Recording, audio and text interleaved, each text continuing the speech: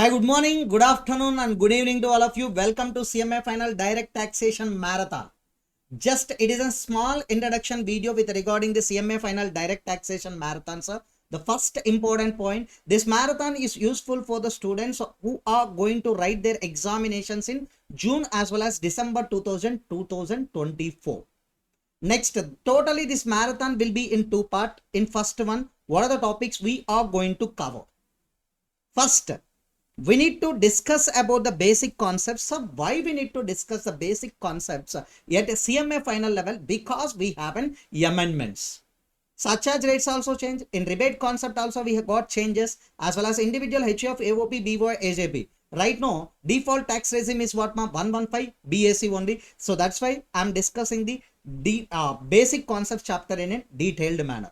Next, we have to discuss about the return of income also. Next, assessment procedure. Next, search, seizure and survey. Next, appeals, a revision, a rectification and settlement commission. Next, advance tax and interest. Next, updated return. And many students are waiting for these chapters only. I think 8th and 10th chapter. Can you tell me what is that 8th chapter? Chapter 6A deductions.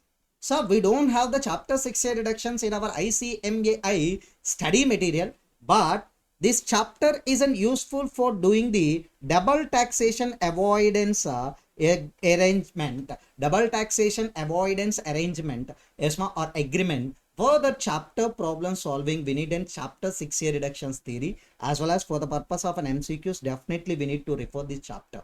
Like revision point of view, I cover the total chapter 6A reductions. Next, 10th chapter TDS and TCS, because we have an amendment also included in this chapter, and yes ma, directly we can get the one descriptive question as well as an MCQ point of view also. This is an important. What is the reason, ma? We have an amendment. We have an what, ma? Amendment included in this chapter, and we can get the descriptive question also. Yes, we can get that what, ma? MCQs also. We can get that what, ma? MCQs also. So please remember, these are all the chapters are very, very important in an examination point of view. Sir, in part 2, what are the chapters I am going to cover? In part 2, business restructuring and reconstruction, tax planning, GOR, ESMA, liabilities in special cases, DTAA, non-resident, transfer pricing and advance ruling I am going to cover. So then what about the part 2 release, sir? Part 2 released on June 2nd or June 3rd. So right now this is a part 1 video, and part 2 video will be released on what, ma? June 2nd or June 3rd, ma. Are you clear, ma, up to now? Let's begin our discussion with the basic concept without any, yes, ma, delay. Yes. Thank you. First, we will start this marathon with the basic concepts. So if you are observing that, we can't get the questions directly from the basic concepts, ma, but indirectly this basic concepts related tax rates or whatever the amendments relating to surcharge what we have, definitely it will create the impact on the remaining chapters. That's why we need to discuss these basic concepts, definitely. So that's why I'm starting with about my basic concepts only. So first we will start within the basic concepts. So what is that, ma? General rule as well as what, ma? Golden rule. What is that, ma? First we will discuss with about, ma? General rule as well as what, ma? Golden rule in income tax. Yes, if any student want to write the June as well as December 2024 examination, for them, what is that? Previous year, ma? Previous year is 23-24. Can you tell me? The previous year always is denominated in financial year terms only, not calendar year. Financial year, yes, ma, in which you are earning the income, that is only called as what, ma? Previous year. Next financial year immediately succeeding to the financial year that is in previous year is called as what, ma? Assessment year. So whatever the next financial year immediately succeeding to the previous year is called as what, ma? Assessment year. In that assessment year, we are required to what, ma? Pay the tax. So if you are observing that what is the general rule or golden rule, ma? If you are earning that any income during the previous year, on that income, we are required to pay the tax in the assessment year. That is only golden rule or general rule in taxation. Okay. Next concept we want to discuss about the tax rates, ma. So directly we need to discuss about the tax rate.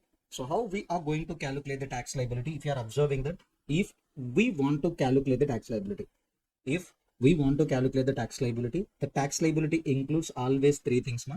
Tax liability always it includes the three things. First one, we have to calculate that income tax liability. For that income tax liability, we need to add that what, ma, surcharge. For that income tax liability, we have to add the surcharge. After adding the surcharge, yes, ma, on income tax liability as well as surcharge, we have to add the what, ma, yes, ma, health and education cess. If you are adding these three components together, what are the three components, ma? First one, yes, ma, income tax liability. Second one, surcharge. Third one, health and education cess. All together, that only we can call it as an what, ma, tax liability. That only we can call it as an what, ma, tax liability. Are you clear, ma, up to now? Okay. Next thing, in order to calculate the income tax liability, we have an what, ma, normal tax rate, or you can follow that what, ma, optional tax rate. That means, yes, ma, if you want to calculate the income tax liability, they are given the two tax rates, ma. Yes, you can follow that normal tax rates also, or you can follow that what, ma, optional tax rates also. Yes, next. But always certain incomes are taxable with a special tax rate. That special tax rates always applicable for the what, ma, some special incomes. Yes, ma. If you want to calculate the income tax liability, we have a normal tax rates as well as we have an optional tax rate. Yes, ma. Any one of these two tax rates you can follow. But always certain incomes are always taxable with the special tax rate. Yes, ma. That special tax rates, taxable incomes, always we have to give the tax treatment with the special tax rates only. So directly, without wasting our time, we need to start with the what, ma, normal tax rate. Shall we start the normal tax rates, ma? Yes. Normal tax rates, yes. If you are observing that what are the normal tax rates we have, just we will discuss, ma. If an individual, if he is a non-resident, irrespective of age, ma, if he is a non-resident, or if he is a resident having that what, ma, less than 60 years of age, next HE of AOP, BOI, EAJP, having the basic exemption limit of how much, ma? 2,50,000. Up to 2,50,000, no need to pay any tax, ma. Next slab, 2 lakh to 5 lakh. Yeah, 2,50,000 to 5 lakh. He has to pay that what, ma, 5% tax. 5 lakh to 10 lakh, yes, ma, 20%. Next, above 10 lakh, what is the tax rate, ma? 30%. So if you are observing, any individual, if he is a non-resident and resident having the less than 60 years of age under HO, AOP, BY, AJP has to follow the slab rates up to the 2,50,000 basically exempt, 2,50,000 to 5 lakh 5%, 5 lakh to 10 lakh 20%, above 10 lakh 30% slab rates. Yes, next. If any resident individual having that age more than or equal to 60 years as well as what, less than 80 years, that person can be termed as a senior citizen. Yes, ma. For him, basic exemption limit is up to 3 lakh, basically exempt, ma. Next, 3 lakh to 5 lakh, 5% slab. Next, 5 lakh to 10 lakh, 20% slab. Above 10 lakh, 30% slab. Above 10 lakh, what is that, ma? 30% slab. Are you clear? Yes. Next, if you are observing that any person is a resident individual having that age equal to 80 or more than 80, that person can be termed as a very senior citizen or super senior citizen. Up to 5 lakh, basically exempt. Next, 5 lakh to 10 lakh, 20%. 5 lakh to 10 lakh, 20%. Above 10 lakh, what is the tax rate, ma? 30%. Please make an observation. Here there is no 5% slab. Here there is no 5% slab. Why? Because if any amount is taxable below the 5 lakh, then only we can apply the 5%. So if you are observing here, below the 5 lakh, 2,50,000 to 5 lakh, 5%. Here 3 lakh to 5 lakh, we have to apply that what, 5%. But here the below 5 lakh is totally exempt. Below 5 lakh is totally exempt. That's why there is no 5% slab. Directly we can jump from 5 lakh to 10 lakh. From 5 lakh to 10 lakh, always what is the slab rate, ma? 20%. 5 lakh to 10 lakh. What is that, ma? 20%. Are you clear, ma? So these are the things you should remember in your mind while you are calculating the tax liabilities. Yes, these are the normal tax rate. Please remember. Yes. Next, firm company, there is a flat tax rate, not 30%. Local authority, flat tax rate 30%. Cooperative society, we have to follow that what, ma? Slab rates. Yes, ma. Up to 10,000, 10%. 10,000 to 20,000, 20%. Yes, ma. Next, above 20,000, we have to follow that what, ma? 30%. Above 20,000, we have to follow that what, ma? 30%. Are you clear, ma, up to now? Yes.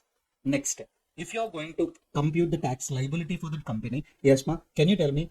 We want to know the tax rates for the previous year 23-24. Relevant assessment year is nothing but 24-25. For this year, we have to know about the tax rate for the company. For the domestic company, yes, ma, please check it out. The turnover or gross receipts of an previous year 21-22, if that does not exceed the 400 crores. So that means it does not exceed the 400 crores. This is a small company only. So that's why what is it now? 25%. Small company means nothing but the turnover and the gross receipt is less than 400 crores. That's why, yes, ma, we are applying the 25% tax rate only. Please remember, right now we are in the previous year 23-24, assessment year 24-25. For that year, tax rate is depending upon the previous year 21-22 turnover or gross receipts. It does not exceed the 400 crores, 25%.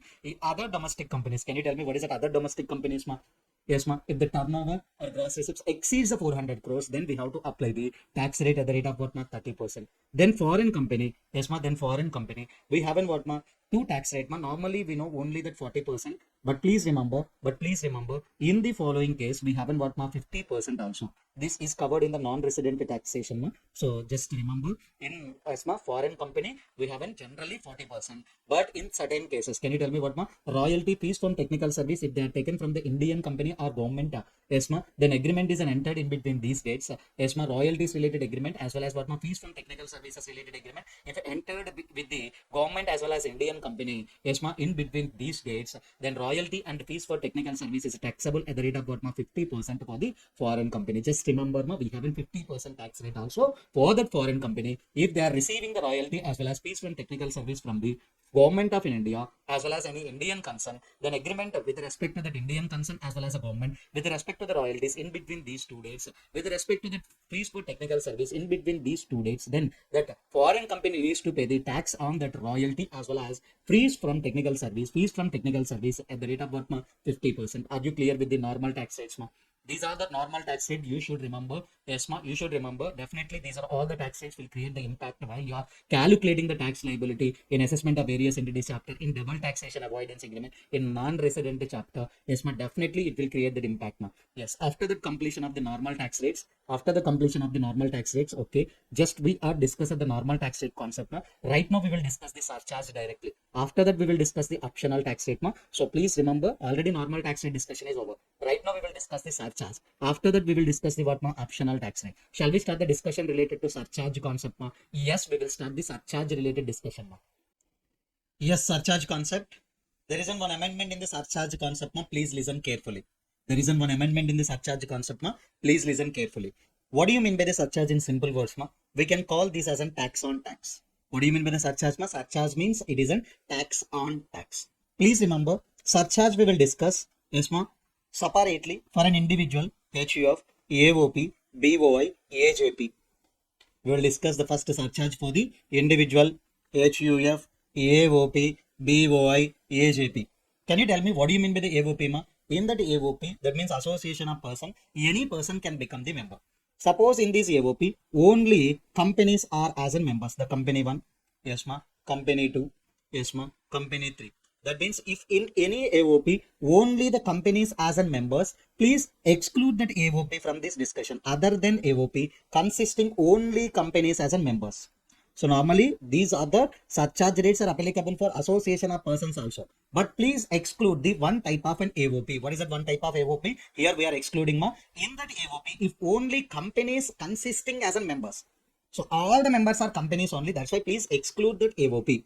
So in this situation, individual HUF, BOI, AJP, AOP, other than AOPs consisting companies only as in members. While you are, yes, ma, applying the surcharge, we don't want to check the residential status. We don't want to check the age also. Always we are applying the tax on income tax. So that's why no need to apply the what, ma, residential status. No need to apply the what, ma, age also. Okay. Suppose if individual or HUF, AOP, BOI, EAJP, if they are following the normal tax rate, already we are discussed. If that persons are following the normal tax rate, then surcharge rates will be. Yes, ma. Please remember, surcharge is nothing but the tax on tax. So that means what, ma? We want to collect the more tax from the rich persons. That's why this is a progressive based tax, ma. So that's why if your total income is less than or equal to 50 lakh, no need to collect the surcharge. Because if your total income is less than or equal to 50 lakh, you are considered as a poor in purview of income tax. No need to collect the surcharge from you. If your total income is more than 50 lakh, less than or equal to 1 crore, then you have to pay the 10% of income tax as a surcharge. So please observe what is the base for collecting the surcharge, ma? Total income. if you have to pay the surcharge, the surcharge needs to be collected on income tax, not on income. Already we are calculated that income tax by using the normal tax rate or optional tax rate. On that income tax liability, you want to calculate the what surcharge. Next thing, if your total income is more than 1 crore, less than or equal to 2 crores, then you have to pay the surcharge at the rate of what 15% of income tax. Next, if your total income is more than 2 crores, less than or equal to 5 crores, then you have to pay the surcharge at the rate of what 25%. If your total income is more than 5 crores, yes ma'am, more than 5 crores, any amount is there, on that we have to levy the surcharge, at the rate of what 37%. That means if any SSC, individual, HF, AOP, BOI, AJP, in AOP, if only companies consist of members, exclude that. All the persons, if they are following the normal tax rate, if their total income is below the 50 lakh or equal to 50 lakh, no surcharge. 50 lakhs to 1 CR equal to or less than the 1 CR, 10 crores, sorry, 10% of income tax, 1 crore to 2 crores, 15%, 2 crores to 5 crores, 25%, above 5 crores, 37%. Can you tell me what is the maximum surcharge rate here? 37% of income tax. Okay. If an individual HF, AOP, BOI, AJP, if they are following the optional tax rate, I think they I will tell you so this is nothing but just section 115 BAC. So right now this is a default tax regime. I will tell you all the things. Don't bother about it. If they are following the section 115 BAC. So we can't treat as an optional. Just remember, if you are following the optional tax rate under section 115 BAC, that is only default. Just remember as an 115 BAC tax rate. Okay. If their total income, yes, ma, below the 50 lakh or equal to 50 lakh, below the 50 lakh or equal to 50 lakh, no need to collect the surcharge. More than 50 lakh or less than or equal to 1 CR, 10% of income tax we want to collect it as a surcharge. More than 1 crore, less than or equal to 2 crores. More than 1 crore, less than or equal to what ma 2 crores, 15% of income tax. 15% of what ma income tax. More than 2 crores, what is that ma 25% of income tax. More than 2 crores, what about 25%? Please remember here, if any SSC is followed that 115 BAC tax rate, if any SSC means nothing but individual HUF, AOP, BOI, AHP, if they are following the 115 BAC tax rate, surcharge maximum rate is 25. Here there is no 37% of surcharge. Please remember, for the purpose of levying the surcharge, we want to check the total income. After levying the surcharge rate needs to be applied on what ma income tax only. Please remember. Are you clear ma up to now? Yes. Next. Others. Can you tell me what do you mean by the others, ma? Example. Yes, ma. Firm as well as LLP, local authority. If their total income is more than 1 CR, less than or equal to what ma 10 CR, then 12% surcharge ma. This surcharge needs to be applied on what ma income tax. More than 10 crores, yes ma, total income is there. Surcharge rate is nothing but 12%. That means what ma, for the partnership firm, LLP, local authority, if you are observing, if their total income exceeds 1 crore, we have to apply the 12% surcharge on the what ma income tax. Always surcharge rate needs to be applied on what ma income tax only. Next, for domestic company as well as what ma cooperative society, yes ma 7% as well as what ma 12%. 7% is as well as what ma 12%. Please remember, yes ma 7% in which case ma 7% of income tax. If the total income more than 1 CR, less than or equal to 10 CR. If the total income more than 10 CR, then is what almost. Then what is that ma 12%. Next, foreign company, yes ma 1 to 10 CR is in 2% of income tax, and next one 5% of income tax if the total income more than what ma 10 CR. These are the surcharge rates for the others. That means what ma partnership firm, LLP, cooperative society, domestic company as well as a cooperative society as well as what ma foreign company. Please remember, yes, already we are levied the what ma 40% of the tax compared to the domestic company. We are charged the what ma more percentage of income tax. That's why here the 2 and 5 is in less compared to the what ma domestic company. So domestic company paid only the less slab rates of the tax, less flat rates of the tax. That's why we want to levy the more and more, such as that's why 7 and 12. For the foreign company, 2 and 5 only. If you are observing that in first point, that is an HF, AOP, BOI, AJP, individual, AOP, one person is an excluded. In AOP, if only companies consisting as a members. So that's why for that we have to discuss separately. If AOP consisting only companies as a members. If AOP consisting only companies as a members, then we have to apply the surcharge. If their total income is more than 50 lakh, less than or equal to what ma 1 crore, 10%, more than 1 crore, then directly what ma 15%. So please remember, it may be important. Always the many persons are thinking AOP means nothing but what? These are the surcharge rates. Okay, surcharge rates, these only. If AOP consisting only companies as a members, then ESMA 50 lakh to 1 crore, ESMA 10%, more than 1 crore, 15%, more than 1 crore. What is that, ma? 15%. Are you clear, ma, up to now? Yes. Surcharge rates previously we have a normally what, ma? One only, but here if an individual HUF, AOP, BOI are following that what, ma? Normal tax rate, surcharge are one type. If they are following the 115 BSE rates, that is a different type. Are you clear? Yes. Yes. Surcharge discussion is an over, ma. Surcharge discussion is an over. Then we have to discuss about the what, ma? Optional tax rates. So normal tax rate discussion over. Yes, ma. Surcharge also over. Then we have to discuss about the what, ma? Normal tax rate. Shall we start, ma? Yes. Next we have to discuss about the optional tax rate. Please refer. Yes. If you are observing that optional tax rate, how many optional tax rates related sections we have? Just in basic concepts, we will discuss the what, ma? 115 BAC, 115 BAA, 115 BAB, 115 BEAD, as well as 115 BEAA. That means only we have in what, ma? 5. Only we have in what, ma? 5 optional tax rates related sections are there. Please refer it. Please refer it. 115 BAC is an applicable only for an individual, ma, and the HUF, AOP, BOI, AJP. So please remember, previously we haven't 115 BAC for that individual HUF only, but right now that is an extended to AOP, BOI, AJP, irrespective of what, ma, is. Irrespective of the what, ma, residential status. So please refer it. Yes, sir. So 0 to 3 lakh basically exempt, ma. 3 lakh to 6 lakh, 6 lakh to 9 lakh, 9 lakh to 12 lakh, 12 lakh to 15 lakh, above 15 lakh. What is that slab rates, ma? Nil, 5%, 10%, 15%, 20%, directly 30%. Here there is no 25% slab. Please remember, every 3 lakhs income is an increasing, automatically 5% tax rates will be increased. From 20 directly we are jumped to what, 30% slab. So I think you know what are the surcharge rates. Already we are discussed. If individual HUF, AOP, BOI, EJP, if they are following the what, 115 BAC rates, then surcharge is a maximum surcharge rate is nothing but what, 25% only. That already we are discussed, ma. So this is an only the optional tax rates for the, that means nothing but we can say this is a default tax regime, ma. So I will tell you that all the things after some time, but please remember, if you are following that 115 BAC tax rate, individual HUF, AOP, BOI, AJP can follow. Every 3 lakh income increases, automatically 5% slab also will increases directly from 20 to 30. There is no 25% slab. Next, 115 BAA, 115 BAB. First we will discuss the 115 BAB. 115 BAB. So optional tax rates only for the domestic company is there, but here manufacturing domestic company. What is it? Condition number 1, ma? Registered, ESMA registered on or after 1/10/2019. And can you tell me second one, ma? Commencement of its operations. Commencement of its operations before 31st March 2024. Commencement of an operations before 31st March 2024. Then for this domestic manufacturing company, if any manufacturing related, that means the business income is there, the business income is taxed at the rate of 15%. Then what is that? Surcharge is nothing but what, 10%. And what is that? Education says 4%. Effectively this is an 17.16. Please remember, if any domestic manufacturing company is there, registered on or after 1/10/2019, commencement of business before 31st March 2024, then we have to apply the 17.16 effective tax rate. For that all other domestic companies, what is that, ma? 115 BAA is there. Yes, ma. If you are observing that, we have to apply the tax rate at the rate of 22% and the surcharge at the rate of 10%, and the health and education cess is 4%. Effectively, yes, ma, 25.168 we have to apply.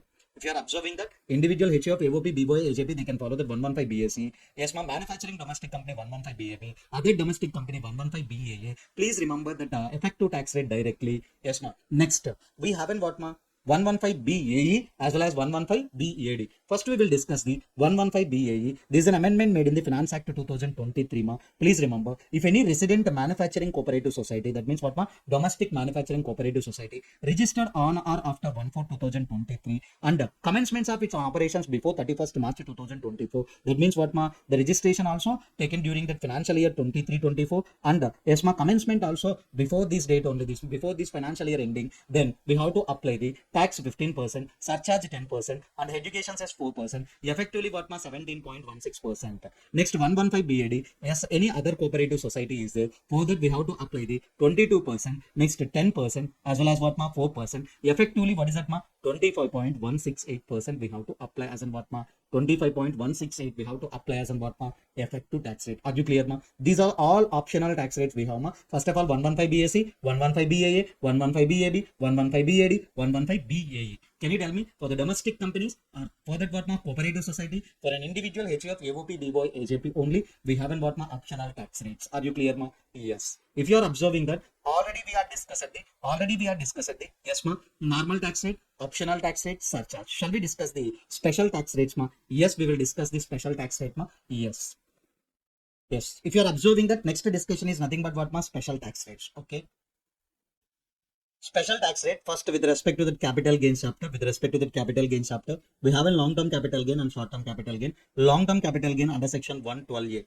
If any long-term capital gain on the listed equity shares, equity-oriented mutual fund, units of business trust, always the tax rate under section long-term capital gain 112A. What is the tax rate ma? 10%.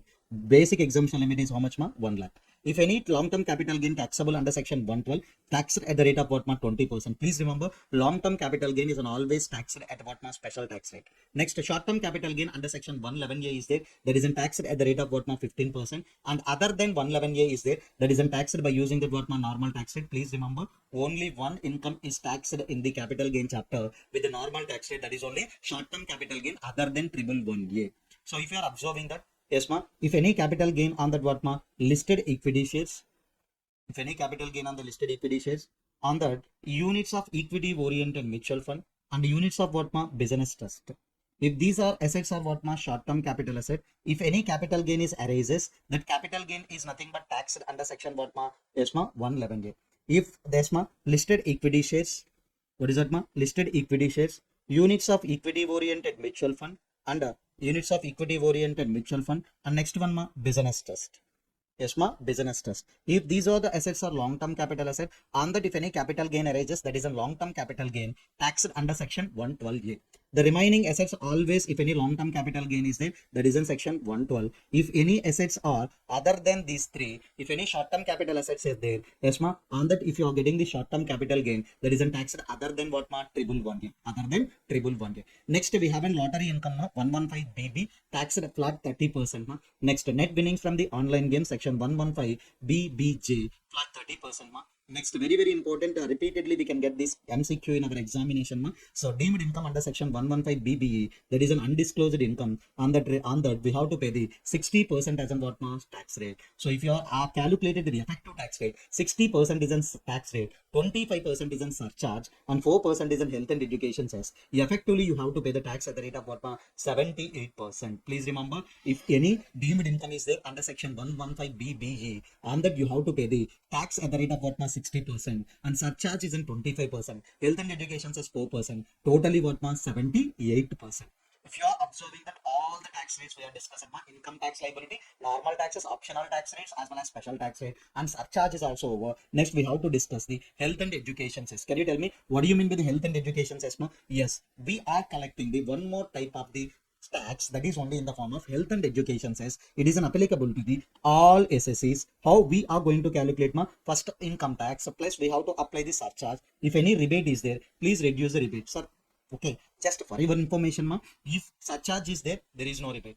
If there is no surcharge, yes, maybe we can get the what ma? Rebate. So just yes ma, randomly I'm giving the total format, income tax plus surcharge. If any rebate is there, please reduce the rebate also. And on that we have to collect the 4% as an health and education cess. Health and education cess 4% is an applicable for that ma? All SSEs. Are you clear ma up to now? Yes.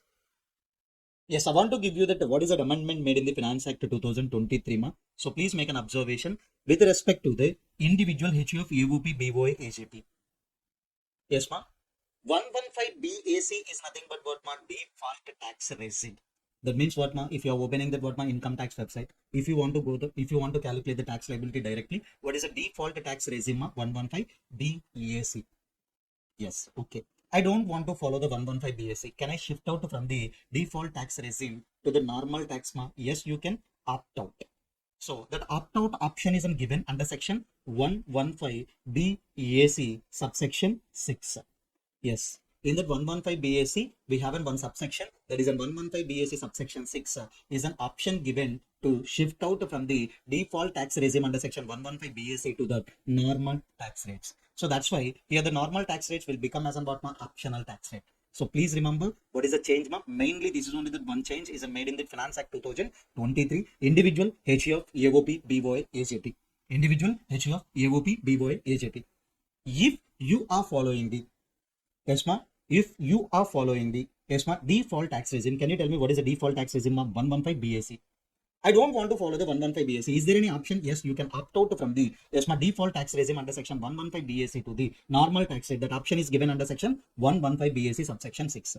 Can you tell me next for domestic companies? Yes, normal tax rates only default, ma. If you want to shift out from the normal tax rate to optional tax rate, that is an that is a 115 BAA, 115 BAB. Next, cooperative societies. Can you tell me what is that, ma? Cooperative society. Can you tell me what is that, ma? Normal tax rates only. Yes, ma. Default one. If you want to shift out from the normal tax rate to optional 115 BAD and 115 BAE are there, you can shift out.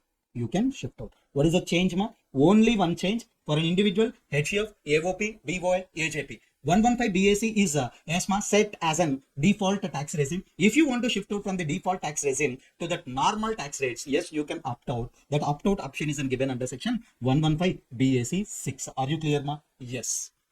Next, we will discuss about the what, ma? Rebate concept. This is an also one amended area in the Finance Act 2023. So please make an observation. This is an amended area, ma. Rebate. What do you mean by the rebate in normal words, ma? Discount only. Yes, here rebate can be given under the normal tax rates in one way, ma. Under optional tax rate, that is in another way.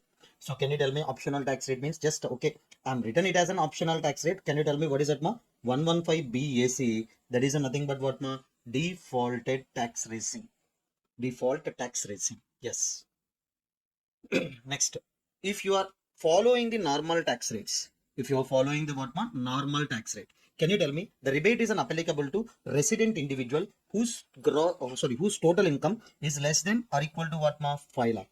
So if these two conditions are satisfied, that person must be resident individual and his total income is nothing but what, ma? Less than or equal to 5 lakh, then he can get the rebate. What is that amount of rebate he can get, ma? That is in tax payable or 12,500, whichever is lower.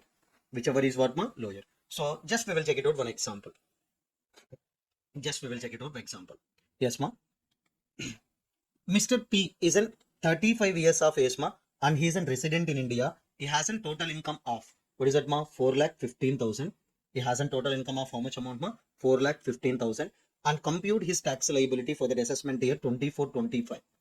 So they will not mention you calculate the rebate. They will not mention you as and what, ma? Calculate the rebate, etc., etc. They will ask you please compute the tax liability. By way of looking this data itself, you need to know about, yes, he is eligible for getting the rebate under section 87A. So then if he exercises the option, to shift out of the default tax regime, can you tell me what is the meaning of the word, ma? So what is the default tax regime, ma? 115 BAC. 115 BAC. If you are in shift out from the optional tax, if you are shift out from the default tax regime, that means you are here following the what, normal tax rate. That means SSE is following the normal tax rate and his total income is less than what, 5 lakh, and he is a resident individual, then he can get the rebate. Can you tell me? So first of all, please calculate the tax liability, ma. Up to 2,50,000 nil, 2,50,000 to 4,15,000. Yes, ma. 1,65,000 is there, and that 5% if you are applying 8,250, and you have to apply that what, ma? Rebate concept. So rebate is nothing but what, ma? 8,250 or nothing but 12,500, whichever is lower. So nothing but you know already what is that amount of rebate you can get, ma? So tax payable or 12,500, whichever is lower. Here what is that, ma? 8,250 is you can get it as a what, ma? Rebate. So easily you can understood, ma. So they will not mention you as in what, ma? Please calculate rebate. They will ask you as in please compute the tax liability, and by way of ESMA checking out of the total income and the residential status, and he is an individual, yes, you can identify, yes, he is eligible for rebate. If you have calculated the tax liability without the rebate, that is a more, ma. So he can get that what, ma? Rebate. Next. Second one. If he follows the what, ma? Default tax regime under section 115 BAC, if his total income of such individual, yes, ma, does not exceed 7 lakh. First one, ma, what is that point, ma? So if his total income, yes, if his total income of such an individual does not exceed the 7 lakh, then rebate is nothing but what tax payable or 25,000, whichever is lower. Tax payable or 25,000, whichever is what lower. Okay, just to check it out, one more example Yes, here, can you tell me, Mr. R is an 36 years age, is a resident individual. He has a total income of what 6,50,000, comprising of just the salary income. That means totally he has received the 6,50,000 salary income. So they are also asking, please compute that what tax liability only under default tax regime. That means SSC here following that what default tax regime. Can you tell me he is following that 115 BSC tax rate and he is a resident individual and his total income does not exceed what 7 lakh.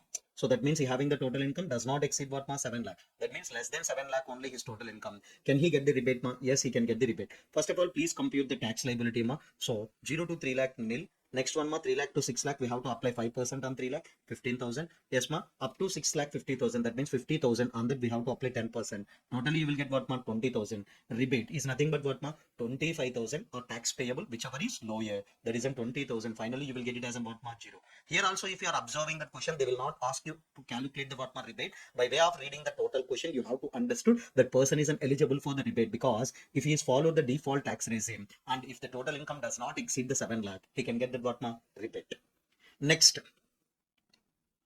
next, if such a person total income exceeds the 7 lakh also, he can get the what rebate. So how you can calculate the rebate, I will tell you So if individual total income is more than 7 lakh also, he can get the rebate. So in step 1, can you tell me total income minus what 7 lakh? Total income minus 7 lakh. Step 2.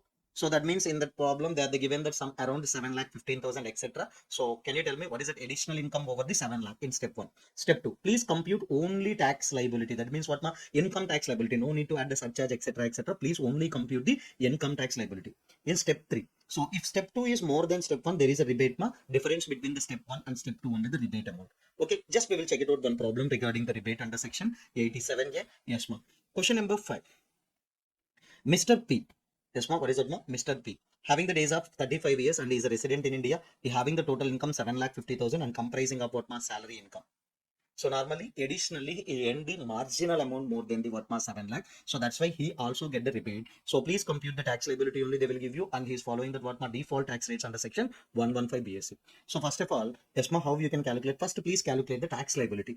So 0 to 3 lakh. Can you tell me what is the tax liability 0 to 3 lakh nil. Yes Next 3 lakh to 6 lakhs. That is 3 lakhs into what is it 5%, 15,000. Next 6 lakhs to 7 lakh 15,000. 1 lakh 15,000 is there, and the 10% 11,500. That is 26,500 So maybe you can get the rebate because marginally you are earning the more than what 7 lakh amount. So that's why there is a chance to get the rebate here also. Please try to calculate. So can you tell me what is the step 1 So please make an observation. What is the step 1 Yes, total income minus 7 lakh. Okay. What is the total income in this problem That is a 7 lakh 50,000, 7 lakh 15,000. That is a minus what 7 lakh. That is an addition. Yes What is that step 1 output 15,000. Step 2. What is the step 2 Please compute that income tax liability on total income. Can you tell me what is the total income? 7 lakh 15,000. So please calculate the what and please calculate the what tax liability only. Already we are calculated. That is only the tax liability. How much 26,500. They are already calculated the tax liability. That is only 26,500. Can you tell me here step 3? What is it If step 2 is more than step 1, that means your income tax liability is more than what difference amount. So nothing but here you are calculating the income tax liability. That is a more than what difference of these two. So that's why yes, here indirectly we are giving that marginal relief only. Yes, here you are indirectly you can get that what marginal relief. Can you tell me how it will be worked out? Yes, I will tell you. So can you tell me what is it step 2 is more than step 1? Yes, the rebate is nothing but what step 2 minus step 1. Can you tell me 26,500 minus what 15,000? You will get it as a what rebate. Rebate shall be reduced from the what income tax. That means what 26,500. Then you have to pay that what 15,000. For that 15,000 we have to add that what health and education says. This is only what tax liability. So please make an observation here about the steps Definitely this is only your next examination question in June 2024. Please remember, yes, ma. If you are following the normal tax rate, simple. If the resident individual total income does not exceed 5 lakh, yes, you can get the what ma rebate amount, tax payable or 12,500, whichever is lower. If you are following the default tax rates, yes, ma. If your total income does not exceed the what ma 7 lakh, yes, ma. Tax payable or 25,000, whichever is lower, you can get it as a what ma rebate. Second case, if the total income of such individual exceeds the 7 lakh, first step, please calculate the total income minus 7 lakh. Step 2, calculate the income tax liability on that total income. And if the step 2 is more than step 1, that means what ma, if you are calculated the tax liability, that income tax liability is more than the what ma difference between these two, then step 2 minus step 1 will be called as what ma rebate. Here that rebate needs to be reduced from the what ma income tax. So very very important point ma, rebate always should be reduced before adding the health and education cess. That means nothing but what ma health and education cess is a final step in the tax computation. So rebate, all the things should be reduced before adding the health and education cess. That's why we are giving this one. So health and education cess is nothing but what ma? So income tax plus surcharge minus removing the rebate. So after removing the rebate, whatever that amount is there, on that only we have to apply that what ma 4%. So that is only first point. Yes. Rebate should be reduced before adding the health and education cess. Simply remember, health and education cess is a final step in the tax computation. Are you clear, ma? So this is an all about the rebate concept, ma. It is a very, very important concept. Please listen. Yes, ma. Please revise carefully. And this is an definitely what, ma, one question asking area for in the next June 2024 examination. So that means what, ma, if you are earning that marginally over the 7 lakh, definitely you are also eligible to get that what, ma, rebate. So what if the step 1 is more than step 2? There is no rebate. Simple. If step 2 is more than what ma step 1, then only you can get the rebate. If the equation is reversed, that means what ma step 1 is more than step 2. Then there is no concept of what ma rebate. Are you clear? Yes. Then we will proceed with the next concept. What is the next concept? Please check it out, ma. Yes, rounding off. What is that, ma? Rounding off. So we have in two sections with respect to the rounding off, ma, 288A, 288B. Whatever the total income you are calculated and the tax payable you are calculated, that always should be rounded off to nearest multiples of what ma 10. I will tell you what is that ma nearest multiples of 10. Total income rounding off related section is 288A and tax payable rounding off section is 288B. So just example, I want to take it down ma. So 2,96,957. So whether the total income or tax payable, both the things are should be rounded off to nearest multiples of 10. Can you tell me here 957 we have ma? Can you tell me what is the nearest multiples of 10 ma? So 2,96,960. Okay. Next we have in 2,96,932 we have. So last is nothing but 2 ma. So that should be rounded off to what ma? 2,96,930. So because nothing but that is nearest. So but in an examination you have to prepare for these type of these things ma. So 2,96,000, yes ma, 925 is there. You haven't doubt here. So that 5 is the nearest to next multiples or lowest multiple. Please remember, if 5 or more is there, rounded off to what ma next multiples of 10. So that's why here also we should round it off to what ma 930 only. Please remember what is the important point here. Last digit is in 5 or more. That should be rounded off to next multiples of 10. 5 or more should be rounded off to next multiples of 10. That means 4, 3, 2, 1 is there. That should be rounded off to lowest multiples of 10. 288A is nothing but rounding off of the what ma total income. 288B is nothing but rounding off of the what ma tax payable. So please remember, always rounded off to the what ma nearest multiples of what ma 10. So next we have a concept of what ma marginal relief versus what ma average rate of tax. Can you tell me what do you mean by the average rate of tax ma? Yes. So if total income is nothing but 1 lakh, on that we are collected 30,000 tax ma. Can you tell me what is the rate of the tax we are collected? 30%. How you are arrived ma? So nothing but tax payable divided by total income into 100. That is only what ma average rate of tax. So if you are applying these are all the things as in percentages ma. So tax payable. Can you tell me how much ma? 30,000 divided by what ma total income. That is what ma 1 lakh. If you are applying into 100, then you will get what ma 30%. That is only average rate of tax. So nothing but what is the rate of tax we are imposing on the total income in order to get the tax liability. That is only what the average rate of tax. Next we have a maximum marginal tax rate. In an income tax act 1961, in certain cases we have to apply the maximum marginal tax rate. Suppose in TDS chapter, if payee is not submitted the plan, we have to apply the maximum marginal tax rate in the form of TDS rate. So just I am giving the what is the maximum marginal tax rate for an individual here as an example. If SSE is following the normal tax rate, yes ma, we have to add that highest income tax rate. What is that ma? 30%. Then what is that highest surcharge rate ma? 37%. Under normal tax rate, yes ma, more than 5 crores total income is there. On that 37% of income tax we are applied as what ma? Highest surcharge rate. Next, education cess is in common ma. If you are applying that all the things effectively, you can get that 42.744.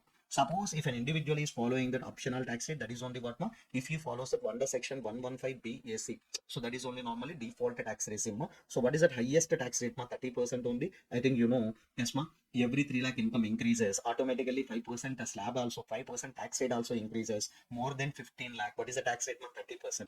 Next discussion is nothing but what ma? Marginal relief. Okay. In order to understand the marginal relief concept, I will take in one example. So please check it out this example. Yes. So in case one, Mr. A having the 42 years of age. How many years of age ma? 42 years of age. And his total income is just 50 lakh.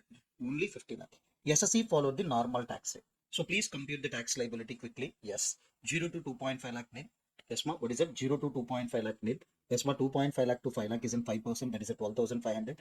5 lakh to 10 lakh. That is in 20%. That is in 1 lakh. Above 10 lakh. That is in 30%. That is in 12 lakh ma. So altogether, if you are calculated, that is in yes ma 13 lakh 12,500. So there is no need to add the surcharge here ma, because your total income is in just 50 lakh. If your total income is more than 50 lakh, then only you have to add the surcharge at the rate of what ma 10%. Here just 50 lakh, no need to add. So after that, considering the surcharge also, your tax liability is 13 lakh 12,500. For that, if you have added the health and education cess, that it will become as an what ma 4% applied on what ma 13 lakh 12,500. So then you will get the final tax liability after considering the health and education cess also, that is in 13 lakh 65,000. Okay, just we will check it out the case 2 ma. Yes sir, in this case 2 the same SSC, but here we are changing the total income from the 50 lakh to the 51 lakh. So the same SSC follows the what ma normal tax rate. Shall we calculate the tax liability in case number 2 ma? Yes, 0 to 2.5 lakh, that is in what ma nil. 0 to 2.5 lakh nil. 2.5 lakh to 5 lakh, that is in 5%, that is 12,500. 5 lakh to 10 lakh, that is in 20%, that is in 1 lakh.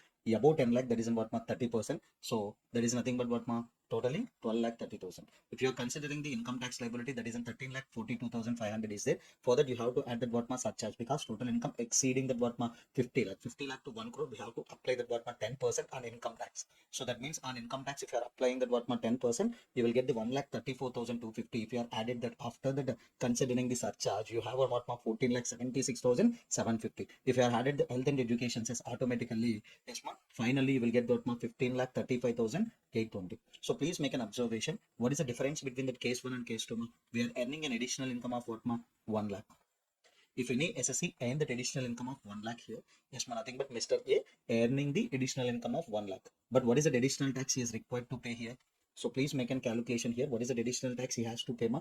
1,70,820. So this is a horrible case only. He earned just 1 lakh in addition to that what ma? Yes ma, income. But here he is required to pay the tax 1,70,820.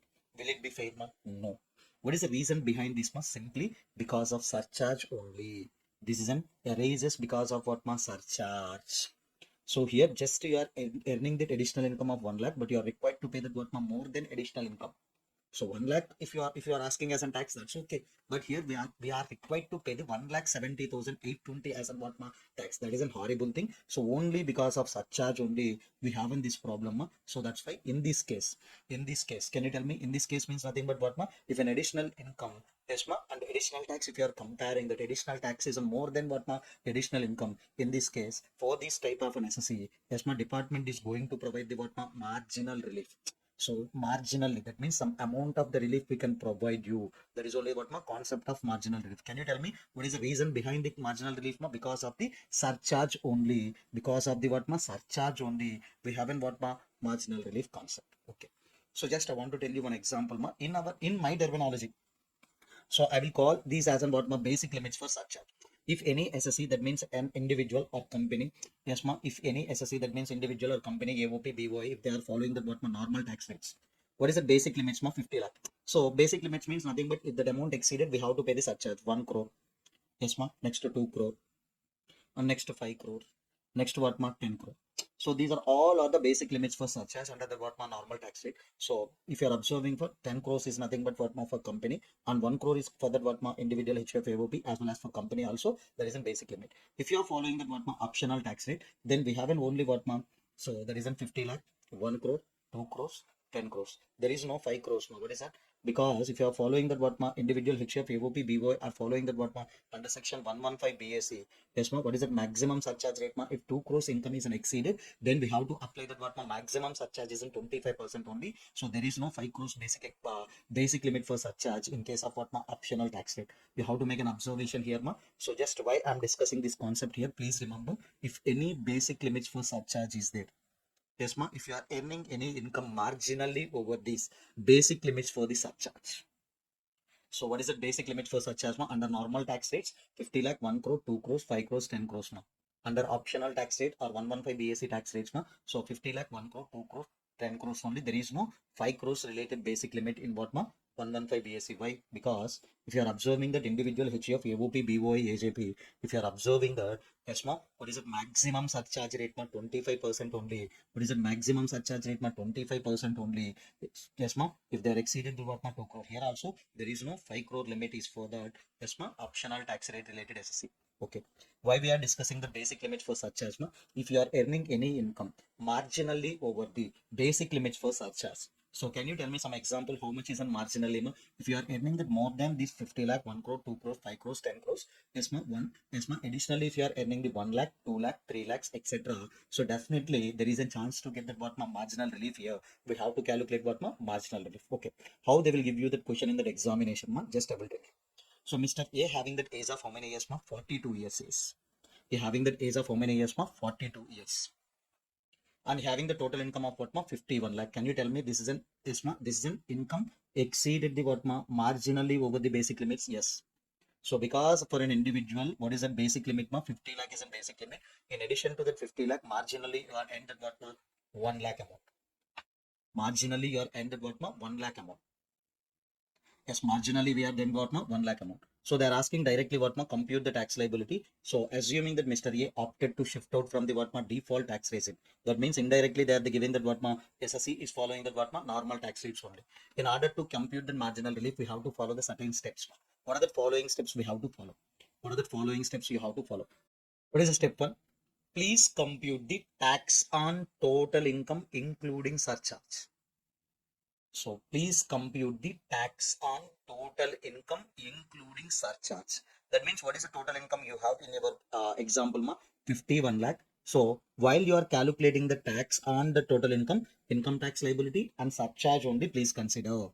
Surcharge only please consider. Okay. So please make an observation. Already we are calculated ma. So can you tell me on that 51 lakh including the surcharge how much amount you will get ma? 14,76,750. So please add the 14,76,750 here. And step 2, tax on the basic limits including surcharge. Can you tell me for that problem they are given the 51 lakh total income? What is the basic limit? 50 lakh. So next, what is that excess over the basic limits that isn't there? That should be added. So can you tell me what is that ma? Tax on that 50 lakh and excess over the basic limits, how much amount is there ma? 1 lakh is there. That also you should add it. So if you are observing the tax on that 50 lakh, including surcharge, you will get what ma 13 lakh 12,500. Including surcharge, you will get it as an how much ma 13 lakh 12,500. For that, add that what ma 1 lakh. You will get how much ma 14 lakh 12,500. So if you are observing that step 3 is a very important point ma. What is it? Yes, please make an observation. Sir, we are already paid the tax on 50 lakh and you are already paid the excess over the 50 lakh also. So this is an surcharge basic limit. On that we are paid the tax. Whatever that income exceeds over that basic limit, we are also given that. So here we have a tax liability as an 14 lakh 12,500. That means additional income we are given only. So we are given to the government only.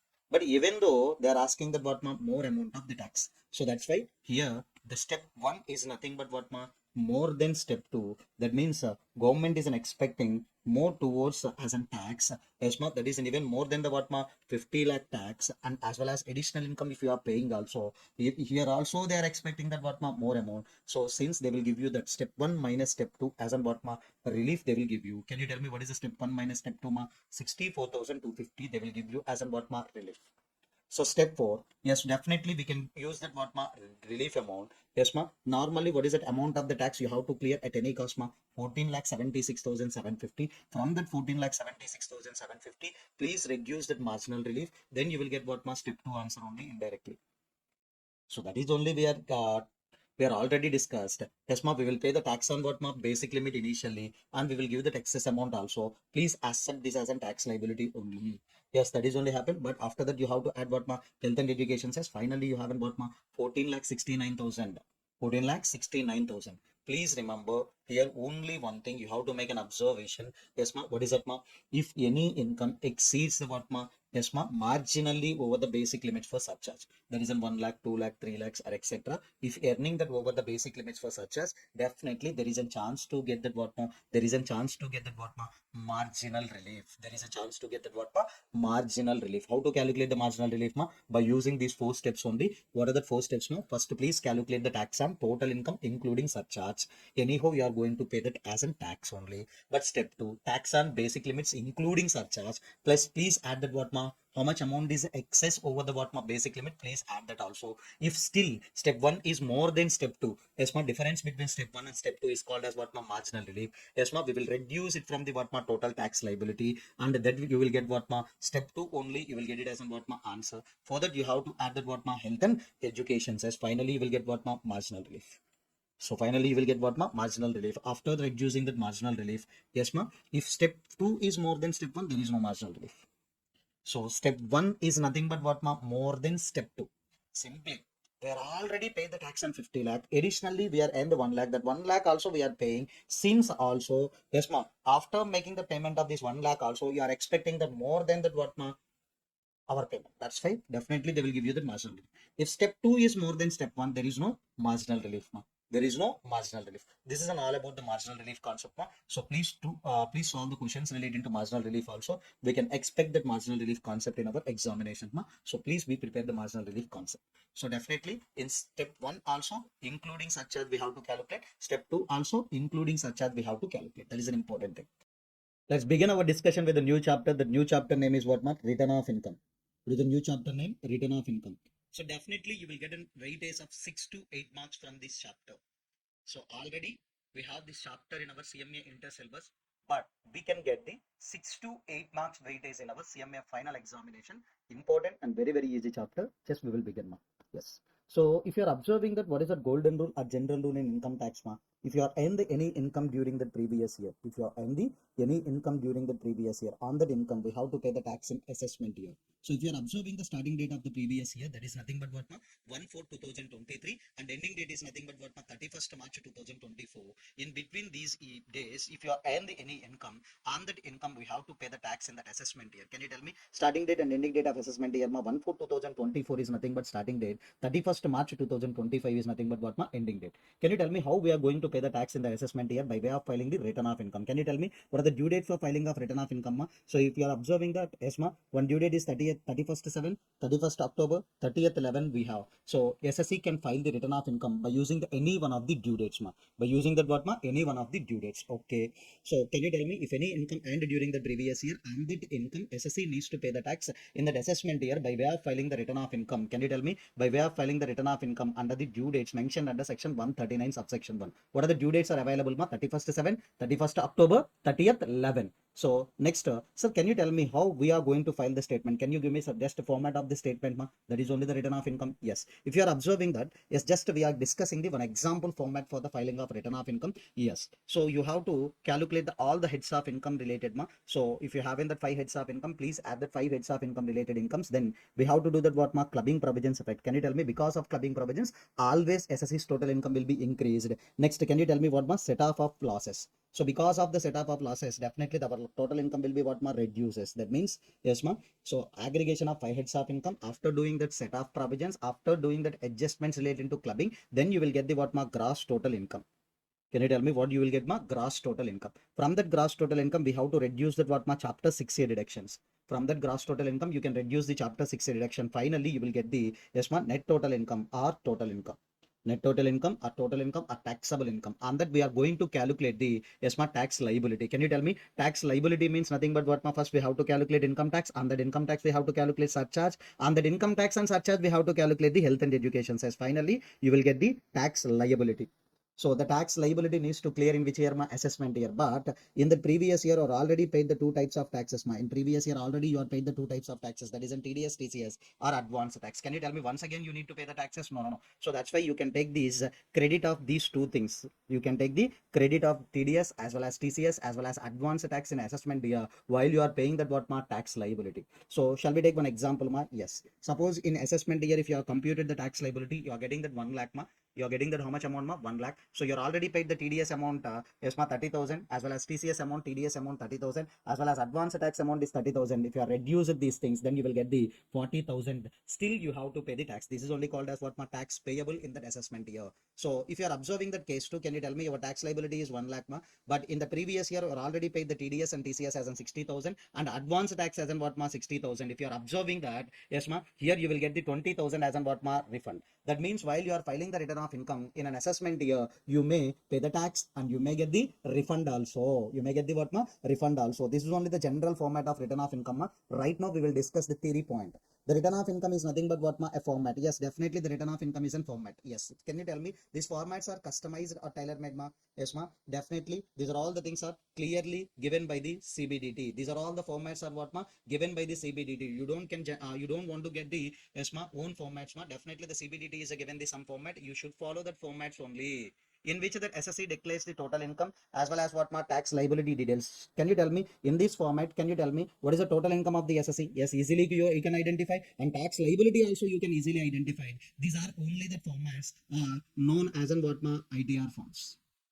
So generally in practical scenarios also, all the SSCs are trying to fill the return of income as ma prescribed by the CBDT. That formats only known as what ma ITR forms. Are you clear ma? Yes. So if you are observing now, as of now we are discussing the just introduction to the return of income. So can you tell me the return of income needs to be filed always in that assessment year ma? Return of income always needs to file in which year ma? Assessment year only. Next thing we have to know about the this is a general format, and what is the definition ma? Return of income is nothing but what ma? It is a format in which the SSC will declare the details about his total income as well as tax liability. These formats only known as what ma? ITR forms. Next. So always while reading this chapter, you should read from the point of view of SSC only. Always you should read from the point of view of UMA SSC only. Why? What is the reason? Because every SSC needs to file the return of income. Yes, ma. Every SSC have a responsibility to file the return of income. Yes, ma. Can you tell me after the filing of return of income that can be reached to whom assessing officer? Can you tell me assessing officer means one person who is in the ESMA income tax department, nothing but employee of that what my income tax department. So can you tell me here the SSC responsibility is nothing but he is required to file the return of income, and responsibility of nothing but what my responsibility of assessing officer is nothing but whether the filed return of income is correct or incorrect. That needs to be verified by the whom assessing officer. That is only called as assessment, verification of return of income, whether that SSC filed the correct return or incorrect return. That verification procedure can be done by the assessing officer. That is only called as what ma assessment. Okay, if you are observing that, yes ma SSC required to file the return of income. Yes, the first type of return of income can be called as a voluntary return. That means voluntarily SSC only file the return of income ma. Second one, yes, as per the law you have to file the return of income. That is only called as what ma mandatory return, obligatory return. Yes ma. Second one is definitely very very important. You are required to file the return of income. That's why you are filed the return of income. That is an mandatory return or obligatory return. If you have filed the return of income on that voluntary basis, even though that is not required under law, that is only called as what ma voluntary return. Yes, example, for the purpose of getting the loans or for the purpose of increasing the credit rating, you are required to you are only file the return of income. That is not required as per the law. That is only called as what ma voluntary return. Yes, can you tell me after that filing of return of income, that return of income must be reaches to whom my assessing officer. Assessing officer here, yes ma, needs to conduct the assessment ma. Can you tell me how many types of assessments are there ma? How many types of assessments are there here? Just in intro I'm written the 5 assessments ma. These are the contents we will discuss in the assessment procedures chapter, because section 143 1 summary assessment, section 143 3 scrutiny assessment, section 144 best judgment assessment, section 147 income escapement assessment, search and seizure. These are all of the assessment procedures needs to be followed by the assessing officer for the purpose of verification of the return of incomes filed by the SSCs. So always you should read from this always the read return of income chapter from the SSC point of view. Always the read the assessment procedure topic from the assessing officer point of view. Are you clear, Maptama? Yes. Let's begin our discussion with the first section in the return of income. That is section 139 subsection 1 filing of return of income. What is the section name of filing of return of income? From this section only we can get 8 marks ma. Very important section just for this section 139 subsection 1. Who required to file the return of income? Who required to file the return of income? First company, partnership firm, LLP is mandatorily to file the return of income, whether they are in the profitable stages or losses stages, no income or no loss, zero stage also. Definitely they are going to file the return of income mandatorily under section 139 subsection 1. Next, other SSEs ma. Can you give me some example for the other SSEs ma? Individual, HUF, AOP, BOI, AJP ma. So what is the similarity between these all the SSEs ma? They having that basic exemption limit. They're having that what ma? Basic exemption limit. So when these other SSEs are required to file the return of income ma, if their other SSEs goes total income before claiming section 54 series exemptions, please refer ma. Gross total income means aggregation of the salaries, income from house property, capital gains, PGBP, and income from other sources. If you are observing that in capital gains, please don't take the section 54 series exemptions. That means your capital gain income will be increases. If you are cancelling the exemptions under section 54 series, automatically your gross total income will be what increases. In this situation, before claiming the section 54 series, your gross total income before claiming section 54 series exemptions, if that exceeds the basic exemption limit, yes, definitely you are required to file the return of income mandatorily. Sir, we can express this sentence in another way also. Start with the total income. If your total income before claiming chapter 6A deductions and section 54 series exemptions exceeds the basic exemption limit, you are going to file the return of income. You are required to file the return of income. Are you clear? We can express this sentence in a two ways. First way of an expression, gross total income before claiming section 54 series exemptions. Second one, total income before claiming chapter 6A deduction, before claiming the section 54 series exemptions exceeds the basic exemption limit. Definitely you are required to file the return of income. Next one, third case is a special case, resident and ordinary resident. This is applicable for the resident and ordinary resident. Resident and ordinary resident is not required to file the return of income. Generally, resident and ordinary resident is not required to file the return of income. But he having that one asset in an outside India, he having one asset in Burma outside India. For that asset, he may be beneficiary or beneficial owner. Generally, resident and ordinary resident is not required to file the return of income, but he having the asset in outside India. For that asset, he may be beneficial owner or beneficiary. Please check it out the conjunction or. Yes, next or. Resident and ordinary resident, normally he is not required to file the return of income based on the case 1 and case 2. Yes, here, if he having that any bank account in outside India, for that bank account, if you having the signing authority, yes, he is also required to file the return of income. So generally, I am a resident and ordinary resident. I have that one bank account in outside India. From that bank account, if I want to withdraw or within that bank account, if I want to deposit, I need to sign.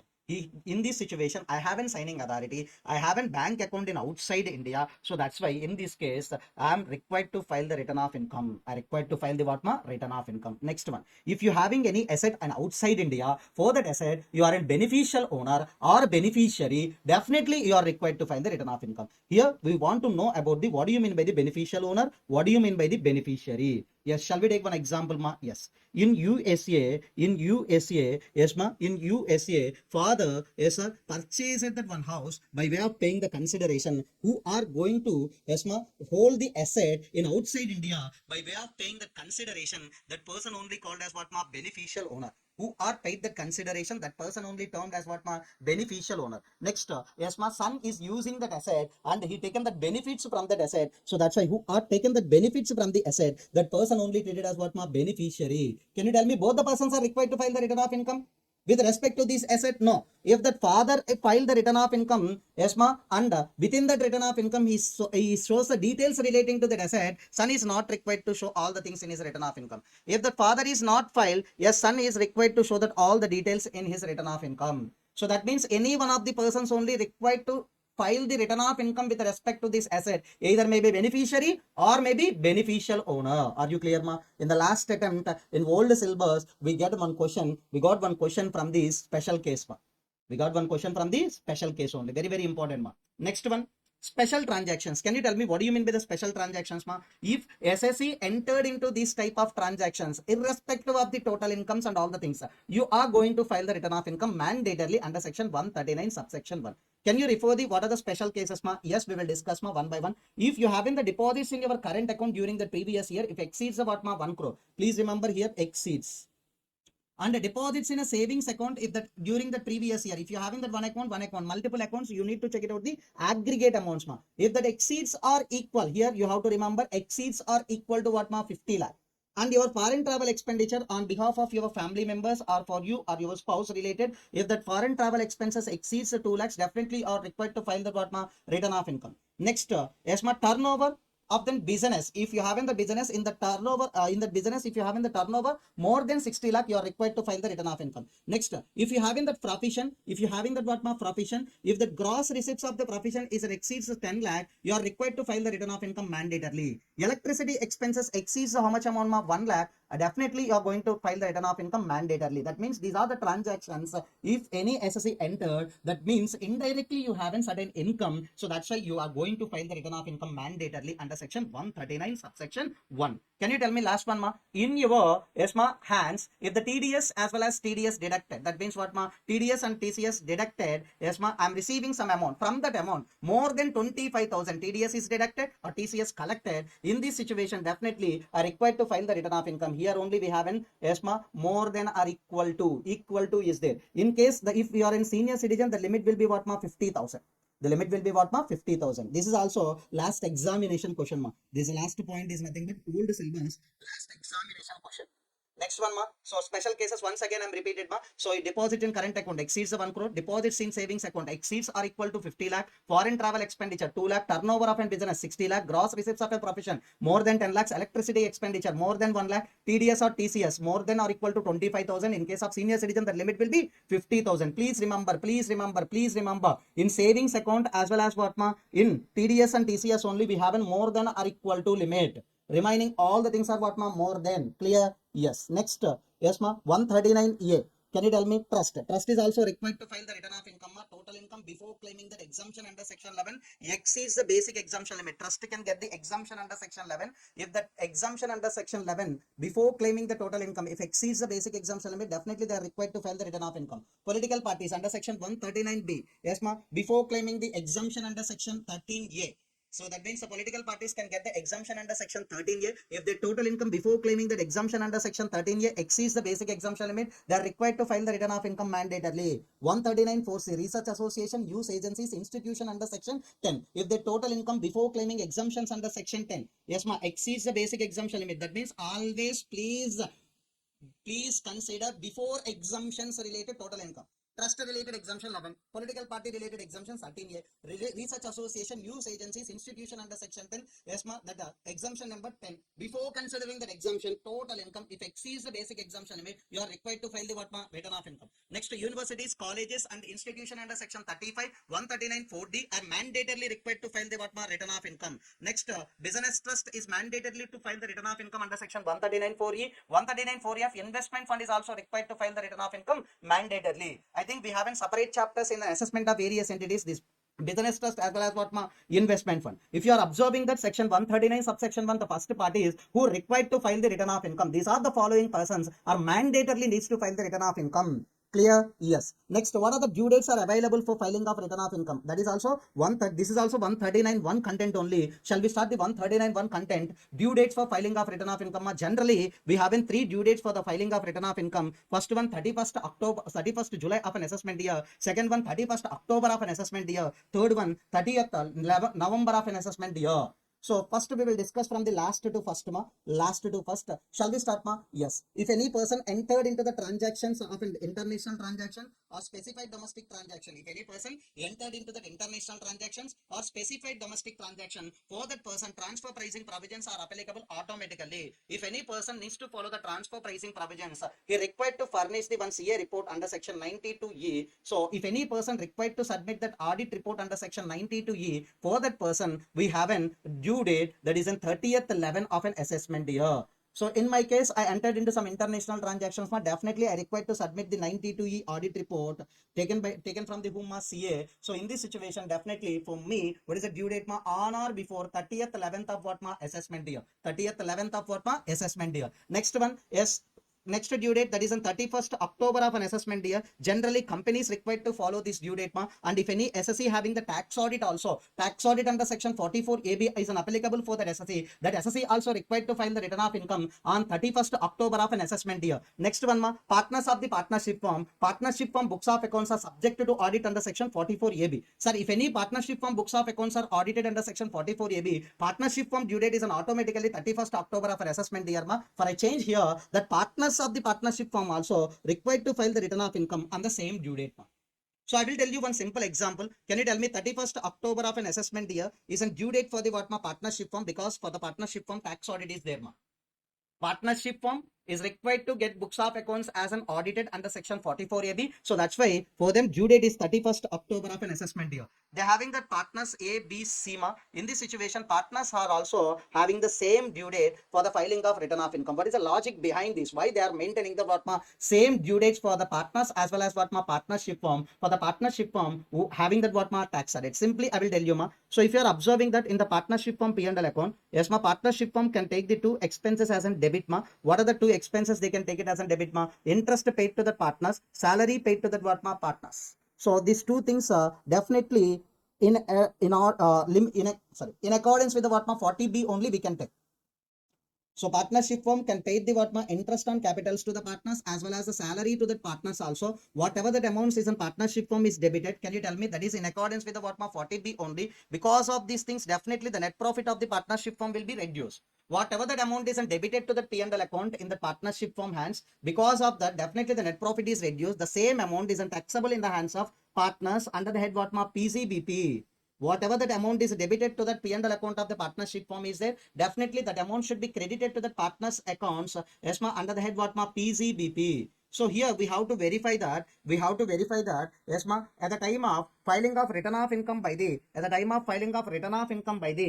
partnership firm, automatically assessing officer needs to verify whatever that amounts are debited to the P&L account, the same amounts are credited to the partner's P&L account. That needs to be verified by the assessing officer. If they both the persons, that means partnership firm filed the return of income on 31st return of an assessment year. If the partners also filed on the same date, the cross verification may be easy. So that's why they are maintaining that same due dates. Can you tell me 31st October of an assessment year is applicable for the three persons, companies, tax audit under section 44AB, partners of the partnership firm whose books of accounts are subject to audit under section 44AB. Next one, so last any other SSE other than covered under 2 and 3, then remaining all the persons are required to file the return of income under section 139 subsection 1 on or before 31st July of assessment year. Are you clear up to now?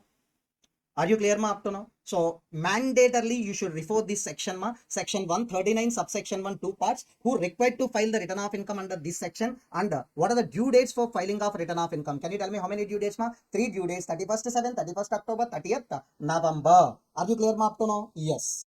Completion of section 139 subsection 1, we are going to discuss the section 139 subsection 1C, relaxation from filing of return of income. That means the following persons are not required to file the return of income. That relaxation can be provided only by the central government. If central government is given the relaxation in one notification, that persons are not required to file the return of income. Second person, specified senior citizen. Very, very important. Specified senior citizen. If he satisfies the following conditions, he is also not required to file the return of income. Can you tell me who is that? Specified senior citizen. If he satisfies the following condition, that person is not required to file the return of income. Can you tell me who is that? Specified senior citizen. Normally senior citizen means 60 or more years, you know. But specified senior citizen means nothing but he is a resident and having the 75 years or more. That person only called as a specified senior citizen. He having that only two incomes. One is a pension income. Second one is an interest on that deposits or savings or whatever it may be. So this pension amount as well as interest amount must be credited to the same bank account. Suppose the pension credited to SBI and interest also credited to that SBI. This bank only known as an specified bank. So can you tell me what are the conditions? He must be a resident and having the 75 years or more, and he having that income from the pension as well as the interest sources. The two sources must be credited to the specified bank. Next one. SSE must be filed the declaration to the specified bank. What is the type of declaration? Sir, I having only these two incomes. The two incomes also credited to your bank account only. Yes, if you want, yes, you can deduct the tax. The type of declaration is given by the specified senior citizen to the specified bank. Upon the declaration, specified specified bank will deduct the TDS under section what ma 194P. Very, very important. TDS needs to be deducted under the section 194P. Yes, ma. Then remaining amount will be, yes, ma, credited to or given to the specified senior citizen. After deducting the TDS amount must be given to the central government, ma. Must be given to the central government. Can you tell me these are all the conditions are cumulatively satisfied? Yes, ma. That specified senior citizen not required to file the return of income. Here you have to observe one thing. There is no relaxation for paying the tax. So in assessment year, generally we are required to pay the tax. In the previous year itself, they have deducted the TDS. They have given only for the what ma? Relaxation for filing of return of income, not for the tax. You have already collected the tax in the previous year only. In an assessment year, whether you have filed the return of income or not filed the return of income is also no problem. Generally, these are the two persons are not required to file the return of income because they are having the relaxation under section 139 1C. Are you clear up to now? Yes. Let's we have to start the discussion related to types of returns. Can you tell me how many types of returns we have? The 6 types is there. The first one, original return, 139 subsection 1, 139 subsection 3, loss return, 139 subsection 4, belated return, section 139 subsection 5, revised return, section 139 subsection 9, defective return, section 139 8A, updated return. Already we have done the discussion relating to original return, who are required to file the return of income and what are the due dates are available for filing of return of income under section 139(1). We are already discussed, Let's begin our discussion with respect to the loss return, that is section 139 subsection 3. What is that concept, Loss return. Can you tell me what do you mean by the loss return, If any SSC having the losses, definitely he has to file the return of income during that assessment year in order to carry forward the losses to the next assessment year. So please remember, if you having the profits or incomes, definitely you will file the return of income.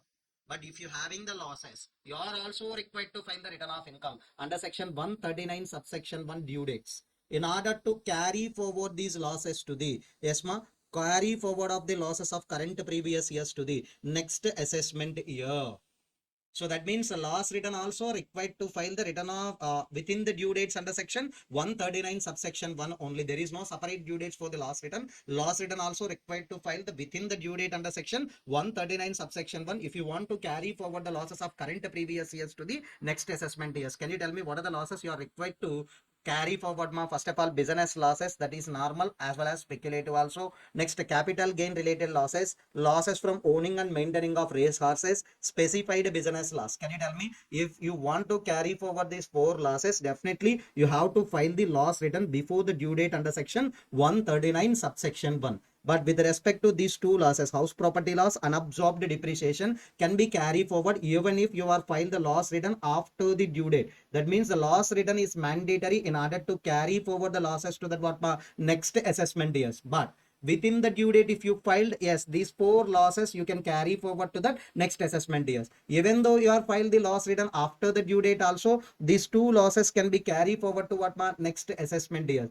That means loss return is filing is mandatorily in order to carry forward the losses to the next assessment years. But if you filed within the due date, then only these losses can be carried forward. After the due date, if you filed also, okay, for these 2 losses only. What are that? House property loss and absorbed depreciation.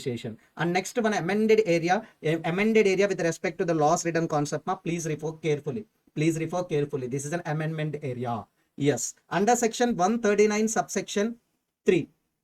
You have to file the loss return within the due date mentioned under section 139(1). Okay. Suppose Mr. X is there for the previous year 23-24, for that assessment year 24-25. What is the normal due date for that 139 subsection 1 due date is nothing but 31st/7/2024. But the government extended the due date. What is an extended due date? 31st/8/2024. You have to file the return of income on or before 31st/8/2024. You are going to file the return of income. Okay. But Mr. X is sincerely trying to file the return of income on the last day of the due date on 31st/8/2024. Yes, he filed the return of income successfully on 1 AM automatically, that is on 1/9/2024. Can you tell me he filed the return of income within the due date or after the due date? After the due date only he filed, but he mentioned the how much amount of the loss in that return 3.2 crores. Please remember, if you file the loss return within the due date, then only you can carry forward the business loss.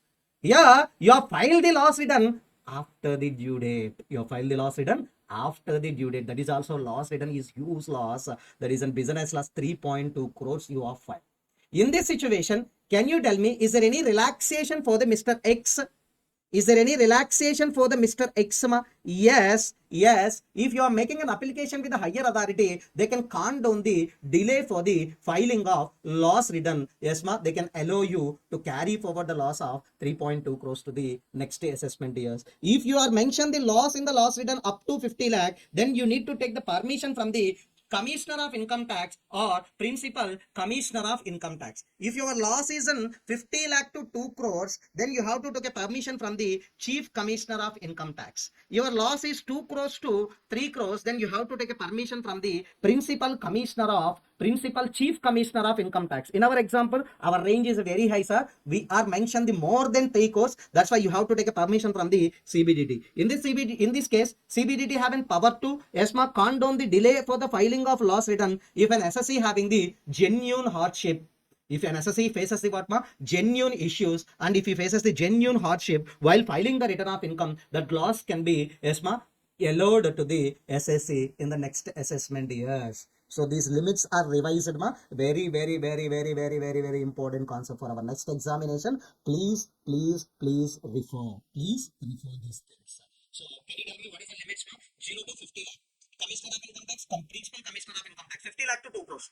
Chief Commissioner of Income Tax, 2 crores to 3 crores. Can you tell me Principal Chief Commissioner of Income Tax, 3 crores above? Yes, if any loss is in 3 crores above, can you tell me in this situation 3 crores above only, we are going to request the CBDT for ESMA taking this loss as an carry forward to the next assessment. Yes, this is only the loss return concept. Are you clear, ma? Yes. Shall we start the ESMA next return, that is an B later return, ma? Yes. Under section 139 subsection 4, we will discuss the B later return. Yes. 139 subsection 4, B later return. Generally, you are not filed the return of income within the due date, sir. So then you haven't one more chance to file the return of income by using section 139 subsection 1. That is only called as B later return. So, okay, there is a certain due dates also there for the purpose of filing the return of income belatedly, but we will discuss along with it one example, ma. Along with it one example, we will discuss. Can you tell me, Mr. X, there is no tax audit for that Mr. X, ma. There is no tax audit for the Mr. X. So please take the assessment year starting date, that is on 1/4/2024, and as well as ending date, that is on 31st March 2025.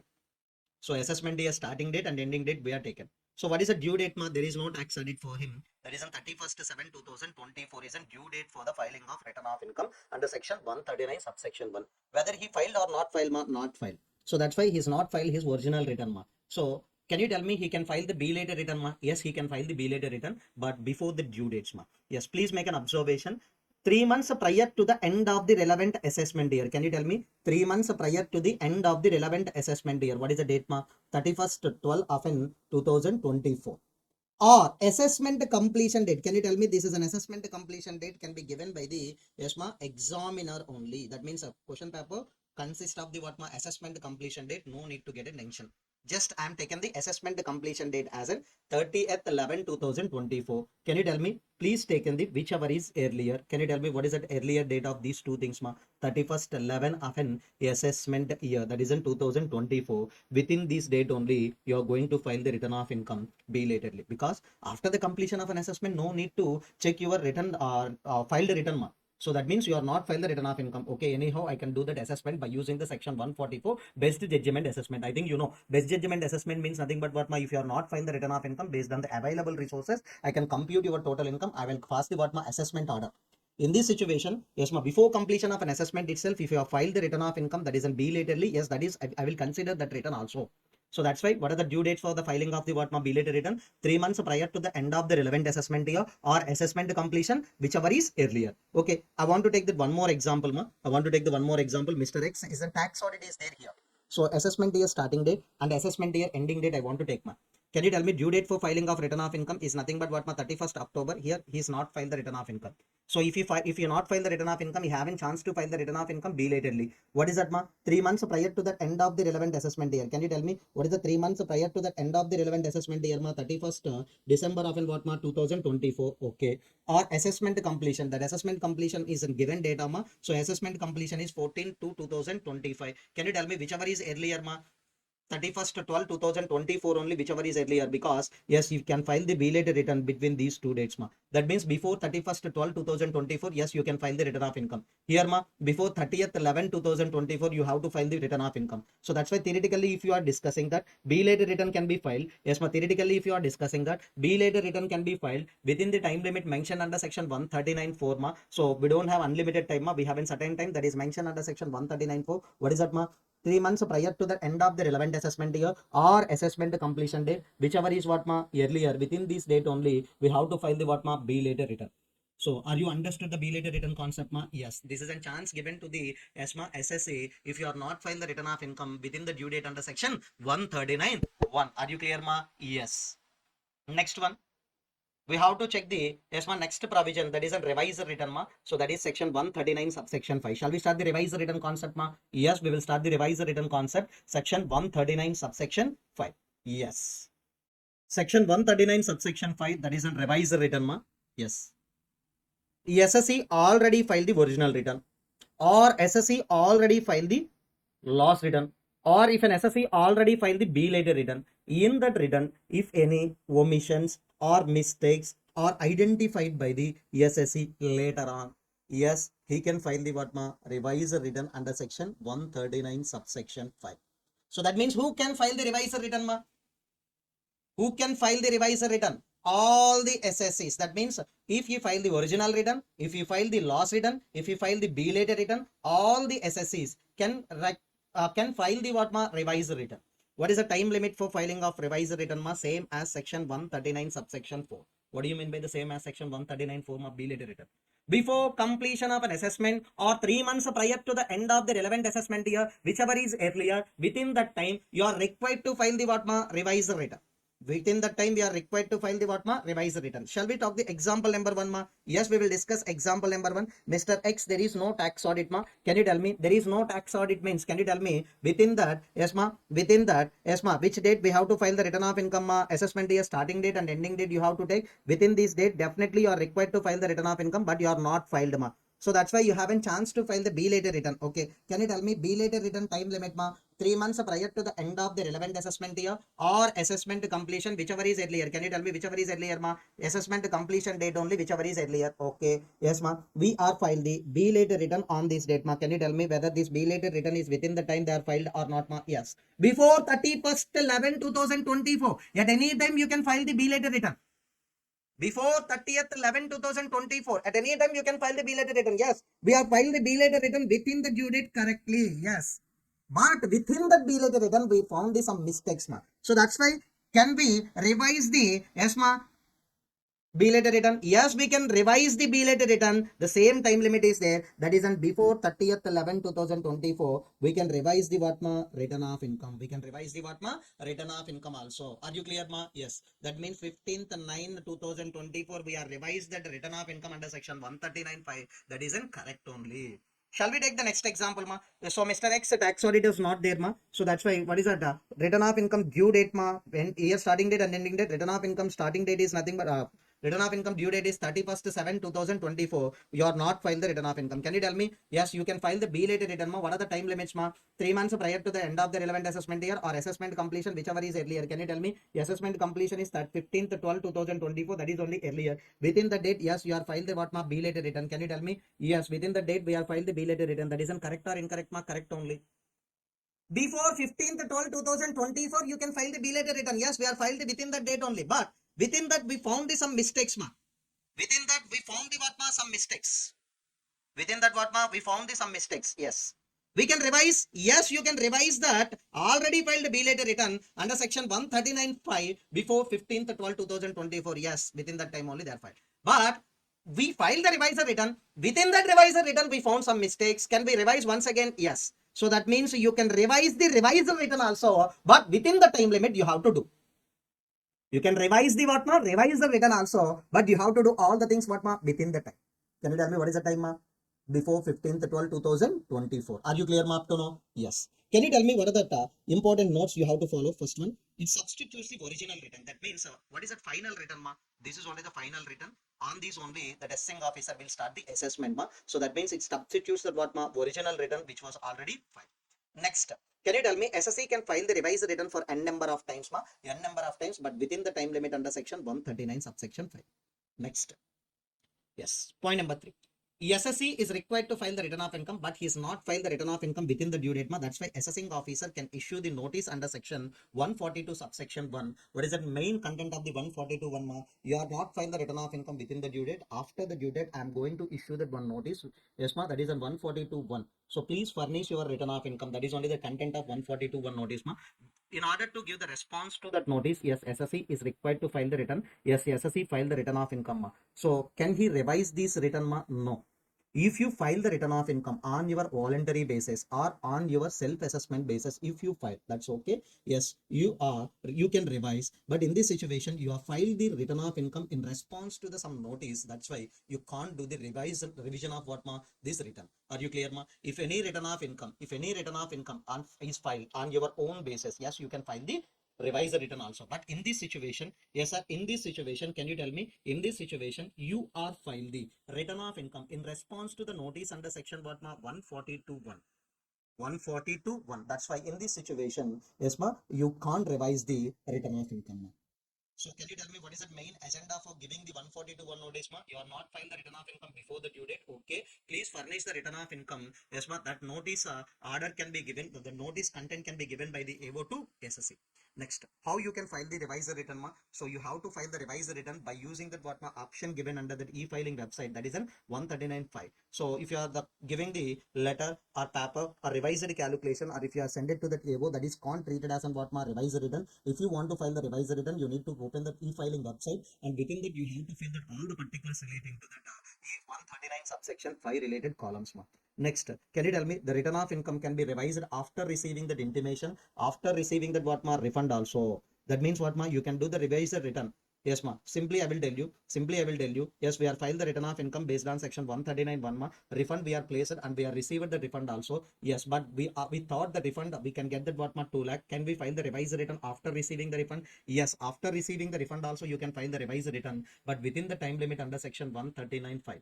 So if there is a time limit under section 139 subsection 5, yes, you can file the revised return even after you are getting that what, ma, refund also. Next, sir, I forget to claim the salaries expenditure as an what, ma, deduction. I'm doing that business, ma. So I forget to take that my salaries. That means whatever the salaries I paid to my employees, I forget to take it as an what, ma, deduction.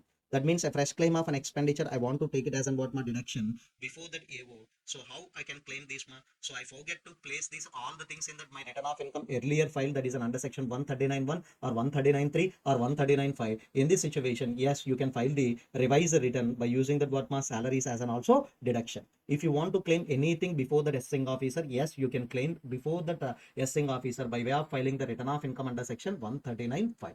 So after the giving that, after receiving the refund also, after receiving that intimation also, you can file the what, ma, revise the return. But always you should remember within the time limits under section 139 5 only, yes, ma, you can file the what, ma, revise the return. Are you clear, ma, up to now? These are the points are very, very important, ma. Once again, I'm repeating these points. It substitutes the what, ma, original return. You can file the revise the return for n number of times also, but within the time limit. If any return of income is filed in response to the notice received under section 142 1, requiring him to filing the return of income, yes, ma, the type of returns cannot be revised. And if an SSE wants to file the revised return, he needs to go to the e-filing website and he needs to fill the particulars given under section 139 5. Yes, ma, if you have filed the letter or paper or revised statements to that AO, that cannot be treated as what, ma, return of income under section 139 5. Return of income can be revised after receiving the intimation also, after receiving the refund also, but you have to file the revised return within the time limit under section 139 5. So if you want to any fresh claim of an expenditure, or if you want to claim anything freshly before the AO, yes, there is only one chance. You can file the what, ma, revised return. Are you clear with the revised return, ma? Yes. Shall we discuss the next concept, that is what, ma, defective return? Yes. Shall we start the defective return concept under section 139 subsection 9? Yes, we will start the defective return concept, ma. So please open the defective return. Yes. Section 139 subsection 9, ma, that is a defective return. Shall we start the section 139 subsection 9 defective return, ma? Yes. So normally SSE file the return of income to the, that will be reaches to whom, ma, assessing officer. But assessing officer identified that return as an defective. How we can identify that return as an defective? Yes, simply some statements are not filed along with the return of income, and books of accounts also not filed, as well as the proof of payment of taxes also are not attached with the return of income. Some annexes like Form 3CD, if that is a tax audit SC, yes, you are not added the what some annexes also. In all the cases, assessing officer can treat your return will be as an what defective return. After treating your return as a defective return, assessing officer will give you that intimation about it. Why we are treating this defective also, they will give you that what more reason. So who can be treat your return of income as a defective return? Assessing officer will treat your return as an defective return. After treating it as a defective return, after treating this as a defective return, assessing officer needs to pass this information to the SSE. Along with the intimation, we need to give the reason also why we are treating it as a defective. And the time limit for the rectification of the defect, I will give you that how many days time? 15 days. In some cases, we can provide that extension of these 15 days also. But if you are rectified within that 15 days, okay. If you are not rectified within that 15 days, that return will be treated as what invalid. That return will be treated as what invalid. Even though you are filing the return, that is treated as what you are not at all filed the return of income. Please remember, right now in our electronic filing, in our e-filing of return of income, we are filed the return of income by using that what annexless envoy. So that means we are claiming that many deductions. I think you are claiming that 80C, 80D, 80E, 80E, 80 DD, 80 DDB, 80U also, but you are not filing any proofs. Just you are filed the return of income. After you are entering into that what verification code, you are successfully you file the return of income. But they are not asking that what any proof for that what deductions also, any proof for that what incomes also. So you are no need to attach that any proofs. That's why this is only called as what annexless envoy. At the time of doing the assessment, if they're having that any doubt, definitely they will call for this information. So right now, please remember, we are filing that what annexless ROI. But these are the annexes are required to file mandatorily. So like tax audit is there, definitely you have to add the tax audit report. And if you are filed that what if you are paid that what any tax, you have to enter that what tax details, challan numbers, etc. If you are maintained the books of accounts, or if you have filed that any stock statements or debtor statements, creditor statements, these are the mandatory things you need to attach. If you are not attached the things, then we can call these as an what defective return. So normally some are not required as per the Income Tax Act 1961. That all the things are not required. But if anything isn't required, if you are not added, then we can treat this return as an what defective return. So updated return we will discuss after the completion of the some chapters. So definitely I will add the updated return concept at the time. So right now we are living this updated return as an what pending. So if you are observing that, can you tell me how many returns, types of returns are over? Original return, loss return, delayed return, revised return, and the defective return is over. Updated return concept we will discuss after that assessment procedures as well as what advanced tax chapter. Are you clear with these types of returns? Yes, the 50% of the chapter will be over. Next we will start with the next we will start with the one more concept. What are the consequences if you are not filing the return of income within the due date? Shall we start that, If you are not filed the return of income within the due date under section 139 subsection 1, what are the consequences you have to face? The first one, you have to pay the penalty under section 271F. This penalty we will discuss under the penalties chapter. If you are not filed the return of income within the due date, yes, you have to pay the penalty under section 271F. Next, interest also you have to pay under section 234A. That interest we will discuss under advanced tax and interest chapter. Next one, you have to face the best judgment assessment. That best judgment assessment we will discuss under assessment procedure chapter. Last, you have to pay the fees also. Penalty and fees are the two different things. The fees is an official word. Penalty word. Some penalty is nothing but some word related to harshness. Okay. So in this situation, what is that fees and what is that fees? Fees under section 234F. The fees word started with the F and the section also ended with the word F. So 234F. Fees under section 234F if you are not filed the return of income within the due date. Suppose, please take the assessment year starting date and assessment year ending date. Suppose due date for filing of return of income is this date. You are not filed the return of income. Yes, you have to pay the fees. If you file the return of income within the dates, definitely no need to pay the any fees. Here, if you file the return of income within the date, that is 1/4/2024 to 31st/7/2024, if you are filed within the due date, there is no requirement to pay that what fees. There is no requirement to pay that what fees.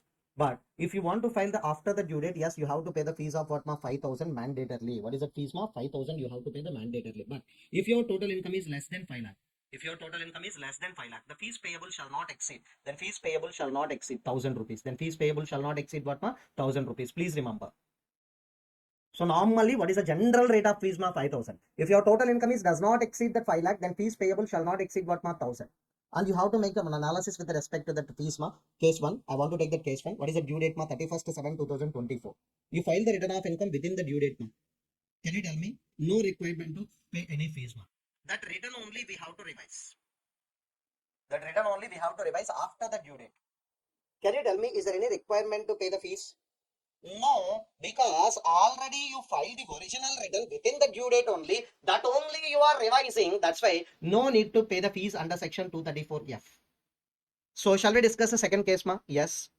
Yes, ma. 139 subsection 1 due date. Before the due date, you are not filed the return of income. Can you tell me? Before the due date, you are not filed the return of income. That means you have to file that what, ma? You have to file that what, ma? B later return. Yes, B later return. At the time of filing the B later return is filing after the due date only. You have to attach the what, ma? 234F fees. That is an 5,000 or 1,000 as the case may be. That return only you have to revise. Already filed the B later return along with the fees. That only you have to revise it. Can you tell me once again you are required to pay any fees? No. Because the fees is a one-time liability, not recurring liability. Fees is a one-time liability, not a recurring liability. Are you clear, ma? So that means simply we can say at the time of filing the bill return only we need to pay the what, ma? Fees under section 234F. That is what, ma? 5,000 or 1,000 as the case may be. Can you tell me in which cases 1,000, ma? Total income does not exceed 5 lakh. The fees payable does not exceed what, ma? 10,000. Fees payable does not exceed what, ma? 1,000 rupees. Are you clear, ma, up to now? Yes. Next concept we have to discuss the tax return preparer, ma. That is only we can call it in the shortcut as an TRP. So what is that concept, ma? Tax return preparer. Generally, who can act as an TRP, ma? If any person qualified the CA inter, CMA inter, CS inter, or any other recognized degree, after getting the proper training from the central government, that person can act as an what, ma? TRP. That person can be act as an what, ma? Tax return preparer. So can you tell me for whom he can be acted as an TRP, ma? For specified class of person, return of income can be filed by the tax return preparer. Can you tell me who can be specified class of person, ma? Any person other than company, any person other than company, other than tax audit assessees, all the person can get the services from the tax return preparer. If you are in company or if you are in tax audit assessee, you can't get the services from the tax return preparer. Any person other than company, other than tax audit assessees, yes, you can get the services from the tax return preparer. Yes, ma. Can you tell me here? Are you okay, ma? Yes. Can you tell me for these two assessees who can give the services related to tax return, ma? Yes, ma. CA holding COP. Yes, next. Following persons cannot be acted as an TRP. That means the negative list, ma. So following persons cannot be acted as an TRP. Below persons cannot be acted as an TRP even though they have in that what, ma? Qualification related to TRP. So CA cannot be acted as an TRP. Next one, ma. Lawyer also cannot be acted as an TRP. Officer of scheduled bank also cannot be acted as an TRP for their customers. So suppose if any SBI manager is there, SBI manager cannot be acted as an TRP for their customer. For others, yes, he can act, ma.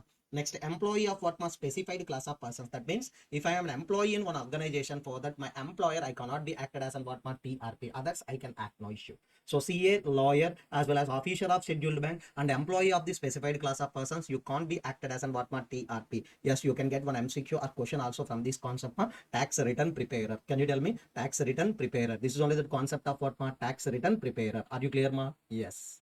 Next concept is nothing but what, ma? ITR forms. Next concept is nothing but what, ma? ITR forms. Income tax return forms. These all the formats are prescribed by the whom, ma? CBDT. These are all our formats are prescribed by the CBDT. In rule number 12, they are given the ESMA details about the ITR forms. So nothing but which SSC needs to choose the which ITR form. These are all the things are given in the rule number 12 of an income tax rules 1962. Okay, the first ITR 1 having that another name, that is a Sahas form. This can be filed by the individual. This can be filed by the individual who having the what, ma? Income from salaries or income from one house property, only one house property, and income from what, ma? Income from other sources except casual incomes. And if his total income is up to 50 lakh, definitely he can file the income tax return by using that what, ma? ITR 1. That is only called as what, ma? Sahas form. Next, ITR 2. Can you tell me? This can be filed by the ITR 2 can be filed by the individual and HUF who are not having that what, ma? PCBP income. Who are not having that what, ma? PCBP income. ITR 3 can be filed by the, yes, ma? ITR 3 can be filed by the individual HUF partnership firm, but here other than LLP. All income tax provisions including that what, ma? Partnership firm, including LLP, but here in ITR forms including or excluding, ma? Excluding LLP. And if they're having that what, ma? Income from the PCBP. Can you tell me if they are not having the PCBP, ITR 2? If they're having the PCBP, ITR 3. And ITR 4 having that another name, that is an Sahas form, sorry, Sohagam form. So ITR 1 is a Sahaj form, ITR 4 is a Sugam form. Individual HUF partnership form other than what ma LLP, other than what ma LLP, and they're having that income from the PCBP, but that income from PCBP is computed as per that what ma presumptive taxation provision. Then automatically we have to choose that what ma ITR 4. So if any business person is declaring his income based on the presumptive taxation provision, he is required to file the return of income under ITR 4 format. If you having that PCBP income, he declaring as per the normal provisions of income tax, he needs to go for that what ITR 3. And not having the PCBP income, ITR 2. And salaries income, only one house property income, except what income from other sources, except casual incomes and the total income up to 50 lakh, then he has to go with the what ITR 1, that is in Sahaj form. Are you clear? Next one, I want to go with the ITR 6 first. I want to go with that what ITR 6 first. Yes, can you tell me ITR 6 for companies other than companies claiming that what exemption under section 11? Can you tell me exemption under section 11 is nothing but what non-profit only. So all the companies are required to go under what ITR 6 only. Yes, ITR 6 only. But other than what companies are claiming the exemption under section 11. Next one, so ITR 7 is for that what trust. Yes, trust, universities, research association, investment fund, political parties, and business trust. They are also required to file the section.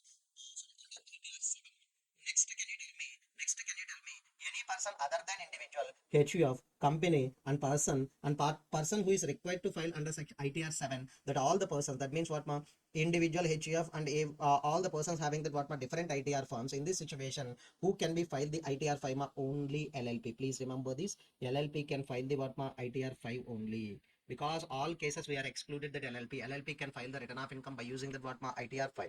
So companies ITR 6. Other than section 11 companies, section 11 companies and all the persons can file that what ITR 7. Next, ITR V is not a separate ITR form. It is nothing but what verification form. So that means what verification form. If you are unable to verify that all the things in an electronic form, yes, you can file the what electronic verification by using that what ITR V. So these are also we can get as an what MCQs. Just refer for just 1 or 2 minutes. Okay, don't buy her this thing. Just refer. Just refer. That's enough. Okay. Are you clear, up to now? Yes. Next, section 139A, that is a concept relating to PAN. In our CMA final study material, you can't get this concept, but in our examination, repeatedly they are given the question from the section 139A. So please refer 139A. These are the following persons are required to obtain the PAN mandatorily without any failure. So I'm giving the list of persons. How many? 4. These are the 4 persons are required to obtain the PAN mandatorily. So first one, every person who is accessible to tax in an individual capacity or representative capacity. Sir, you are going to pay the tax on your own income. Yes, okay. You are going to pay the tax on your father's income. That means you are representative SC of your father. In this situation, you are required to obtain the PAN number mandatorily. Every person who are doing the business or profession, yes, turnover or gross receipts are likely to exceed the 5 lakh in any previous year. So I'm started the business, yes, or I'm started the profession. Gross receipts or turnover of the business or profession exceeds are likely to exceed 5 lakh. Definitely, you are required to obtain the PAN number mandatorily. The trust is required to obtain the PAN number mandatorily. Next, fourth person, every person other than individual, any resident person other than individual. So can you tell me the resident person other than individual? Shall we take that example as a partnership firm or company? Partnership firm or company. So any person, any resident person other than individual, okay, who enters into the financial transaction of an 2,50,000 or more. Who enters into the financial transaction of an 2,50,000 or more. That maybe we are purchasing the some assets, some purchasing the land also, or anything also. We are entered into the financial transaction of an 2,50,000 or more. In this situation, yes, along with the firm or company, their directors, their partners, in case of partnership firm, partners, in case of company, directors and principal officers of a person are required to apply the PAN and obtain the PAN number mandatorily. Are you clear, Mark, to know? Who are required to obtain PAN number mandatorily, who is required to assess the tax and whose turnover or gross receipts during the previous year likely to exceeds the 5 lakh. Trust, any resident person other than individual who entered into the financial transaction of 2,50,000 or more, that person, that means a firm as well as a company required to obtain the PAN along with their directors, along with their partners, along with the principal officer of such person. Okay, we have a PAN number where we need to put the PAN number. Very important, we can get an MCQ also. In all return of incomes, we need to mention our PAN number. In all challans of the payments of tax also, that means while you are paying the tax, you need to create a challan. In the challans also, you have to enter your PAN number. Sale or purchase of the motor vehicle, if you are selling or purchasing anything also, both the seller and buyer are required to mention the PAN number. In case of motor vehicles other than two-wheelers, for the two-wheelers is not required. Other than two-wheelers, that means three-wheelers or four-wheelers or any other more than wheels, if you are purchasing that, yes, more than wheels related vehicles, if you are purchasing, definitely you need to quote your PAN number. And opening of what my current account can be given to that whom a business persons only. Yes, ma, that can be. If you want to open the current account, definitely you have to attach your PAN number. And if you want to apply the what my debit card or credit card, definitely you have to add your PAN number. And for the opening of what my demat account also, you have to add what my PAN number. Are you clear with this, ma? Yes. Next one, if you want to pay that hotel bills in cash. If you want to pay that hotel bills in cash, more than 50,000, definitely you have to give the PAN number to that what ma hotel. Where ma, you have to submit your PAN number to that hotel person because you are paying the hotel bill more than 50,000 in cash. Sir, I want to make that e-payment ma. That means electronic modes. I want to make the payment. Do you need to add your PAN number? No need. Next, payment for the foreign travel or purchase of what ma foreign currency in cash. That means, yes ma, you want to go for the foreign travel or you want to purchase the what ma foreign currency. Yes, sir. In cash, if you are incurring, that is a more than 50,000. Definitely, you have to add that what ma PAN number. You have to quote what ma PAN number. Are you clear? These two things, if you are incurring in that cash, definitely, if that incurring that cash, that exceeding that what ma 50,000, you need to quote your PAN number. Next, payment for the mutual fund ma. So payment to that what ma mutual fund, we are making the payment to the mutual fund purchase of that what my units. If the purchase amount is an exceeds the what ma, if the purchase amount exceeding that what ma 50,000, you have to attach the what ma, you have to attach the what ma PAN number. Here any mode ma. No need to check that whether it is cash or not in the cash ma. If the payment for that payment to that mutual fund for the purchase of mutual fund units exceeding 50,000, you have to give that what ma PAN number. So what is the reason? So if they are giving the what ma income, or if they are giving the what ma dividend or whatever it may be, or interest, whatever it may be, and that they are required to deduct the TDS, that's why they are asking the what ma PAN number. Next, if you are making the payment to the company for the acquisition of the debentures or bonds, if the amount exceeding the what ma 50,000, if the amount exceeding the 50,000, no need to check it out whether it is in cash mode or any other mode. So if you are purchasing from anything from the company or mutual fund, if the amount exceeding the what ma 50,000, you have to attach the what ma PAN number. Cash deposit within a bank if it exceeds the what ma cash deposit within a bank if exceeds the what ma 50,000 in a day. So definitely, if you are going to the bank, if you want to deposit that cash in your bank account, if they're exceeding 50,000, definitely they will ask your PAN number. If your PAN is automatically linked with the bank, then they will not ask you. So if the PAN is not linked, definitely they will ask you as an what ma PAN as a proof. If you are paying that what ma life insurance premium, if you are paying that what ma life insurance premium exceeding that what ma 50,000 in a financial year, if you are paying that what ma life insurance premium exceeding that what ma 50,000. I'm taking the life insurance policy on myself as well as spouse as well as children. In all these cases, I'm paying the life insurance premium during the previous year more than 50,000. Definitely, you are required to file the what ma PAN number. Yes. Next, can you tell me what is that ma cash deposit in a day? We have to check. In a day, we have to check life insurance premium. In a year, we have to check. In a year, we have to check. Next one ma, the sale or purchase of what ma? Sale or purchase of what ma? Immobile property exceeding 10 lakh. So I want to purchase the what ma land. That is 11 lakh. Definitely you have to quote your PAN number. Sale or purchase of what ma goods or services per transaction exceeding that what ma 2 lakh. Per transaction exceeding that what ma 2 lakhs. These three also newly added ma. Just remember, yes ma, cash deposit, cash withdrawal. So cash deposits aggregating the 20 lakhs or more, or cash withdrawals also aggregating the 20 lakhs or more in a previous year. Here also from that one or more banks or cooperative banks as well as what ma normal banks. Cash withdrawals also same way from the bank or cooperative bank. Yes ma, all the things aggregately if exceeds how much amount ma 20 lakhs or more, definitely we have to add what ma PAN number. So that means the cash deposits exceeds how much amount ma 20 lakhs or more. So if you have only one bank, if multiple banks, so please check it out the multiple banks. So can you tell me per day or per month or per year ma per year?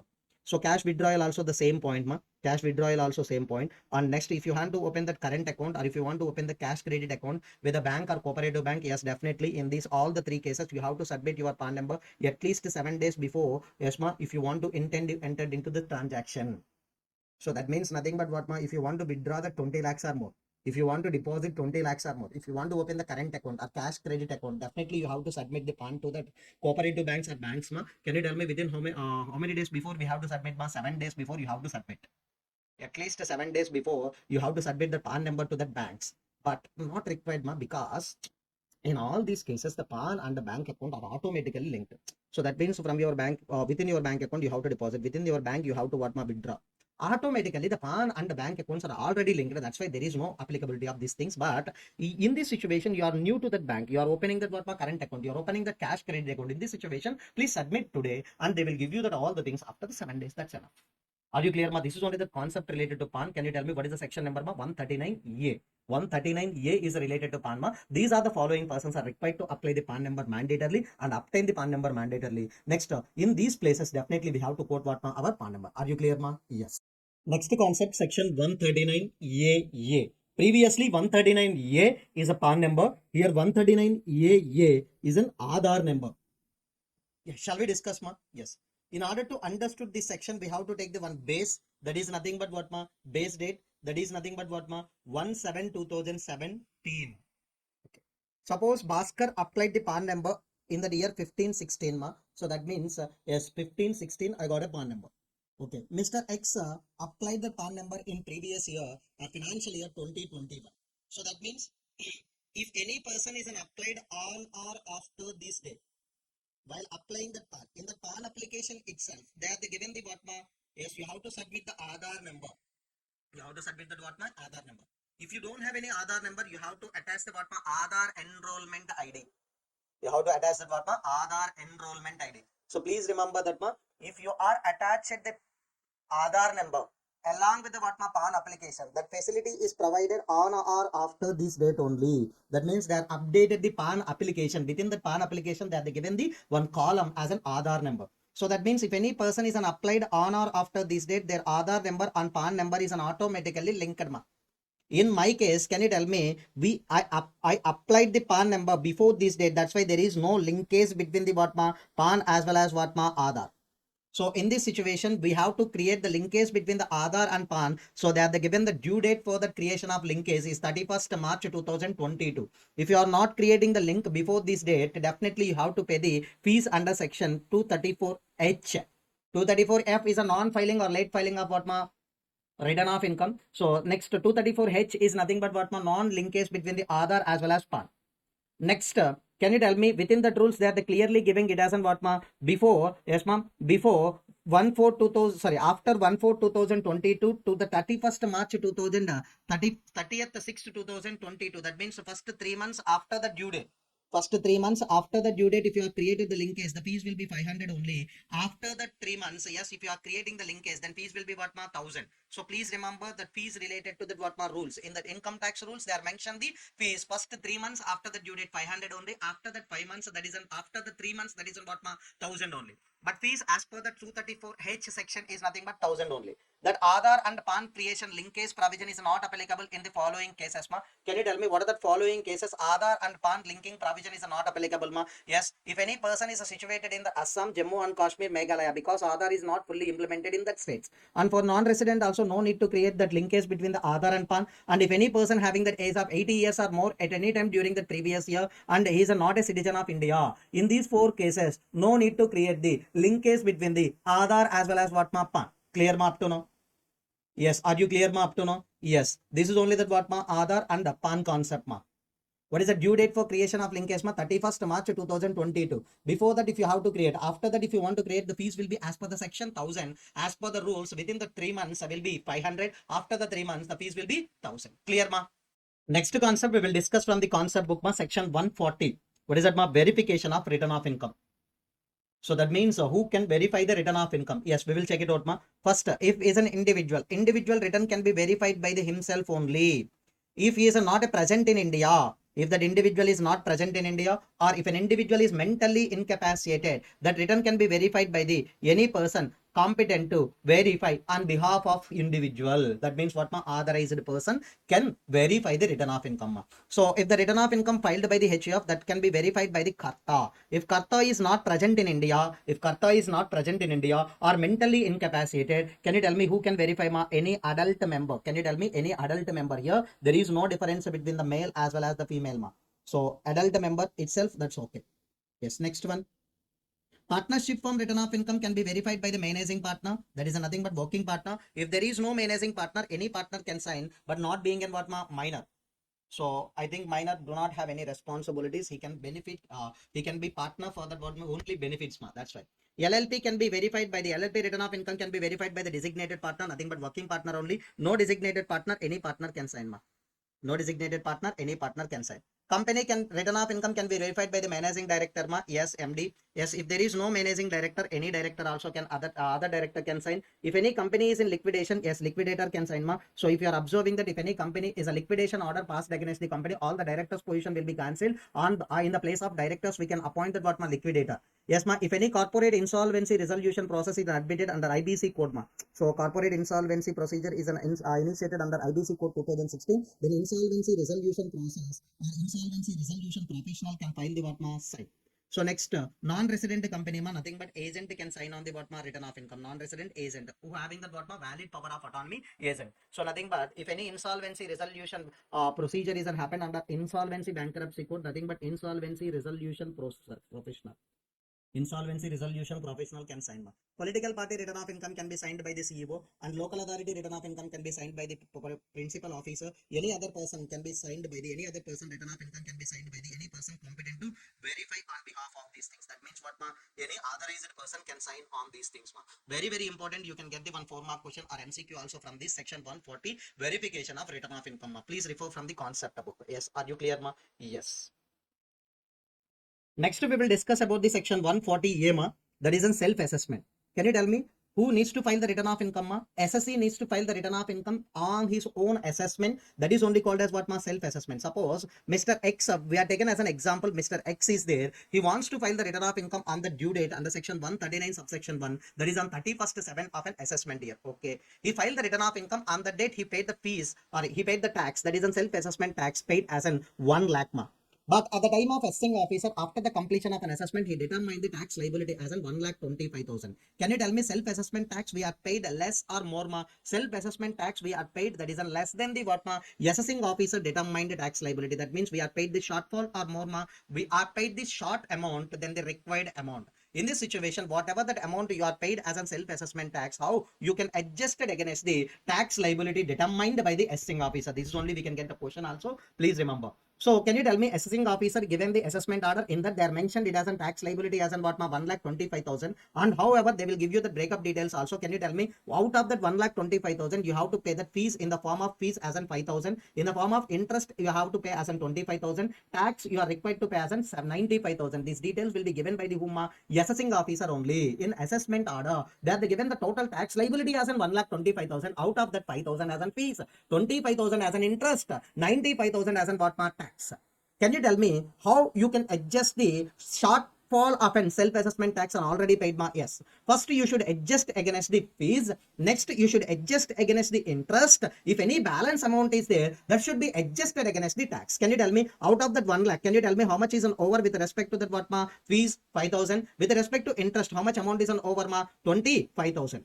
How much amount is on over ma? 25,000. Can you tell me how much ma? 25,000. In this situation, can you tell me the balance amount after adjusting the fees, after adjusting the interest, how much amount is there ma? 70,000. That 70,000 only we can adjust against the what ma tax. Can you tell me how much it will be ma?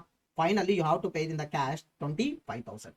So please make an observation. Yes, you know the shortfall is on 25,000 only, but how it will be adjusted? First against the fees. Second, it should be adjusted against the interest. Last, it should be adjusted against the what ma? Tax only. So if any amount isn't paid as a self-assessment tax, if that is a shortfall, you need to adjust and remaining amount you have to pay. If that amount isn't more, yes, you can get it as a refund. If the self-assessment tax is more than the what ma assessing officer determined tax, you will get that amount as a what ma refund. Are you clear with the self-assessment tax ma? Yes. So this is a workbook related to return of income ma. So if you have verified our workbook, yes, we are inserted that how many questions related to return of income. If you are observing that in our workbook, we have nearly 11 questions. These are all 11 questions are taken from the past examination questions as well as what ma our model test paper questions only. So we are not created any new question here.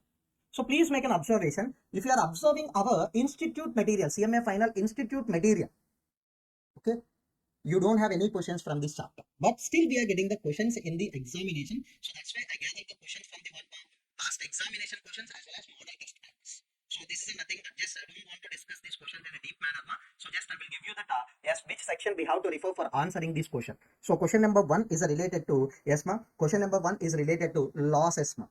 So nothing but you have to refer section 139 subsection 3 in order to write the answer. under section 139 subsection 3. This is a loss return. Yes, you have to require to file the loss return in order to carry forward the losses to the what next year. For some losses, you have to file the loss return within the due date. For some losses, you can file the loss return after the due date also. That is only the question number 1. And next, this is also past examination question. I didn't know exact year ma. So here they are asking whether these answers are the correct or not. That means this question is correct or not. So that means they are given the SSC and they are given the what due dates. You have to verify whether the mentioned due date is correct or incorrect. You have to write it down. Next one, question number 3. Whether the SSC is required to file the return of income or not, you have to write it down. Whether the SSC is required to file the return of income mandatorily or not, you have to write it down. So this is also past examination question. Just verify it. So these are the easy That's why I'm not discussing these things. I want to invest the more time in that for other chapters. That's why I'm giving that what is the what question. That's enough. So you can get the question whether the correct or incorrect also. Yes, yes. Next question, whether the SSC is required to file the return of income or not also, you can get the question. Next, this is a past examination question in the December 2022 month. So in December 2022 examination, so that examination I think was conducted in the January 2023 month. For 8 marks they are given this question. So just whether the SSC is required to file the return of income or not, that is only the content of the question. So you can get this type of questions only in an examination for 8 marks. This is a bonus only. You have to write it down whether the SC is required to file the return of income or not, and you have to write the explanation also. Next one, ma.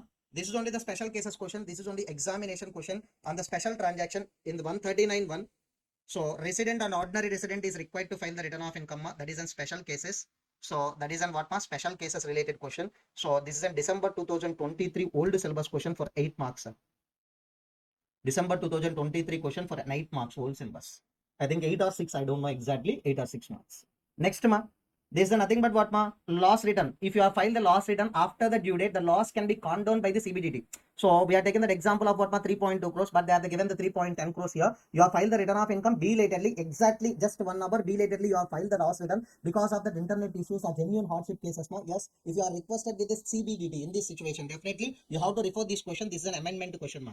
This is an amendment question. You have to refer. So definitely the loss return, the delay can be calmed down by the what ma certain authorities. Yes, this is an amended area. You should refer clearly. You should refer clearly. I think this question we are already discussed in our theoretical discussion. Ma.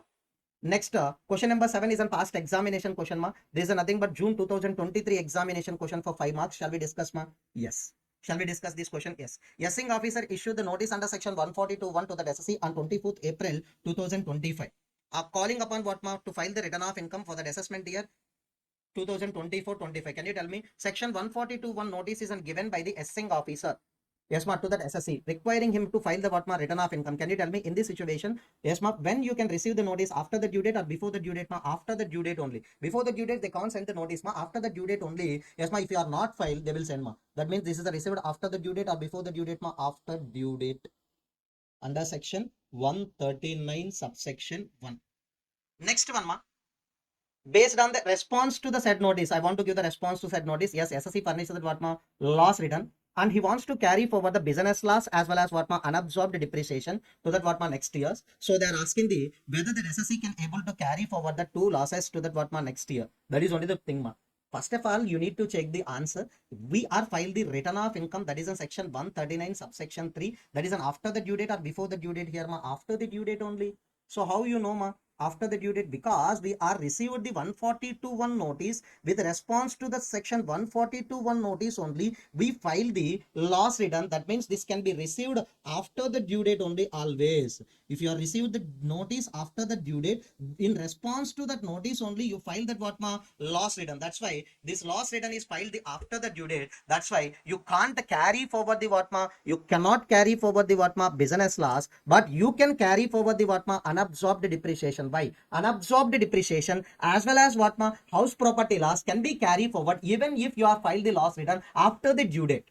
You have to remember one thing, ma. In assessment procedures, definitely you will get an idea. What is that idea, ma? 142(1) notice can be received by the SSC after the due date only. After the due date, you are received the notice. In response to that notice only, you have filed the loss return after the due date. That's why business loss cannot be carried forward, but you can carry forward the what, ma? Unabsorbed depreciation. That is only the answer related to the question, ma. So if you are observing that, yes, ma. If you are observing that, yes, in this situation, SSC shall, however, carry forward the what, ma? Unabsorbed depreciation. Yes, ma. He cannot carry forward the what, ma? Business loss. That is only the point, ma. So therefore, in this situation, the business laws under these sections shall not be available to carry forward. Are you clear, ma? Yes. Next question related to tax return preparer, ma. This is also past examination question. Tax return preparer. In this situation, the tax audit SSE wants to file the return of income by using the TRP, ma. Can he do? No. So specified class of person other than tax audit SSE other than company SSE only can go for the what tax return preparer for the purpose of filing the return of income. In this situation, tax audit SSE wants to file the return of income by using the TRP. He can't get these things, ma. This is also one important question. The last this question is related to updated return, ma. We will discuss after some time. So definitely this is an updated return question. We will discuss after some time, ma. No need to discuss right now. Next, we have some theory questions also. This is a past MTP question, ma. Model test paper question. Shall we discuss this, ma? Very, very important. State the cases where ITR1, ITR4 cannot be filed by the following person. So ITR1 is nothing but what, ma? Sahaj form. ITR4 is nothing but what, ma? Sugam form. So these two forms cannot be filed by the same persons. So in this situation, if you are observing, this is a special case, ma. If any resident or ordinary resident having that what, ma, any asset outside India, for that asset he may be beneficiary or beneficial owner, and having that what, ma, an account outside India, so that person cannot be filed. Next, if any person taken that what, ma, DTAA benefits under section 1991 relief, and if any agricultural income more than what, ma, 5,000, if any person having that what, ma, undisclosed income, that is on block money 115 BBE, if you having the directorship in any company, if you having that invested in unlisted equity shares, if you having that what, ma, loss brought forward, he having that any brought forward or carry forward loss under that what, ma, house property, in all these cases he can't file the what, ma, ITR1 or ITR4. So please remember, this is an MTP question. You should remember this point, ma. If any person in the covered in the special cases, if any person taken the DTA benefit, if any person having that agricultural income more than 5,000, if any person having that undisclosed incomes under section 115 BBE, if any person having the directorship, if any person invested in the unlisted equity shares, if any person having the brought forward or carry forward losses related to house property, the person cannot be filed the ITR1 or ITR4. Next one, ma. List the following persons are required to apply the what, ma, PAN. So I think you know these are the following four members are required to apply the PAN number as well as what, ma, obtain the PAN number. The first person is nothing but what, ma, if any person is a nothing but what, ma, accessible to tax or representative SSE. Next one, ma, if his turnover or gross receipts of the business or profession likely to exceed 5 lakh per annum. Next one, ma, trust. If any person resident person other than what, ma, individual like firm or company, yes, ma, more than what, ma, he entered into the financial transaction more than 2,50,000, and that person of that is a company form along with the directors, along with the what, ma, partners, along with the what, ma, all other principal officers, they are required to apply the PAN and they need to obtain the what, ma, PAN number also. These are only the questions required to practice in the return of income. Definitely you will get 8 marks from this chapter. 6 to 8 marks from this chapter. Please prepare this chapter properly. Yes, are you clear, ma? Workbook is very, very important for you. In order to get the marks, definitely you have to solve these workbook questions. Definitely. Yes, ma, are you clear? Yes. Let's begin our discussion with the new chapter. What is the new chapter name? Assessment procedures. Already we are done with the last chapter, that is in return of income. If you are observing, the return of income is on always read from the SSE point of view. So in this chapter, assessment procedures, always we will read this chapter from the assessing officer point of view. If any SSE file the return of income, if any SSE file the return of income, ultimately that return of income will reach to the assessing officer. Assessing officer will do the assessment procedures in order to do that what mark calculation. So whether SSE is filed the correct return of income or incorrect return of income, that can be that verification procedure can be done by the assessing officer. That verification procedures only known as what ma, assessment procedures. That verification procedures only known as what ma, assessment procedures. Okay, so these are the sections we have to read at this chapter. These are the sections we have to read in this chapter. So directly I want to start with the first section, section 148. So this is called as what ma, self-assessment. This is called as what ma, self-assessment. Already we have done this self-assessment part in the return of income chapter itself.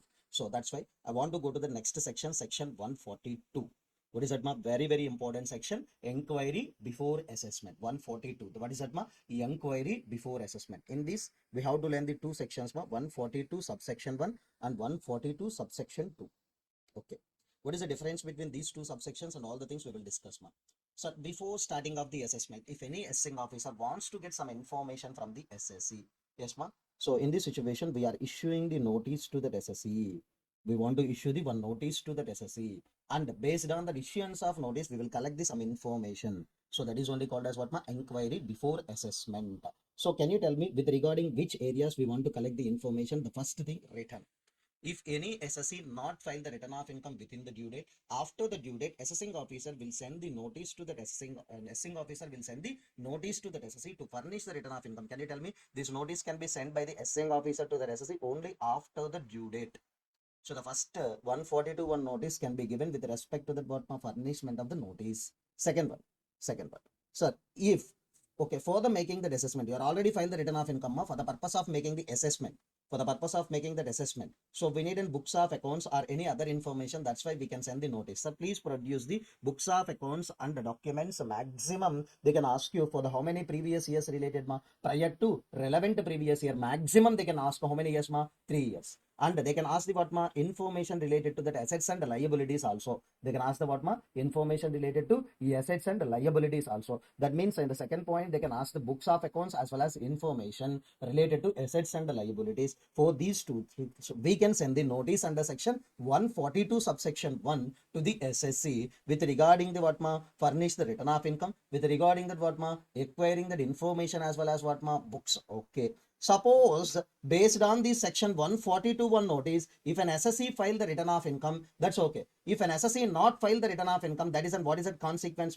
We can start the best judgment assessment. If you file the return of income, based on the filed return of income, I can start the assessment. Here, you are not filed the return of income, even though I am issuing the notice under section 142(1). So that's why I will directly go with the best judgment assessment based on available information, based on available data. Yes, based on my judgment, my decision making, I can complete assessment. I can send to assessment order also. If you are filed the return of income, on that return of income, I will do assessment. You are not filed the return of income, that's why I will do that best judgment assessment. Okay. I'm requesting you to submit that information as well as the books of account. If you submitted, okay. If you are not submitted, I will initiate the search procedures.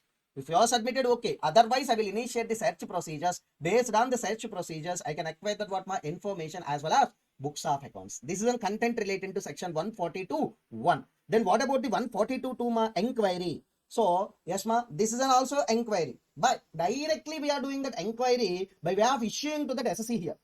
Here, that means we are doing that ESMA inquiry procedure for whom by assessing officer with whom SSC. But 142 is nothing but ESMA collection of information from any source. That means we are acquiring that information from the third party. We are acquiring that information from the third party. For the purpose of obtaining that full information in respect of that income of any person, we are conducting that inquiry under section 142(2). If you are conducting the direct inquiry to the SSC, that is in 142(1), for this 142(1), you have to issue the notice. 142(2) is nothing but acquiring that information from any other source, that is an indirect related inquiry. Are you clear, up to now? This is only the section 142 subsection 1 as well as 142 subsection 2. Are you clear, up to now? Next, we want to discuss the section 142(2A2), 142(T), 142(2D), special audit as well as inventory valuation. There is an amendment in the Finance Act 2023, sir. Special audit as well as inventory valuation 142(2A to 2D. So this audit only called as an audit by department. So some cases you can get the theory question as and write a short notes on audit by department also. They can give you what is the section number 142(2A to 2D contains the special audit as well as inventory valuation. Are you clear, up to now? Yes. Example. If you are taking that one big entity like Reliance, etc., so voluminous of the transactions are there. So if the Reliance like that, they are conducted the tax audit or whatever it may be, if they have filed the return of income, always assessing officer having the doubt about the books of accounts.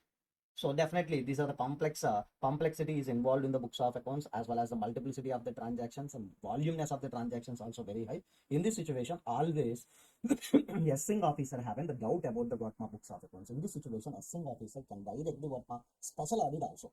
So what is that? Yes, I will tell you. So assessing officer, you said assessing officer. Okay, assessing officer will give you the direction towards the SSC. So suppose in our example, SSC is in Reliance. Yes.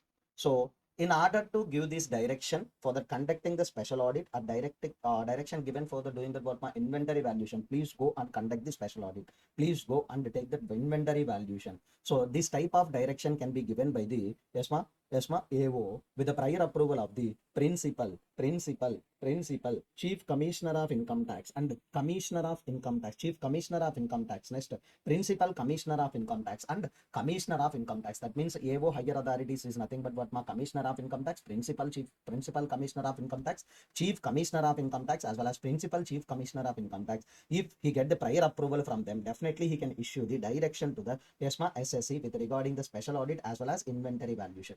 Before giving this direction, you must give an opportunity of being heard. This is a 5-mark question. Before giving the direction, definitely you have to provide the reasonable opportunity of being heard to that SSE. Yes, next. In the hands of an SSE, already tax audit done, already any other audit done. Even though any other audits are done, also special audit and inventory valuation, if order isn't given by the AO, this isn't mandatory. Even though you are conducted the tax audit, even though you are conducted the company audits or any other statutory audits, that's okay. But if any order given by the assessing officer with regarding the special audit as well as inventory valuation, this isn't what mandatory. So can you tell me who can be conducted the special audit CA? Who can conduct the inventory valuation CMA? So these are the persons are nominated by the, these all the persons are nominated by the Principal Chief Commissioner of Income Tax, Chief Commissioner of Income Tax, Principal Commissioner of Income Tax as well as Commissioner of Income Tax. So in this situation, okay, special audit conducted by the CA, inventory valuation done by the CMA, this remuneration isn't paid by whom? Central government. Please make an observation because of these, yes Reliance company, they are thinking the revenue can be leakage. So that means they are avoiding some amount of tax, they are evaded some amount of tax. Because of that, whose revenue is leaked here? Central government revenue only leaked here. That's why they are only directing for the special audit. Yes, but direction is given by the AO. In this situation, indirectly, the special audit isn't giving the benefit to the central government only. So that's why central government only needs to pay the remuneration to the, yes, who are conducted the special audit, who are conducted the inventory valuation. So next, very, very important, what are the circumstances are leads to the special audit as well as inventory valuation? What are the circumstances are leads to that special audit as well as inventory valuation? Please make an observation, if any complexity in the books of accounts, if any voluminous of books of accounts, doubts about the correctness of books of account, multiplicity of transaction, specialized nature of business entity like e-commerce transactions, etc. So in the interest of revenue, because of these things, definitely AO will give the direction for the special audit with the prior approval of higher authorities and after providing the reasonable opportunity of being heard to the SSE. Then only you can conduct the special audit. Are you clear, Yes. So okay, after conducting the special audit as well as inventory valuation, okay, special audit done as well as inventory valuation also done by the CMA. Yes, can you tell me within what time we have to submit this report, within the what time we have to submit the special audit report as well as inventory valuation report, Yes, has to submit the time allowed by the AO. Whatever the time is allowed by the AO, within that time we want to complete the special audit as well as inventory valuation we have to submit. The time limit can be extended by, please remember, the time limit can be extended by original plus extension shall not exceed how many days, 180 days. That means original they are given the 90 days, and another 90 days they can give you as an extension. Total it should not exceed that 180 days. This 180 days period shall be counted from, can you tell me, this 180 days period shall be counted from the date of direction of special audit as well as inventory valuation. So AO is given the direction, from that date we have to calculate the 180 days. Can you tell me, first of all, can you tell me who needs to submit to whom? So simply after completion of special audit CA, after completion of inventory valuation CMA, that report shall be submitted to the SSE. SSE needs to submit to the whom? Assessing officer. The cost accountant as well as CA, yes they need to submit the special audit report as well as inventory reports in the form number 6B to that SSE. We want to submit the report to that SSE. SSE needs to submit that all the things to that whom? Assessing officer, because the direction given by the whom? Assessing officer only. Yes, ma'am. Previous Finance Act, we have an only special audit. Right now, they are added the inventory valuation. Please make an observation. Okay. If any SSE fails to get the special audit as well as inventory valuation, sir, without doing these things, I have many doubts about your books of accounts, many doubts about your inventory. So I'm giving the direction for that special audit as well as inventory valuation. If you are conducted, okay, that report I can use for my assessment purpose. If you are not doing that things, definitely there is only one chance for me. I can do that my best judgment assessment. I think in this chapter, you know already one point. If you are, not submitted the, return of income after receiving the 142.1 notice, after receiving the 142.1 notice, if you are not submitted the return of income, I will start the best judgment assessment. Here also, if I am given the special audit direction, if you are not following the special audit directions or inventory valuation directly, I will go with the best judgment assessment. Are you clear, Yes. Next, we need to start with the section 143.3, just a normal provision. No need to remember also, but I want to tell you. Yes. Sir, I already conducted the inquiry. What is that, 142.1, 142.1 as well as 142.2. Yes, 142.1 as well as 142. That means 142.2 means nothing but we are acquiring that information from the third party. On 142.2a, that is a special audit as well as inventory valuation. Whatever that information you are acquired under these two sections, Whatever that information acquired under these two sections, can you tell me? 142.2 is nothing but what ma? Obtaining that information from any other source. 142.2a is nothing but what ma? Special audit as well as inventory valuation. With respect to these two things, you are getting some information. That information you want to use for the purpose of what ma? Assessment.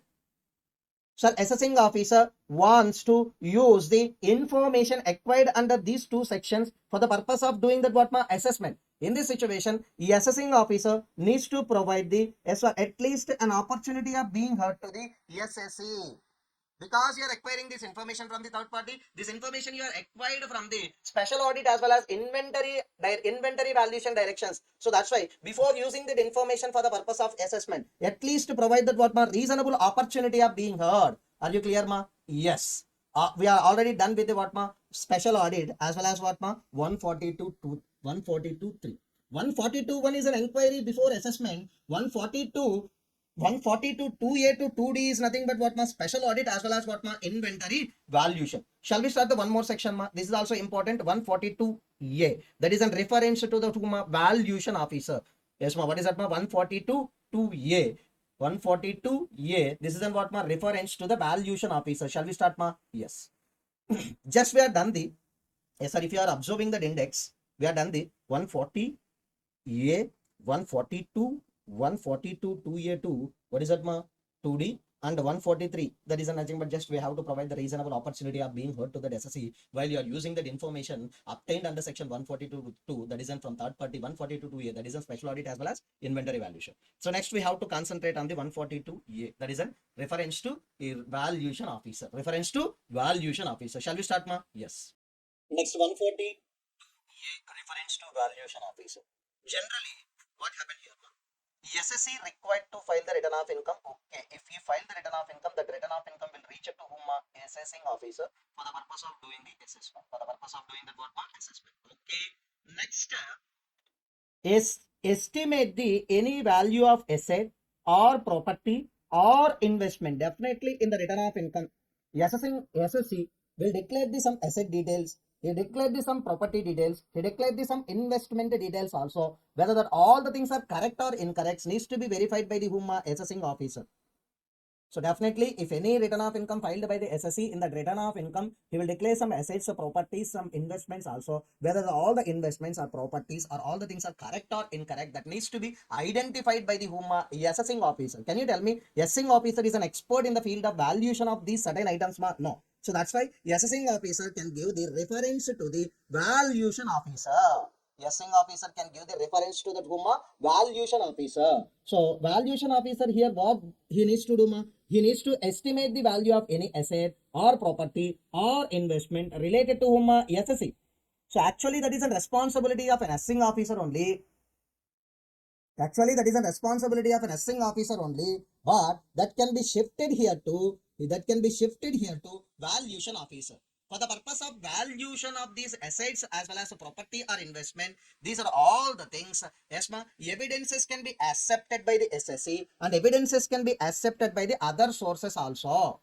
So that means for the purpose of valuing any asset or property or investment, we need to do that valuation and for the purpose of valuation, we can accept some evidences and proofs from the SSE as well as any other sources also. But here, after providing a reasonable opportunity of being heard to the SSE, so here, valuation officer can do the valuation after providing the reasonable opportunity of being heard to the SSE. Because your property, I am doing that what my valuation. So that's why at least you should provide the reasonable opportunity of being heard while you are accepting the evidences from the what ma any other sources. So if you are getting that evidences from the SSE, that's okay. If you are accepting the evidences from the third party and based on the third party evidences, you are doing the valuation, please provide at least reasonable opportunity of being heard. If an SSE is not cooperated with the directions of the valuation officer, that means if you are not cooperated means you are not submitted any evidences. In this situation, how valuation officer can complete the valuation ma? Based on best of his judgment, he can complete the what ma? Valuation. Based on best of his judgment, he can complete the what ma? Valuation also. Next, after completion of the valuation by the valuation officer, he should submit the valuation report to whom? SSE and assessing officer within 6 months from the within 6 months from the end of the month in which the reference was made. Can you tell me? Definitely there is a certain time limit for submitting the valuation report by the valuation officer because assessing officer also having certain time limits to complete the assessment. So that's why we are putting the restriction to whom valuation officer also. Valuation officer should submit the valuation report. Can you tell me what ma? Within 6 months from the end of the month in which the reference was made. Example, previous year and assessment year ma, the reference given by the reference given by the assessing officer to the valuation officer on this date only from this month end. Can you tell me what is it from month end ma? 30th 11 2024. Within 6 months. Can you tell me within 6 months we have to get the report from the valuation officer. Can you tell me? Valuation report can be submitted by the valuation officer to the assessing officer as well as SSA within 6 months from the end of the month in which the reference was made by the assessing officer. Next, whatever the valuation report content is there, yes ma, that can be used by the assessing officer for the purpose of assessment after providing the reasonable opportunity of being heard to the SSE. That means definitely we are valuing the some assets or any property or investment. That valuation is done by the valuation officer. That contents are contained in that what that contents are presented in the valuation report. That valuation report content we want to use in our assessment. So that's why first of all, please provide an at least a reasonable opportunity of being heard to that SSE before using that content for the purpose of what ma? Before using that content for the purpose of what ma? Assessment. Are you clear ma up to now? This is only the valuation reference to that valuation officer section 142. Yeah, clear?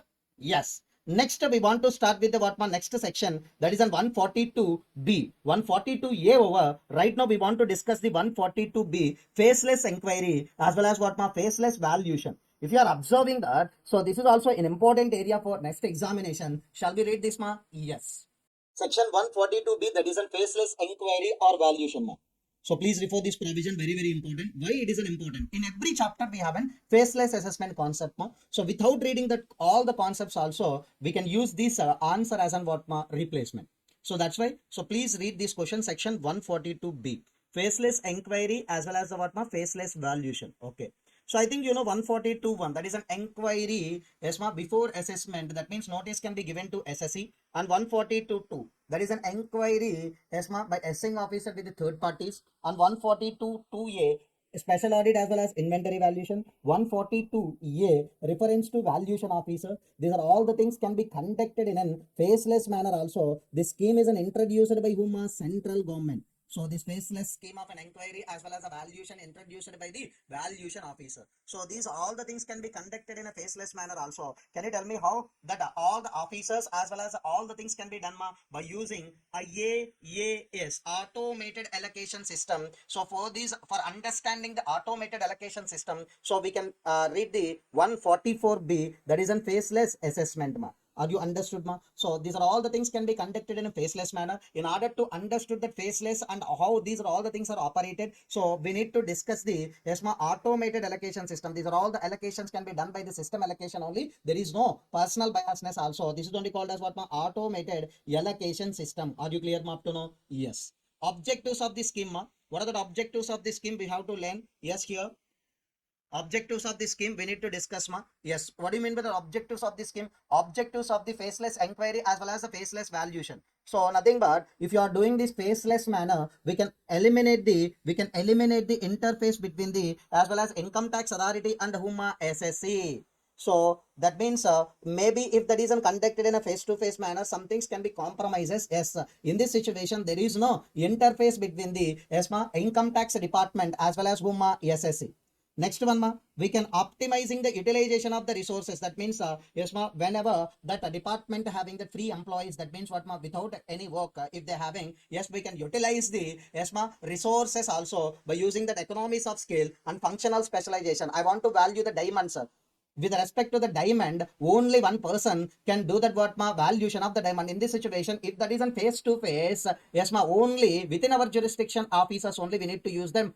We need to use for that work. If this is a faceless, we can use the work of what ma any person in any way at any time, that by using that what ma by using that what ma faceless. Next, introducing that what ma team based sending of notices. That means what ma on behalf of the department, only one person can send the what ma notices. That is only National E-Assessment Center ma. I will tell you after some time. This is a dynamic jurisdiction. That means what ma anytime you can change the direction, the jurisdiction, etc. So please make an observation by you. These three keywords you have to remember ma. So in every chapter, we have a faceless concept. In that chapter, we need to use this terminology. What is that? Objectives of the faceless assessment or faceless valuation, faceless inquiry, faceless appeals, or all the things also. These are the only the three objectives we have. What are the three objectives, ma? Please refer. Eliminating the interface between the SSC as well as department, optimizing utilization of the resources by using the economies of scale as well as the functional specialization, and introducing the team-based sending of the notices. Introducing the what, ma? Team-based sending of these notices. Can you tell me? Yes, we have a faceless inquiry as well as a faceless valuation also that we have to learn by using that what, ma? Section 142B. Yes, ma. If anything is in your exam paper having faceless assessment concept or faceless inquiry or faceless things, definitely you have to write the automated allocation system. What is that, ma? AAS. That is what, ma? Automated allocation system. Are you clear, ma, up to now? Yes. So after completion of these things, we have to know about the 143.1. 143.1. Can you tell me what is that 143.1, ma? Processing of a return. Yes, ma. Intimation and summary assessment. Shall we start the 143.1, ma? Yes. So if you are observing our content, can you tell me if you are observing our content? Already we are done with the what, ma? Already we are done with the what, ma? 142A also. And 142B also done. Reference to the valuation officer done, faceless inquiry and valuation done. Right now we have to discuss the processing of a return. We have to discuss the what, ma? Processing of a return, intimation, summary assessment. Shall we start, ma? Yes. Next concept, what is that, ma? Processing of a return, intimation, summary assessment. So in an examination, we can get the question in the form of processing of a return or intimation or summary assessment, ma. Just listen carefully. So every return during that assessment year, I think the last assessment year, nearly 7.5 crores returns are filed by the SSCs, ma. Every return, that means all the returns, whatever the return filed by the SSC, all the returns shall be processed under section 143 subsection 1. That means first stage of verification is nothing but under section 143 subsection 1. Sir, can you tell me this is a manual verification or computerized? This is a computerized preliminary verification. Computerized preliminary assessment. Next, while processing the return of income under section 143 subsection 1, these are all the adjustments can be made by the assessing officer. While doing that what, ma? Preliminary assessment, or while doing that what, ma? Processing of a return under section 143.1, these are all are the adjustments can made by the assessing officer. Can you tell me what are the adjustments can made by the assessing officer to the return of income of first one? All the arithmetical errors, if your calculation mistakes are that means some, as well as ESMA minus, as well as the multiplication, dividing, or any arithmetical errors if you are done, that all the things can be ESMA adjusted by the assessing officer. Next, if you are claiming that any incorrect claim, that means you haven't deduction only for how much amount, ma? Yes, 1,50,000, but you are taken the deduction exceeding the limit, or for the deduction you are not submitted the information, you are taken that 80U deduction, ma, but you are not submitted the medical certificate. Next, items are inconsistent with the other entry. That means if any item is an inconsistent, that all the things can be adjusted by the assessing officer while doing the processing under section 143 subsection 1. Disallowance of what, ma? Loss claim. So I think, if you want to claim the loss, if you want to carry forward the loss to the next assessment years, I think, you have to file the loss return. That loss return also needs to be filed before the due date with respect of the some losses, ma. So here you are filed the loss return after the due date for the loss in the loss incurred year. That means, okay, last year we haven't business loss, ma. We are not filed the loss return before the due date. In this situation, can you tell me, can you set off the loss, ma? No. The disallowance of loss claim. These are all the things also can be adjusted by the assessing officer. Next, disallowances of expenses. Disallowances of what, ma? Expenses, and a loss increasing the income. Disallowance of what, ma? Expenses, and increasing the income. So how we can do these things, ma? These are all the things are indicated in the audit report but not reflected in the return of income. That means in tax audit report, these expenses are given as an what, ma? Disallowance, and because of the some incomes are not indicated in the return of income. Yes, these are all the things based on the tax audit report also. Assessing officer can do this adjustment, ma.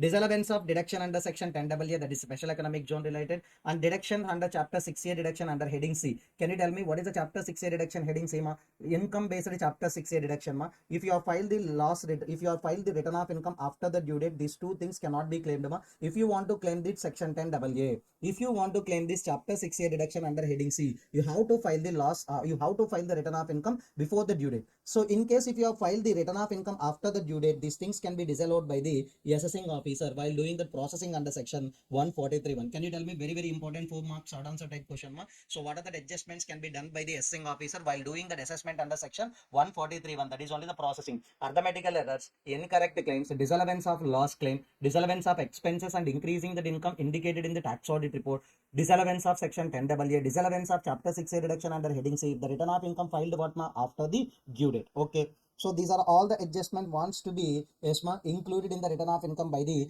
assessing officer. So in this situation, assessing officer, assessing officer, before making all these adjustments, just we have to give that intimation to the SSC. These are all the proposed adjustments we want to make. So this type of an intimation needs to be given by the assessing officer to the SSC in written form or in electronic form. That means we are giving the just intimation to the SSC. These are all adjustments we are going to make to your return of income. Yes, in this situation, can you tell me within how many days SSC needs to give the response? Within 30 days, SSC needs to give the response. Okay.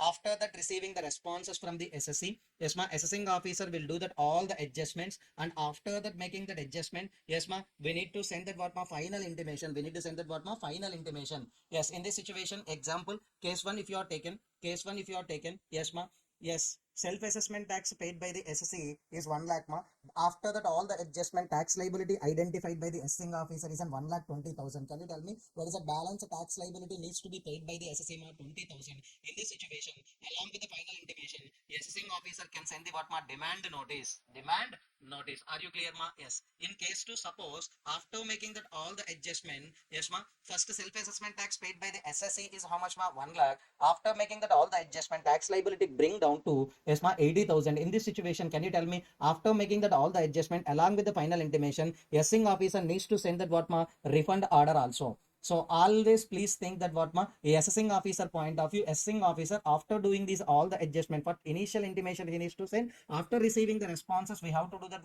all the adjustment, and after that we have to send that final intimation.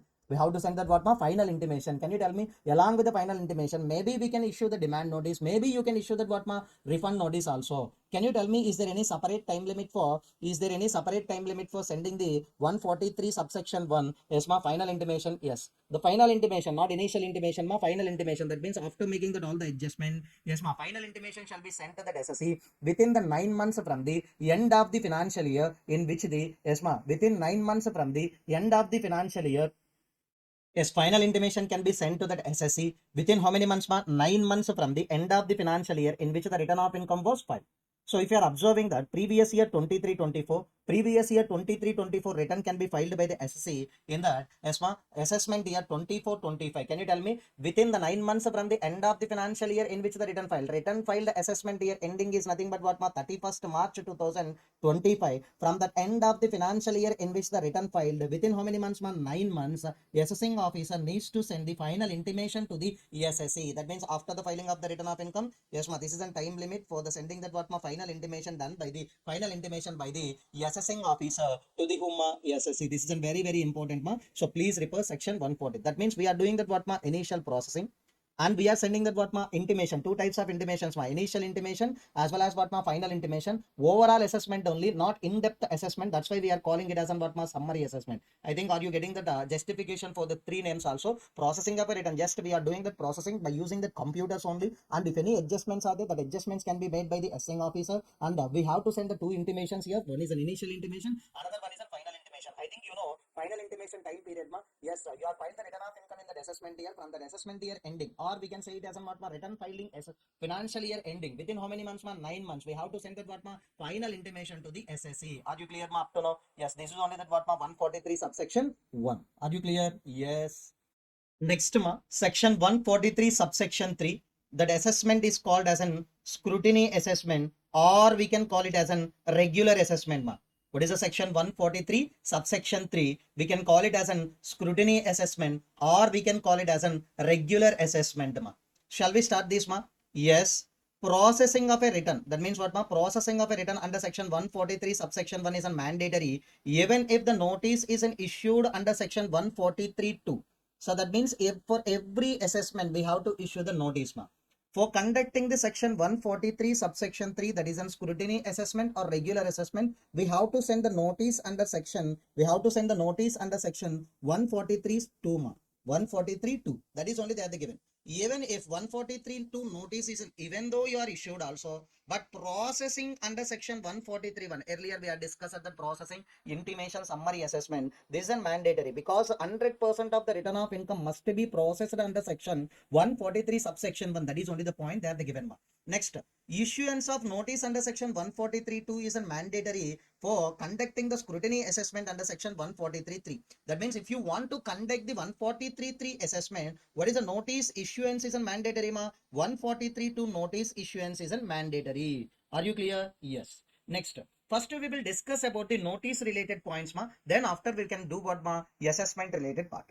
Notice for scrutiny assessment can be sent by using the section 143(2). Who can send the notice ma? AO. Here AO can send the notice to the SSE. So definitely there is a time limit for sending of the notice under section 143(2) ma. What is the time limit? Yes, the notice can be sent within the time. Notice can be sent within the 3 months from the end of the financial year in which the return of income filed. So normally, okay, indirectly we can say, sir, return of income filing year is called as an assessment year only, or return file year, that isn't just one financial year. From that year ending, within how many months you can send the notice ma? You means AO can send the notice ma within 3 months. Suppose you can observe previous year 23-24, what is that assessment year ma? 24-25. In that year, just we filed the return of income. From that year end, can you tell me what is that year end ma? 31st March 2025. From that year end, within how many months ma? Within 3 months, yes, AO can send the notice for the scrutiny assessment under section 143(2) for the purpose of conducting the scrutiny assessment under section 143(3).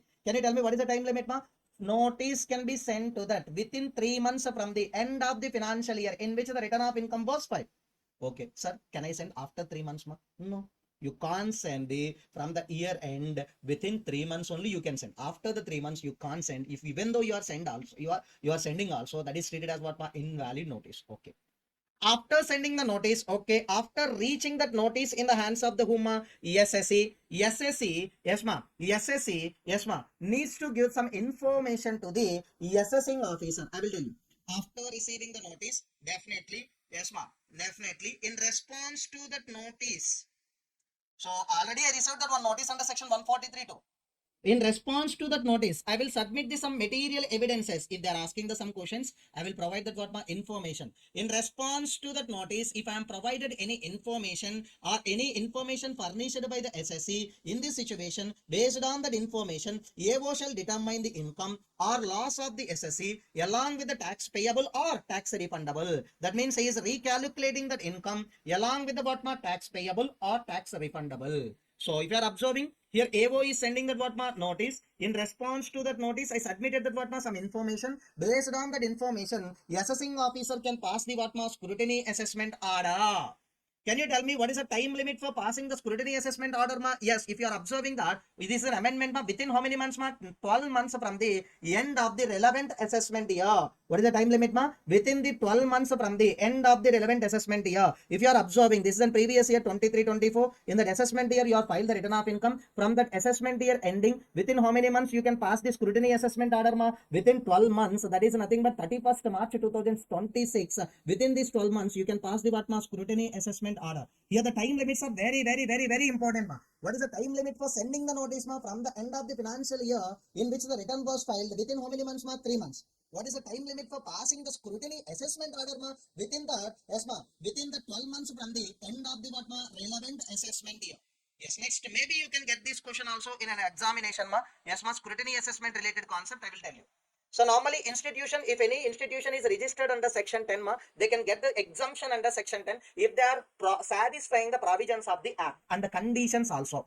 But that institution is contravening the what ma provisions of the act. Can they get the exemption? No, no, no. If they are satisfying the provisions, if they are satisfying the conditions, then only they can get the exemption. But this institution filed the return of income under section 139 subsection 1 within the due date and they are claimed that exemption under section 10. They can claim, no. Why? Because that is in contravening the provisions of the act. You are not satisfying the provisions of the act and you are not satisfying the what conditions imposed under this act also, but you are filed the return of income, you are taken that exemption also. In this situation, while doing the scrutiny assessment, assessing officer will pass this information to the central government or higher authorities. Sir, Okay, I absorb some contraventions, sir. I'm always intimating these contraventions to the central government. Central government is giving the approval for withdrawal of what my exemption of section 10. Based on this approval of that, yes, my approval from the central government, I can pass the scrutiny assessment order by way of cancelling the exemption under section 10. I don't have any right to cancel the exemption on my own intentions, ma. I need to get a permission from the central government as well as higher authorities. Based on the central government or higher authorities order, I can cancel the I can cancel the section 10 exemptions. Based on that, I can pass the scrutiny assessment order to the SSC. That is nothing but institution under section 10. This is an important question, you can expect also. If any institution already registered under section 10, if they want to get that exemption under section 10, definitely they have to satisfy the many provisions, but they are contravening that all the provisions, and along with that they are filed the return of income with the claiming of exemption. They are already taken the exemption. I want to cancel that exemption because an assessing officer identified all the contraventions. He want to cancel that exemption. Can he do on his own intentions? No. He needs to submit that all the proofs to the central government. Central government only can give that approval for withdrawal. Based on that approval only, we can cancel the all the exemptions under section 10. After that only we can pass the scrutiny assessment order to the SSC. Are you clear, ma? This is only the section 143.3. Yes, ma, scrutiny assessment. We have another name for the scrutiny assessment. What is that, ma? Regular assessment. Yep, even though you are going for the regular assessment, but processing under section 143.1 is what, ma? Mandatory. Are you clear? Yes. Next section 144, that is a best judgment assessment, ma. What is that? Best judgment assessment. This is also one type of an assessment procedures can be followed by the assessing officer. Yes, in which circumstances assessing officer will go with the best judgment assessment. That is also short answer type questions, ma. Please remember. Yes, the assessing officer shall make an assessment by using that what, ma? Best of his judgment and knowledge. Best of his judgment and his knowledge in the following cases. Can you tell me what is that, ma? The assessing officer shall make that assessment by using the judgment as well as his decision making and knowledge in the following cases, not in all cases. In the following cases only he can do that what, ma? Best judgment assessment. What is the first case, ma? If you are failure to furnish the return of income under section 139.1, 139.4, 139.5, 139.8a, that is what, ma? Updated return. If you are failure to comply with the notice under section 142.1, that means I am sending the notice. That means assessing officer is sending a notice under section 142 subsection 1 with regarding the what, furnishment of the return of income, but you are not furnished the what, return of income. Next, failure to comply with the directions issued by the AO under 142.2a, that is a special audit directions as well as inventory audit related. That means inventory valuation related directions you are not followed in this case also. Next, the failure to comply with the notices issued under section 143.2. That means I am issuing the notice under section 143.2 for scrutiny assessment. You are not giving the response to that notice also. In all the cases, directly AO can start the best judgment assessment under section 144. But here, yes, always for starting that assessment, we have to send the notice. Here, for section 144, we have to send the notice under section 144. That is only show cause notice. Show me the cause. Why we should not start the best judgment assessment against you? Show me the reason for not starting the best judgment assessment. I want to start the best judgment assessment because you are defaulting that these 4 things. That's why I want to start. Okay. If you have any objection, please show me the cause. Are you clear? Yes. Can you tell me, show cause notice along with that opportunity of being heard can be issued in the first case, third case, and last case, but not in this case, ma? What is the reason behind this, ma? The reason behind this, you are not filed the return of income. Once again, I am giving the chance to file the return of income by way of sending the 142.1 notice. Here also, you are not giving the response. That's why, yes, ma, no need to send the show cause notice. Directly, best judgment assessment we can start. Directly, we can start the what, ma? Best judgment assessment. Are you clear with this, ma? Yes. So, first case, third case, and fourth case only we can issue the show cause notice. Along with that, reasonable opportunity of being heard. Yes, ma. There is no case, ma. That means directly we can start the best judgment assessment, discretionary best judgment assessment in the following 3 cases, ma. First one, assessing officer is not satisfied about the, yes, ma, completeness of books of accounts and correctness of books of accounts maintained by the SSC, and correct method of accounting is not followed by the SSC. Correct method of accounting, that means every head of income needs to follow some method of accounting, but here you are not follow the correct method of accounting, and the income computation disclosure standards also not followed by the SSC. So in all the cases, directly AO shall start the discretionary best judgment. That means means without getting that any permission, without giving that any notices, directly we can start the best judgment assessment. Then what is the time limit for completing the best judgment assessment? Ma? Same time limits as section 143(3). Ma. Scrutiny assessment having the same time limit in 144 also. What is the time limit? Ma? 12 months from the end of the relevant assessment year. From the end of the relevant assessment year, can you tell me how many months? Ma? 12 months. So that means if you have filed the return of income in that assessment year, from that assessment year ending to how many months? 12 months. You should complete the best judgment assessment. You need to pass the best judgment assessment order also. You need to pass the what? Best judgment assessment order also. So can you tell me totally in 7 cases we can start the what? Best judgment assessment. First 3 cases are what?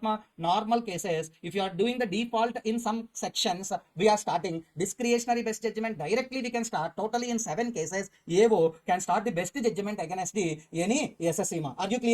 Yes. Next section 144A. What is that 144A? Ma? Power of joint commissioner to issue the direction. In this section, joint commissioner is hero, sir. Joint commissioner having one power. He can issue the one direction. Okay. Before going to the section, I want to give you the clarity, ma. Okay. Joint commissioner of income tax. Below, can you tell me who are the persons are there, ma? Yes. Below the joint commissioner, we have a deputy commissioner as well as assistant commissioner of income tax as well as income tax officer. These persons are acting as an assessing officer. That means simply they are doing the assessment procedures related. So they are doing the assessment procedures. Okay. So can you tell me, yes, while doing that 142(1), that means what? Inquiry, 143(1) processing, 143(3) scrutiny, 144 that is a best judgment, 147 in future we will discuss. There is an income escapement assessment procedures. If any assessment procedures are done by the assessing officer, always he wants to get some information from the information from the some cases SSE, or in some cases other person. From other person we want to acquire the information. In this situation, assessing officer needs to acquire the information for the purpose of completing the assessment. In this situation, that is not an easy task, sir. Acquiring that information from the SSE or any other person for the purpose of completing that assessment, that is not an easy task. In this situation, for the assessing officer who are giving the help, joint commissioner on his own motion, that means on suo motu basis, or if any application made by the assessing officer, or if any application made by SSE also. Yes, ma? By application made by the SSE also. Own motion or application made by the SSE, application made by the assessing officer. Joint commissioner can call and examine the information for the purpose of an assessment if isn't any pending assessment. That means if any pending assessment is there with respect to that assessment, assessing officer wants to get information. In this situation, assessing officer is not getting the information for the purpose of making the assessment. Who are giving the order here? Joint commissioner is giving the help to his subordinate. Joint commissioner is giving the help to his subordinate for the purpose of completing that assessment by way of issuing the one direction. What is the direction, ma? Yes, we can call and examine any record with respect to that which proceeding isn't pending. Yes, before the giving this order, definitely we can provide the reasonable opportunity of being heard to the SSE. Yes, here I will tell you, it is necessary to issue the direction. Joint commissioner may issue the direction to the ground of AO, enabling them to complete the assessment. If I am giving this direction, then only AO can complete the assessment in a smooth manner. That's why definitely always the joint commissioner can issue the direction by way of section 144A power. By using the section 144A power, he can issue that what directions to the SSEs. Sir, here please make an observation. These 3 persons can. So many persons having the doubt, sir, why the SSE can make an application. In some cases, assessing officer is not accepting the information. In some cases, if any assessing officer is not accepting the such information, so in this situation, you can make an application and you can submit the information to the assessing officer by issuing the order under section 144C. That means if any joint commissioner is passing the order, in this, I will add some information because in earlier, AO is not accepted such information. Are you clear, ma? Yes. Next step. So based on the joint commissioner order, the joint commissioner order helps in the assessment completion. That means, can you tell me example of AO? In this example, I want to take the ITO is an AO. AO is passing the assessment order after completion of an assessment. After completion of an assessment, who is passing that order? AO is passing the order. So I am not agreed with the AO order. Can I make an appeal with the higher authorities? Yes. I think Joint Commissioner of Income Tax, Commissioner of Income Tax, IT, High Court, Supreme Court, you have an appellate authorities. Yes, you can make an appeal with the appellate authority. But if any joint commissioner is passing the order What is a joint commissioner is passing the order, ma? Please submit that information with the yes, ma, assessing officer. That order cannot be appealable. If any joint commissioner is passing the order, that is in final. You have to submit that information without making any nonsense. But after by using this information, by using this order, yes, definitely who can get the information? Ma, assessing officer can get the information. After using that information, assessing officer is passing the assessment. That assessment is not interested with the that assessment is not interested by the yes or SSC. SSC can make an appeal with the Huma higher authority. If that assessment order is not accepted by the SSC, yes, you have a chance. He can make an appeal with the Huma higher authority. This is only section 144 here. Please remember, you can get this question in the next examination. Definitely, this is an important. In this section, only Joint Commissioner of Income Tax having the power. He can issue the direction. What is the main agenda? He wants to give the support to his subordinate. Can you tell me who is a subordinate to the Joint Commissioner of Income Tax? Deputy Commissioner of Income Tax, Assistant Commissioner of Income Tax, ITO. They are an assessing officer. While conducting the assessment, they are unable to get the information from the SSC. In this situation, definitely we can give the order for submitting the information. Based on this order, definitely all the persons needs to submit that information to the SSC. Are you clear, ma? Yes. If you are observing that, how many contents we have done in this chapter till now? Yes, you can verify the first page of this chapter. Yes, 143.1 processing of a return also done, intimation summary also done, 143.3 scrutiny assessment and regular assessment done, best judgment assessment done, and the section 144A power of joint commissioner to issue the directions also over. 144A is on over. Next section we have to start the 144B, that is in what, ma? Faceless assessment. Important. Shall we start, ma? Faceless assessment. Are you clear? Yes. Yes, next section in our discussion, that is on what, ma? 144B, faceless assessment. Can you tell me what is the name, ma? Faceless assessment. Okay. First of all, before that many years, we have an only face-to-face assessment. That means if you are going to that assessing officer place, they will conduct the assessment, ma. That is only face-to-face assessment. Right now, we have a faceless assessment. Can you tell me what are the reasons behind, two main reasons behind the starting the faceless assessment, ma? Because in order to reduce that interaction between the SSC as well as the AO, what happen if there is an interaction, ma? So they are taking that bribe, so they are encouraging that what, ma? Illegal things. In this situation, the objectivity of the government or department is compromised. That's why we want to reduce that interaction between the SSC as well as assessing officer. And one more reason is also COVID. Because of the two reasons, we haven't what, ma? Because of the two reasons, we haven't what, ma? Faceless assessment. So I want to give you the overall picture of the faceless assessment in the single diagram, ma. Just check it out. Okay. Suppose Mr. X is there. Suppose Mr. X is there. He's located in Vijayawada. He filed the return of income. That return of income is selected for the faceless assessment, ma. Okay. Selected for the what, ma? Faceless assessment. For the purpose of conducting the faceless assessment, we have a National E-Assessment Center. What is that? National E-Assessment Center. The National E-Assessment Center, that is an E means Electronic Assessment Center, that is located in New Delhi. That is located in New Delhi. Can you tell me every assessment should start with the section notice only? Notice only. Okay. In this also, that notice can be sent by the NEC to the Mr. X.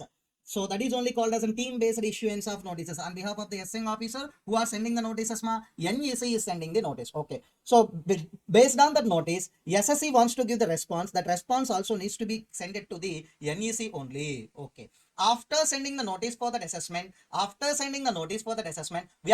getting the response from the SSC. Yes, in this situation, we want to allocate this file to the any regional e-assessment center. Please make an observation, ma. We have an regional e-assessment center. Yes, ma. One Hyderabad, one Chennai, one New Delhi. Yes, ma. Many places we have a regional e-assessment center. Nearly 28, and counting is still going on.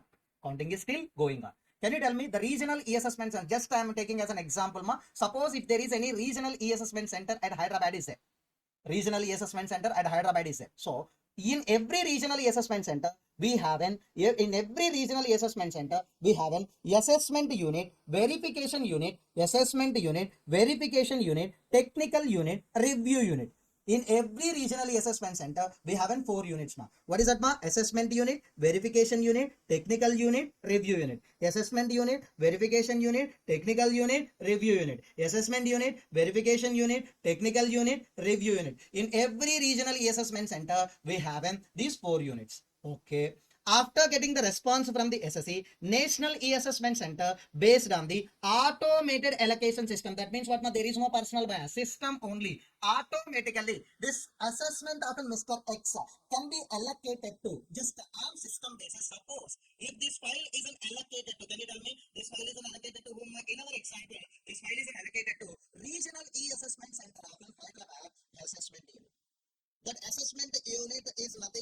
to conduct the assessment of Mr. X. So how they are allocating based on the automated allocation system. System suggesting that this assessment unit of an regional assessment center Hyderabad, for that only we are sending this file. Okay. While doing that assessment unit wants to get some information from the SSE. In this situation, we are going to make the request with the whom directly SSE or NEC. NEC only. NEC will ask with the SSE. SSE will submit the information to the NEC. NEC will submit the information to the EAU. That means, can you tell me who is a mediator in between the assessing officer and ESMA SSE? NEC only is acting as a mediator here. Are you clear up to now? Yes. Okay. Are you clear up to now? Okay. Next point. So just I want to give you the total points, but then after we will come back. So National E-Assessment Center, that is a centralized one located at New Delhi. So regional E-Assessment Centers we have in first one. Assessment unit will do that assessment function. Verification unit can do verification function. Technical unit can do technical assistant, and a review unit can do review of draft orders they can do. That means the finally what is that review of draft orders after the passing that any assessment order or draft order that can be reviewed by the review unit. Okay. So NEC will show the notices under section 143.2 or so cause notice. Can you tell me 143.2 is for the purpose of 143.3 scrutiny or regular assessment. So cause notice for the purpose of 144 best judgment assessment. Okay. So NEC after sending the notice, NEC will assign in this case to any AU. So in our example, in any AU, in any REC, can you tell me in our example, this file is allocated to Hyderabad Regional E-Assessment Center Assessment Unit by using the automated allocation system only. So next, AU ESMA assessment unit wants to get some information here. We want to make a request to the NEC for obtaining any information or evidences from the SSE or any other person. Suppose so company related assessment we are doing. We want to get an information from the company as well as directors also. That's why any other person also. NEC will issue the notice to that any other person or SSE ESMA for submission of information. For submission of information. So first of all, if AU wants to get information, AU will request with the NEC. NEC will request the SSE or any other person. They are submitting their information. From that, NEC will submit that information to AU. Okay. Next, if you want to conduct any enquiries as well as verification things. While doing that assessment, you want to do some enquiries or verification things also. That can be conducted by the verification unit. I think you know, verification unit. Can you tell me at the time of conducting the assessment or at the time of conducting the assessment, okay, we want to do the verification or enquiry. So that can be done by the any regional assessment center verification unit. This is also can be allocated by using the automated allocation system only. So randomly, Hyderabad Regional Assessment Center verification unit can do, yes. So we can't say randomly whatever that regional assessment center related verification unit is selected, that is only can be done the verification function. That means enquiry and verification. Can you tell me NEC will assign any VU through that automated allocation system? Randomly, yes, Hyderabad regional assessment center also can get the work. So after that, technical assistant like that valuation or any reference to the valuation officer, anything also technical assistant work can be done by the technical unit. Can you tell me this technical unit selected by the automated allocation system only, through the automated allocation system only. After getting that all the material evidences, can you tell me AU will make the draft order under section 143.3 144. That means we are started that assessment under section 144B in a faceless manner for the purpose of 143.3 scrutiny as well as 144 best judgment assessment only. After making that all the material evidences related verification, a assessment unit can pass the draft order. So here you have to check the one thing, very very important. Yes, NEC will provide the reasonable opportunity of being heard to that SSE. In which case, yes, I will tell you what is it. Variation in the draft order is harmful to that SSE.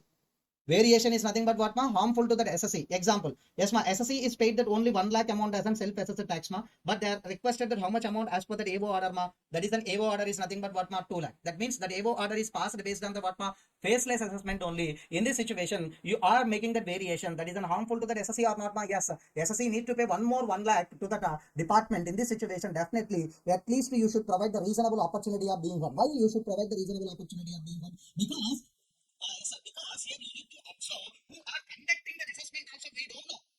Who are conducting the assessment also we don't know. So that's why after preparing the draft order, if anything is a variation is harmful to the SSE, please provide at least one reasonable opportunity of being heard to the SSE. After that, as the draft order will reach it to that review unit, last stage in that verification or last stage in that faceless assessment. What is that review unit? The review unit also selected by using that automated allocation. So after that, NEC will finalize the draft order and send a copy of the final order along with the demand notice as well as a refund notice to the SSE. Demand notice and a refund notice along with the SSE. So that means after the draft order, is nothing but is harmful to the SSE, we need to provide an what more reasonable opportunity of being heard. Next, after that finalizing the order, we are sending directly. Who can send the directly, ma? NEC only can send the directly. No, yes, ma. Regionally assessment center, there is no right to send the directly assessment order to the SSE, ma. Who can send the notice, ma?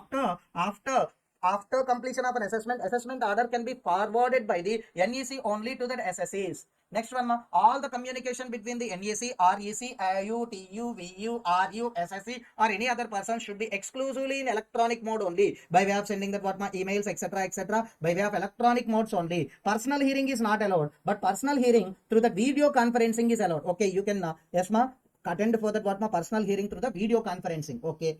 So at any stage of proceeding, that means AU stage, TU stage, RU stage, or any stage, we can transfer the case to jurisdictional assessing officer. That means, can you tell me what is the jurisdiction here, ma? Vijayawada. So in this case, at any stage of the proceedings, okay, so that means we are in the review stage, last stage, ma. At that stage also, we can transfer the case to jurisdictional assessing officer. Are you clear with the faceless assessment, ma? This is a simple thing you should remember. NEC, REC, ESMA, and assessment unit, verification unit, technical unit, review unit. What is that? Very, very important word here, ma? Automated allocation system. That anything also can be allocated by using the computerized allocation. That is only automated allocation, ma. Are you clear with this 144B, ma? Yes. Our next section in our discussion, that is on 144C, ma. What is that 144C? Dispute Resolution Panel. In shortcut, we can call it as an DRP also. Many times we can call this as an what ma DRP, Dispute Resolution Panel. So what is the main intention behind this concept? In order to facilitate expeditious resolution of what ma disputes. If any dispute is there, then automatically we need to solve this dispute in a fast track resolution process. So that's why we have an what ma dispute resolution committee. Just one example I want to tell you. Yes, ma, just one example. Yes, if you are observing AO, yes, ma, given the one order to the assessment order to the SSE. So can you tell me what is that assessment order, ma, along with the demand notice they are given? So that means SSE here already paid the 1 lakh is in self-assessment tax, but they are asking the 2 lakhs as in what ma tax liability. Yes, ma. Can you tell me what is the variation involving in this order, ma? 1 lakh. What is the variation involving in this order, ma? 1 lakh. Can you tell me if any order isn't given by the assessing officer to SSE, SSE has an option to, yes, ma, within 30 days, yes, ma, he needs to accept, or if he is not interested with this assessment order, he can make an objections with the whom dispute resolution panel. Can you tell me who can be applicants for the, who can make an application before the dispute resolution panel, ma? All the persons? No. Only, yes, ma, non-resident or foreign company, and next, or any person who having the issues relating to transfer pricing cases, yes, ma, these persons only is an eligible for making an application before the, yes, ma, dispute resolution panel. All the persons cannot make an appeal, ma. Only non-resident or foreign company, or if any person having the issues relating to transfer pricing case, that person only can make an application before the dispute resolution panel. Can you tell me within how many days, ma? After receiving the assessment order, within 30 days, you should accept, or you can file the objection with the dispute resolution panel. Can you tell me what do you mean by the dispute resolution panel? Simple. Panel means a group of experts. Panel means what? A group of experts. In this panel, we have 3 commissioner of income tax is there. Group of experts. Yes. So in this situation, DRP shall consider the following DRP shall issue the direction after considering the what ma following things. That means what ma? Yes, after considering that all the factors, they will issue that what ma direction. That means they will tell you the final direction. Okay. So what are the things they need to consider, ma? First one, they need to consider the AO draft order. File objections filed by the SSE, definitely AO draft order. Next one, ma, objections filed by the SSE. Next one, ma, evidences furnished by the SSE. Yes, if you have an objection, yes, please furnish the evidences also. Any reports are issued by the valuation officer or transfer pricing officer, that is an TPO, all the things you can refer. And next, records related to what ma draft order, evidence collected, inquiry results, these are all the things after considering DRP shall issue that what ma direction. What type of directions can be issued by the DRP, ma? DRP can confirm and reduce, enhance. So that means what, ma? Whatever the variation is involving in the draft order. Can you tell me how much variation, ma? How much variation is there? 1 lakh. The variation can be in confirm, reduce or enhance, whatever it may be. So this can be issued by the whom dispute resolution panel. Dispute resolution panel direction shall be binding over on the whom assessing officer, but not on SSA. If any DRP is given the directions, that should be binded over by the whom? Assessing officer, but not on SSE. If any order passed by the assessing officer based on the directions of the whom DRP, DRP is issuing the directions based on the directions. Yes, ma. AO shall pass the what ma order. AO shall pass the what ma order. So because AO superior authority only, Commissioner of Income Tax panel, nothing but what ma 3, Commissioner of Income Tax panel, dispute resolution panel is giving the direction. Based on the direction, AO is passing the order. But I don't want to follow that order. Can I make an appeal ma? Yes, you can make an appeal directly before the what ma ITAD. Directly you can make an appeal before that what ma Income Tax Appellate Tribunal. Are you clear? Yes. If you are an eligible SSE, you haven't what my assessment order, you haven't two options. You haven't two options. You are not interested with that order. That means you don't want to follow that order. Yes, you haven't two options, ma. Either you can go with the what ma Commissioner of Income Tax appeal, or you haven't one what ma fast track resolution dispute resolution process. That's why you can go for that what ma DRP. Any one of the option you can choose, ma. No issue. But many of the SSEs, eligible SSE means nothing but what ma foreign company or non-resident transfer pricing cases involving SSEs. All this they are going with the what ma dispute resolution panel only. After that, dispute resolution panel order also not at all satisfied the SSE. In this situation, he can make an appeal to that whom next higher authority, that is what ma IDAD. You can make an appeal directly to that what ma ITAT, because yes ma we have an appellate authorities like a Commissioner of Income Tax, ITAT, High Court, Supreme Court, because Commissioner of Income Tax as well as what ma Commissioner of Income Tax as well as what ma DRP having that what ma same level of a structure only. So that's why if you want to make an appeal against the what ma DRP order, you can make an appeal with the what ma ITAT, then after High Court, then after Supreme Court. Yes sir. Next point. What is the time limit for passing that what ma DRP directions? So DRP is given the directions. Based on the directions, everyone needs to pass that what ma assessment order. What is the time limit ma? Within 9 months from end of the month in which the draft order of AO order is forwarded to SSE. Yes ma. What is that ma? Example. The draft order forwarded to the SSE on this date ma. That means nothing but what ma AO is giving the draft order on 23/12/2024. From that month end. Yes ma. From that month end. Can you tell me within how many months ma? 9 months. You need to pass the what ma? DRP shall issue the directions. Based on the direction, assessing officer modify the what ma AO order. Yes ma, can you tell me whatever that AO order is given to that SSE, that order related only, SSE is making an appeal or yes ma objections with the DRP. Yes ma, from that month end, nothing but what ma AO order forwarded to that SSE from that month end within 9 months, DRP shall pass the directions. Based on the DRP directions, AO needs to pass the what ma order. Are you clear ma? This is an definitely very important question ma. This is a fast track resolution process only for the two SSEs. Can you tell me who is an eligible SSE ma, foreign company or non-resident, and who having that what ma transfer pricing involving issues? Clear? Yes. If you are observing that content, we are already done with the what ma 144B. This is a faceless assessment for which section ma? 143 subsection 3. For the scrutiny assessment, this is a faceless assessment section, as well as what ma section 144 best judgment assessment related faceless section. Next, we haven't what ma dispute resolution panel also done.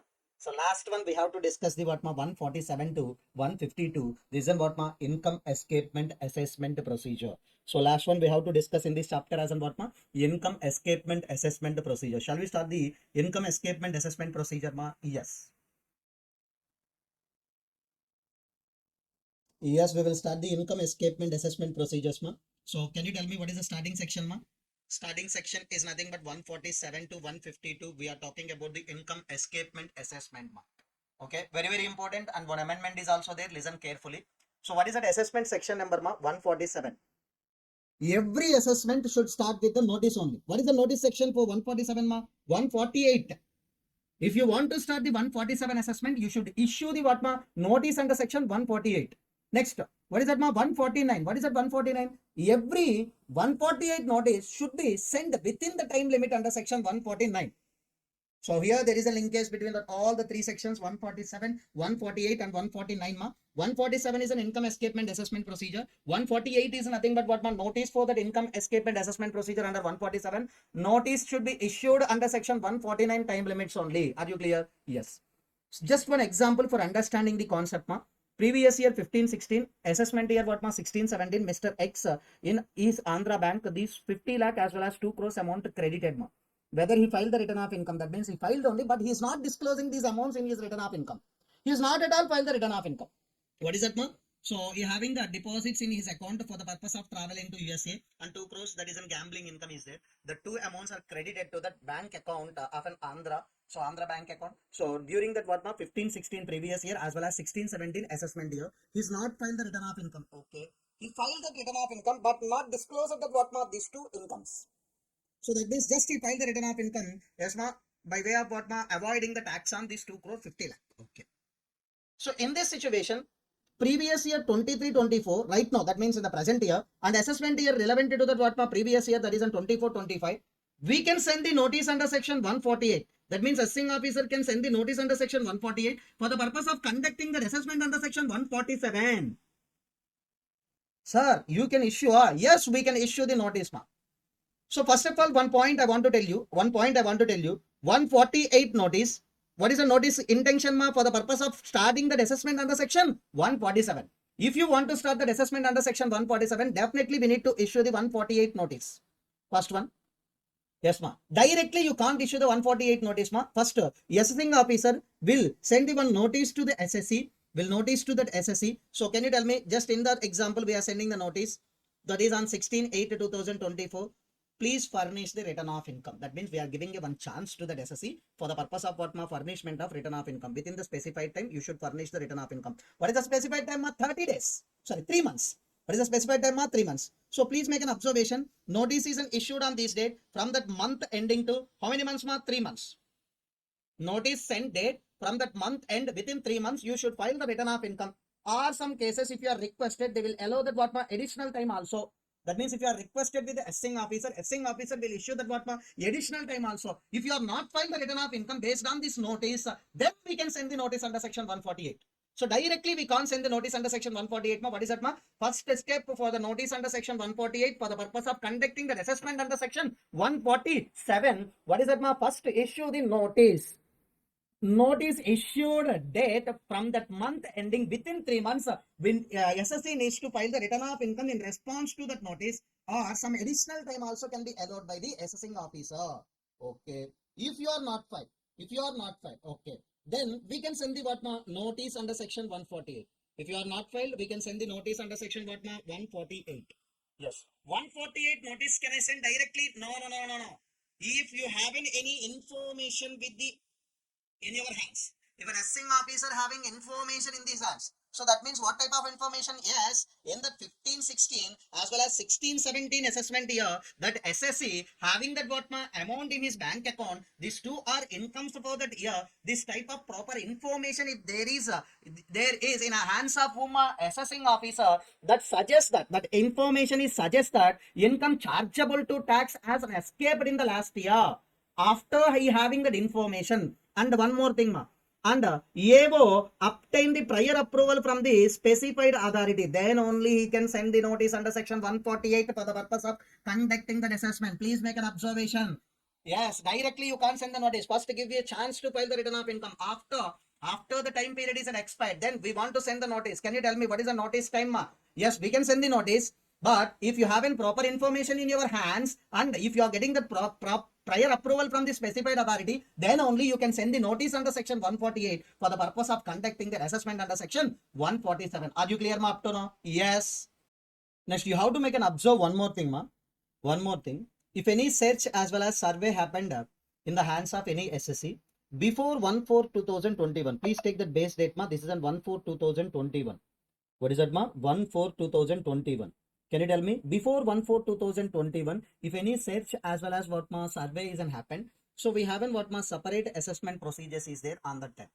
So but if any search as well as survey isn't happened on or after 1/4/2021, 1/4/2021, that also small leads to the 147 assessment only. So this is an amendment, ma. So normally amendment is I think 2 years or 3 years before amendment. No need to consider it. But you have to remember what, ma? You have to remember what? Yes, if any search as well as the seizure or any survey or all the things are happened, so then we have to initiate the which type of an assessment ma present? 147 assessment only. That leads to what, ma? 147 assessment only. Can you tell me what is the base date, ma? On or after 1/4/2021, if any search, a survey or seizure, whatever it may be happened, so that all leads to the assessment under section 147 only. Yes.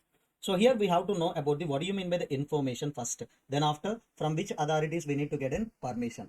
So after that, yes, we will discuss the remaining. First one, what do you mean by the information? What do you mean by the what ma? Information. Sir, information means, the first I want to convey the what ma? Information means any information with the risk management strategy. That means in an income tax department, we have an what ma? Risk management systems. So if the risk management systems are suggesting that any information, that is treated as what ma? Information. Any audit objections, that means what ma? After the completion of an audit, if any auditor is given the objections with respect to that what ma? Certain incomes as well as expenditure, so that is also treated as what ma? Information.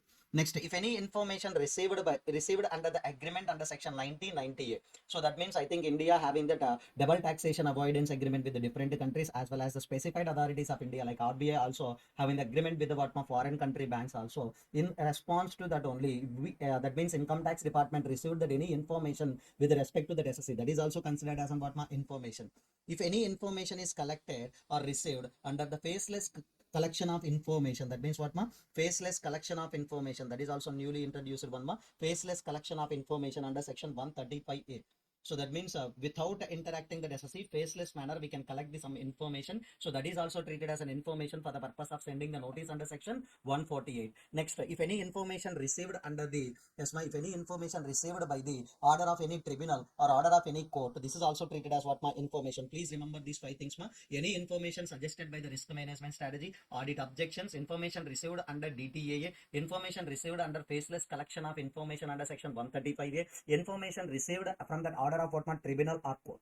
So one more important point ma, one more important point here.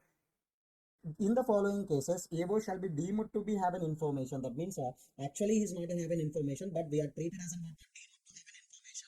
So can you tell me information having cases, direct information having cases, how many ma? 5. These 3 are what ma? Deemed to have an information. In these also, we can send the notice under section 148. So please make an observation ma, if that is an information within the hands of an assessing officer and after he is getting the permission from the specified authorities, then only he can send that what ma? Notice under section 148. Okay. So right now we will discuss about the what ma? Cases where we are treated as an what ma? Deemed to have an information. Yes ma. Cases where we are treated as an what ma? Deemed to have an information. First one ma. Search initiated under section 132 as well as seizure also initiated under section 130A in case of an SSC. So that means in the hands of Bhaskar, so there is a search as well as seizure conducted ma. But what is the date ma? After, on or after 1/4/2021. This is directly treated as an information for this purpose and we can send the notice, because if any search and survey as well as seizure conducted on or after 1/4/2021, directly we need to start the what ma? Assessment under section 147. That's why this is treated as an what ma? Deemed to have an information. So search is on over. Next survey ma, survey in case of an SSC. So that means in the hands of the Bhaskar, survey is conducted on or after 1/4/2021 ma. This is also treated as an what ma? Deemed to have an information. This is also treated as an what ma? Deemed to have an information. Next one ma, any money, bullion, jewelry, document under search is happened or seized in case of any other person. Here not in the hands of Bhaskar. These are all the things that happened in case of what ma? Any other person. Suppose Mr. X. So search as well as, can you tell me what ma? Seizure or anything is conducted in the premises of any other person on or after this date. But whatever the assets they are seized, whatever the assets are they are searched, that all the assets are related to what ma? Related to whom ma? Bhaskar. In this situation also, we can start this isn't treated as an information on Bhaskar. We can start the what ma? 147 assessment by way of issuing that 148 notice. Are you clear ma? So this is a very, very important information ma. Information means nothing but what ma? Yes ma. Deemed to have an information, 3 cases. Have an information, how many cases ma? Have an information, how many cases ma? 5 cases. Deemed to have an information, please let me know ma. So search is initiated, survey is initiated, seizure is initiated on or after 1/4/2021. But money, bullion, jewelry, documents, etc. is searched and seized in the hands of whom? Other person. But that all the assets are related to SSC in the hands of yes ma Bhaskar. Right now they will start the what ma? Income escapement assessment procedure by way of sending the 148 notice. Are you clear ma? Yes. We haven't what ma? Information and we haven't what ma? Deemed to have an information also. And if you are getting the permission from the specified authority, that I will tell you. Can you tell me what do you mean by the permission from the specified authority ma? Yes. This is 151 section ma. Permission from the specified authority. So that I will tell you later, because we want to complete some more information also. That's why. So I will tell you. So how you can get the permission from the what ma? Specified authority after some time ma. Okay, that means after completion of few more provisions, I will tell you. So how to get the permission from the specified authority for the purpose of sending that what notice under section 148. Are you clear? Yes. Next, we have to follow the 148A procedure. Sir, you have an information. You already got the permission from the specified authority, but you can't issue the notice till now. It's still also. What is the reason? 148A, ma. What is that 148A? I will tell you. AO has to follow. AO has to follow steps before issuance of notice under section 148. AO has to follow, yes, ma, following steps before issuance of notice under section 148. So that means before issuing the notice under section 148, AO should follow these steps. First step, please conduct the inquiry. So at least, can you tell me in all the cases, CA Bhaskar, example just. So please conduct the inquiry with the Bhaskar. Please provide the opportunity of being heard by using the what ma so cause notice. So just issuing the so cause notice, Bhaskar can explain, yes ma, with the cause, yes ma, with the cause also. That means what ma, we are issuing that one, we want to issue the 148 notice, yes ma, if any objections are there, yes ma, along with the reasonable opportunity of being heard, yes ma, Bhaskar can show the what ma, cause for the purpose of what ma, not issuing the notice under section 148. That reply can expect within how many days ma? That reply can expect within how many days ma? 7 to 30 days. And after receiving the reply, please consider the reply. Then you have to think about, decide whether we have to issue the notice under section 148 or not. This 148A procedure is not applicable in all ways, ma. This 148A procedure is applicable only have in information cases, non-applicability of 148A, non-applicability of what ma? 148A. That means before issuing the 148 notice, this following procedure, that means inquiry, providing the reasonable opportunity of being heard, consider the reply, decide whether we have to issue the notice under section 148 or not. These are all the things are not applicable in the following cases. Can you observe what are the not applicable in the following cases? Ma? First one, yes ma, deemed to have an information cases only. Deemed to have an information cases. Last we are added the one more thing also. What is that ma? Faceless collection of information. Have an information, one point, that is what ma? Faceless collection of information. In these four cases, if you are receiving that information, in these four cases, if you have an information, deemed to have an information and have an information, in these cases, directly we can send the notice under section 148 before, without following the 148A procedure. Without following the 148 procedure, we can send the notice. Very, very important. In the last June 2023, we got one question from the 148A procedure. Directly we can't send. Sir, we have an information. Yes, we are getting the permission from the specified authority also. Can I send the directly notice? No, no, no. First, you have to follow that what ma 148A procedure. After the completion of that 148A procedure only you can decide. But 148A procedure is not applicable in the following four cases ma. Can you tell me deemed to have an information 3 cases as well as what ma? As well as what ma? Have an information. This is the point. In these 4 cases, directly we can't start the what ma? 148A procedure. Directly we can issue the 148 notice. Are you clear? Yes. Next, we have to start with the 149 ma. So already 148 is on over. Nothing but what is that ma? Notice for starting the 147 assessment is over. Next 149. What is it 149 ma? Time limit for issue of notice under section 148. That means if you haven't proper information and that information includes deemed to have an information also, and yes ma, if you haven't permission from the specified authority, definitely you can send the notice under section 148. But within how much time? So that is only, yes ma, 149. Sir, in general cases, yes ma, in general cases, within 3 years from the end of the relevant assessment year, income in which that income was what ma escaped. Suppose 16-17, that is nothing but what ma income escaped year. From that end of the relevant assessment year, from that end of the relevant assessment year, within the 3 years, you can send the notice under section 148. You can send the notice under section 148. Can you tell me what is the special case ma? If you are observing the special case, what is that ma? Within 10 years from the end of the relevant assessment year, in which income was escaped, yes ma, more than 50 lakhs or more. That means income escaped is nothing but what ma? More than 50 lakhs or more. More than 50 lakhs or that means 50 lakhs or more. From that end of the relevant assessment year, can you tell me within how many years ma? 10 years. Within how many years ma? 10 years. We can send the what ma? Notice. So that means in general case, yes, you can send the notice from the end of the relevant assessment year 3 years. If that is a special case, can you tell me what do you mean by the special case ma? Income escaped is 50 lakh or more than 50 lakh. Yes, you can send the notice within how many years ma? 10 years from the end of the relevant assessment year. 10 years from the end of the relevant assessment year. Yes. One amendment is there ma. Just remember this amendment. Maybe you can get as an MCQ also. Just remember. Yes. Okay. Previous year 1920 and assessment year 2021 ma. Previous year 1920, assessment year what ma? 2021. Okay. So can you tell me what is at end of the relevant assessment year, ma? That is in 2021 assessment year ending, that is in 31st March 2021. Can you tell me within 3 years means nothing but what, ma? Within 3 years from the end of the relevant assessment year means nothing but, yes, ma, that is 31st March 2024. Before this date only we can issue the notice under section 148 within the section 149 time limit. I think you know, from the end of the relevant assessment year within the 3 years we can send the notice under section 148. But search concluded. Can you tell me what is that, ma? Search concluded on which date, ma? 26/3/2024. That means in this case deemed to have an information, ma. Search concluded just 26. I think if you are observing this on 26/3/2024. So can you tell me search concluded in the previous year 23-24, assessment year 24-25? Can you tell me if any search conducted after 15th March 2023? So that means during that previous year, if you are observing that after 15th March, okay, suppose if you are observing the date, what is that, ma?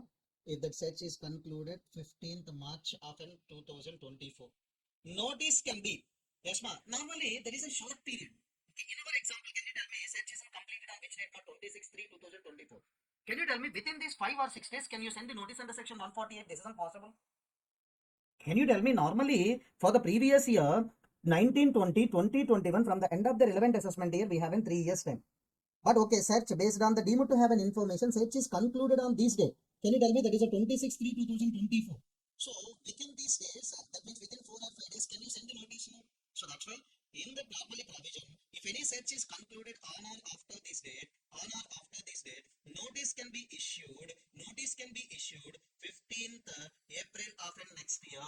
That means no need to limit with this date, ma. You can extend the days. How many days, ma? So 15th 4 of 2024. Additionally, how many days they are given, ma? 15 days additionally they are given. So can you tell me, even though you are issuing the notice on this date also, yes, ma, 15/4/2024, suppose if you are issued the notice also, but that is deemed to be treated as issued on which date, ma? Last day of the previous year only. So normally this is just one amendment point. If after completion of search, if any number of days insufficient to give the notice under section 148, no need to issue, ma, no need to think about it. They are giving the what, ma, additional time to send the notice under section 148. After that, if you are issuing that also, that means what, ma, April 1st week or 2nd week, if you are issuing the notice also, that is deemed to be treated as issued on the same date only. Issued on the what, ma, same date. That is what, ma, 31st March of 31st March of what, ma, 2024 only. That means, so please remember this date. If any search is concluded after which date, ma? 15th March 2024. So any day after the 15th March 2024, if a search is over, then we have less than 15 days time only for issuing the notice under section 148. That's why they are extended the period. How many days, ma?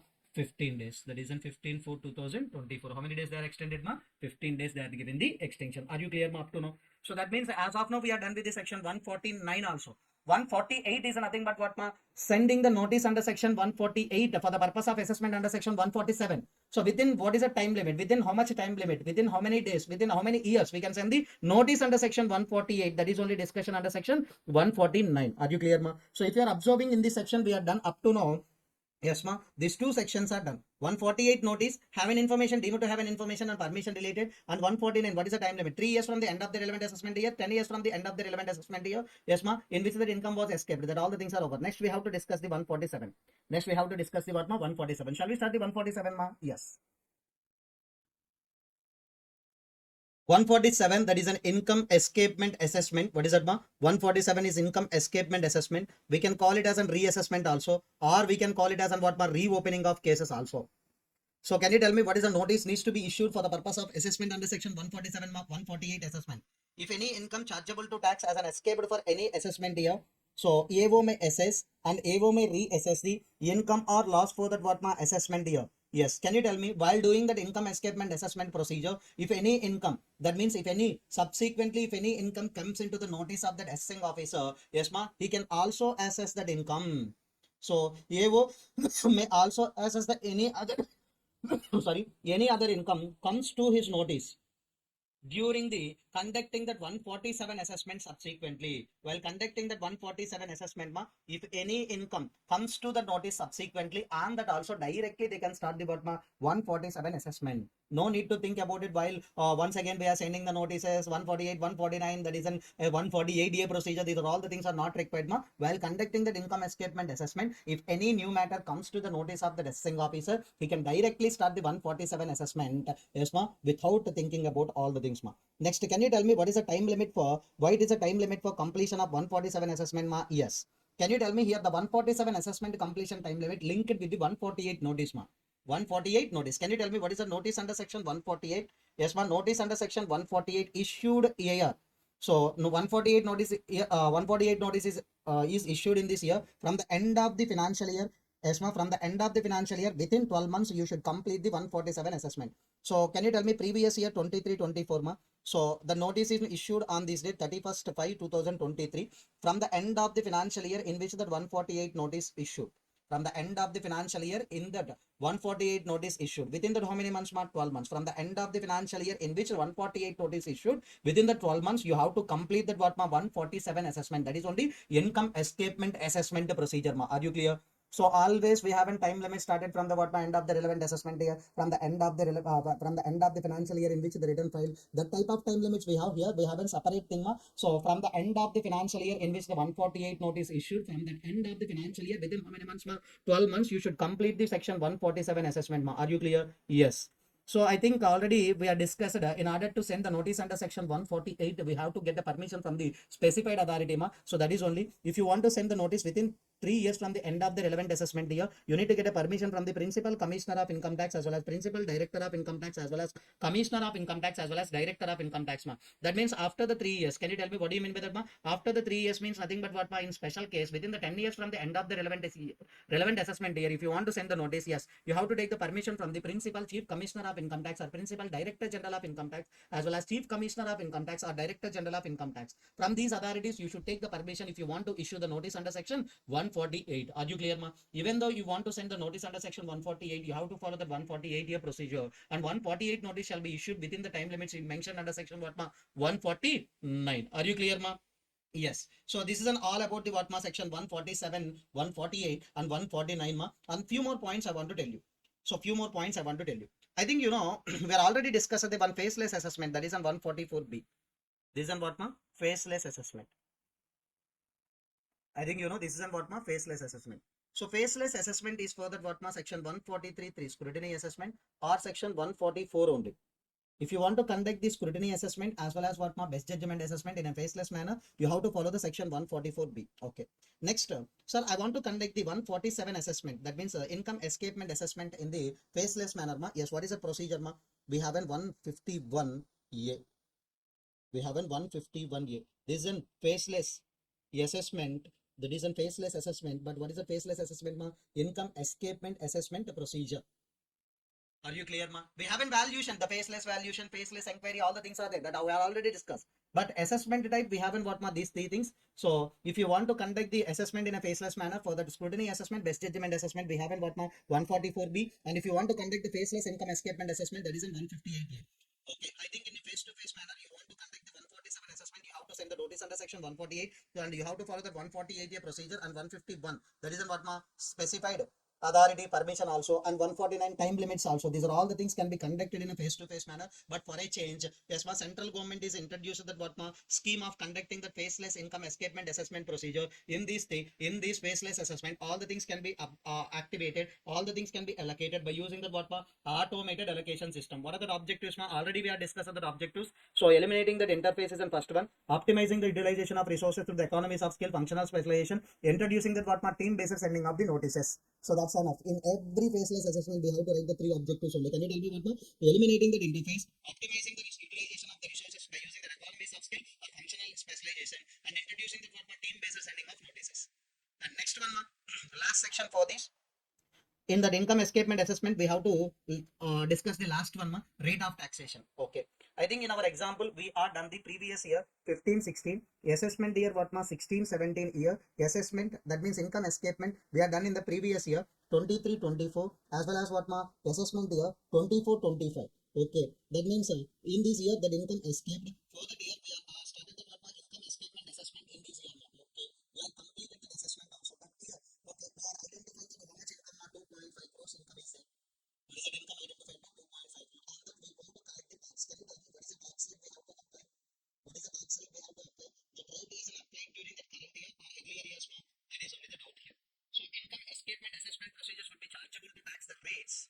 Yes, ma'am. Rates applicable to the respective tax rate, respective years in which the income, such income was liable to be taxed. Can you tell me in which year that income was liable to tax for previous year 15-16 only? On that year, whatever the rates are there, that rates only we have to apply as and what ma rates. Are you clear?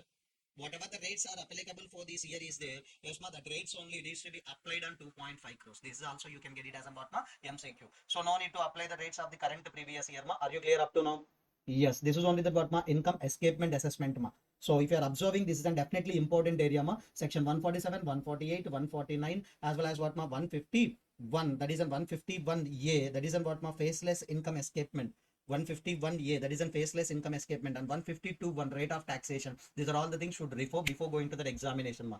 Next section 153 ma. What is that 153? Time limit for completion of an assessment. I think you know already we have discussed at the each and every assessment completion time limit ma. So but we will discuss one more time. Section 143.3 and section 144. Can you tell me what is that ma? Scrutiny assessment and best judgment assessment needs to be completed within that how many months ma? 12 months from the end of the relevant assessment year. Okay. Then what is that 147 assessment completion time limit? 147 assessment must be completed within the 12 months from the end of the financial year in which the 148 notice was what ma issued.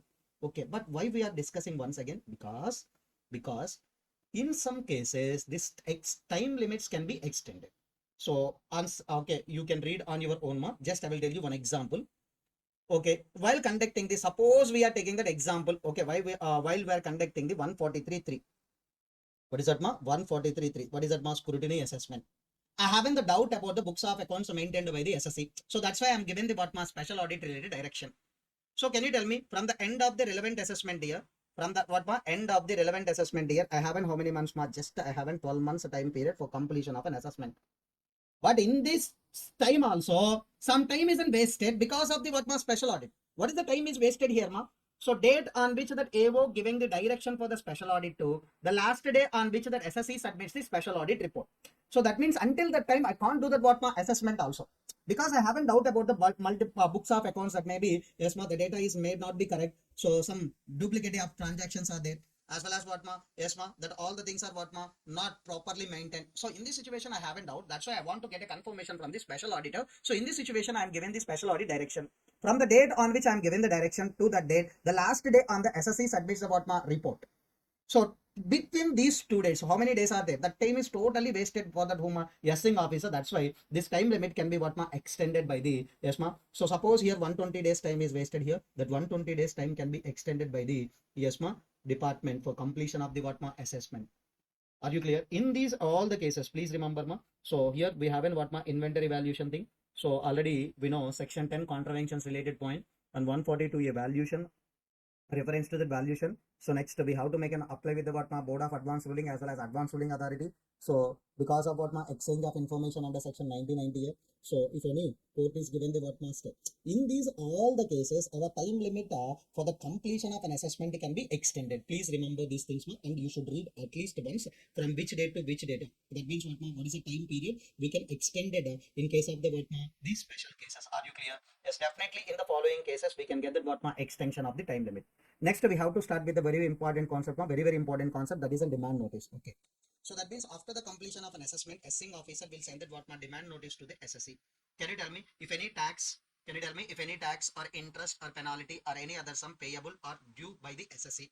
So yeah, definitely SSC needs to pay some amount of the tax or interest or penalty or any other sum. So in this situation, we are sending the notice for the purpose of what ma recovering that amount in the form of what ma demand notice. That that amount mentioned in the demand notice is what ma 80,000. Okay.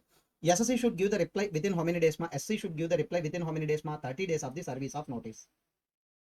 So in some cases, assessing officer can reduce the time limit with the approval of whom a joint commissioner.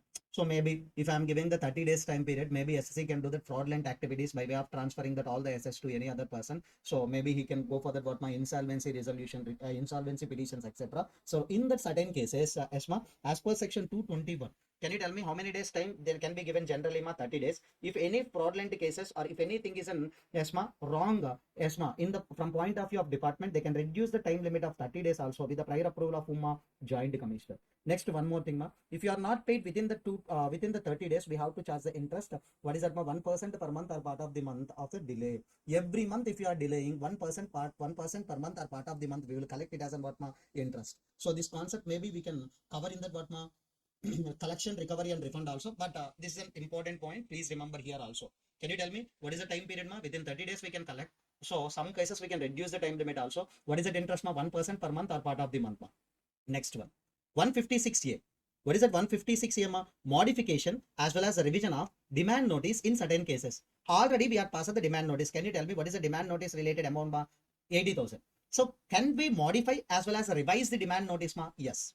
So that means demand is reduced as a result of what, ma? Adjudicating authority order as defined under what, ma? Insolvency Bankruptcy Code 2016. So that means SC making an application. That means what, ma? SSC is in the insolvency process, ma. So that means is an insolvency situation. On that situation, adjudicating authority, he reduces the demand of what, ma? So he cannot pay that 80,000. Please reduce that amount. Like that, they're reducing that what, ma? 50,000.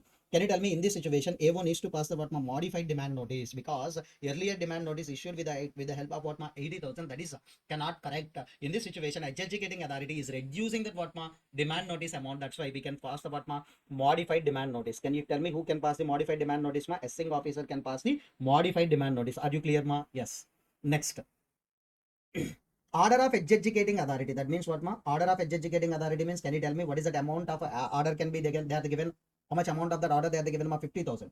That is modified by NCLT as well as what, ma? Supreme Court. So if you are observing that, so order of adjudicating authority, earlier they had given with the help of what, ma? 50,000 as a demand. That is modified by the what, ma? That is modified by the whom, ma? Yes, ma? NCLT, that's a National Company Law Tribunal as well as Supreme Court. In this situation, we have to. So this is what, ma? Earlier we are calling it as what, ma? Modified demand notice. Here we have to revise the what, ma? Modified demand notice. So first of all, demand notice. Here they are modifying. We are revising. Here we are doing that what, ma? Revising. Can you tell me the revising modified notice? Can you tell me what, ma? 60,000. So can you tell me 156 is nothing but demand notice? We can do that what, ma? Modification as well as what, ma? Revision also by using that 156 here. You can't do on your own, ma. Yes, if you want to modify, you have to get a permission from the adjudicating authority. If you want to modify if you want to revise the modified demand notice, if you want to revise the modified demand notice, you have to get an approval from the NCLT as well as Supreme Court. Are you clear, ma, up to now? Yes. Last concept in this assessment procedures, ma. What is that, ma? Section 292BB. What is that, ma? 292BB. What is the 292BB? Yes, notice of AO. Notice of AO. Deemed to be valid in certain cases. So normally that notice is an invalid, but in certain cases we are treated as an what, ma? Notice as an valid. Example I will tell you. So in the previous year, that is in 23-24. In the previous year, that is in 23-24. What is that assessment year, ma? 24-25. Yes, in that assessment year, you have filed the return of income. So AO wants to send the notice under section 143(2). That means, can you tell me for what purpose they are sending the notice under section 143(2), ma? For the purpose of conducting the what, ma? Scrutiny assessment. They are sending the notice, yes, ma? From the end of the financial year. Yes, ma? From the end of the financial year in which the return filed, within the 3 months, you have to send the notice. Can you tell me what is the last day for the sending of the notice under section 143(2)? Is nothing but what, my last day is 30th/6th. But in this situation, AO sent the notice under section 143(2) to the SSC on 31st/7/2025. Can you tell me this notice is a time barred or within the time barred only? This notice is an issued within that what, ma? Time or out of the time, ma? After the time limit expired. That means this is a last date for the receiving the notice under section 143(2). That means I think you know from the end of the financial year in which the return file. Can you tell me what is the financial year in which we are return file, ma? 24-25. From the end of the financial year, within how many months, ma? 3 months only. Yes, this is under the last date for the receiving the notice. But after the last date, yes, ma? 31st/7/2025, we are received the notice. In this situation, that is an invalid. But if that SSC is not aware about the what, ma? This whether the notice is valid or invalid. Okay, after receiving the notice, okay, he don't know whether it's a valid or invalid. That's why he's appeared in the proceedings, ma. So that means he attended for the what, ma? He attended for the what, ma? Please check He has attended for the proceedings and is appearing that what cooperating in all the inquiries. So that means after that assessment also completed, in this situation we are deemed to be treated as an notice is duly served upon him only. Yes, ma'am. That means notice was served after the time or improper manner. These are all the things you can't raise the objection after the completion of an assessment, ma'am. If you want to raise any objection, please raise all the things before the completion only. After the completion of an assessment, you can't raise any objection. Yes, here you don't know. So whether the notice is a valid or invalid, you are appeared for the proceedings or you are appeared for the what all the inquiries also. You are cooperating with the what assessing officer, and if any assessment isn't completed, then after you can't raise the question. If you want to raise any question, then before the completion of an assessment only you can raise the question. Ma. After the completion of an assessment, you don't have any right to raise the questions. Ma. Yes. Next, last point: non-issuance of the notice by the department. That means if any non-issuance of notice for the purpose of doing the assessment by the department, it is not a curable defect.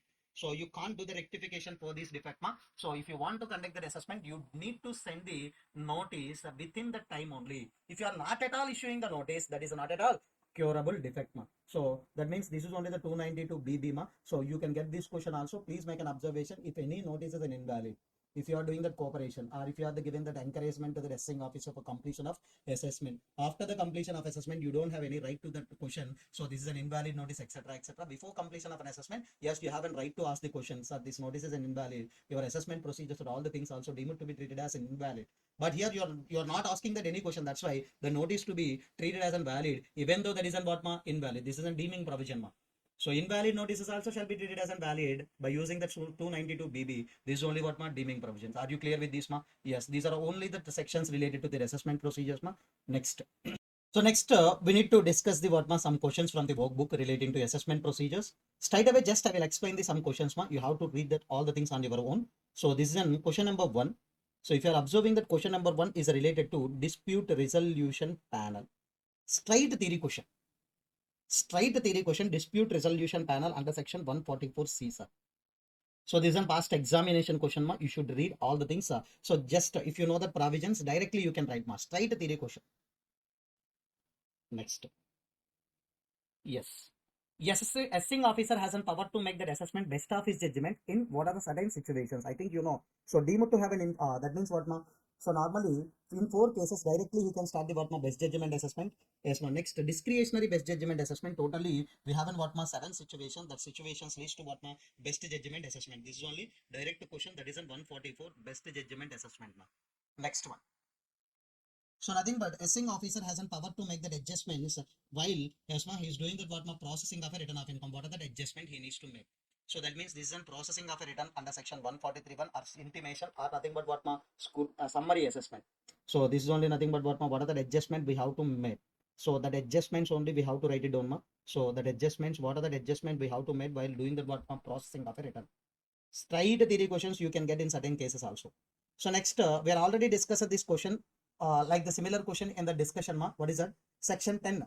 So while you are conducting the scrutiny assessment, if any institution under section 10 is contravening the what provisions of the act as well as the what provisions relating to what section 10. So can you cancel the exemption on your own? No. You can't cancel the registration or cancellation of the exemption on your own. You have to get an approval from the what you have to get an approval from the what your higher authorities as well as central government. After that only you can cancel the exemption. Then only you can pass the order by using the what section 143(3) scrutiny. This is only we are already discussed by using the what provisions relating to scrutiny assessment. Next, there's an important question, ma. Maybe you can get this question in our examination. Just we will read it out that question. Samskar is an engaged in the business of retail trade, has been declaring that income from the last yes, ma. He is declaring that income every year 10 to 15 lakh every year last 10 years, ma. Can you tell me? So every year 10 to 15 lakhs means maximum amount how much, ma? 150 lakh. So every year 15 lakh is the highest amount he declared. Suppose the maximum amount 150 lakh only. Okay, search was conducted under section 132 in the premises of Samskar on 5th December 2023.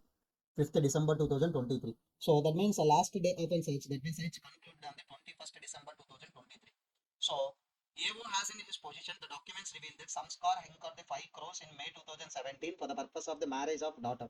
Can you tell me his last 10 years income itself, that is in what ma 150 lakh only. So 150 lakh is a maximum amount. How you can incur the 5 crores for the purpose of marriage of a daughter, ma? So in this situation, AO wants to issue the notice under section 148. Yes, ma. AO wants to issue the notice under section 148. So for that assessment year prevailing, that means relevant to the what ma previous year 17-18. Can he do? Yes, he can do. Because can you tell me that means previous year? Can you tell me what is that ma previous year 17-18? Can you tell me what is that assessment year ma 18-19? From the end of the relevant assessment year, can you tell me from the end of the relevant assessment year? Can you tell me what ma right now we are in the previous year 23-24. What is that ma assessment year what ma 24-25. Assessment year 24-25. Right now we are in this year. So assessing officer wants to issue the notice here. Here special case or general case ma special case 10 years because income escaped was what ma more than 50 lakh. That's why 10 years. Can you tell me within the 31st March 2029 at any time we can issue the notice under section 148. The time limit can be the 10 years from the end of the relevant assessment year in which the income was what ma escaped. Are you clear, ma, up to know? Why we are considering here as a special case, ma? Because income escaped was more than what, ma? 50 lakh. That's why this is a special case. Are you clear, ma? Yes. Can the assessing officer issue the notice under section 148 relevant to the previous year, assessment year relevant to the previous year 17-18, ma? Yes, he can issue. So this is only nothing but what, ma? 148 notice related question, ma. Section 148 notice related question. Question number 5. Next. So this is only just we are discussed about section 292 BB. Same example, ma, same time limits only. I'm taken 292 BB. So that means even though notice is issued and what ma after the time limit, that means section 143 2. Section 143 2 notice isn't issued. Yes, ma, after the time limit, ma. Can you tell me after the time limit? This is only we are discussed, ma. This is only we are discussed. Can you tell me 292 BB? Yes, ma. Notice of AO deemed to be treated as invalid in certain cases. The same thing, ma. Same example, same data I'm taken. So 292 BB. So these are all of the last examination questions. Please refer. So this is an return of income related question, ma. If you want to claim any expenditure before, or if you want to claim any fresh thing before the assessing officer, yes, how you can do, ma, by way of filing the revised return and not otherwise. Section 139(5), ma. Yes, the statement is correct or incorrect, ma? Correct only. If you want to anything claim freshly before the assessing officer, you haven't chance to file the what, ma? Revised return. You haven't chance to file the what, ma? Revised return. The statement is also correct. Next one, ma. So these are the past examination questions. Just read it out, ma. So this is only 148A. So this is in June 2023 question, ma. June 2023 question. Sir, in my workbook, I added the last 10 years examination question papers. If you are observing that assessment procedure chapter in your institute material, you can't get even single question also. How I gathered these questions, ma, based on past examinations only, I gathered these questions. Okay. If you are verified that Magnet Limited having the following issues with regard that assessment as well as what, ma, tax management. So what is that thing they are asking directly, ma? Assessing officer wants to invoke the section 147 assessment by way of issuing that 148 notice. Okay, no issue. He sought some information for the purpose of an assessment under section for the purpose of assessment of an year assessment year 2021. Briefly explain the power of an assessing officer under ESMA 148A. They are asking the 148A procedure, ma. Before issuing the notice under section 148A, 148 notice. Before issuing the notice under section 148, you have to follow this procedure. First, you have to conduct the inquiry. You have to provide the reasonable opportunity of being heard, along with by way of sending the SOCAS notice. You can expect the reply within how many days, ma? 7 to 30 days. Please consider the reply. Then after you can decide the what, ma, whether we have to issue that what, ma, notice or not. So non-applicability of section 148A, I think you know, deemed to have an information cases, deemed to have an information cases 3, and the section 135A, that is a faceless collection of what, ma, information. In these cases, section 148A procedure is not applicable. This question they are given for the 4 marks in June 2023, ma. Yes, next. So this is a long ago question paper related past examination question, ma. So what is my difference between the what, ma, tax audit and as well as what, ma, special audit? I don't know how they are comparing these two also, but we haven't question, just we need to discuss, ma. Can you tell me the tax audit needs to be conducted? Yes, ma. Tax audit needs to be conducted by the whom, ma? Yes, ma. The tax auditor can be appointed by the SSA only. So can you tell me he is an CA holding COP? But special auditor can be done by the special audit can be done, or inventory valuation can be done by the auditor nominated, that means CA or CMA, but the auditor nominated by the whom? Chief Commissioner of Income Tax or Commissioner of Income Tax. Can you tell me the special audit is required only if that is directed by the assessing officer, but tax audit is always the mandatory if your turnover or gross receipts of a profession exceeds the 1 crore or 50 lakh, ma. Next, you have to complete the tax audit. Yes, ma. I think we have a time limit for filing of return of income on 31st, yes, ma, 31st October of an assessment year. Exactly before 1 month, you have to submit that what, ma, tax audit report. Next, can you tell me within how much time we have to submit that what special audit report? Normally, as the time specified by the assessing officer, some cases the time limit can be extended by the 180 days. That is an original plus what extension, that is an 180 days. What is a tax audit form report? 3CA, 3CB, 3CD. 3CA, 3CB, 3CD. Mainly what 3CD. Can you tell me how they are submitting the ESMA special audit report as well as inventory valuation report form number 6B? Can you tell me who needs to pay the fees? In tax audit, a client only needs to pay fees. That means SC only needs to pay the what fees. But here, in case of special audit, who needs to pay the fees?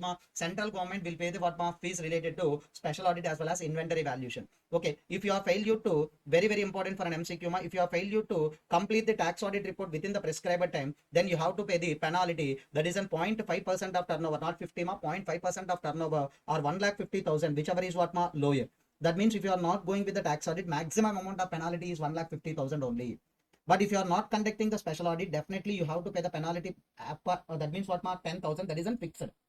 So in the penalties chapter also you have this concept, but right now should remember. So if you are not conducting the tax audit, 0.5% of turnover or 1,50,000, whichever is lower. And if you are not conducted the special audit, or if you are not submitted the special audit within the time limit also, and if you are not following the special audit related directions, then what is the penalty? 10,000. Are you clear, mark to know? So these are all the questions you should practice before going to the examination. If you know the theory, these questions are very easy for you. If you know the provisions, definitely these are the questions are easy for you. So don't by heart the answers, and as it is, no need to write it down. So just you have to remember the provision. Based on the provisions, provision, analysis, conclusion. These three things you have to maintain. No need to present as it is what we have in our workbook. So just remember the question, remember the provision, and please read the question, and please write the provision and analysis, and please write the conclusion. Then enough, you can get the what marks. Are you clear? So that's end with the assessment procedure chapter. Definitely you should do that questions from the workbook. Then only you will get a marks. Clear? Next chapter in our discussion, what is it now? Search, seizure, and survey.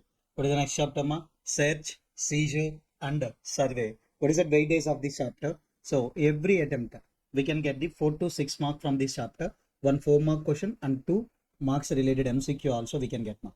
So normally what are the sections we have to discuss in this chapter? So in this chapter, we have to discuss the section 131 to 138 of an Income Tax Act 1961. Section 131 to 138 we need to discuss. But in this marathon, we are going to cover the most important sections only. So in this marathon, we will discuss section 131, next section 132, next section 132B, next 133, next 133A, and next 133B, and next 134 we will discuss now.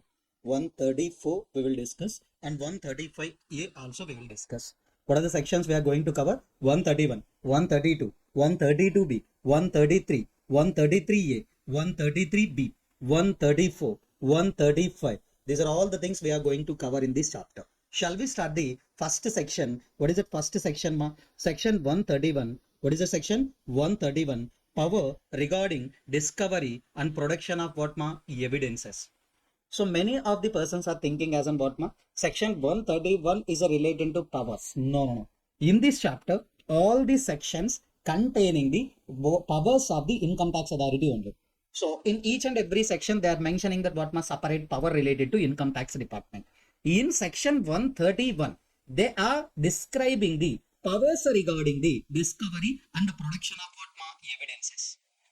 So in this section, we are going to cover the powers regarding discovery as well as what production of evidences, etc. Shall we start the section 131, ma? Yes. If you are observing section 131, in this section 131, we have powers related to income tax authority. So what are the powers income tax authority having? The same civil court. So if you are observing that civil court having some powers, the same powers will lies in the hands of the income tax authority also. The civil court having some powers under Code of Civil Procedure. Under the Code of Civil Procedure Act, ESMA, that is 1908. That means what? 1908. As per this Civil Procedure 1908, they having that what? Some powers. The same powers is in the hands of the income tax department also. Can you give me what are the powers simply? The first one, discovery and inspection. So income tax authority having power to discover any evidences, and they can inspect the any evidences also. Second one, enforcing attendance of any person and examination of such a person on oath.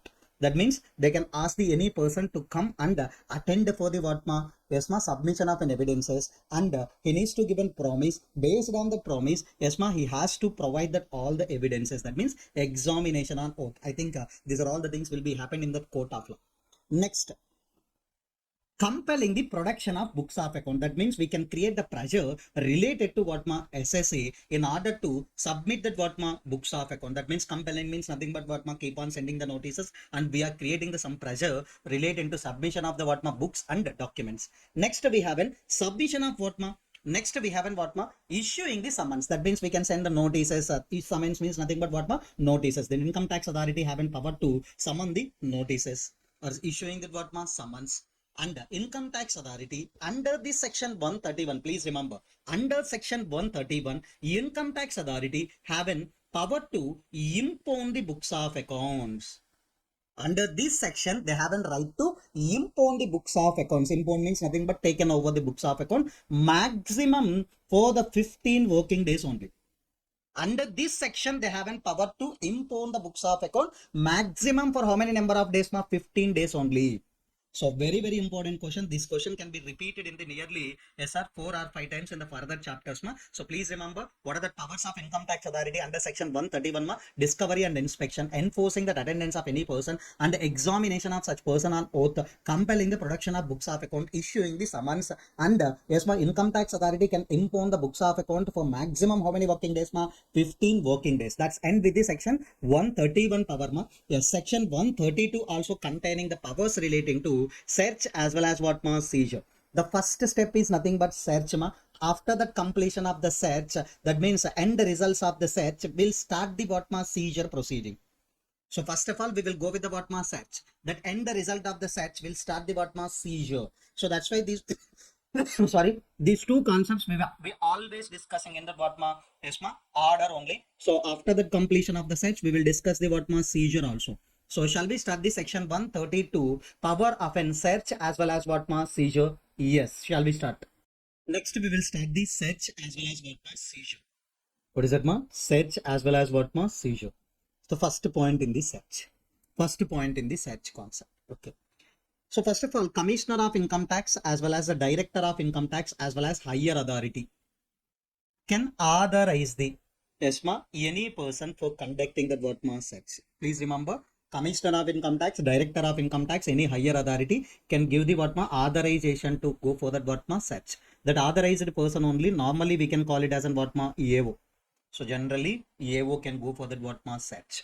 Next, please remember here, in addition to that Commissioner of Income Tax, Director of Income Tax, any higher authorities who can authorize the search ma, additional as well as joint commissioner of income tax, additional or ESMA joint commissioner of director of income tax, ESMA, these persons also can authorize the search if that power isn't given by the CBDT. If the power given to that additional commissioner of income tax as well as joint commissioner of income tax or additional director of income tax or joint director of income tax, for them, if the CBDT is given the power to authorize the search, yes, they can also give the authorization for the search. Can you tell me in which circumstances that IT authority can give the authorization for the search? That means that they given the permission or they are given the order for the what ma search. So please remember, if they haven't reason to believe that, that means income tax authority hasn't reason to believe that any person to whom the 142(1) notice issued or 131. Can you tell me what is that 142(1) ma?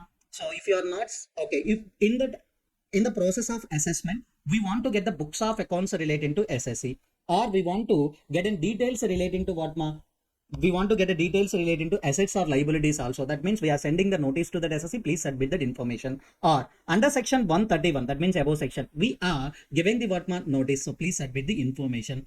But in this situation, we are given the what ma 142(1) notice or 131 notice issued to produce the books of accounts or other documents. If you have failed to do so, that means you are not satisfying the notice requirement. Next, to any person whom the notice under section 142(1) or 131 issued to submit the books of accounts or other documents, that means you will fail to do so. That means definitely we are thinking that person will not submit the information. In these two cases, in addition to that, any person in his position, in his position, money, bullion, jewelry, any other valuable articles in his hand. Any person in his possession, any money, bullion, jewelry, any other valuable articles in his possession, that all the things are wholly or partly undisclosed. That means if that isn't totally undisclosed or partly undisclosed, these are all the things are reason to believe that in the opinion of income tax authority, automatically that income tax authority can give the authorization for the what mass search.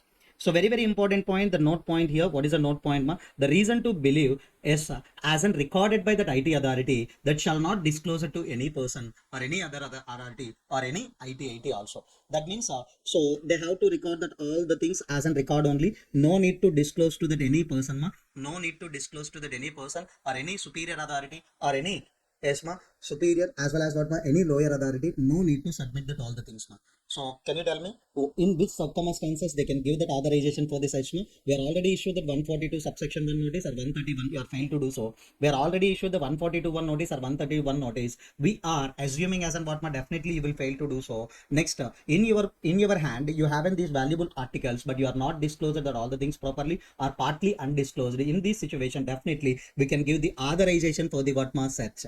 Next, so the reason to believe means we need to disclose to any party. No, not required. Just you have to record that all the things are in your file. That's enough. Next, so in this situation, ESMA authorized officer only the responsible for conducting that what ma sets. In this situation, what are the powers of an authorized officer? So please make an observation. The powers of an authorized officer is an equal to superhero. So how? Yes, ma, please make an observation. He can enter into any building, any place, vessel, aircraft, where he suspects that books and money are etc. are what ma kept. So that means okay, that means if any person having the doubt over that any place, okay, in that place that maybe books of accounts or money or bullion or gold etc. they are kept. Okay, in that premises he can enter. So break the locks if keys are not available. Only you can break the locks if keys are not available. You can search any person, ma. That means okay, at the time of entering into the premises, many relatives also there in their home. That's yes, you can do that what ma search over that any person. And required to produce that password. That means SSC have a responsibility to produce the passwords if the books of accounts are maintained in electronic form. So that is in my power. If I am an authorized officer, I have an ESMA, I have an what my power to get the passwords from the SSC. And assessing officer, that means an authorized officer can place the identification marks and he can do that what my inventory. That means suppose ESMA, suppose the cash is identified during the search. Yes, we can count the total cash and we can make that what my inventory also. That means we can we can count it and we can close and we can keep that all the things in a proper manner. And assessing officer, that means authorized officer in this, he can seize any books. He can seize the what ma any books, documents, jewelry, any other valuable articles found during the search. But please remember, stock cannot be seized. All the assets can be seized under this section. So if you are observing that section 131, you don't have any power to seize, ma. Just you have an impound. Just you can take over the books of accounts. So only books of account, not assets also. Only you can take the books of accounts for maximum 15 working days. But under section 132, income tax authority have an power to seize books, documents, money, jewelry, all valuable articles can found it during the search, but stock only cannot be seized. Are you clear, ma, up to now? Yes. Next point in this section 132. Next point in section 132. Assistance to authorized officer. That means nothing but who are going for conducting the Vatma search. Yes, for that person, definitely we need to give an assistant by using the Vatma police officer or any other officer of the Vatma central government. Yes, that means if any person wants to conduct the search, yes, that person only called as a Vatma authorized officer. He needs to get an authorization from the Vatma. He needs to get an authorization from the Commissioner of Income Tax, Director of Income Tax, higher authorities, as well as in some cases additional or joint Commissioner of Direct Tax as well as Income Tax. That person can get the assistance from the police officers as well as what ma any officer of the central government. Are you clear? Yes. Next point, ma. Deemed or constructive seizure. Very, very important for short answer type questions as well as an MCQ also. Yes, ma. Because of these three reasons, can you tell me what are the reasons, ma? Volume, weight, dangerous nature. Because of the three reasons, if you are unable to take the physical position, so after the completion of search, definitely we need to seize that what ma end results of the search. That means if any assets are found during the search, that all the assets we need to do what ma seizure. If you are unable to seize the assets because of the three reasons, that is what ma volume, weight or dangerous nature. In these cases, can you tell me that is only called as what, ma? Deemed or constructive seizure. So then in these cases, what is the procedure we have to follow? So first of all, authorized officer may serve an order to that owner. He shall not deal with that asset without the approval of the authorized officer. So that means because of three reasons, we are unable to take the physical position. Okay, no issue. Okay, in this situation, authorized officer shall issue the order to that owner. So please don't use that asset until I give that what, ma, approval. So this deemed or constructive seizure not applicable for the stock in trade. Very, very important.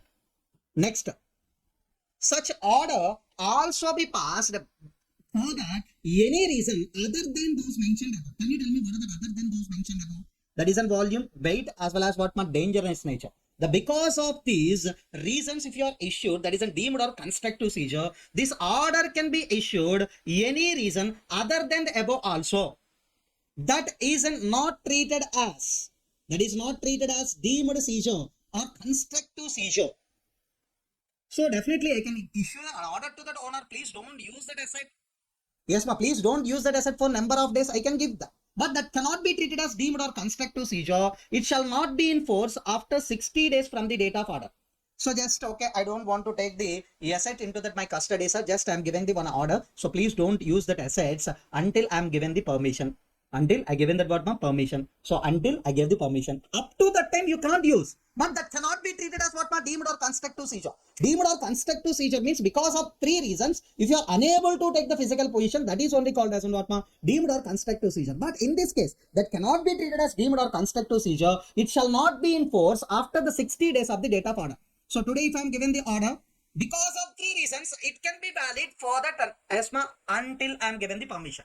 But any other reason, if you are given this order, it shall not be in force even after that what, ma, 60 days. So, but simply we can call this order as an what, ma, prohibitory order or order of restraint.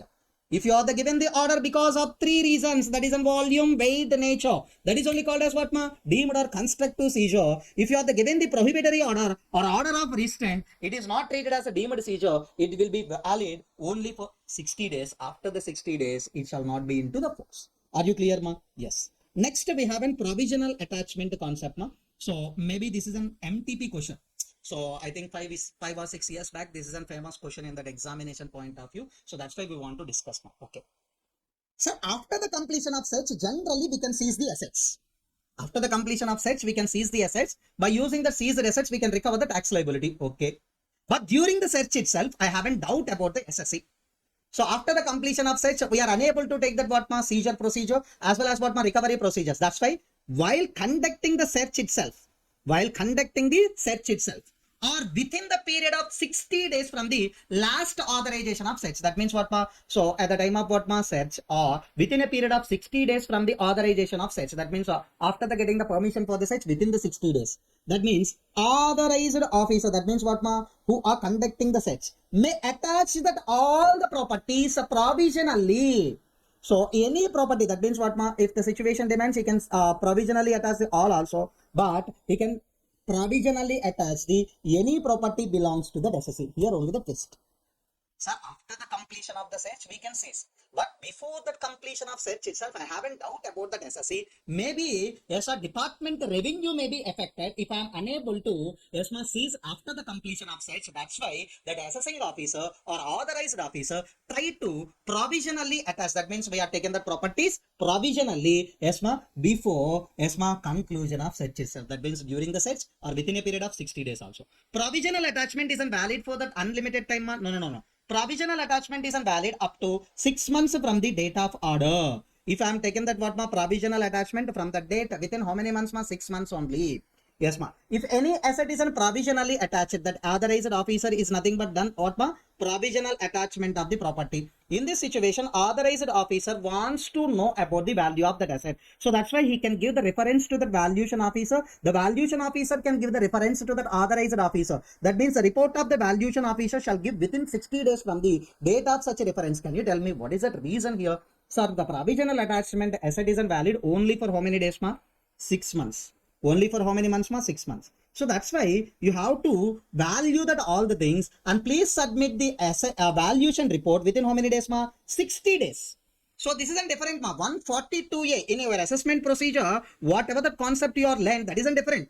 In the assessment, you are valuing the things that is in 142A. Here, this is a provisional attachment. After the provisional attachment, any authorized officer having the doubt about the valuation, he can refer the things to the valuation officer. The valuation officer should submit the report within how many days, ma? 60 days from the date of such reference. Next. So provisional attachment you can't do always, ma. If the following conditions are satisfied, then only you can do the provisional attachment. What is that, ma? First one, as authorized officer is satisfied that, yes, ma, for the purpose of protecting the interest of the revenue. That means what, ma? We want to support the department. If I am not doing this provisional attachment, definitely the department will lose some revenue. In order to protect that interest of the revenue of the department only, yes, ma, authorized officer can do this, what, ma? Provisional attachment. So the reason why you are doing the provisional attachment, please write that all the reasons in writing. Please write all the reasons in writing. Next one, ma. Provisional attachment. Yes, ma. Provisional attachment. Yes, ma. Before that, you have to take the permission from the Principal Director General of Income Tax, Director General of Income Tax, Principal Director of Income Tax, Director of Income Tax. That approval also should be taken in writing. So can you tell me? Okay. Which one is an earlier, ma? Provisional attachment or seizure, ma?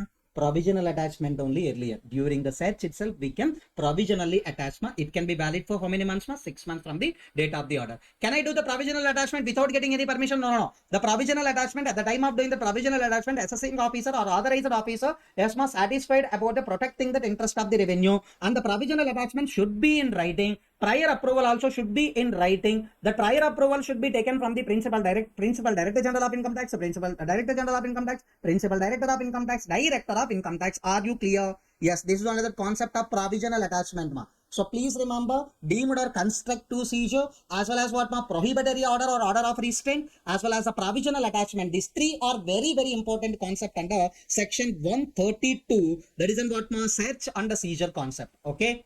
Yes. Next, yes, ma. After the completion of the provisional attachment, we have to discuss the presumptions under search also. Shall we start the discussion related to presumptions under search, ma? Yes. Based on the presumptions under search, maybe you can get the what, ma? Short answer type questions as well as a practical question also. So that's why in search and seizure, section 132, it is a very, very important point, ma. Presumptions under search. That means at the time of conducting the search as well as the seizure, so what are the basic assumptions needs to be followed by the authorized officer? Shall we start, ma? Yes. So during the search, if any books, yes, ma, if any books, documents, money, bullion, jewelry, etc. found in the search in a possession of any person. So suppose we are conducting the, yes, ma, we are conducting the search in the hands of the Bhaskar. We are going to conduct the search in the hands of Bhaskar. So if any books, documents, money, bullion, jewelry, etc. found during the search in the possession of the Bhaskar, so then we want to take, these are all presumptions regarding this, ma. So what are that, ma? These are all the things are belongs to such a person only, because in your hands we are identified these assets. So that's why these are all the things are belongs to you only. And whatever the contents of the books and the documents, that means whatever the contents involving in the books and the documents, that all the things are true, and the signature and other part of the books of accounts in that person handwriting only. That means what, ma? So whatever the books of accounts are found during the search, these are all the things are related to you only. These are all the things are correct. These are all the things are in your handwriting only. So these are all the presumptions we have to take, ma. The last presumption is very, very important. Okay. In this situation, right now we are conducting the search in the hands of Uma Bhaskar. But while conducting the search in the hands of the Bhaskar, so anil assets are founded, ma. So that means what, ma? In my ESMA books of accounts, some ESMA documents relating to Anil founded, and ESMA some money also related to Anil is founded, ma. In this situation, our assessing officer who are conducting the search, that means what, ma? In the premises of Bhaskar who are conducting the search, so that person can seize that assets. Okay, but in this situation, after the completion of the search within 60 days, ESMA, that assessing officer who conducted the search, so that person needs to hand it over that all the assets to the Anil Regional Jurisdictional Assessing Officer.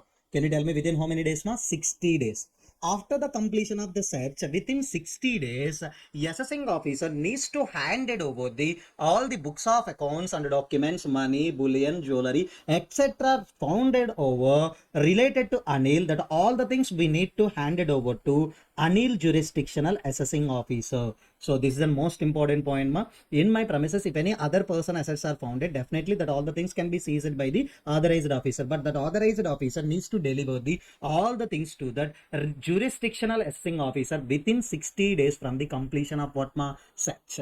So this is only the concept relating to the search, ma. Search as well as the seizure. Please remember who can give the authorization, in which circumstances they can give the authorization, and what are the powers of an authorizing officer, and ESMA, what are the powers of an authorizing officer, and the assistance to that authorized officer, deemed or constructive seizure, order of restraint as well as prohibitory order, provisional attachment. Next one, presumptions under search. These are all other points relating to section 132. That is what, search and seizure.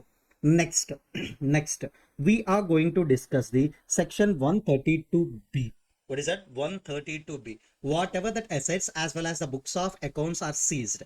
Whatever that assets as well as what, books of accounts are seized under section 132, how we are using that asset, how we are using that assets, how we are using that books of accounts, that all the things we are going to discuss under section 132B. So please open the 132B discussion, ma. It's a very, very important. After the completion of this search, we can do what, ma, seize. In that seizure, please make an observation. We can seize the books of accounts and we can seize the what, ma, assets also. We can seize that what, ma, books of accounts, and we can seize that what, ma, assets also. How we can use the, how we can apply the books and the assets which are seized. Shall we start the section 132B, ma? Yes, we will start the discussion related to 132B. Very, very important. You can get the 4-mark question also from these, and MCQs related. This is a very, very important concept, ma. Just okay. So please take an example. Please take an example. Suppose if we seize the books as well as documents. Suppose we seized the what, books as well as what, documents. So why we are seized the books and documents, for the purpose of completion of an assessment? Can you tell me if any search as well as a seizure happened on or after 1/4/2021? Can you tell me what is that assessment procedure we have to follow, 147 assessment, that is an income escapement assessment procedure. That means what is the thing, ma? If any books and documents which was seized shall be released within how many days, ma? 30 days. Within how many days, ma? 30 days from the date of completion of an assessment. After the completion of an assessment, within 30 days, you should release the books and documents, ma. So if that any person, that means if any assessing officer wants to retain beyond this period, yes, we have to take the prior permission from the Commissioner of Income Tax. Prior permission from the whom? Commissioner of Income Tax. So please make an observation. After the completion of the income escapement assessment procedure, within 30 days, you should release the books as well as the documents. If you want to keep the more number of days, yes, definitely you have to take the permission from the whom? Commissioner of Income Tax. Okay. Second thing, we seized the, yes, ma, we seized the money, jewelry, bullion, other valuable articles. That means what, ma? Cash equivalents as well as what, ma? Cash. Okay, no issue. So, okay, just example. How many assets we are seized, ma? 10 assets. Suppose just example, we seized the 10 assets. Out of that 4 assets, so definitely that SSE can give that explanation how we are purchased that assets, and these are assets are what, ma? Genuine. That means what, ma? By using that money, yes, ma, that money already, yes, ma, taxed at least once. That means what, ma? You're already paid the tax on some money. Out of that money only you are purchased any asset, that is only called as what, ma? Explained assets. Can you tell me the remaining 6 assets you are not giving any explanation? If you are given an explanation also, the assessing officer is not satisfied with your explanation. So that assets are called as what, ma? Unexplained assets. That means money, jewelry, bullion, other valuable articles. We have to know the ESMA uses or application of that assets in 2 categories. The first one, explained asset. Second one is an unexplained asset. Shall we start the ESMA how we can use the explained asset, ma? Okay. Explained asset means nothing but what, ma? Yes, you are giving the explanation to the assessing officer. That means authorized officer. That means, yes, here you have to make an observation. Application made by the SSE. That means application made by the SSE. Can you tell me? Within 30 days from the end of the month, within 30 days from the end of the month, in which such asset was what, ma? Seized. Okay. Example. Example, search completed. That means what ma asset seized on this date. From that month ending, that SSC needs to give an explanation with regarding that what ma seized assets. Yes, ma. In this situation, after the completion of the seizure, from that month end, that SSC needs to give that what ma, yes, ma, needs to give that what ma explanation with regarding the explained asset. That means how we are purchasing and what is the source of income for purchasing that all the assets. We are giving the explanation. If that explanation was yes, ma, given by the SSC, that all the things are satisfied by the AO, that assets are called as what ma explained assets. So these explained assets can be released. These explained assets can be released.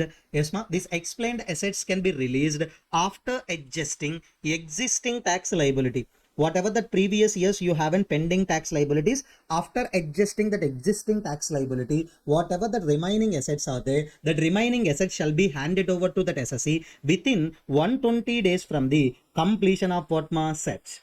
What is that ma? Within 120 days from the completion of the search. Yes ma. In this situation, if you want to release the explained assets, you have to take the permission from the whom? Commissioner of Income Tax. The first of all, you have to give that explanation. Explanation can be given by the SSC after the completion of the search from that month, and within 30 days you have to give an explanation. If that explanation given by the SSC that isn't satisfied by the AO can release that asset after the completion of the after the completion of this search within 120 days he can release after adjusting that existing tax liability with the prior approval of Commissioner of Income Tax. With the prior approval of Commissioner of Income Tax. Next one, unexplained assets. What is that ma? Unexplained assets. Yes. Unexplained assets. These unexplained assets can be utilized for recovering. So unexplained means, okay, even though you are not given that explanation also, that is not satisfied by the assessing officer, but under next, what is that ma? SSC is not at all given an explanation with regarding that how you are purchasing that thing. So these are all the things. That means unexplained assets can be utilized for, first of all, existing tax liability. Second one, what more? New tax liability under section 147. The previous year tax liability, that is an existing tax liability. New assessment here, what more? 147 assessment. Because of the search and the seizure, we have to start that what more? 147 assessment. In that, if you have any tax liability, that also you can recover by using that what more? Unexplained asset. First, please utilize the money. After that, yes, ma, money is not sufficient. Yes, you can sold that what ma some assets and you can discharge the liabilities. If any assets are remains, that can be handed over to the ESSC. Are you clear, ma? Yes. So if you are observing that, yes, ma, existing tax liability always does not include that advance tax payable. So normally that advance tax liability is nothing but what ma we are paid as an advance during the previous year instead of that paying the tax in assessment year. So while you are ESMA using the section 132B, existing tax liability means it does not include the advance tax. Please remember, it is a very, very important. It is a very, very important. So existing tax liability means nothing but what prior period related tax liabilities, but it can't include the what advance tax payable. Yes. So you can't recover the advance tax from the what explained assets as well as unexplained assets also. You can't recover the what you can't recover the advance tax from the explained assets as well as what unexplained assets. Next thing. Next thing. So it is some interesting point. So interesting point. Always here, ESMA, always many provisions, ESMA is nothing but demanding the interest from the SSC. But here, SSC is demanding the interest from the department. Okay. So in which circumstances, first of all, that aggregate amount of the money or any assets seized or nothing but what assets, if any assets are sold, that can be what realized in the form of what cash. If you are observing that, if any assets are seized or if any money seized, that value is exceeds, aggregate amount is required to meet out the liabilities. So that means, example, we are seized the 5 lakh worth of the assets or cash. But we want to meet out the liability. That means existing tax liability as well as a new tax liability is nothing but just 2 lakhs only.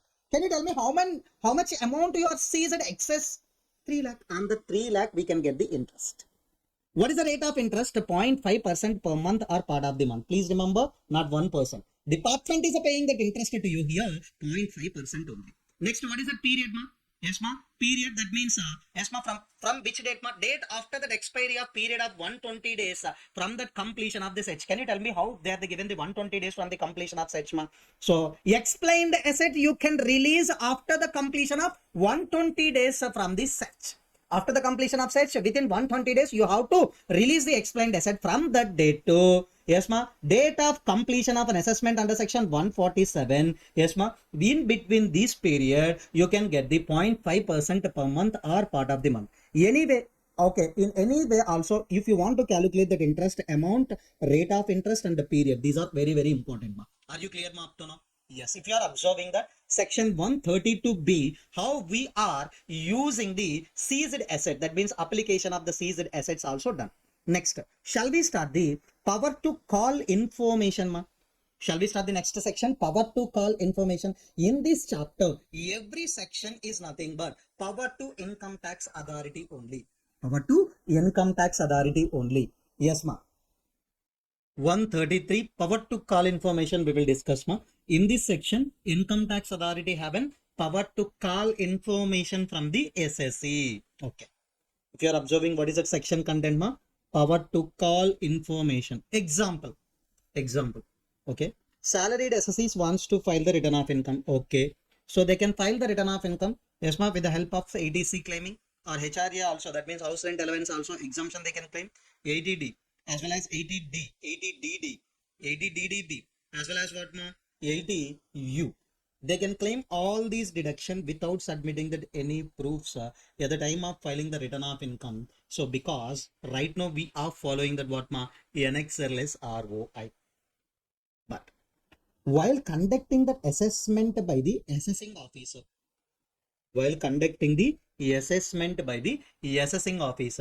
definitely that assessing officer wants to verify these all the things. In this situation, this assessing officer having power to call for information with regarding the all the deduction claimed in the return of income. So that means at the time of doing that assessment, assessing officer having power to call information. Power for what now? Call information. Here you have to make an observation. Yes ma, Joint Commissioner of Income Tax, Joint Commissioner of Income Tax Appeals, Commissioner of Income Tax as well as the Commissioner of Income Tax Appeals can call any information from any person. They can call what ma? Any information. Yes ma, they can call from any person which will be useful for the any proceeding under the act. At the time of doing that assessment, you can call any information. You can call from any person also. That power is within the 133. The power given under section 133 to the income tax department. Are you clear? 133 ma? Yes, power to call information. Power to call information. Next important concept ma, 133A, power of a survey. If you are observing that, we are already done with this search as well as a seizure. Then what about the survey, sir? Yes, under section 133A, assessing officer or income tax authorities have a power of doing the survey. Please remember, always we can conduct the survey for the purpose of information seeking. If you want to get any information, definitely we can go for that what ma survey. So please make an observation. Section 133A is talking about the survey related power. Yes ma, always we are going with the survey for the purpose of what ma? Information seeking. So please make an observation ma. Yes ma, here who can give the authorization for conducting the survey ma? Yes, principal, Director General of Income Tax, Director General of Income Tax, principal, Chief Commissioner of Income Tax, Chief Commissioner of Income Tax can give authorization for the what ma? Survey to their subordinates. That means what ma? The subordinate authorities can do that what ma? Survey, so that they can inquire and they can get that what ma? Some information. Yes ma, they can do the survey at which place ma? The first one, where the business or profession is carried on. Second one, where the books of accounts are kept. So the first one, where the business or profession is carried on. Second one ma, if the books of accounts are kept at any other place, at that place also that subordinate authorities can do that what ma? Survey. That means if the books of accounts are kept at any other place, yes, we can do that what ma? Survey at that place also. Please make an observation. The search isn't different, seizure isn't different, survey isn't different. In just for an information seeking purpose, we are conducting the what ma? Survey. So at the time of conducting the survey, these are the powers of that officer. So at the time of conducting the search, we are already done the what ma powers. Here, these are all are the powers relating to that officer at the time of conducting that what ma survey. Yes, he can inspect and ESMA books as well as documents. He can check and verify the cash, stock, and any other valuable articles. Okay, maybe you are going for that information seeking only. You can inspect the books and documents, and you can verify and check the what ma cash, stock, and other valuable article, and you can place the identification marks. Yes, ma. That means okay. Today we are done our work. Okay, please put that identification marks. Okay. Next, if you are going for that what ma survey, you can start from that only. You can start the work from that only, and you can record the statement of any person. That means in writing or in oral form or in video or in audio. You can record the statement of any person who are working under that. Next, you can impound and retain only books and documents. Please make an observation. During the search, after the search, seizure is there. You can seize that any asset now. But here, you can impound only, just you can take an over and retain that books and documents only, not all assets. After recording the reasons, that too how many days ma? Only maximum for 15 days. In section 131 also the same power we have. So while you are conducting the survey, you have an only power to impound and retain the books and documents only. After recording that all the reasons, maximum how many working days ma? 15 working days only. Maximum how many working days ma? 15 working days. Excluding that what ma holidays, only that 15 days maximum. Next one. Entry restriction, sir. Is there any entry restriction is there for conducting the survey? Yes. At first one, you can do that survey at where the business or profession is carried on. Yes, in this situation, only during the business hours you have to enter for survey. Second one, at any other place where the place where the books of accounts are kept. In this situation, we have to enter after sunrise, but before what ma sunset. After sunrise, before sunset. Please remember, we have to follow the weather reports as per the Google. Okay, so today is in rainy season. Okay, today is in rainy season. So in this situation, there is no sunrise, not at all. So you have to check as per the weather reports what time sun can be rise. So after that, you can enter into the premises for conducting the what survey. So these are all of the restrictions for that entry, not for exit. At the time of entering into the premises for the conducting the survey, where you have to enter first, where the business or profession is carried on during the business hours, that where the books of accounts are kept is after the sunrise, before sunset. After sunrise, before sunset. Next, IT authority can also do the survey of what ma any function, ceremony, and event. Yes, but after the conclusion of that ceremony, function, and search and so after the conclusion of that function, ceremony, and event, then only you can do that what ma survey. Simple. So last 10 years, you are filed the return of income every year, 1 lakh, 1 lakh, 1 lakh, 1 lakh. So your income is nothing but what, 10 lakh only. But you are incurred in one event, you are incurred 1 crore amount. How you can expend that 1 crore amount? Because your income is 10 lakh only from the last 10 years. So this type of inquiry, that means a survey also can be done by the income tax department. Clear, ma? Yes. We have one more survey, ma, that is an TDS TCS survey. So this is quite different. Whether the TDS is deducted properly, whether the TCS is collected properly as per that act or not. So this is verified by using that what ma TDS or TCS survey. So while you are conducting the TDS or TCS survey, all the powers relating to this we have, but except what ma 2. So in this situation, as per that income tax authorities cannot do two things, ma. The first one, you can't do that impound and the books of accounts. You can't do that what ma impound as well as books and documents. Second one, check the verification of cash, stock, and valuable articles. You can't do under TDS or TCS search, ma. So please remember here the powers of income tax authority under section 133A. We have an inspect the documents and books, and we can verify and stock as well as what ma cash as well as stock and other valuable articles. We can make the identification marks. We can record that any statement of person, and we can impound as well as the books and documents. While coming to the TDS TCS survey, you can't check the cash or stock as well as what ma any other valuable articles, and you can't impound that what ma books of accounts as well as documents. So please remember, this is only that what ma TDS as well as what ma TCS survey, and the section 133A is nothing but talking about the what ma survey. So please remember, as of now we are done with the ISMA 131 as well as the 132, 132B, that is an application of the seizure asset 133A. sorry, 133 power to call information, 133A power of an survey. Can you tell me survey for that information seeking only? In that we had discussed the TDS or TCS survey also. All the powers of an income tax authority in survey, yes ma, all the powers also in the TCS and TDS survey except two. What are the two ma? You can't do that impound of books of accounts and the documents, and yes ma, you can't verify this cash, stock, any other valuable articles ma. Next, we have to discuss the very important section ma, 133B, power to collect information. This is a door-to-door survey. You have another name for this ma, door-to-door survey. So just I am Isma creating the what ma relationship. Yes, if you are observing that, what is that 133 ma? Power to call information. Yes ma. 133B is what ma? Power to collect information. Power to collect information. Under section 133, that means income tax authority is given that one order and please submit that information. Just we are calling the information. 133B, we are collecting the information, yes ma, by door-to-door survey. This is a concept, we can call it as an what ma, door-to-door survey also. So section 133B indirectly we will start ma after 133A. Survey is an over, normal survey is an over. Right now we want to discuss the 133B. What is it 133B ma? Yes ma, 133B is an power to collect information. This is a door-to-door survey. Okay. The first thing. This is the first thing. Income tax authority may entered into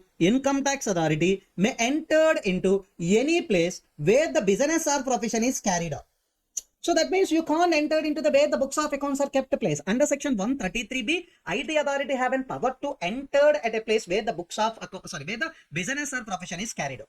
What is that entry time ma? Okay, where the business or profession is carried out, that means what ma? During the business hours only. Yes, there is a no power to impound the books of accounts. There is a no power to impound the books of account. These are the very important ma. So just you are going to the business or profession related premises ma. And the next you can enter only at what ma business hours, and just you can check it out all the things. You don't have any impound power also related to what ma books of accounts. So here the very important thing at the chapter end I will provide you what ma the difference between that what ma search, survey and the door-to-door survey. During the search, what are the things you have, and during the survey and during that what ma door-to-door survey at the end of the chapter I will provide. So please remember 133B is a door-to-door survey. You can conduct the door-to-door survey at where the business or profession is carried on, and during that business hours only you can enter for the door-to-door survey, and there is no power to impound the books of accounts under section 133B. That is a door-to-door survey ma.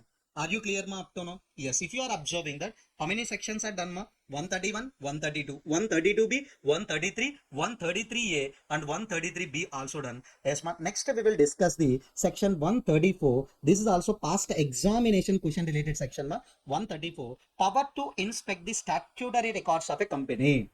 Here, that income tax authority have an power to inspect the statutory records of the company. Can you tell me what are the statutory records ma? Members register as well as debentures register, register of charges. These are all the things also can be inspected by the income tax authority. That power is in lies in the section 134.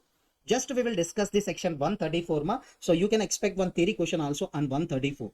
So power to inspect. Can you tell me what is that ma? Power to inspect the statutory records of the company. So can you tell me if you are observing that income tax authority, yes ma, they can inspect and they can take that what ma copies related to what ma statutory records also. What are the statutory records ma? Example, the first one, register of members, debenture holder register, register of mortgages, register of charges. These are all the things related to that company can be inspected by the yes ma income tax authority, and they can take that what ma printouts also. Clear ma all of you up to know? Yes. If you are observing that, yes ma, all the sections are related to, yes ma, search, seizure and survey is an over. Yes, but main sections only we are discussing. Yes, here, in order to collection of an information, we have an faceless also. So during that, yes ma, 148 related information purpose also we are discussed at this point. If any information obtained under faceless collection of information under section 130, yes ma, 5A. That is only ma, just we will discuss that point. Also. Just remember ma. Yes. Faceless collection of information. Who can frame this scheme ma? Central government is framing the scheme ma. So whatever the sections we have up to now, 133. Can you tell me what is that 133 ma? Power to call information. 133B, door-to-door survey. 133C, 134, 135. Whatever the sections you have, these are all the things can be done in an what ma faceless manner also by using that what ma automated allocation system. Can you tell me what are the objectives of this scheme ma? You can write the same objectives ma. What is that ma? Eliminating that interface between that what ma SSC as well as what ma income tax department, and the functional specialization. We can utilize that all the things in an optimum by way of economies of scale, and by way of what ma functional specialization, and introducing the team based sending of the notices ESMA with the dynamic jurisdiction. These are all the things where whenever you have a question related to faceless assessment, you can write these points ma. You can write these points. Are you clear ma? Yes. Finally, we will discuss the differences between the what ma search survey as well as a door-to-door survey. Search means nothing but what ma after the completion of search we can do the seizure.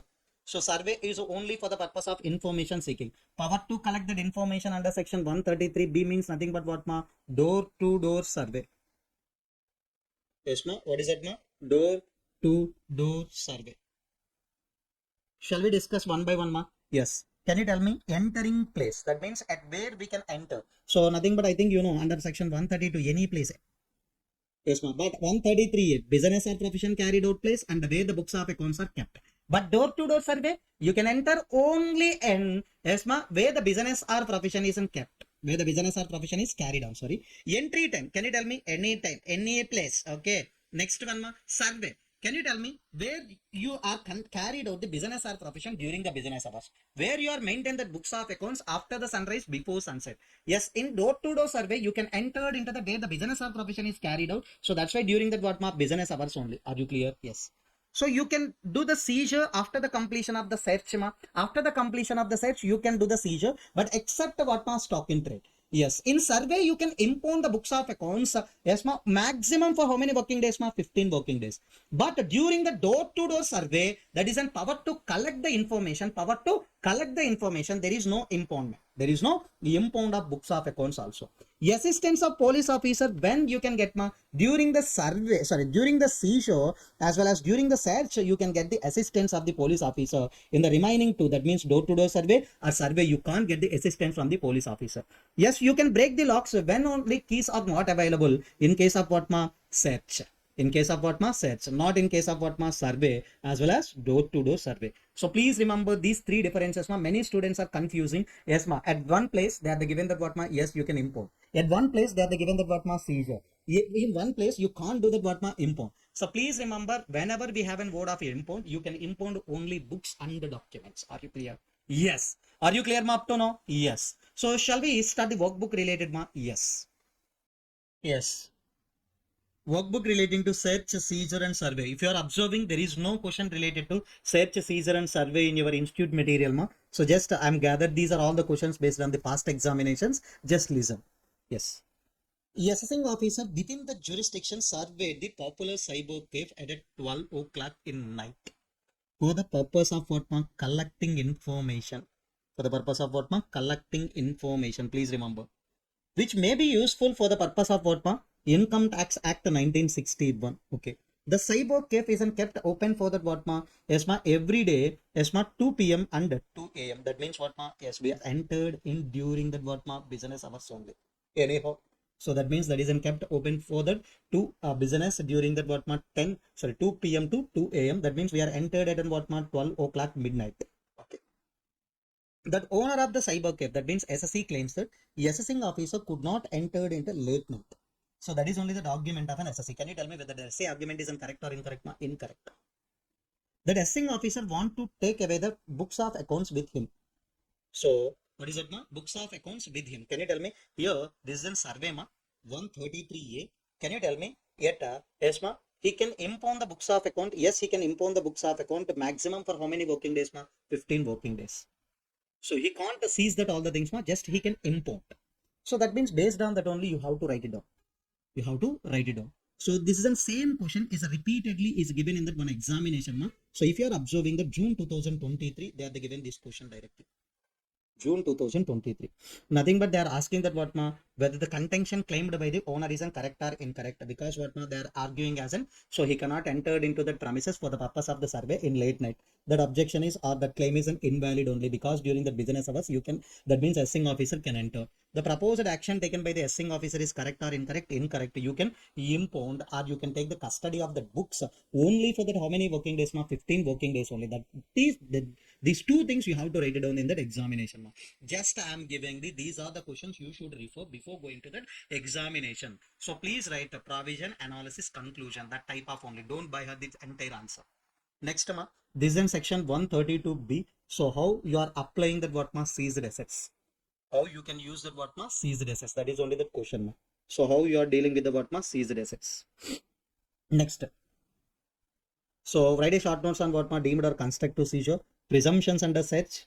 Next one. So in this situation, just so during the survey operation, income tax authority impounded the what? Income tax authority impounded the books of accounts and other documents inspected by him related to SSC, retained his custody. So action of the assessing officer is justified. Yes, justified. But for how many days? Maximum 15, not days, working days. So I think under section 133A, how many days you can take the impoundment of books and other documents? 15 working days. So provisions relating to section 132, that how you are applying that what seized assets.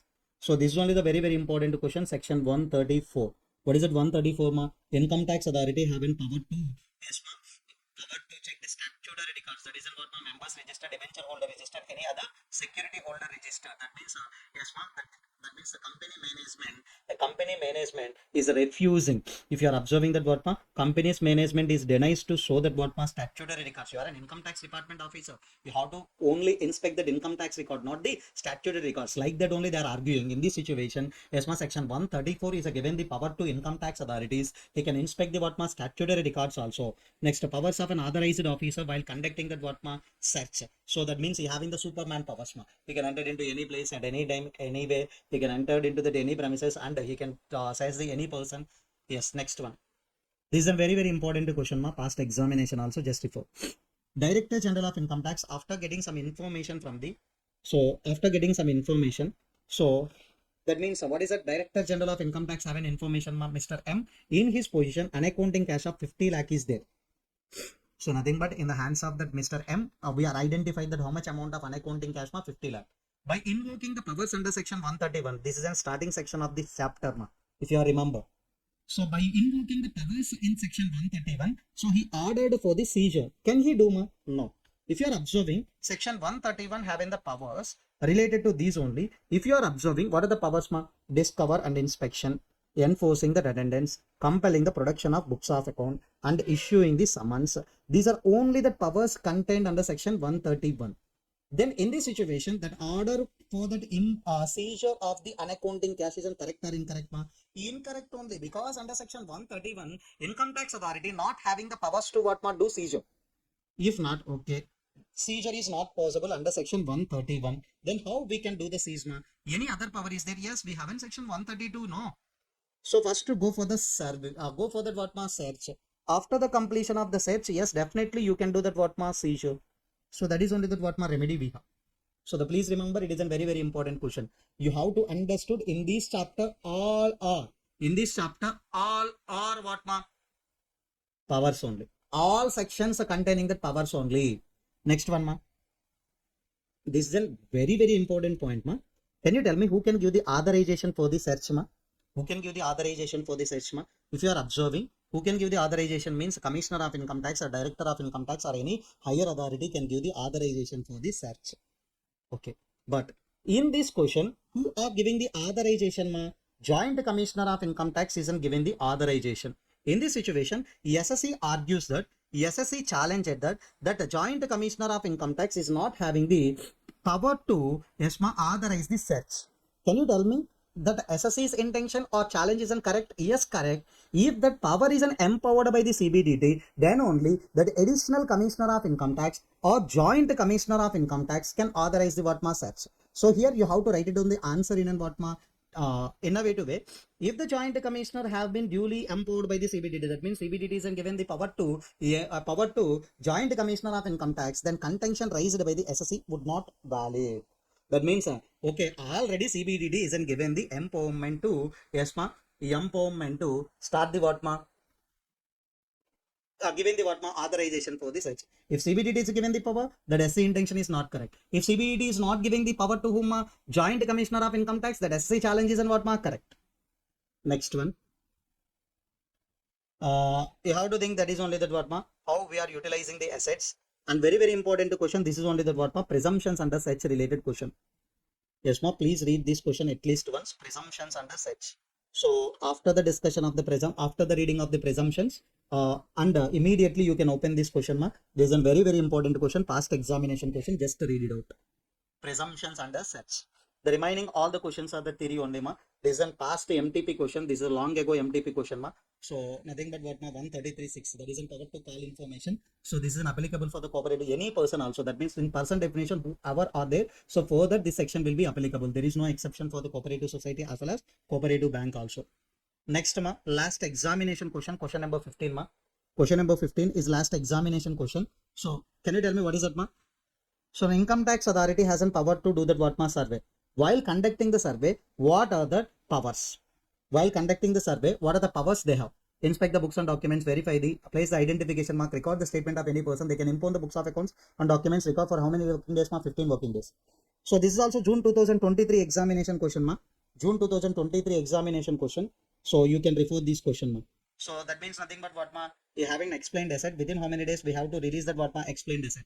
After that, yes ma, explanation needs to be given within 30 days from the month end in which that what ma search was done. After that, how many days we have to release that ma? After the completion of the search, within 120 days we have to release that assets.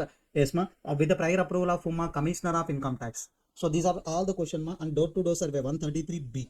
And powers of income tax authority under section 131. Here you have to write the powers relating to section 131 only. And they are asking that what my provisional attachment of property also. These are all the things you can get in our examination directly. So please read this chapter before going to the examination because this is very, very important in a short span of time. The revision may be, we are taking that 1 hour. In your second revision or third revision, the day before going to the examination, you can complete these are all the section within 15 to 20 minutes. Ma. Don't ignore this chapter. This chapter alone, you can get that what ma 6 to 8 marks. Yes. Next chapter in our discussion, that is an appeals revision as well as what ma rectification and settlement commission. Appeals, revision, rectification and settlement commission. Please make an observation. Entire chapter we can get 8 marks ma, including MCQs. So we need to discuss the chapter in 4 parts. The first part is an appeal, second part revision, third part rectification, fourth part is a settlement commission. So the main discussion is related to appeals and revisions only. The remaining 2 parts are what ma, a very small discussion we have with regarding the rectification and settlement commission. Okay. The first you have to make an observation relating to appeals. You have to make an observation related to appeals. If you are observing that, so if any order of an assessing officer isn't disagreed by the, that means what man not interested. So he don't want to follow the assessment order. So then SSC have an option to make an appeal with the higher authorities. So how many appellate authorities we have ma? The first one, Joint Commissioner of Income Tax Appeals as well as Commissioner of Income Tax Appeals. So previously we have an only Commissioner of Income Tax Appeals, Joint Commissioner of Income Tax Appeals here. That is an amendment ma. Next ITIT, next High Court, and next we have in Supreme Court. These are the 4 appellate authorities we have to discuss. Next, the revision related, we have only 2 sections, that is in 263 and 264. Very important sections, 263 and 264. Definitely you can get the question from this revision only. So, but we have to discuss all the things. Next, rectification, we have to discuss the 2 sections, 154 as well as 254. Next, we have a settlement commission, but as of now, ESMA settlement commission, that means what ma, I think from ESMA 2021 after that there is no operations ma, settlement commission not in operations. So we need to discuss how they are stopped, and after that, if with respect to the pending applications, what they are giving as a solution. These are all the things, nothing but 4 to 5 points we have to discuss ma. So this is only the intention related to what ma settlement commission discussion. No need to discuss anything. Settlement commission is not in our syllabus also. Just that is removed. Okay, why it is removed and what is that mechanism, that all the things we will discuss. Okay, shall we start our discussion with respect to that appeals portion ma? Yes. So we need to start our discussion with the appeals ma. First, can you tell me what is the first appellate authority ma? First appellate authority, appeal before the Joint Commissioner of Income Tax Appeals as well as what ma Commissioner of Income Tax Appeals. Shall we discuss ma? Yes. So how you can make an appeal before the Joint Commissioner of Income Tax Appeals as well as the Commissioner of Income Tax Appeals. So before going to that concept, first I want to tell you this understanding. So this hierarchy of an income tax authorities. So if you are observing that below the commissioner of income tax, we have an two. That is an additional commissioner of income tax as well as joint commissioner of income tax. Below the joint commissioner of income tax, we have a deputy commissioner of income tax, the assistant commissioner of income tax, as well as income tax officer. So if you are observing that, these are all the persons we can treat it as an AO. These are all the persons we can treat it as an what AO. Please remember, if any assessment order given by the deputy commissioner of income tax, assistant commissioner of income tax officer, if any assessment order given by these three authorities, can you tell me if SSC is not agreed, that means what SSC is not don't want to follow the assessment order. So that's why he have an option to make an appeal with the higher authority. Who is an higher authority to these three persons? Joint commissioner of income tax. That's why if any assessment order given by the deputy commissioner of income tax, assistant commissioner of income tax officer, ITO, these are all the orders can be appealable before the joint commissioner of income tax appeals. Suppose if that assessment order given by the additional commissioner of income tax as well as joint commissioner of income tax. So additional commissioner of income tax as well as joint commissioner of income tax also can be acted as an AO. If that order given by these persons, can you tell me if any assessment order given by this person, so that assessment order can be appealable before the commissioner of income tax appeals. Can you tell me for these two persons who is an ESMA superior commissioner of income tax, that's why they can make an appeal before the commissioner of income tax appeal. So please make an observation. If that assessment order given by the deputy commissioner of income tax, assistant commissioner of income tax, income tax officer, in these three cases, if any assessment order isn't given, that order can be appealable before the joint commissioner of income tax appeals only. If that order, that means assessment order given by the additional commissioner of income tax, joint commissioner of income tax, that order can be appealable before the commissioner of income tax. Okay, by using these only we can understood this discussion. So please make the first appellate authority is a joint commissioner of income tax as well as a commissioner of income tax appeals. Okay, the first we will start with the what are the orders appealable before the joint commissioner of income tax appeals. Can you tell me? So before 1/4/2023, we don't have any joint commissioner of income tax appeal. We don't have any joint commissioner of income tax appeal. Can you tell me on or after 1/4/2023 only we have what joint commissioner of income tax appeals? Can you tell me on or after which date? 1/4/2023. Okay, that means any SSC is aggrieved by the one or more of the following orders of an AO. Can you tell me what do you mean by the AO here, below the rank of joint commissioner of income tax? Can you tell me the below the rank of joint commissioner of income tax means these three persons only. If any assessment order given by this person, yes on or after that date, can you tell me on or after 1/4/2023, that all the orders can be appealable before the joint commissioner of income tax? Can you tell me what are the orders? Intimation under section 143 subsection 1, any assessment order under section 143 and 144, scrutiny assessment as well as judgment assessment, any assessment order under reassessment. Can you tell me what 147, so etc. Many orders are there. Just I'm given these three as an example. Okay, just I want to tell you one thing. Can you tell me before 1/4/2023, there is no joint commissioner of income tax appeals. That's why all the orders can be appealable before the commissioner of income tax appeals only on that time. Okay, but so right now we have a joint commissioner of income tax appeals. So what is that case? On or after 1/4/2023. If that order was appealable before the joint commissioner of income tax, but already we made an appeal under commissioner of income tax appeal, that all the files can be transferred to the joint commissioner of income tax. If any appeal is pending before the commissioner of income tax appeals, if any order is pending before the commissioner of income tax appeals, but that orders are appealable before the joint commissioner of income tax, in this situation all the files or all the appeals transferred to joint commissioner of income tax appeals. Next, so can you tell me in this situation, so joint commissioner of income tax should proceed. Already 60% of that assessment is done. Yes, can you tell me joint commissioner of income tax shall start from the beginning or from the where the predeceasers are left, from that only they need to continue? Yes, from that predecessor left. That means what already 60% assessment is done. The remaining assessment only needs to be conducted by the joint commissioner of income tax. Can you tell me what is that amount here? That is 40% of that assessment only can be done by the joint commissioner of income tax appeals. Are you clear up to now? Yes, that means any order can be transferred from the Commissioner of Income Tax Appeals to the Joint Commissioner of Income Tax Appeals? Yes, we can transfer. Yes, ma. Can you tell me from the way that the successor needs to start here? He is a predecessor. Who is a successor, ma? Joint Commissioner of Income Tax is nothing but whom, ma? Successor. Successor needs to start from the, yes, ma, where the predecessor is left. Can you tell me what, ma, the remaining 40% assessment only can be done, or remaining the 40% things only can be reviewed by the Joint Commissioner of Income Tax. In this situation, please make an observation. Before the transferring these kind of the transfers, you have to provide that at least opportunity of being heard to that SSE. Next, this is the reverse thing, ma. Whenever if any Joint Commissioner of Income Tax having that reviewing that some files, so then the Joint Commissioner of Income Tax can transfer the files to the Commissioner of Income Tax Appeals also. Yes, ma. After the reviewing of the Joint Commissioner of Income Tax, it can transfer the some files to the Commissioner of Income Tax also. Here, who is in predecessor, ma? The predecessor is in Joint Commissioner of Income Tax Appeals. Can you tell me who is in successor, ma? Commissioner of Income Tax Appeals. Who is in? Yes, ma. Who is in successor, ma? Commissioner of Income Tax. Can you tell me here's the 70% assessment already reviewed by the 70% of the work are already done by the Commissioner, the Joint Commissioner of Income Tax. The remaining 30% only needs to be reviewed by the whom successor. So before the transferring these files from the one authority to another authority, at least you have to provide the reasonable opportunity of being heard to the SSC. That means what, ma? So can you tell me what is that point number B, ma? Yes, you can transfer the files from the Commissioner of Income Tax to the Joint Commissioner of Income Tax Appeals also, and you can transfer the files from the Joint Commissioner of Income Tax Appeals to the Commissioner of Income Tax Appeals also. Yes, ma. Can you tell me the pending portion only needs to be reviewed by the successor, and the opportunity of being heard must be given.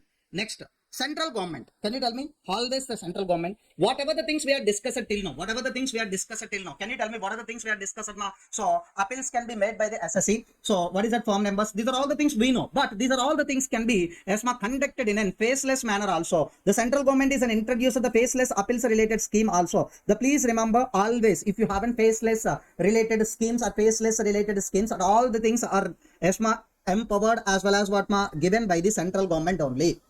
Next concept, what are the orders can be appealable before the Commissioner of Income Tax? If any SSE is aggrieved by the any one of the following orders, and orders are given by the AO. AO is nothing but what, ma, rank of JC or above. Can you tell me who is in JC or above, ma? Joint Commissioner of Income Tax.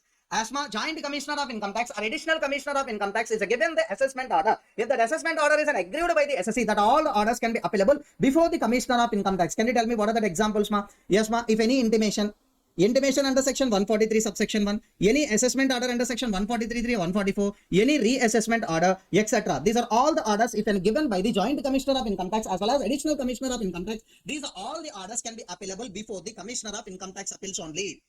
So then how we can make an appeal before the Commissioner of Income Tax Appeals, ma? What is the time limit as well as the form? SSC can make an appeal with the Joint Commissioner of Income Tax as well as the Commissioner of Income Tax in the form number 35. Please remember what is that MCQ, ma? This is an MCQ. You need to remember this form number 35.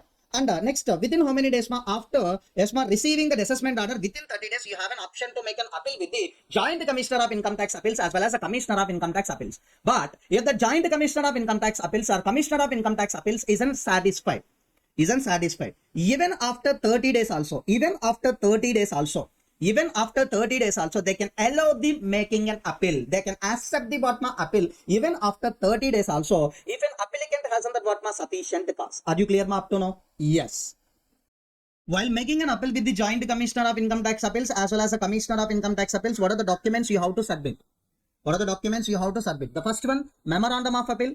What is that, ma'am? Memorandum of Appeal. Next one, order against which an appeal is made, statements of facts, grounds of appeal, and notice of demand, as well as what, ma, all the challans.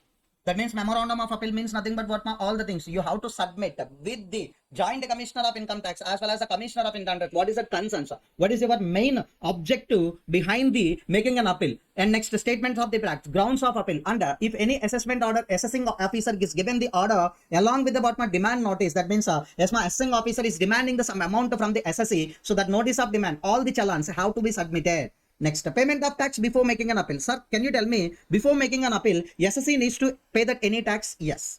Important.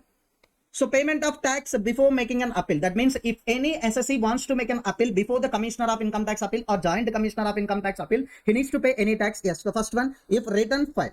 So we are already filed the return. Yes, sir. In this situation, what is the tax amount you have to clear? The tax as per the return you should clear. The tax as per that what, ma, return you should clear. Clear, ma, up to now? Yes. Second one, if the return of income is not filed, That means what ma return of income is not filed. In this situation, you want to make an appeal with the yes ma commissioner of income tax, that is a joint commissioner of income tax as well as a commissioner of income tax. In this situation, what is that amount you have to pay? You should pay an amount of the tax equal to the advance tax. Joint commissioner of income tax as well as a commissioner of income tax accept an appeal without making the payment also. Without making the payment of the tax also. If there is a good as well as a what was sufficient reason, that reason also should be in writing. So please make an observation before accepting that appeal. That means before making that appeal by the SSC, before the joint commissioner of income tax, before the commissioner of income tax appeals, you should pay the some amount of the tax.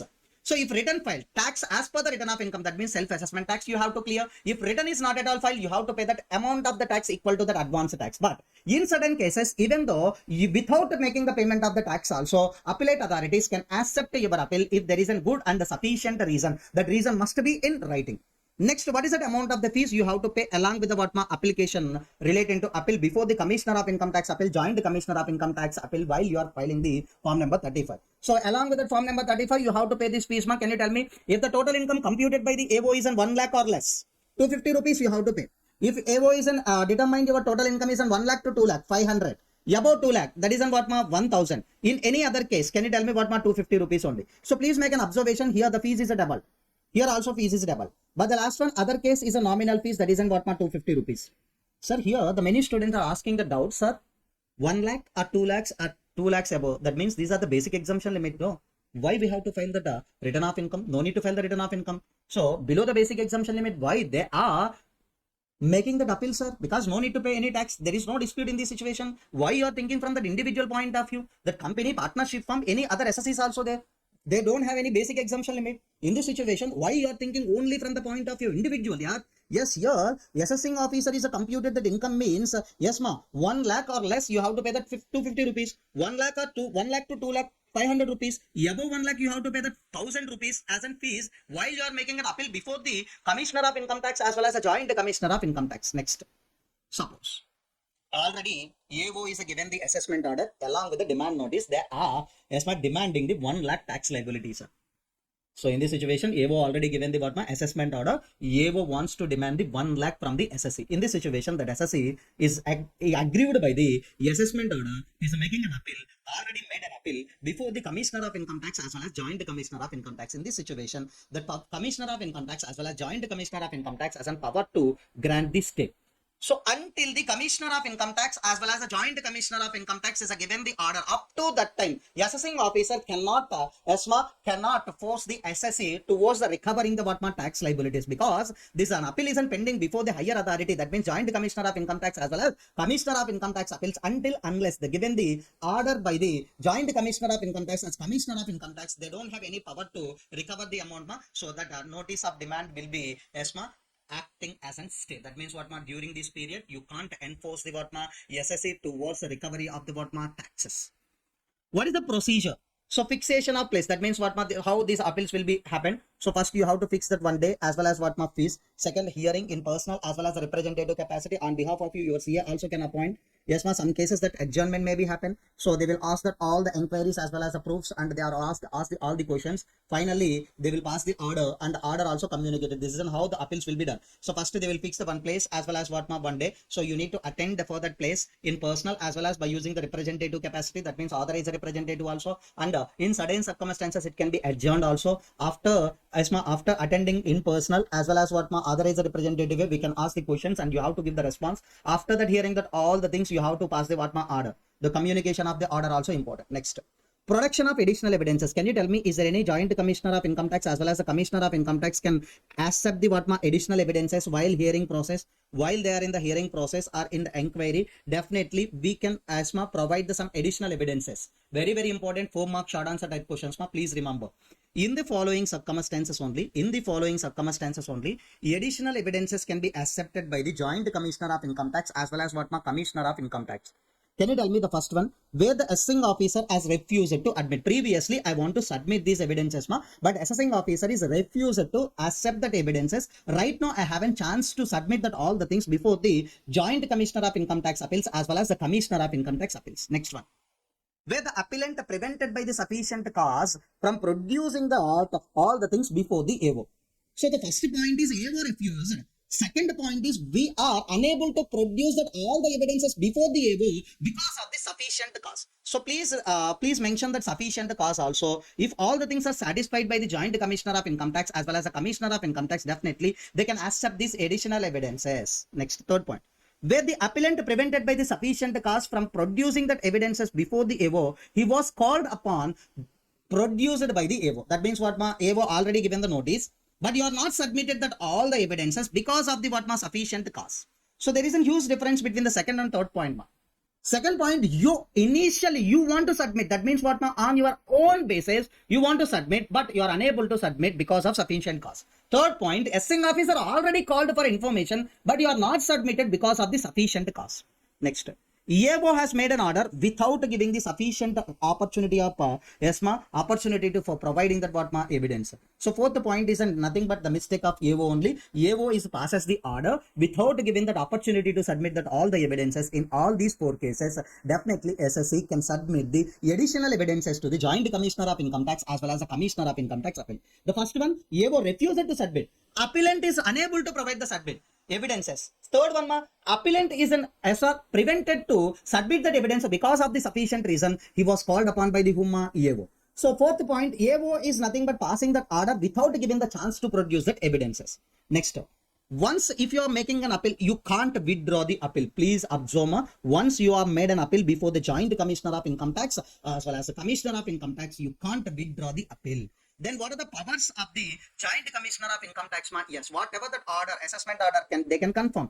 They can enhance also. They can reduce the what variations involved in the assessment. So what is the variation behind the assessment order? They are already paid the 1 lakh tax, but assessing officer demanding the 2 lakh. Can you tell me what is the variation of that 1 lakh? 1 lakh they can confirm or enhance. They can reduce also. What is the time limit they can take and what is the time limit they can take for the disposal of the appeal? That means the Commissioner of Income Tax appeals as well as Joint Commissioner of Income Tax, how many days or how many years they can take that appeal related disposal time. So may hear, please remember this is not a mandatory time, may hear or decide the appeal within the 1 year from the end of the financial year in which that appeal was filed. So please make an observation after the making that appeal from that end of the financial year within that 1 year, if they want to hear, they can dispose. So just example, 31st 8 2023 appeal filed before the Joint Commissioner of Income Tax. What is at end of the financial year? 31st March 2024. From the end of the financial year in which that appeal filed within 1 year, yes, they can dispose the appeal. That means what? This is not a mandatory, may hear.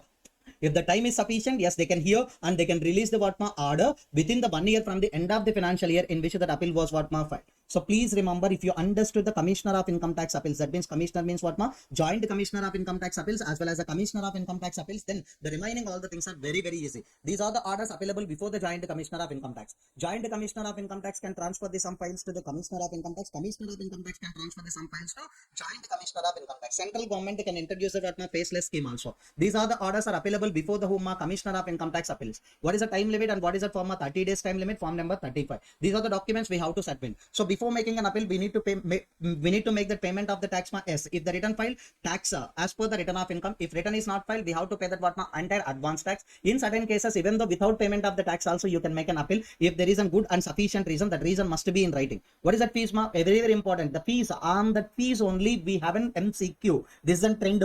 So 1 lakh to 2 lakh. So 1 lakh, less than 1 lakh 250, 1 lakh to 2 lakh 500, above 2 lakh 1000, and any other case 250 rupees. So can you tell me the Commissioner of Income Tax appeals, that is a Joint Commissioner of Income Tax appeals or Commissioner of Income Tax appeals, have an power to they have an power to admit the grant of stema? Yes. And what is the procedure and the production of an additional evidences? This is very, very, very important. Production of additional evidences, this is very, very, very important. Next, withdrawal of appeal. No, you can't withdraw that appeal once if you have filed the appeal. And these are the powers of the Joint Commissioner of Income Tax. Confirm, enhance, and reduce. Please remember, they can confirm the variation, they can enhance the variation, they can reduce the variation also. What is the time limit? Within 1 year from the end of the financial year in which that appeal was filed. Appeal filed year, from that year ending within 1 year, they can, okay, if the time permits, yes, they can dispose the appeal. Are you clear? Yes. Next we will discuss about the appeal to ITAT. This is second appellate authority. So shall we start? Yes. Next we will discuss about the appeal to ITAT. Income Tax Appellate Tribunal. What is that? Income Tax Appellate Tribunal. If you are observing, before joint commissioner of income tax appeals as well as the commissioner of income tax appeals, who can make an appeal? Only SSC can make an appeal. But while coming to that income tax appellate tribunal, income tax appellate tribunal, who can be applicants? SSC also can make an application as well as the department also can make an application before the ITAT. Please make an observation here. Both the parties can make an appeal before the ITAT. So suppose if the joint commissioner of income tax appeals as commissioner of income tax appeals is given the order against the SSC here making an appeal. So if that order is against the department, then department can make an appeal before the ITAT. Are you clear, ma? Here 2 points is very important for an MCQ. Who can constitute the ITAT, ma? Income tax appellate tribunal can be constituted by the central government. Please make an observation. So can you tell me ITAT also? This is an income tax appellate tribunal having the consisting of the following members. One member is definitely judicial member. Another member is an accountant member. One member is a judicial member, one member is an accountant member. So judicial member qualifications, I think they are mentioned the three. Any one of these qualified persons can be appointed as a judicial member. Next, accountant member, they are given as an 4 qualification. Below the persons, below mentioned the qualifications related person can be appointed as an accountant member. Definitely you will get one MCQ from these. Constitution of an ITAT. Who can constitute the ITAT? Central government. Can you tell me how many members? 2 members. One is a judicial, another one is an accountant. Next, very important point, C point. Central government shall appoint the president of an ITAT. Can you tell me who can be appointed that? Yes, ma. Who can appoint the president of an ITAT? Ma, central government having power to appoint the president of an ITAT. Can you tell me who is that, ma? A judge of an high court. Can you tell me? Judge of an high court. Can you tell me? Having an experience of 7 years or more, that person can be appointed as a president of an ITAT. Please remember, ma. So who is having an experience 7 years or more in the field of an high court judge, that person can be appointed as a president of an ITAT by the central government. Can you tell me what is the time limit and what is it from? So SSC as well as a department can make an application before the ITAT within how many days? 60 days in form number 36. Sir, can you tell me the belated application is accepted? Yes. After the 60 days also, if there is a good and sufficient cause, yes, they can make an appeal, ma. So then, yes, ma, ITAT can accept such a type of an appeals even though you can after applying after 60 days. So once if you have filed an appeal, it cannot be withdrawn, ma, as the case. That means what, ma? So joint commissioner of income tax appeals as well as a commissioner of income tax appeals also have an same point. Once if you are making an appeal, it cannot be withdrawn. What are the documents are to be submitted, ma? The same things, ma. Memorandum of appeal, copy of an order of AO, grounds of appeal, yes, ma, statements of facts, all the things you have to attach. Then fees. So before going to the discussion of the fees, first we will discuss about the memorandum of cross objections. After that, we will discuss about the fees, ma. What do you mean by the memorandum of cross objections? Yes, we will discuss, ma. Suppose, who is an applicant, ma? SSC can make an application before the ITAT. Next, the department can make an appeal before the ITAT. Appellant means nothing but what, ma? Applicant. So, okay, if an SSC is making an appeal, just example, if an SSC making an appeal, can you tell me who is an opposite party, ma? Department. So, department try to prove, yes, ma, all the things in front of the ITAT. Suppose if the department is making your appeal, who is an dependent, ma? SSC. So that means if any SSC is making an appeal, dependent is nothing but department. If department making an appeal, who is a dependent, ma? SSC. Here you have to make an observation one thing. Automatically, suppose in our example, if an SSC making an appeal, so automatically ITAT will send a notice to the department. So already one person is making an appeal in front of ITAT. So if you want to defend all the things, please submit all your cross objections. So they are objecting one thing. If you want to object all the things, then you have to submit the cross objections. That means I'm saying one thing, that person can say another thing also. These are all the things are called as cross objections. Yes, ma, the defendant has to submit that all the cross objections in 36A form within 30 days. Yes, ma. After sending the notice, within 30 days, they need to submit that all the cross objections. Sir, please make an observation here. Form number for making an appeal is 36. 36A can be used for the what, ma? Memorandum of cross objections. Some cases, after 30 days also, belated memorandum of cross objections also can be accepted. Belated memorandum of cross objections also can be accepted after showing that what, ma, sufficient reasons as well as what, ma, sufficient cause. Are you clear, ma, up to now? Yes. So next, what is that piece? If the total income computed by the AO is 1 lakh or less, so here 500. So 1 lakh to 2 lakh, 1 lakh to 2 lakh, 1500. Here, yes, ma, tripled. So that means what, ma? Previously we have 250, 500,000. Here 500 to 1500. Then more than 2 lakh. So total income is computed by AO is more than 2 lakh. Then 1% of assessed income or maximum how much amount? 10,000. So if that assessed income in that assessed income is more than 2 lakh, 1% of assessed income, but maximum 10,000 only.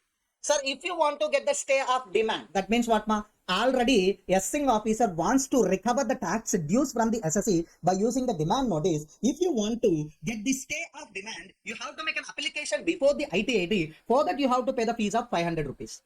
That while you are making an application before the Commissioner of Income Tax Appeals, Joint Commissioner of Income Tax Appeals, there is no fees for the stay of demand, ma, but here you have to pay, that is in what ma? 500.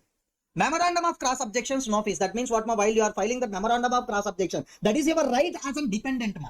So I am a dependent, I can file the cross objections, no issue in that. There is no fees for the memorandum of cross objection. If any appeal filed by the department, yes, please make an observation. Here, who can make an appeal ma? Department as well as assessee also can make an appeal. In all the cases, there is no fees. While the department making an appeal, there is no fees for that making an appeal ma. These are all the fees are nothing but what ma? If an appeal isn't made by the department, no fees. If the appeal isn't made by the SSC, these are the 1500, 500, 1500, 1% of the fees, maximum 10,000. Yes ma, stay of demand related memorandum of cross objections, there is no fees ma. Are you clear ma up to know? Yes. Next one, order on stay of demand. After making the prescribed fees of how much amount ma? 500. After making that what ma? Prescribed fees of what ma? 500. So after making the prescribed fees of what ma? 500. Yes, they can give you that stay on demand. But please make an observation, after making the fees of 500 and you have to clear at least 20% of outstanding demand. Suppose, yes ma, what is that notice? Demand notice related tax liability 1 lakh. So okay, first of all, please pay the 500 as an fees to that ITAT. After making the payment of what ma? At least to 20%, that means 20,000 also. After making the payment of these two things, yes, we can give the stay of demand for the maximum 180 days. Within these 180 days, if an ITAT is and fails to give the judgment, they can give the, that means if an ITAT is and fails to give the judgment, within 180 days, they can extend the stay of grant to 365 days. This is an original plus extension coming together 365 days. If an order is not disposed even after 365 days, then automatically the stay of demand shall be vacated. The stay of demand shall be vacated automatically. So please make an observation, the Commissioner of Income Tax, while you are making an, yes ma, while you are making an appeal before the Commissioner of Income Tax, yes, they can give that what ma? Stay of grant.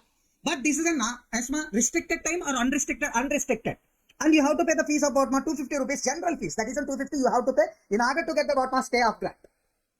Yes, next, if you are making an appeal before the ITAT, you have to pay the fees of 500 rupees and then you will get the notice of stay on demand will be how many days ma? 180 days. If that order is not disposed within 180 days, they can give that original plus extension 365 days. If that order is not disposed within 365 days, then we can give that extension of how many days ma?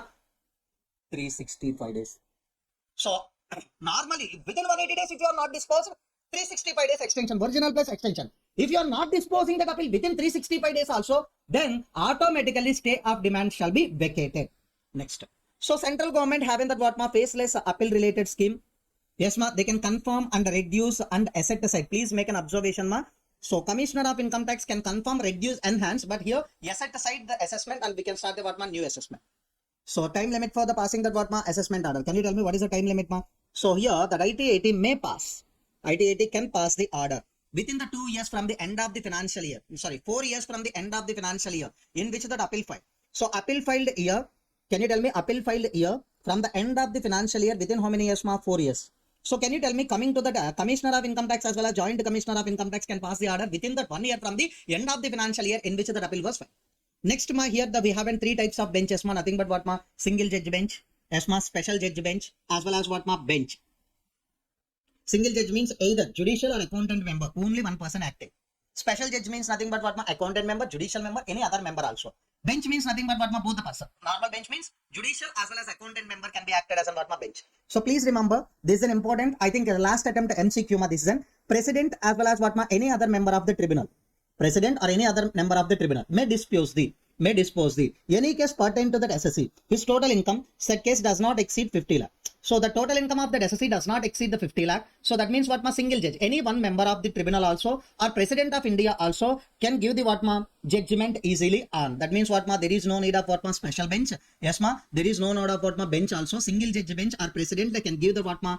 directly order if the total income of that person does not exceed 50 lakh. That means the 50 lakh is below the total income is there. So that's why who can pass the order against that SSC ma? President or any other tribunal also can pass the order. Next ma, appeal to High Court. Appeal to High Court. So next, appeal to High Court. So as of now, we are discussing the provisions relating to how we can make an appeal before the Joint Commissioner of Income Tax as well as Commissioner of Income Tax. So next, how we are making an appeal before the what ma? IT is discussed. Just right now, we will start the discussion relating to appeal to High Court. Next, appeal to High Court ma. So here also, who can make an appeal ma? SSC as well as a department can make an appeal before the High Court if within 120 days. Within how many days ma? 120 days. If there is any substantial question of law. So if there is any interpretation related issues as well as what ma, any drafting related issues in the law is there, so then only we can approach the High Court for that what ma appeal. So please make an observation here. SSC as well as a department can make an appeal before the High Court when there is an involving in the substantial question of law. Within how many days ma? 120 days. Yes. How that High Court is hearing the appeal? How High Court is hearing the appeal? So the bench, yes ma, not less than the 2 judges of High Court. So bench is not less than the 2 judges of High Court. If they having the differences of opinion among the members, so not less than 2 means nothing but what ma? 2 or 3. So at least 2 means nothing but what ma? 2 judges or 3 judges or 4 or whatever it may be. Here, if there is differences of opinion among the judges of an High Court is there, then which one will prevail ma? Majority rule will prevail, and judges is an equally decided. That means what ma? 2 judges only reviewing this case ma. One is an yes, another one is no. So in this situation, yes ma, equal, okay, majority rule will prevail means 3 judges are there, 2 are saying yes and one person is saying no. Can you tell me which one will prevail ma? Yes, nothing but what ma? 2 persons are majority only. Yes, next if you are observing that the judges are equally divided their opinions in this situation, this can be referred to that what ma? 1 or more judges. This can be referred to that what ma? 1 or more judges. 2 judges are there, one is an yes, another one is no. In this situation, which one will prevail ma? So we have to refer to that other judges ma. So High Court having power to review its own order ma. If any order isn't passed by the High Court, it can be reviewed on its own order. Can you tell me? Commissioner of Income Tax appeals as well as what ma? Joint Commissioner of Income Tax appeals as well as what ma? IT. So IT, they don't have any power to review its own order. So they don't have any power to review ma. High Court having power to review as well as Supreme Court having power to review.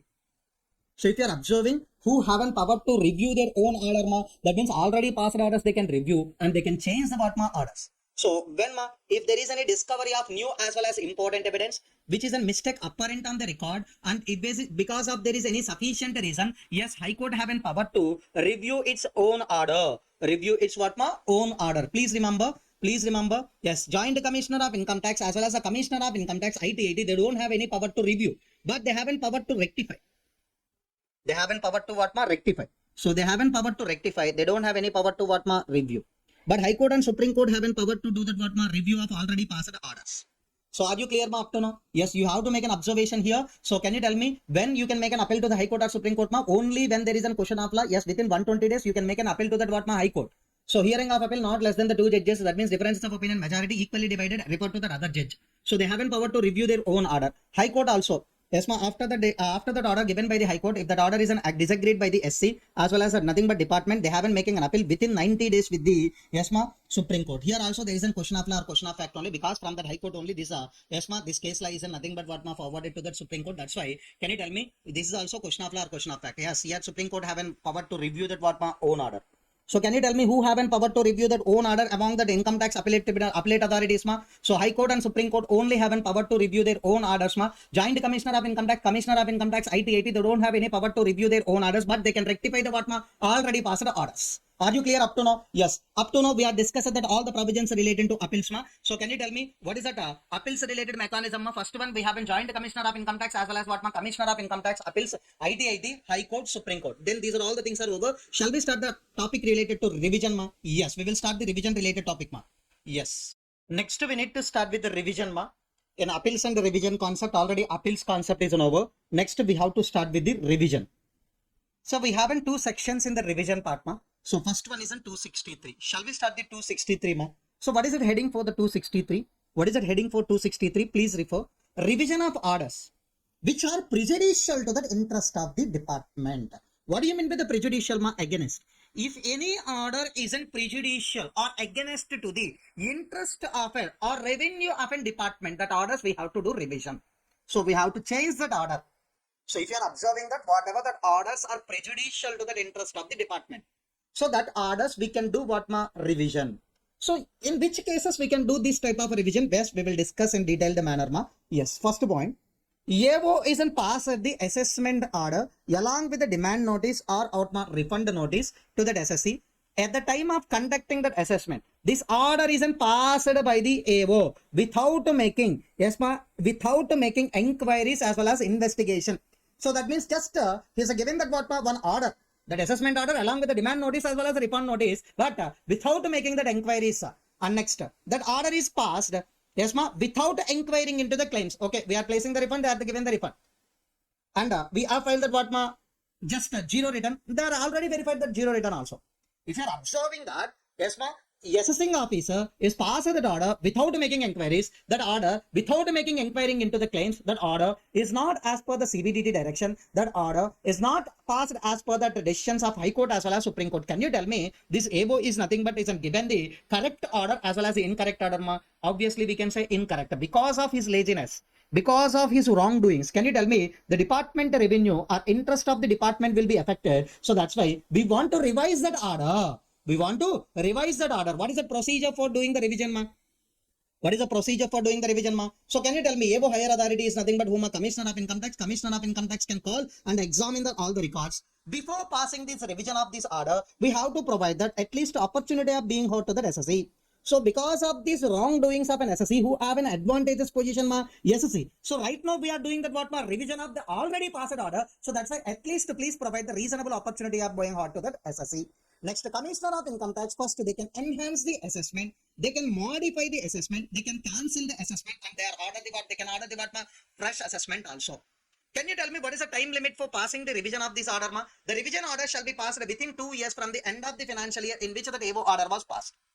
So AO order is passed in that 17/8/2024. From the end of the financial year, within the 2 years, we can pass the revision order under section 263. Revision order under section 263. Can you tell me Commissioner of Income Tax can pass the order? So that means if you are making an appeal before the Commissioner of Income Tax, appeals topic I am referring. So can you tell me within 1 year? If the appeal was filed before that IT, can you tell me within 4 years from the end of the financial year in which the appeal filed? So that is the 2 time limits for disposing the appeal before the CIT as well as IT. Right now I am discussing the 263 revision order. The revision order can be passed within 2 years from the end of the financial year in which the AO order was passed. Next. So just example, very very important, please remember. AO is passed that order to the SSC, assessment order with respect to the 2 matters. Can you tell me what are the 2 matters? First one, depreciation. Second one, chapter 6A deduction. In the assessment order, assessing officer is given the order with respect to these 2 items. So nothing but 1 lakh is a return of income as a depreciation we claimed, but assessing officer isn't given the depreciation only 50,000. We filed the return of income in order to claim the depreciation. That means we claim the depreciation in the return of income as an 1 lakh. But assessing officer wants to allow that only depreciation as an 50,000. Okay, that is an assessment order. Second one, actually we haven't 80,000 only chapter 6A deduction under section 80C. So what is that eligible amount? You can take it as in chapter 6A deduction only 80,000. But in your return of income, you want to claim it as in 1,50,000.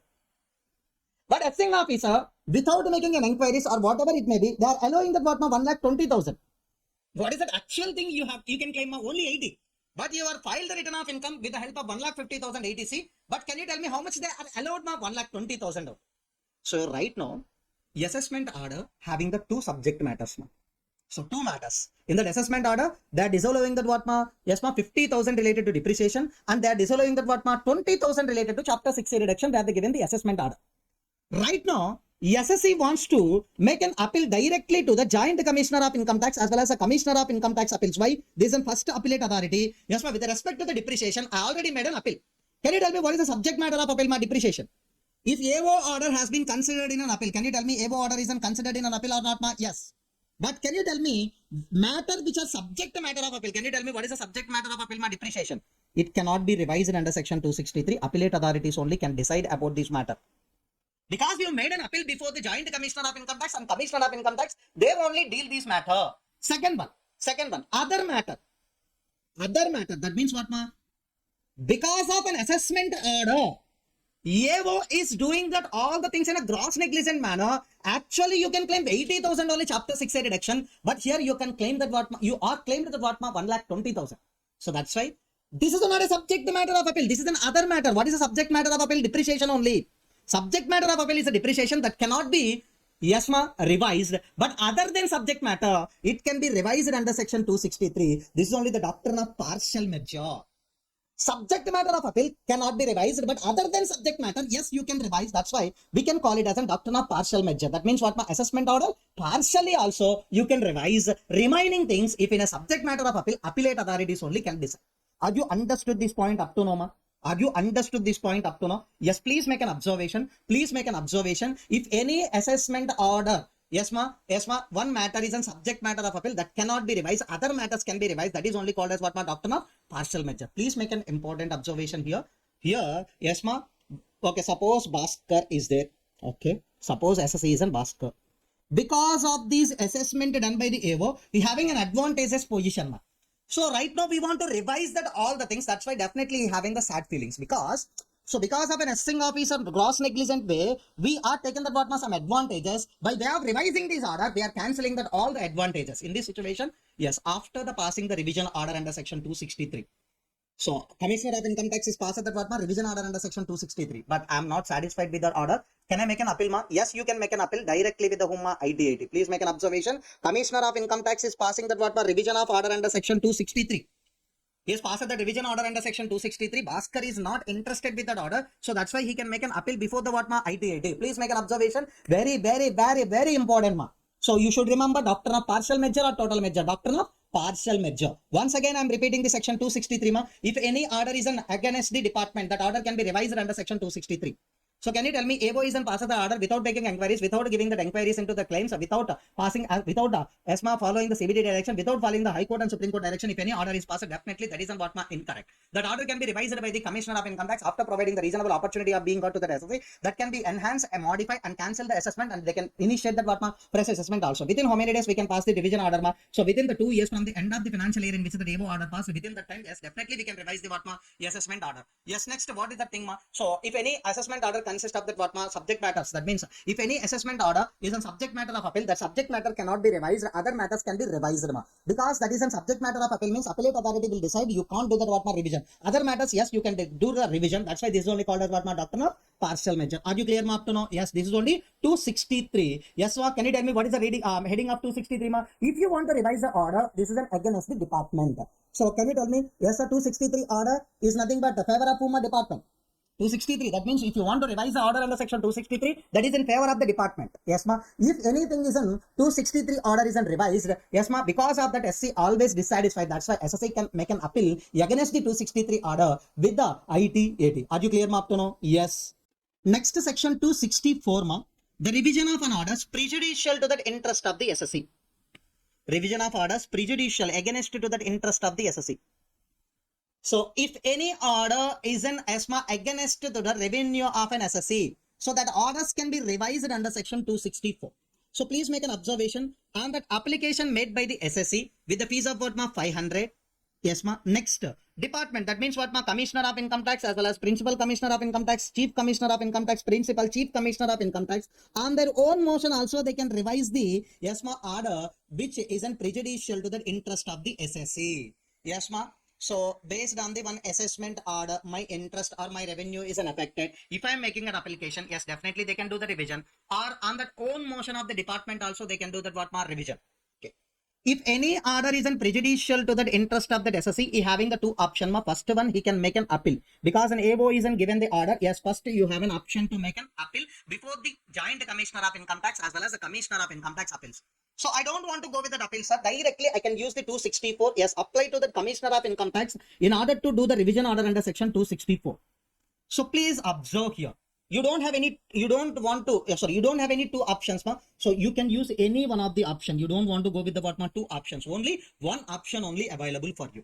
So that's why I will tell you. The first of all, SSC can apply the revision. That means what ma, if you want to apply the revision under section 264, the first time limit for file an appeal to the Joint Commissioner of Income Tax as well as what ma, Commissioner of Income Tax has been expired. So that means after receiving the assessment order, you have a 30 days time for that what ma, making an appeal before the Joint Commissioner of Income Tax as well as what ma, Commissioner of Income Tax. Up to that time, yes ma, you cannot accept the application for that what ma, revision. After that expiry of 30 days only, yes, you can accept the application for the what ma, revision. So that means, okay, after 30 days, you can't go with the what ma, appeals also. You can't go with the what ma, appeals. So only one option, after 30 days, you have only the revision. Then you can make an application for the revision. That means, yes ma, all the revision authorities, that means Commissioner of Income Tax also can accept the application after that expiry of the 30 days time period. What is the 30 days time period ma? After that expiry of 30 days, you don't have any option to make an appeal. So automatically you have only one option, that is on what ma, revision. Next. So this is only another presentation ma. You don't if you want to go with the what ma, appeals, yes, you can go. Otherwise, you can go with the what ma, revision. These two are mutually exclusive. That means if you are choosing the what ma, appeal, so revision is not available. If you are going for the revision, yes, appeal is not available for you. That's why this is a mutually exclusive. So, and we can say it as a what ma, doctrine of what ma, total measure also. If any order isn't going for that what ma, appeal, it cannot be do that what ma, it cannot be go for that what ma, revision. That's why this is only called as what ma, doctrine of what ma, total measure. This is only called as what ma, doctrine of total measure. Under section 263, subject matter of appeal cannot be revised. Other matters can be revised. That is only doctrine of partial measure. Under 264, if you want to go for appeal, yes, you go for appeal. Revision is not possible. If you want to go for the revision, appeal is not possible. That's why this is a doctrine of total measure. Total order, appeal. A total order, revision. So you can't go with the what ma, partially. Next one ma. Time limit for passing the what ma, revision order. Time limit for passing the what ma, revision order under section 264. So if an application made by the SSC, if an application is made by the SSC for revising that what ma, order, yes ma, within the 1 year from the end of the financial year in which that application made by the SSC. So nothing but application made here from the end of the financial year within 1 year. If that is an own motion ma, within 1 year from the date of passing of EAO order. Here not end of the financial year ma, directly 1 year from the end of the financial year. But here end of the financial year in which that application made by the SSC within that what ma, 1 year. Just remember what is the time limits ma. 263 order can be passed. 263 order can be passed within the 2 years from the end of the financial year in which the EAO order passed. Yes, here it's 264 order. If that order is an yes ma, if that order passed based on the application made by the SSC, application made year ending from that what ma, 1 year. And own motion, that means date of order within that 1 year, we can pass the what ma, revision order under section 264. Please make an observation here. SSC having that what ma, yes ma, SC having that what ma, unfavorable thing in that order that we are revised. That's why you don't want to go for that appeal. So because you have an injustice in this situation, that's why we are doing the revision for you only. Yes ma, once if any order is revised under section 264, you can't yes ma, appeal for this ma. Because okay, your interest of the revenue is unaffected. That's why I'm revising only. Yes, why you are going for an appeal once again? That's why if any order is revised under section 264, it cannot be appealable. If any order is revised under section 263, because yeah, yes ma, in favor of the department we are revising, it is an unfavorable to you 263 revision. So that's why you have an option to make an appeal before the what ma, IT-80, because Commissioner of Income Tax here revising. So that means higher authority is nothing but IT-80. So that's why you can make an appeal before the IT-80. If any revision order under section 264 isn't passed, that is not appealable. That is not appealable. Please make an observation. 263 order is an always, the revision of an orders are always the favorable to the department only. 264 order is an always the favorable to the Doma SSC only. Are you clear ma, up to now? The revision concept is an also over. Next, we have to discuss about the rectification of mistake ma. Sir, in any order, if you found any mistake which was an apparent on the record, yes, you can do that what ma, rectification of that mistake. So in rectification of mistake, we have in two sections. The first one, 154, second one, 254. So what is that first 154 we will discuss ma.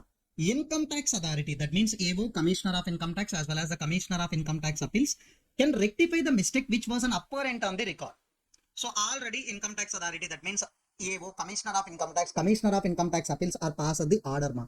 So if any order passed by that authority, that may be 143(1) intimation or TDS or TCS intimation, in that order, if any mistake which was an apparent on the record, that mistake can be rectified under section 154. Okay, can you tell me who can make an application for the rectification ma? On their own motion they can rectify, or an application made by the SSC also they can rectify. There is no fees as well as what ma, no form for the making that application ma. So because it is a purely department mistake only, AO as well as the Commissioner of Income Tax as well as the Commissioner of Income Tax Appeals are passed that order, in which in that order we have some mistakes. That mistakes can be rectified their own motion, as well as if any application made by the SC, definitely they can rectify. There is no fees as well as what ma, no form. What is the time limit ma? Just review the time limit here. So please review the time limit here. We have a certain time limits here. The first one, if that application is an ESMA, sorry, if that application made by the SSC, we have what ma certain time limits on their own motion. If they are rectified, that isn't what ma separate time limits is there. Just review. The most important point is nothing but what ma next point. AO. AO passes the assessment order. In that assessment order, we have what ma three items are there. The first item is an depreciation, second item is an ATC, third item is an interest. The first item, we are going with the appeal ma, Joint Commissioner of Income Tax Appeal or Commissioner of Income Tax Appeals, we are going with the appeal. Second one, we want to go for the revision. I think under section 263, partial merger. That means what my subject matter of appeal, you can't revise, but other matters of appeal, we can revise. Yes. So next one, we have an interest. Third one, we have an interest. Please remember, if any matter isn't considered in an appeal, can you tell me what my depreciation? If any matter isn't considered in revision, can you tell me what my EDC? That matter, subject matter, that means subject matter of appeal, subject matter of revision cannot be rectified or cannot be what ma amended. So because whenever you haven't what ma appeals related things as well as a revision related things, the appellate authorities or revisionary authorities will decide about that what ma mistakes. But other matters, yes, we can rectify as well as what ma we can amend. Can you tell me other matters here? What is that ma interest? So can you tell me what is that other matter here ma interest? That interest matter can be revised, that can be rectified. That's why this is called as what ma doctrine of what ma partial measure. That means what ma subject matter of appeal, subject matter of the revision you can't rectify, but other matters you can rectify. That's why this is only what ma subject matter of appeals, subject matter of the revision you can't rectify. Other matters you can rectify. This is only the doctrine of partial measure. Can you tell me if you are observing that section ESMA 154? Can you tell me what ma partial measure? Section 263 also what ma partial measure. Next, section 264. So can you tell me what is that ma section 264? What is the section 264 ma total measure? And please remember we have an 147 ma. So that means what ma 147 also is a partial measure. 147, that is an income escapement assessment ma. Already we are in that income escapement assessment under section 147. If any fresh information is there, yes, we can start the 147 also. So already we have started the 147 assessment ma. Already we are initiated the 147 assessment. If any fresh information is there also, on that we can start the 147 assessment. That is on what ma partial measure. So please remember, these are all the three things are the partial measure, and section 264 only we can call it as on what ma total measure. So can you tell me the rectification section ma 154, that is on Commissioner of Income Tax as well as Commissioner of Income Tax Appeals, AO can rectify the mistakes in their own orders. Section 254 is nothing but what ma IT80. What is that ma IT80? Can you tell me IT80 can rectify the mistakes in its own misorders? So IT80 can rectify the mistakes in its own order. So please remember, yes ma. So if an IT80 wants to rectify, that is an 254. If the Commissioner of Income Tax as well as AO Commissioner of Income Tax wants to rectify, that is an 154. So please refer the time limit at least once. Please refer the time limit at least once. Okay. So right now I want to give you that one more conclusion. Yes ma. That is a Joint Commissioner of Income Tax as well as what ma Commissioner of Income Tax Appeals. Yes ma, Commissioner of Income Tax Appeals. Next one ma IT80. Yes ma. Next one ma High Court, Supreme Court. So they have an power to review their own order. So we have an power to rectify.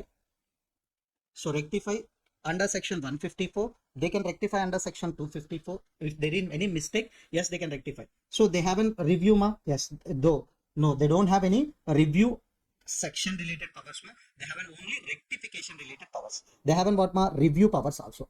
So that means if any order isn't passed by the Joint Commissioner of Income Tax as well as the Commissioner of Income Tax IT80. So if any mistake was there, they can rectify by using 154 as well as 254. They don't have any power to review their already passed orders under. Yes ma, High Court and Supreme Court have an power to review their own orders. Are you clear ma up to now? Yes. So this is only the discussion with respect to the what ma rectification. So please remember, so 154 as well as 252. 154 can be done by the whom Commissioner of Income Tax related, below the Commissioner of Income Tax related authorities ma. Commissioner of Income Tax or Commissioner of Income Tax Appeals, and below the Commissioner of Income Tax Appeals as well as what ma Commissioner of Income Tax. Are you clear ma? These are only the things related to what ma revision. Next we will discuss about the settlement commission ma. Shall we start ma? Yes. Next we have in settlement commission ma. So settlement commission nothing but what ma, if you are observing that any SSC, wants to pay that what ma huge amount of the tax liability with the help of demand notice. So you have already given the demand notice. Based on the demand notice, we want to pay that what ma huge amount of tax liability. So instead of going for that appeals as well as what ma revision, all the things, if you are that applying before the settlement commission, definitely they will give you that one lump sum amount of the tax. You have to pay that, and you can settle that what ma all the cases. So the type of an option is available to the SSE ma, but right now the settlement commission is ceased to operate from this date ma.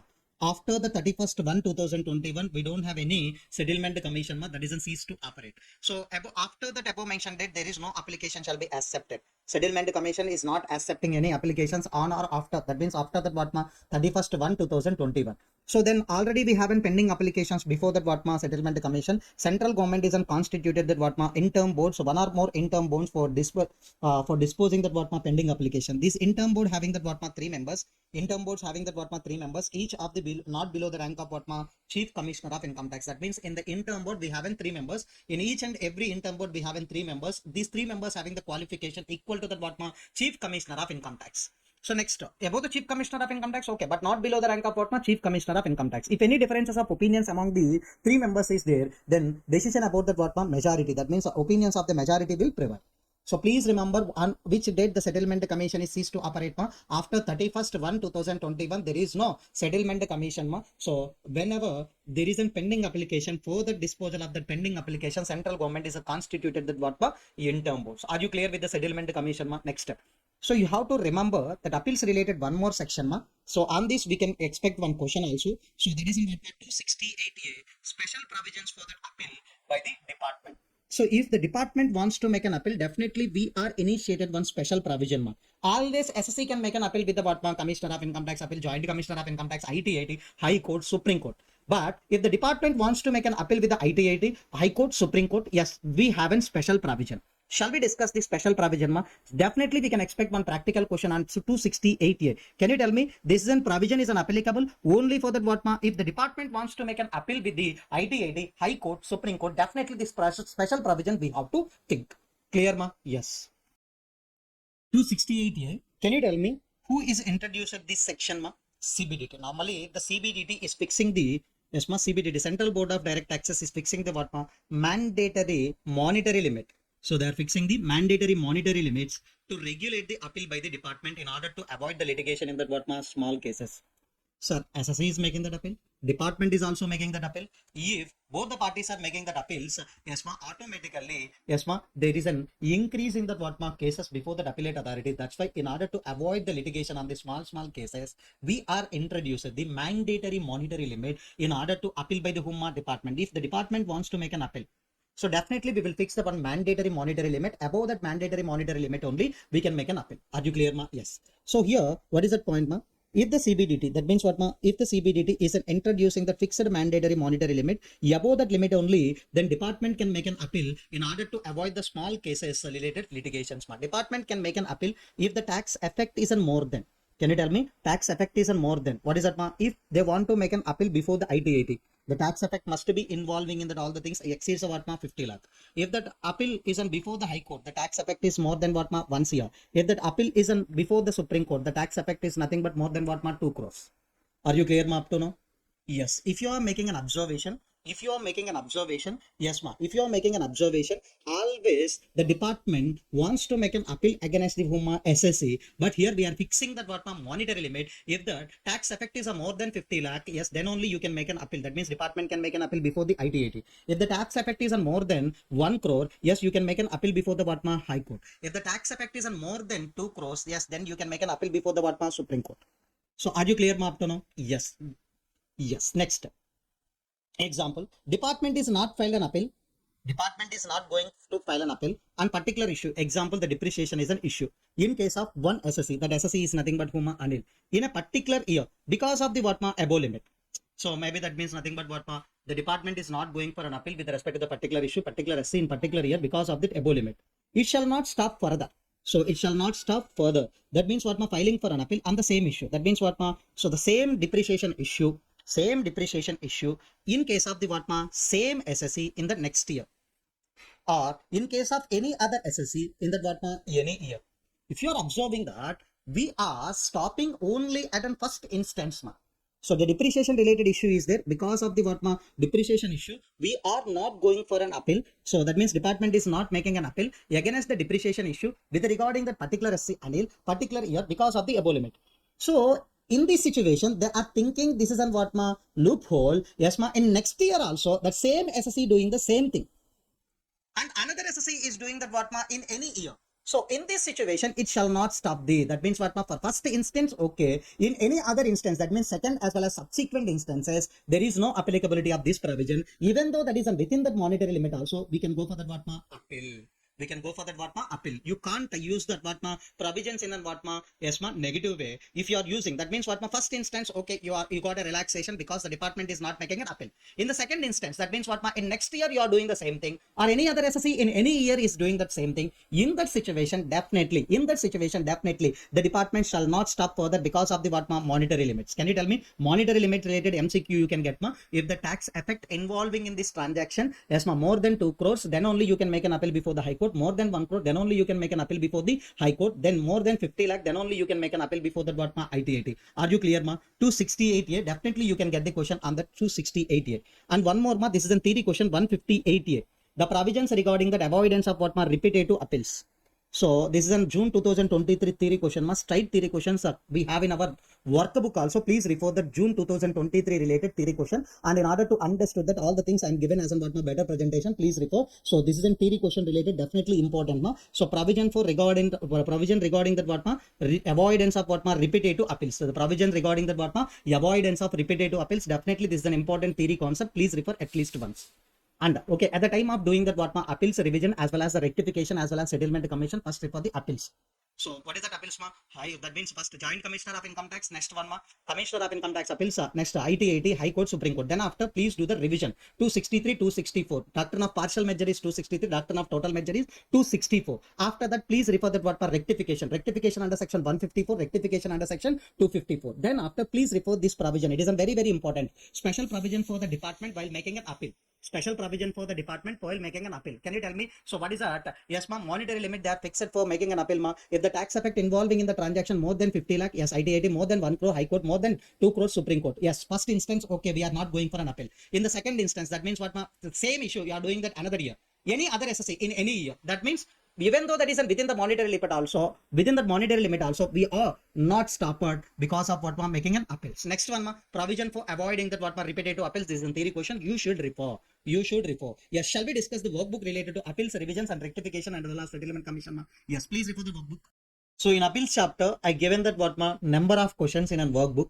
But before going to that examination, please refer that question in the form of what ma what is the conclusion we have to write. What is that conclusion we have to write? So some important questions I can pick, sir. So this is on question number 6. So this is in section 268A. Can you tell me the special provisions for making an appeal by the department? There is a monetary limit for making an application or making an application for that appeal by the Humma department. Based on that, we have in question number 6. Definitely you can do this question, ma. So that means what, ma, sisters? That means I think Alpi Palki. So Alpi is nothing but what, ma, first person. Another person is nothing but what, ma, Palki. So please refer this question before the going to the examination. The provision for the related to what ma while making an appeal by the Humma department. Next, we have to refer the question number 11. Yes, this is also important, ma. Question number 11. Yes. So this is a standard questions we can expect in that examination, ma. Suppose section 143.3 order is given by the SC officer. In this situation, that SC officer order is agreed by the SC. So in this situation, we have an option to make an appeal before the Humma joint. That means what, ma? So joint commissioner of income tax as well as what, ma? Commissioner of income tax appeals within how many days, ma? Within how many days, ma? 30 days. If any commissioner of income tax is given the order under section 263, revision order under section 263, order is given, that is agreed by the Humma SSC. So here we have an option to make an appeal to that ITAT within how many days, ma? 60 days. Here what is the number of days, ma? 30 days. Yes, next one. Director General of Income Tax is an order given the order, ma. So that is also making an appeal before that what, ma? ITAT. So within how many days, ma? 60 days. Order is given by the ITAT, ma. Then it can be make an appeal before the High Court within how many days, ma? 120 days. Within how many days, ma? 120 days. So this type of questions is a trend in that examination. Definitely, if this question isn't given in the examination, definitely it will be easy for all the students, sir. Yes, next. So this is a 12th question. Yes, you know already 12th question is a memorandum of what ma cross objections. Can you tell me the memorandum of cross objection facility is available before that what ma income tax appellate tribunal? That means applicant can make an appeal and defendant needs to provide the memorandum of cross objections in form number what ma 36A within 30 days. Belated cross objections also allowed. What is the fees ma? There is no fees for the memorandum of cross objections ma. If you want to get that stay of grant, yes, you have to pay the fees of what ma 500 rupees. Next, ITAT can give that indefinite stay of grant. No. They can give you to only that what first 180 days. After that, they can give you that extension as well as the original 365 days only. So ITAT do not have any power to give the what indefinite stay of grant. This is also theory question you can get. Next one, this is a very, very important question. It's a past examination question in that, yes, in the January 2023 examination. Normally the December 2022 examinations. Yes, ma, conducted in Jan 2023. Yes, ma, in the examination, we have an 8 marks question, ma. Okay. So, assessment of budget limited is completed, ma. AO is given the order under section 143, subsection 3, that is in scrutiny assessment. In addition of what, ma, 15 lakh to the return day income. That means what, ma, that return of income related income is an increased by using that how much amount, ma, 15 lakh. Can you tell me that the company is making an appeal? That means what ma, that SSC is nothing but what ma, company is nothing but not satisfied with that order. That's why they are going for that appeal before that what ma, commissioner of income tax appeals. Okay. So nothing but already that assessment order is nothing but what ma, can you tell me what is the subject matter ma? Subject matter of appeal is nothing but what ma, 15 lakh addition. So in this situation, first we can complete that what my remaining questions ma. Based on the above things, you have to answer the following questions ma. Example, based on the fresh information, already assessment is nothing but in pending. That means we are already making an appeal before the commissioner of income tax ma, that is in pending. Another fresh information is there. Okay, we have an 15 lakh addition. With that, yes ma, we are going for an appeal. Based on fresh information for the same assessment year, we want to start the income escapement ma. Already this is a subject matter of appeal, no issue. Because we haven't got more fresh information, even though that matter isn't pending in the appeals also, based on that, we can initiate the what ma section 147 assessment. We can initiate the what ma section 147 assessment. Already I told you the doctrine of partial measure ma. Doctrine of partial measure 147 is nothing but what ma doctrine of partial measure. Already subject matter is in ESMA 15 lakh, that is in pending.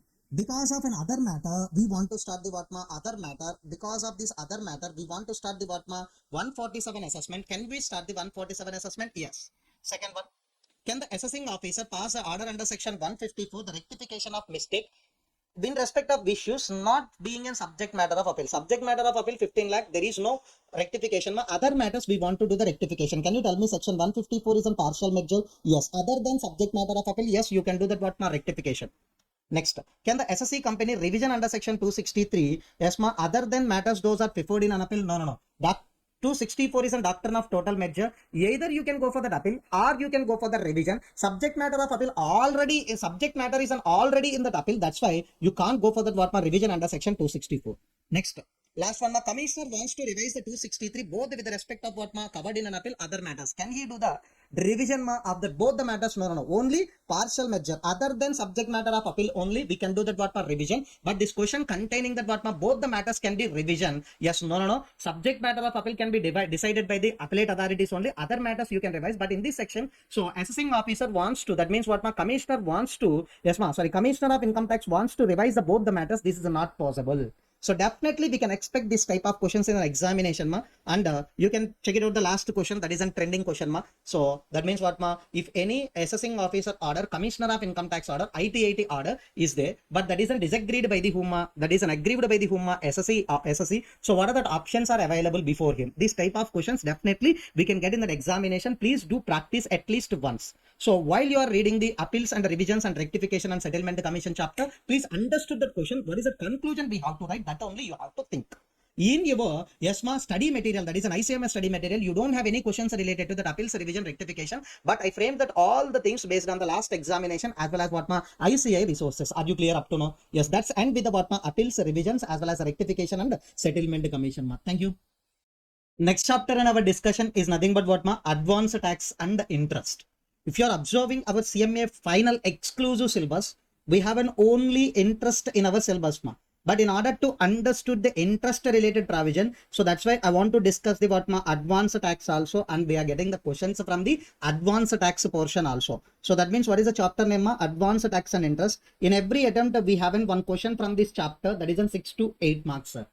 So if you are observing every attempt, this is a trend, sir. So maybe 1 or 2 attempts that can be missed, but section B, that is a descriptive part. Second question, B bit is an always from the advanced tax and interest.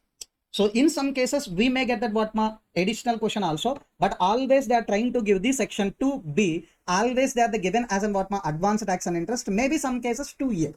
Okay, yes. So first we will start the advanced tax chapter ma. So first, what is a golden rule or general rule in taxation ma? If you are observing that whatever that income earned during the previous year 23-24, that means what ma starting day of the previous year as well as ending day of the previous year, in between these 2 dates, if you are earned any income, if you are earned the what ma any income, on that income you are required to pay the tax in that what ma assessment year. You are required to pay the tax in the assessment year. I think you know how we can make the payment of taxes ma, by way of filing the return of income, by way of the filing the return of income in assessment year. We have in 3 due dates: 31st July, 31st October, 30th November. We have in 3 due dates for the filing of return of income.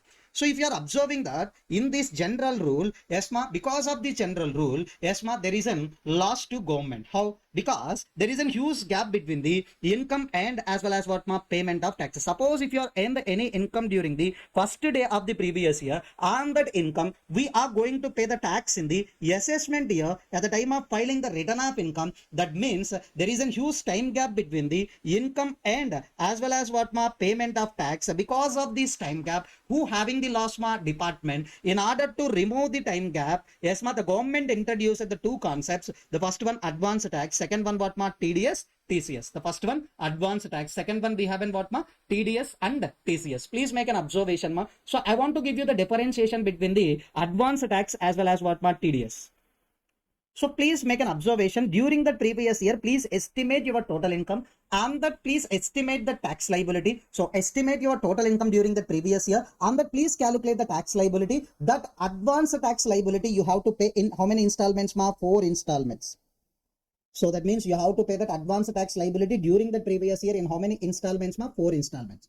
Then coming to the TDS, yes ma, coming to the TDS and TCS. Okay, we will take that example of TDS. So example, I am doing the job. So when I am getting the salary, so definitely in my bank account, I am getting the only net salary after debiting that what ma, after yes ma, deducting that what ma TDS. That means my employer will deduct the tax portion from my salary, and he will give only what ma net salary. Every month before income credited to my bank account, automatically the tax will be deducted by the employer. The tax portion will be yes ma paid by the employer to whom ma government. Can you tell me which one isn't better towards the government ma? This is an TDS as well as TCS only the better to the government, because before reaching that income to my hands, I already paid the tax in the form of what my tax deducted at source. So our main concentration, we will discuss about the what ma advanced tax only. After that, we will discuss the what ma TDS as well as what ma TCS chapter. Okay, so just listen the things ma, listen the things. In advanced tax chapter, we are going to discuss, that means what ma, in advanced tax portion, we are going to discuss only how many sections ma? 207, 208, 209, 210, 211, 219. These only the 6 sections we are going to discuss in the what ma advanced tax chapter. Then coming to the interest, sir, I don't want to discuss that all the interest related provisions ma. First I want to cover the 234A, second 234B, third 234C. Next I want to cover the 244A. I want to cover the what ma 244A. These 4 interest provisions I want to cover in this marathon. Remaining, yes ma, already I provided the handwritten notes. Please revise that all the things ma. Next in fees ma, so 234F as well as 234H already covered in the return of income chapter. So 234E and 234G, please just read on your own ma, 234E and 234G. So it includes the what ma fees chapter also, advance tax, interest and the fees ma. So because we have in fees related provisions only 3. 234F and 234H already covered in the return of income chapter. 234E, 234G, please refer in the chapter itself on your own. So in this chapter, I am going to cover the advance tax all provisions and interest only how many provisions ma? 4. 234A, 234B, 234C, 244A. So why I am going to cover only these 4 interest provision? Because this is a problem asking area. From these 4 sections, definitely you can get the what ma problems. That's why I am going to cover these 4. So first, Shall I start with the advanced tax related chapter, ma? Yes. The first I want to start with the 207 meaning of advanced tax. So how you can define the advanced tax, ma? Yes. You can define in three ways, ma. The first way, if any tax paid in advance, that is only called as what, ma? Advanced tax. If any tax paid during the previous year, that is only called as what, ma? Advanced tax. Or pay while you are earning the income. While you are earning that income, you have to pay the tax. That is only called as what, ma? Advanced tax. Third one is an officially. So better to write in that examination, ma. If any tax paid in that advanced tax. If any tax paid during the previous year, advanced tax. Pay while you are earning that income. That is also called as what, ma? Advanced tax. So this is only the definitely better to write in that examination, ma. Are you clear? Yes. After the completion of 207, that means already done what, ma? 207 section. Before going to the 208, I want to cover the 209, ma. Shall we start the 209, ma? Yes. So how we can calculate the advanced tax liability? How we are going to calculate the what, ma? Advanced tax liability. How much I am going to clear in the previous year as an advanced tax? Shall we start, ma? Yes. How to calculate the advanced tax liability, that we are going to cover in 209. Okay. In steps wise, we have to calculate the advanced tax liability, ma. What is the step one? What is the step one? Please estimate the total income during the current previous year. This is an estimation only. You can't calculate exact total income during the previous year because the previous year not at all ended. So that's why we have to calculate the current previous year estimated total income. Step 2, please calculate the tax on that estimated total income. So tax means nothing but here income tax, surcharge, as well as what, ma? Health and education cess. So here you have to calculate that what, ma? Income tax, surcharge, as well as what, ma? Health and education cess. Next, you have to calculate the what, ma? Advance tax liability. That means what, ma? Whatever that amount you got in step 2, that is only advance tax liability. Because yes, sir, you are already paid the TDS as well as TCS, as well as these two things already paid during the previous year before that advance tax itself. That means what, ma? Before reaching to that income in our hands, we are already paid the tax. That's why no need to pay once again as an advance tax. So because on certain incomes already tax deducted, already tax collected. So no need to pay the tax once again in the form of advance tax with respect to that. That's why we have to reduce it. And yes, ma, in areas of salary related area, we can get the relief under section 89 subsection 1. Please remove that all the three things from that advance tax liability. Then balance only you have to pay as and what, ma? Balance advance tax liability. So whenever you got the step 2 answer from that, please reduce the TDS, TCS, as well as what, ma? Relief under section 89 subsection 1, because you are already paid the taxes during the previous year. Yes, ma, before that calculating that advance tax itself. That's why please give the credit for that. And next, fourth step. If the balance advance tax liability is more than or equal to 10,000, more than or equal to what, ma? 10,000. If your balance advance tax liability is more than or equal to 10,000, then you have to pay the advance tax as in what, ma? In previous year. In previous year, you have to pay that advance tax. Only in step 4, you got that what, ma? More than 10,000 or equal to 10,000. Sir, I got the only 9,000 as an advance tax liability. Sorry, balance advance tax liability. Do I need to pay that advance tax? No, not required. If your balance advance tax liability is equal to 10,000 or more than 10,000, you need to pay the advance tax liability. You have to pay that advance tax during the previous year. Yes, are you clear, Dimma? Yes, 209 is on over. Then we have to start the 208. So what is a 208? This is a relaxation provision, ma. So 208 in simple form we can call it as a relaxation as well as exception also. If SSC is a resident senior citizen, he is not having the PCBP income, no need to pay the advance tax even if he having the balance advance tax liability is more than or equal to what, ma? 10,000. More than or equal to what, ma? 10,000. Are you clear, ma, up to now? Yes. So please make an observation here. Please make an what, ma? Observation here. What is the thing, ma? If you are a resident senior citizen, if you are in what, ma? Resident senior citizen and not having the PCBP income, and you don't have a what, ma? Business or profession, then no need to pay that advance tax liability even if your balance advance tax liability is more than 10,000. Just example I want to take. So last one, ma, Mr. B having that how many years, ma? 65 years. He's a resident senior citizen. His advance tax liability is in 15,000. But he don't have any PCBP income. That's why advance tax related provisions will not apply for that SOC because he's covered under exception. Why we are discussing the 209 first, then after 208, how you can know about the balance advance tax liability, no? The balance advance tax liability is calculated under section 209. So that's why we are discussing the 209 first. Then after we are discussing the 208. Are you clear, man? Who having the who having the age of 60 years or more and he is a resident, he is not having the PCBP income, no need to pay advance tax even if the balance advance tax liability is more than 10,000. Next, 209 210. That means what ma, after the discussing the 207, 208 as well as what ma 209, we will discuss the 210. What is a 210? Simple. 210 is nothing but advance tax you have to pay in installment wise, not one time ma. You have to pay that advance tax in installment wise as mentioned in 211. So for knowing that what are the installments dates, please refer the 211. What is the 211? Yes, these are the what ma installments for advance tax. How you are going to pay that advance tax ma installment as mentioned in 211. Okay, just refer ma, just refer here. If an SSE is followed the presumptive taxation provision under section 44 EAD, EADA, not AE. If any SSE is followed the presumptive taxation under section 44 EAD as well as ADA. For that SSE, we haven't what ma only single due date for paying that advance tax. That single due date is nothing but what ma 15th March of previous year. You have to pay only in single due date. So overall, please calculate the estimated total income on the tax balance advance tax liability. So on that balance advance tax liability, you have to clear in single installment on 15th March of the previous year. That means what ma during the previous year last month, that is on March 15th on or before, you have to pay the advance tax if the SSE follow that what ma presumptive taxation provisions under section 44 AD, ADA, not AE. Please remember AD, ADA only. Next, if any SSE not chooses the presumptive taxation provision. So that means if any SSE is not chooses the what ma presumptive taxation provision. So that means normal provisions are followed SSE. Having that how many due dates ma? Yes, here you having that how many due dates ma? 4 due dates. That all the due dates are quarterly. So 15th March, 15th September, 15th December, 15th March, 15th June, 15th September, 15th December, 15th March. So please remember, suppose if your balance advance tax liability is on 1 lakh. You have to clear on or before 15th June of a previous year at least 15% of advance tax liability. Can you tell me? At least 15% means how much amount ma? 15,000. At least you have to pay. More than if you paid also okay. But you have to clear how much amount ma? 15,000. Okay.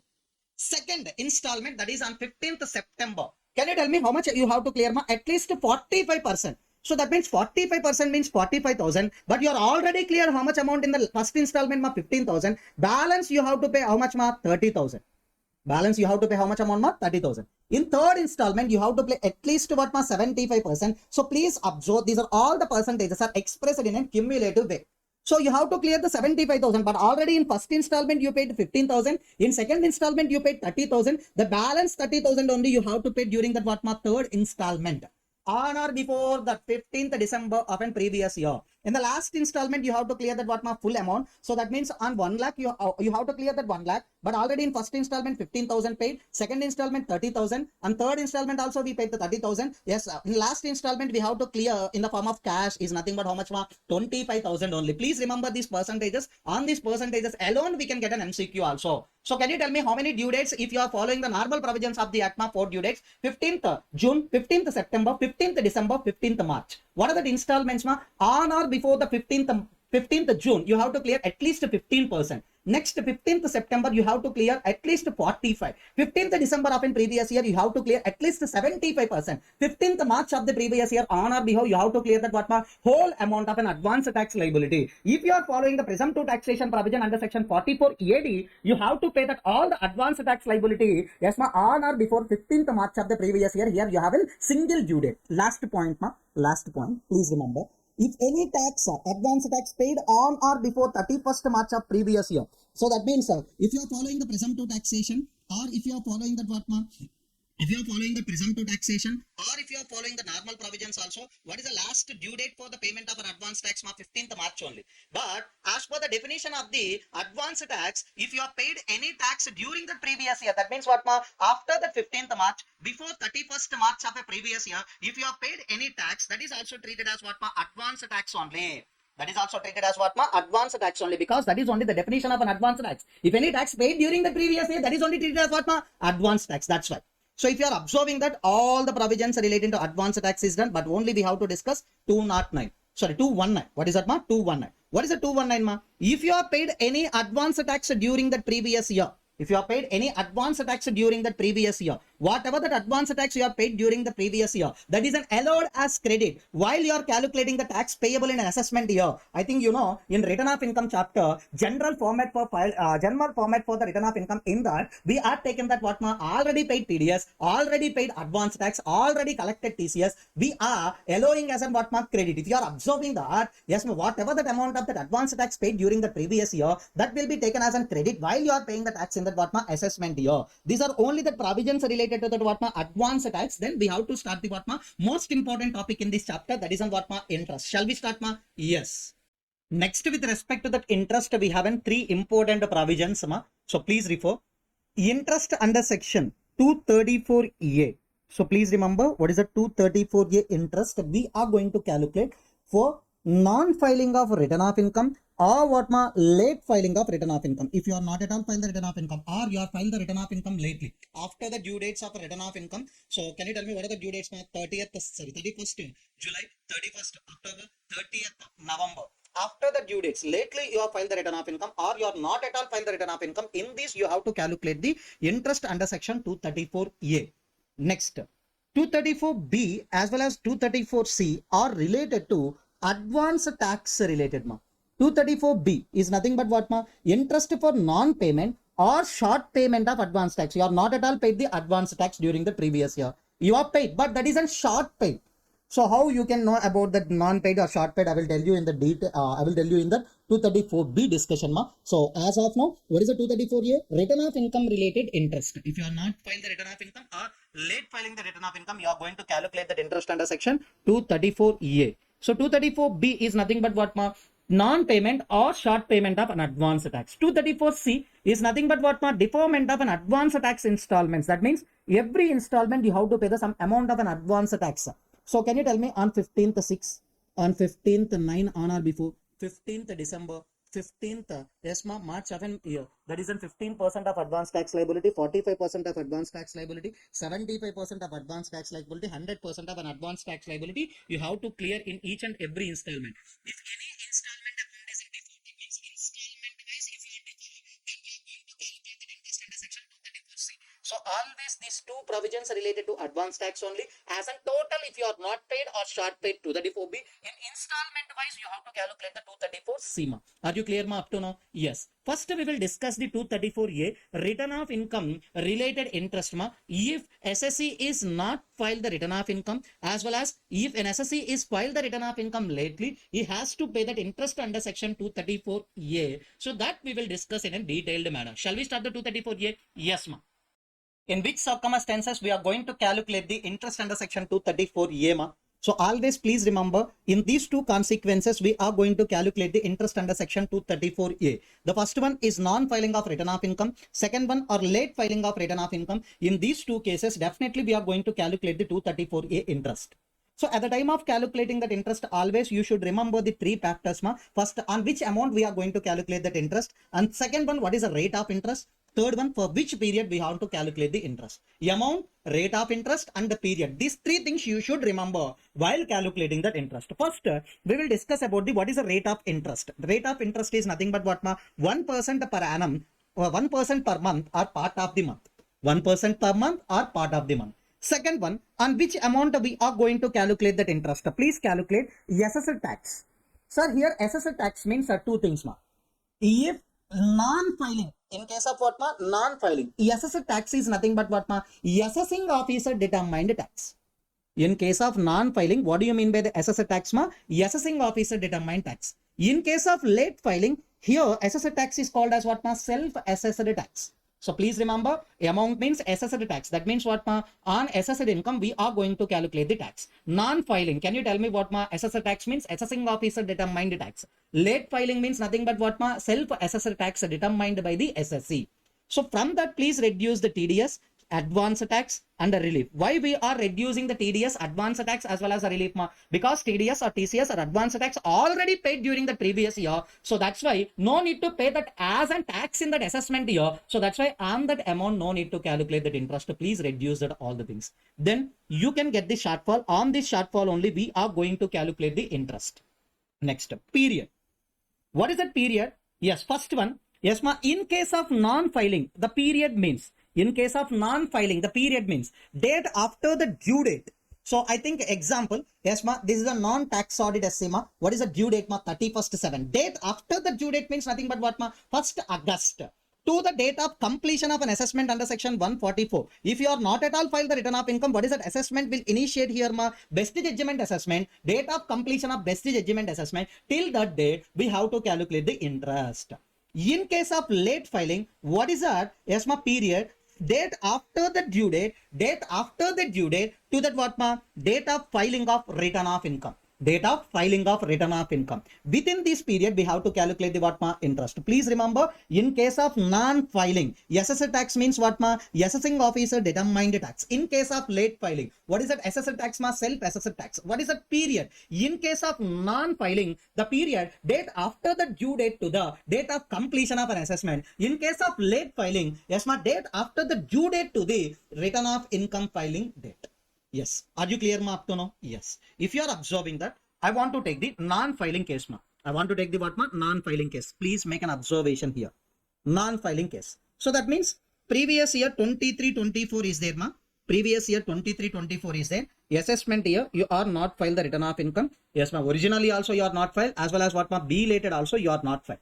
Can you tell me in this situation who can decide your tax liability ma? Because you are not filed the return of income, that assessment will be yes ma, best judgment assessment. Along with the best judgment assessment, the assessing officer will give you that what ma? Order of an assessment. Along with that order of an assessment, yes ma, he will initiate the demand notice. In the demand notice itself, he will mention the what is the tax amount you have to pay and what is the interest amount you have to pay. That means in case of non-filing, directly who can calculate the interest ma? Please remember, interest directly can be calculated by the assessing officer. Please, this is a very important point. That's why yes ma, in case of non-filing, the period also will start from the date after the due date to the date of completion of an assessment. Directly who can decide your interest liability ma? Assessing officer will decide your interest liability. That will be mentioned in the demand order along with the tax liability.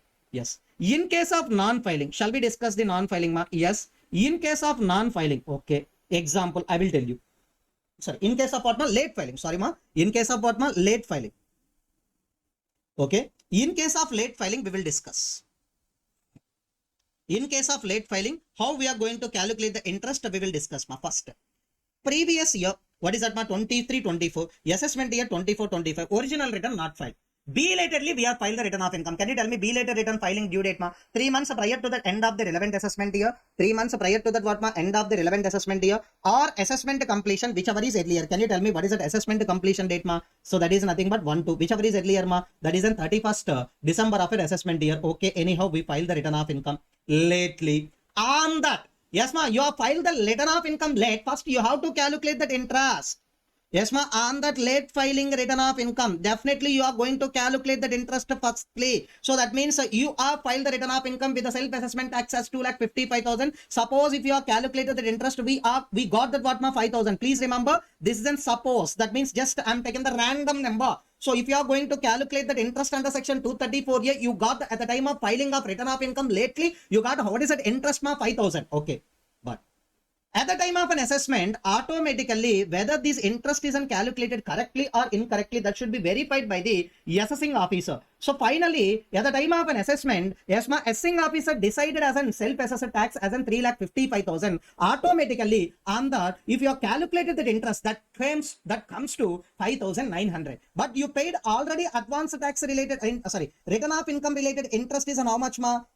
5,000. After setting off of this 5,000, yes ma, they will give you the assessment order along with the what ma? Demand notice. Along with the what ma? Demand notice. First, please make an observation. If that is a non-filing case, directly who needs to calculate that interest ma? Assessing officer needs to calculate that interest. In case of late filing, first, assessing needs to calculate based on the what ma? Self-assessor tax. You have filed the return of income lately. Next, that should be assessed by the assessing officer. If there is any addition in that return of income, automatically tax will be also increased. Based on that, interest also will be increased. After setting off of earlier paid interest and the remaining amount you have to clear.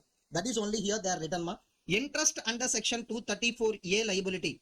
Interest under section 234A is different. In case of an assessment done by the himself, that is a self-assessment, and assessment done by the assessing officer. Yes, ma. Then what is that, ma? Assessing officer assessment means 143.1, 143.2. That means what, ma? Scrutiny assessment as well as what, ma? Processing all other related things, ma. Interest paid under section 234A at the time of self-assessment. Can you tell me what is that amount we are paid as an self-assessment, ma? Can you tell me how much, ma? We are paid at the time of self-assessment? That is on 5,000. That shall be reduced from the final interest as liability, ma. That is on 5,900. 5,900 minus 5,000 balance you have to pay as an only 900. So this is only that what my concept. So definitely you should remember these are all the things. So before doing that, what my problems relating to 234A. Are you clear, ma, up to now? So please remember, in case of non-filing, AO will only calculate the interest, ma. In case of late filing, first SSC needs to calculate. Then after that is correct or incorrect needs to be recalculated by the AO. Whatever that amount paid by the SSC that can be set off against the what, ma, interest calculated by the AO. Next one more point, ma. Example. So total shortfall is nothing but what, ma? 5 lakh. You are paid the self-assessment tax as an 3 lakh. What is that balance shortfall, ma? 2 lakhs. I want to tell you. So can you tell me the interest needs to be calculated from which date, ma? Always the date after the due date. Yes, ma? To the. In case of non-filing, can you tell me up to which date, ma? Date of completion of an assessment. In case of late filing, can you tell me what is the date, ma? In case of late filing, date of filing of return of income. To this date, we have to calculate the interest. So because SSC already know we have to pay that interest, but we want to reduce that interest effect. That's why in between this period, if any self-assessment tax isn't paid, can you tell me up to the self-assessment tax paid date, what is the total shortfall, ma? 5 lakh. On the total shortfall, we are going to calculate the interest. After the payment of the self-assessment tax, can you tell me the remaining period, what is the balance shortfall, ma? 2 lakhs only. On these 2 lakhs, we are going to calculate the interest. So please remember, anyhow, we want to calculate that interest.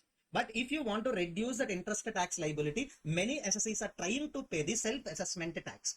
We are not filed the return of income, but in order to reduce that impact of interest under section 234A, we are just paid the self-assessment tax. Because if you have paid the self-assessment tax, yes, ma, after the self-assessment tax paid, yes, ma, for the remaining period, definitely that shortfall amount isn't reduced. What is that, ma? Balance shortfall, that is a 2 lakh. On that only we have to calculate the interest. Are you clear, ma, up to now? So this is only the 234A related, ma. Can you tell me 234A is an interest isn't calculated by the assessing officer directly in case of non-filing. Late filing, first SSC will calculate, then after that is recalculated by the assessing officer. What is the rate of interest, ma? 1% per month or part of the month. Next, what is the period in case of non-filing, ma? From the date after the due date to date of completion of an assessment. In case of late filing, ma, after the due date to that what, ma? Date of filing of actual return of income. Are you clear, ma, up to now? Yes. That's end with the 234A, ma. Next we will start the 234B. Next we need to start the discussion with the 234B. What is a 234B, ma? If you are observing that 234B is nothing but advance tax related interest. If you are not paid the advance tax or if you are paid the short payment of an advance tax, then we have to calculate the interest under section 234B. Please check it out. We have to check it out the advance tax for the total previous year. If you are not at all paid or short paid also, then definitely we are going to calculate the interest under section 234B. The first thing, what are the consequences leads to calculate the 234B interest? The first one, non-payment of the what, ma? Advance tax. Second one, advance tax paid, but this is an less than 90% of what, ma? ESSR tax. Please remember, you are paid the advance tax, but that advance tax paid amount is less than 90% of SSR tax. In this case, definitely we are going to calculate the advance tax interest under section 234B. Okay, just I want to tell you, yes, ma, here SSR tax means, please check it out, ma. Here SSR tax means at the time of that interest calculated by the SSC, this is an self-assessor tax, ma. At the time of interest calculated by the assessing officer, this is an assessing officer determined tax. Please remember, yes, ma, here we want to compare the advance tax paid amount with the 90% of SSC tax. SSC tax means at the time of interest calculated by the SSC, there is a self-assessor tax. In remaining cases, that is at the time of interest calculated by the assessing officer, this is called as what, ma? Self-assessor tax. Okay. Just example, your self-assessor tax is 1 lakh, ma. But please check it out, the 90% of self-assessor tax, that is a 90,000. We are paid that advance tax only how much amount, ma? Please check it out, 85,000. Can you tell me advance tax paid is less than Yes, ma. Advance tax paid is nothing but what ma? Less than 90% of self-assessment tax. That's why you have to calculate the interest under section 234B. Next case ma, self-assessed tax is on 1 lakh and please calculate the 90% of self-assessed tax. Yes, yes ma. In this case, we are paid the 95,000 as an advance tax. Yes, here we are paid the more than 90% of assessed tax. That's why no need to calculate the interest under section 234B. Always, while doing the problems under section 234B, always we have to check it out that what ma these two things, non-payment as well as short payment. What do you mean by the short payment ma? Advance tax paid is less than 90% of assessed tax. What do you mean by the assessed tax ma? At the time of interest calculated by the SSE, this is an self-assessed tax. At the time of interest calculated by the assessing officer, this is an assessing officer determined tax. Okay. Always we have to calculate that interest by using these three things ma, and which amount we have to calculate that interest, and what is the rate of interest, and what is the period, for which period we have to calculate the interest. First one ma, what is the rate of interest? The rate of interest will be 1% per month or what ma, part of the month. 1% per month or part of the month. Second one, yes ma, amount. And which amount we are going to calculate that interest? The amount is equal to SSA tax. Can you tell me what do you mean by the SSA tax? At the time of interest calculated by the SSE, this is a self-assessed tax. At the time of interest calculated by the assessing officer, this is an assessing officer determined tax. From that, we have to reduce the TDS. Yes, next we have to reduce the advance tax. Yes, and if any relief is there, please reduce the relief also. So why we are reducing that advance tax? In case of non-payment, here advance tax amount will be taken as 0. In case of short payment, something you are paid, so please reduce that already paid advance tax amount. If paid only, we can reduce. Otherwise, no need to reduce. Finally, you will get the shortfall. Finally, you will get the what ma? Shortfall. Next period is a very easy here ma. The period means nothing but, can you tell me up to which date you can pay the advance tax ma? 31st March of a previous year. Next day after the 31st March, that is in what ma? 31st March of a previous year. Next day is in 1st April of an assessment year to the date of completion of an assessment, actual date of completion of an assessment. That means what ma? So please check it out. That is nothing but what ma? Actual date of assessment means if that isn't calculated by the SSE, self-assessment. If that isn't calculated by the assessing officer, that is only called as what ma? Yes ma? Assessment completion. Yes, are you clear ma up to now? Only you should remember here. Yes, why they are giving the 90% as and what ma calculated things? Because in previous year, we are paid the advance tax based on estimations. Estimations always uncertain. Yes ma, while meeting up with the what ma actuals. That's why no need to pay exact assessed tax as an advance tax during the previous year. If you are paid at least 90% of assessed tax also, so that's okay. So that means please estimate accurately during the previous year, and please at least if you have paid the 90% of assessed tax as an advance tax during the previous year, no need to pay that what ma interest. Are you clear ma? Yes. Example, in case of non-payment, first who is calculate ma? Based at the time of filing the return of income, yes ma, SSC is calculated, that is on 2,300. The same thing will be recalculated by the assessing officer. He got the 2,900 after setting off of the what ma 2,300. The finally what is that interest we have to pay 600. In case of what ma short payment also, yes sir, if you are calculated that at the time of filing the return of income 1,500, at the time of an assessing officer is calculated, that is a 2,200. The balance 700 interest is nothing but what ma payable under section 234B. Are you clear ma? What is the consequences as ma leading to 234B ma? Non-payment of advance tax, short payment. But what is the short payment ma here? The short payment means nothing but advance tax paid is less than 90% of assessed tax. The assessed tax means at the time of calculated by the SSC, self-assessed tax, at the time of calculated by the assessing officer, that is on what ma? Assessing officer determined tax. Yes, that is only that ma. Interest under section 234B isn't different.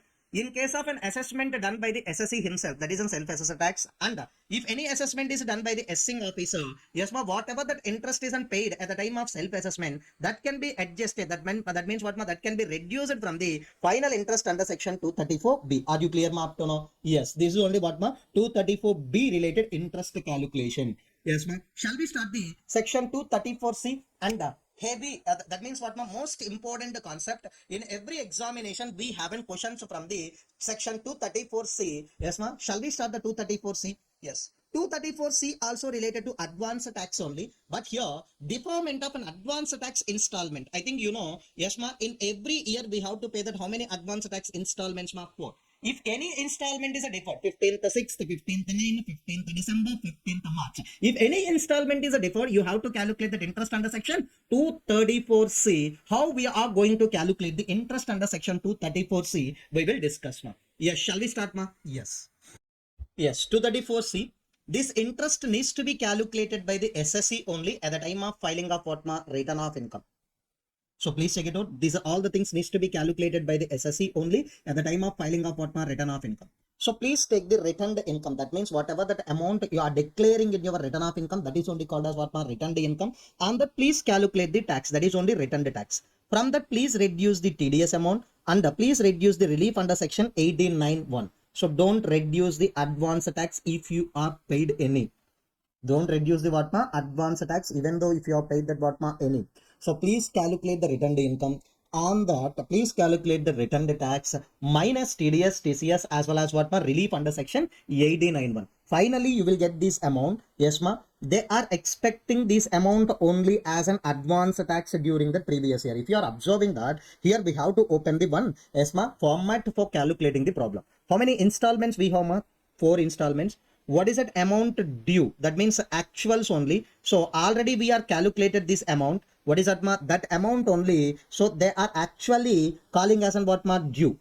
So but in the previous year we are paid the what ma some amount as an what ma estimations. Already you are paid the some amount of an advance tax during the previous year. That is only what ma based on estimations we paid some amount. That is only the next column. Yes. Please take it as an example ma. On 15th 6th 2000 15th 6th ESMA of an previous year. Can you tell me what is that amount we are already paid during that what ma last year? That means what ma right now we are in that assessment year. We are calculated that interest under section 234C at the time of filing the return of income. At the time of filing the return of income, we are calculating this interest. That means already during the previous year, ESMA, we are paid some amount. Please take that amount. That amount they are expecting to match with the yes ma already we are calculated the returned income and the returned tax minus TDS as well as TCS relief. Yes ma we have to compare with that amount but not with the fully. That means what ma often returned tax 15%. Please calculate the returned tax how much ma 15%. Please take that 15%. So nothing but just if you have calculated the 15% of returned tax and yes ma A minus B. That means what ma? Yes ma, A minus B. That is only called as what ma? Shortfall. If any shortfall is there, we have to calculate that interest at the rate of what ma? 1%. Yes ma, for how many months ma? 3 months. Because if you are not paid that in the 15th, 6th of an previous year, the next due date after the 3 months only. So that's why we have to calculate that what ma? Interest for how many months ma? 3 months. So next 15th 9 of an what ma previous year already we paid that what ma some amount. Please take that all the things in a cumulative form. Can you tell me what is that amount we are paid by? Please take that all the amounts in a cumulative form. First installment and second installment. Next. So that amount they are trying to match with the what ma return the tax on that what ma 45%. Return the tax on that what ma 45%. Please take it out. A minus B, if any shortfall is there on the shortfall, we are going to calculate the interest for 1% at the rate of what interest at the rate of 1% for how many months ma 3 months. Next 15th December, if you are considering, then yes ma they are expecting to already paid amount. Please take that cumulatively. So this is an this is an amount you are paid during the previous year. That amount needs to be compared with the what ma returned tax with the help of what ma returned tax on that 75%. Yes, if any shortfall is there, then we have to calculate that the interest at the rate of 1% per month for how many months ma? 3 months. Last installment, please check it out. That is on 15th March of a previous year. So please calculate the cumulatively how much amount you are already paid as an advance tax during the previous year. That amount needs to be matched with the return tax on that 100%. So can you tell me if any shortfall is there? Yes. So on that you have to calculate that interest at the rate of 1% per 1 month. Why? 15th 3 if you are missed at any cost you have to pay up to that last month of the previous year. Can you tell me part of the month also considered as 1 month? That's why we have to calculate in the last installment only 1 month. So because here the 15 days only, the 15 days time period is considered as a part of the month also full month. So that's why we have to calculate only for 1 month. So please make an observation here. Sir, during the previous year, we are paid. These are all the things are estimations only. How you can match that estimations with the actual? So because this is an actual only at the time of filing the return of income, whatever the return the income, return the tax, these are all the things are actual. How you are going to compare these two things, ma? So that's why please give me some relaxation. In 234B, they are given the relaxation. So if you are paid at least 90% of SSA tax, also okay. Here also, yes ma, during the first installment, yes ma, please check it out. If you are at least paid the 12% of return the tax, also okay. In second installment, they have given the, instead of 45, if you have paid at least 36 also, okay. Estimations are, yes, estimations are difficult during the first 6 months only. Next 6 months, they are not given any relaxation, ma. First 6 months only, they have given the relaxation. Instead of 15, if you have paid 12 also, okay. Instead of 45, if you have paid the 36 also, okay. So they are not given that what, ma, last 2 installments related relaxation. Why they are giving the, yes, ma, 12% as well as 36%, ma, because estimations are always uncertain. Because in the previous year, we have paid the estimation. That's why, yes, ma, actuals may not be matched with the estimations. That's why actuals amount of that 15% we can reduce it to 12, 45% we can reduce it to what, ma, 36%. Are you clear, ma? So these are all the interest under section 234C is going to calculate it in that assessment year at the time of filing of return of income only. While calculating the returned income and after the returned tax, please reduce only TDS, TCS, advance tax and the relief, ma. No need to reduce that what, ma, advance tax.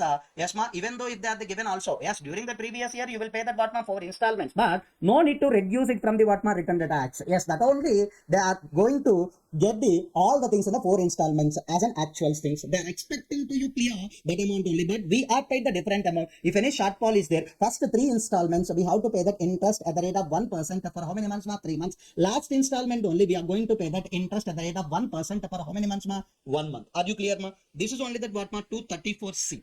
So if you are observing that interest under section 234A done, 234B done, 234C done, and next we are going to discuss the 244A. Yes, sir. This is also MTP question, ma. Yes, sir. On 244A, that is an interest on refund. Why I am discussing that exclusively 244A, ma? This is an MTP problem in the last years. That's why I am going to cover the 244A. Interest on what, ma? Refund. Shall we start the interest on refund, ma? Yes.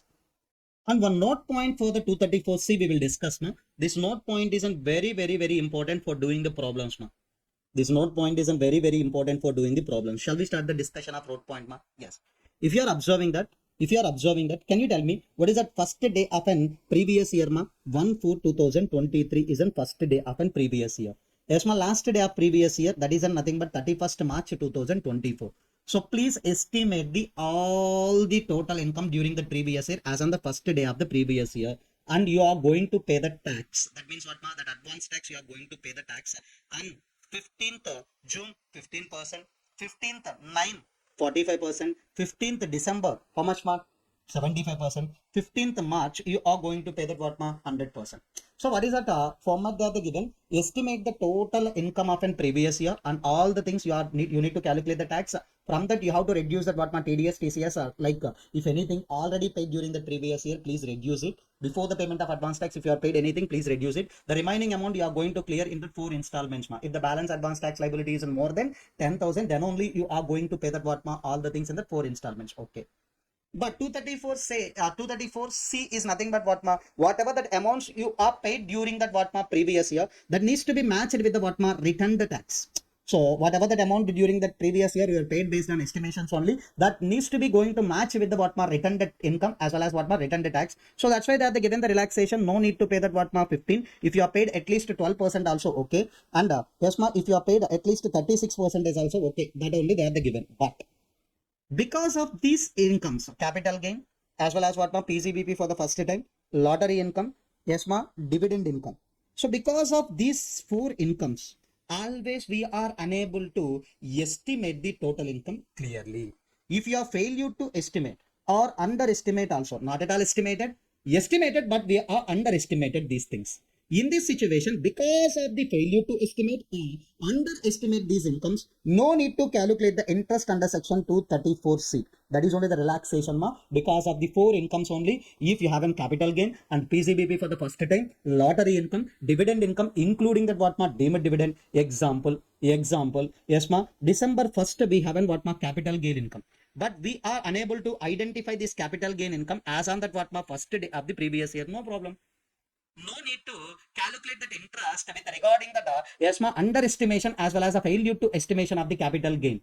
But you can get the clarity about the capital gain income on the December 1st. That means what, ma? On or after December 1st, whatever that installments are there, whatever that installments means what, ma? 15th December as well as what, ma? 15th March. In these 2 installments, you have to consider the what, ma? Capital gain amount.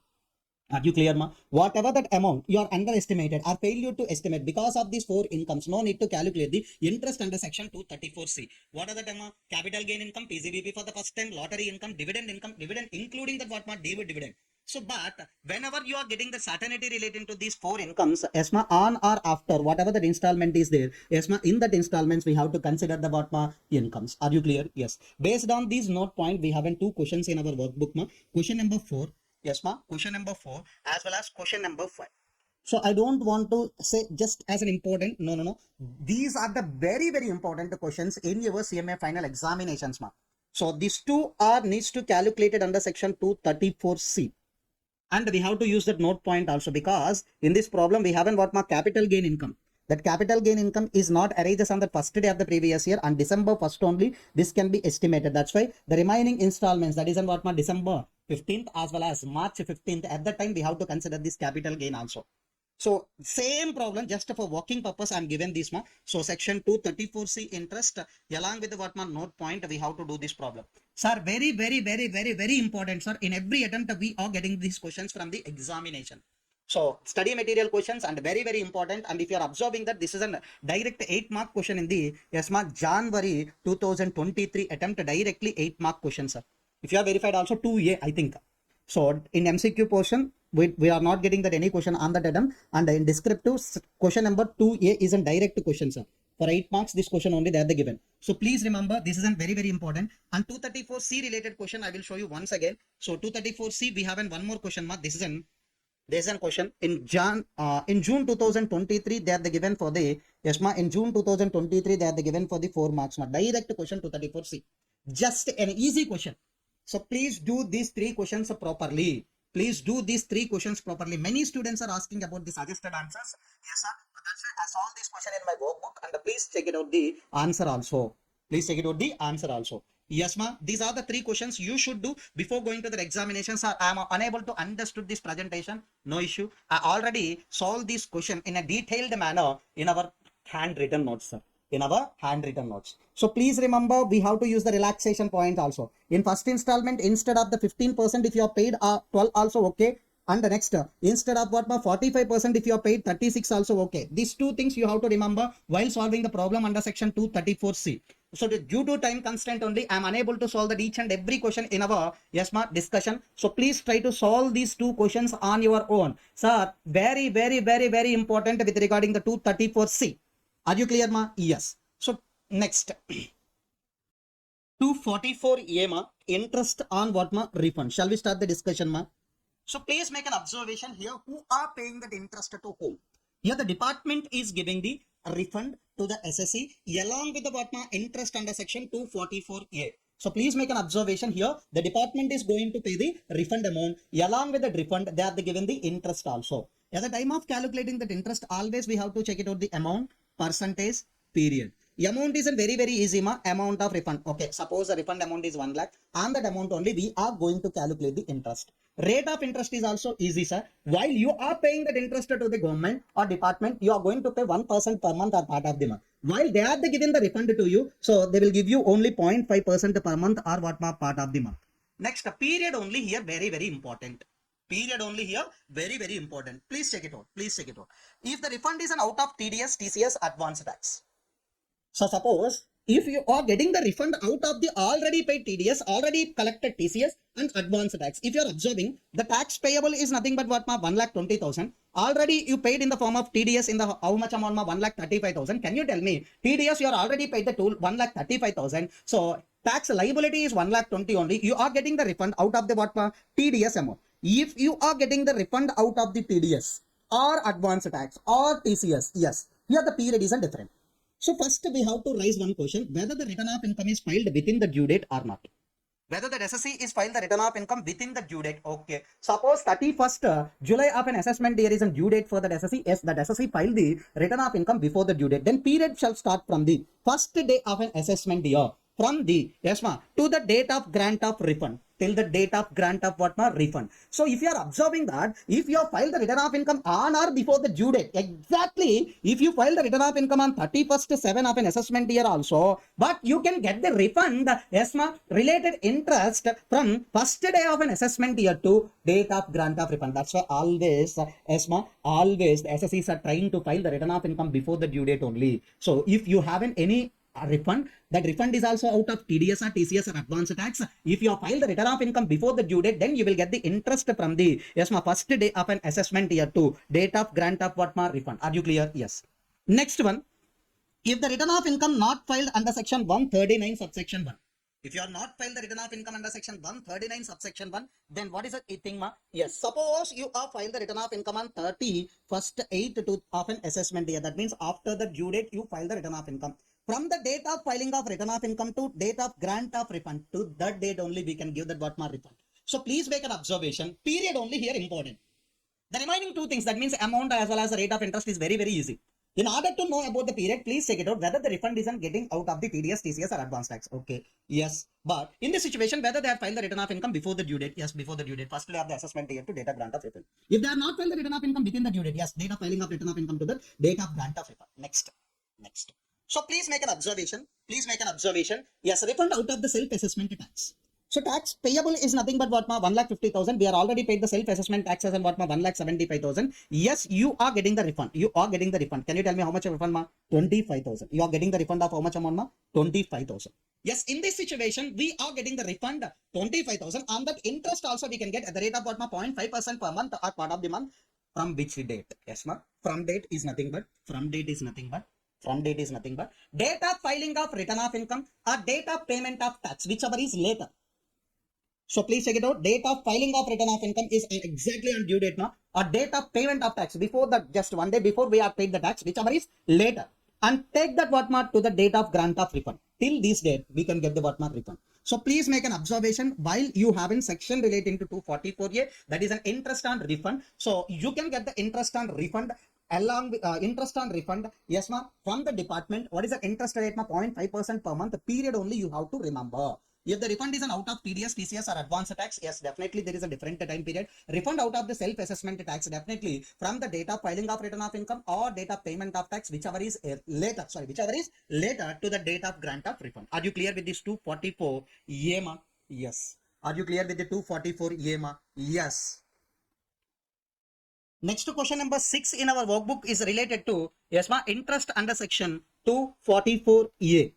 Interest on refund. This is an MTP question. Definitely we can get this type of questions in our examination directly, ma. So please try to solve this question. But yes, ma, but you have to make an observation one thing. So but they are given. That means in this question they are given. This is an earlier question. This is only the due date for the tax audit return. So they are given due date for the submission of return of income. They are given it as on 30th September only. Please consider this is only that due date. Please solve the question. But while you are solving the question, definitely, yes, ma'am, maybe you can get some doubts. That's why I want to clarify that all the doubts also. Yes, ma'am, please check it out. Definitely, you will get these things as doubts. Many students are doing the same mistakes, ma'am. Yes. While you are calculating that interest under section, any section also, you have to calculate that number of months per month or part of the month. Yes. Yes, that is only I want to give you that clarity, ma'am. Case 1, suppose, case 1. You have to calculate from this date to this date how many months. So please remember always that part of the month also include considered as a month only. Okay. So please calculate 25th 9.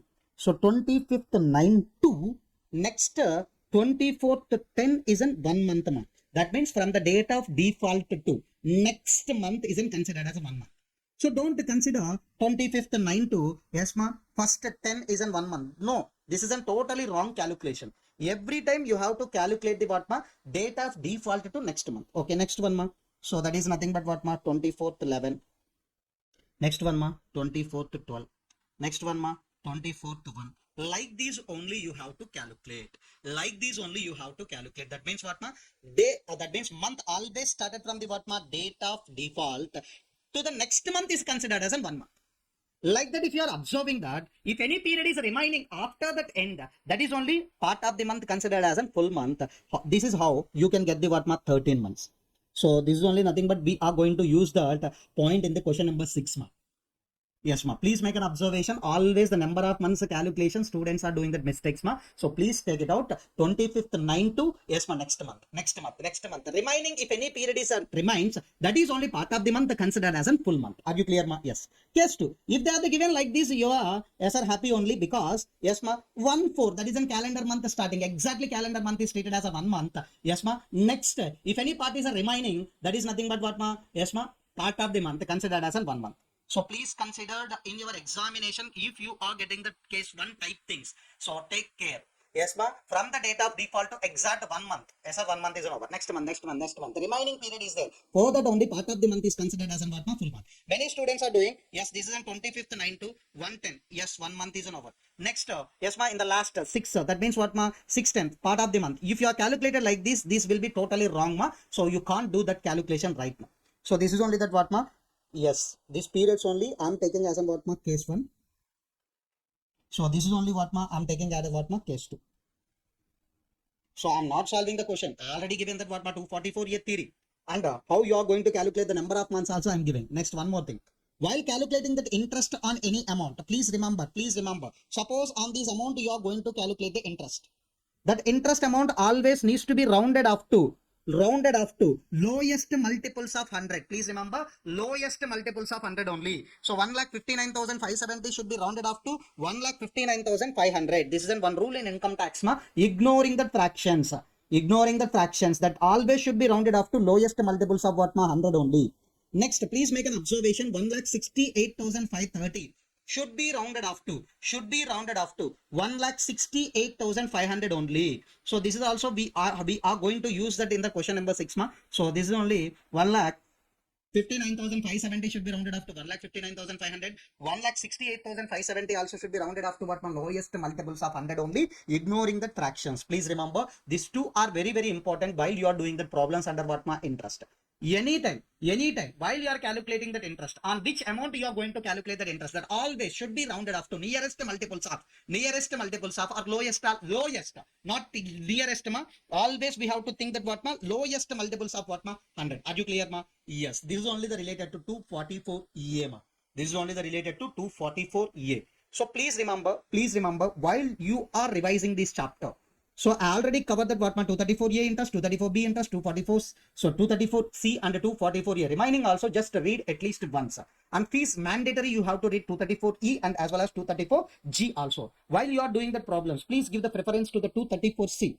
Well, please give the preference to the 234C. Next, please do the problems on what, ma, 244A. This is a past MTP question. Definitely we can get this question in our examination. Okay, ma? Yes.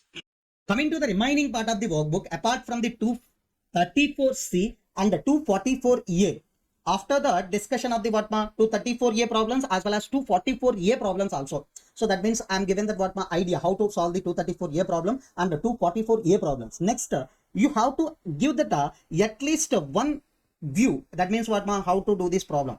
234A and next second question is nothing but what, ma, 234B.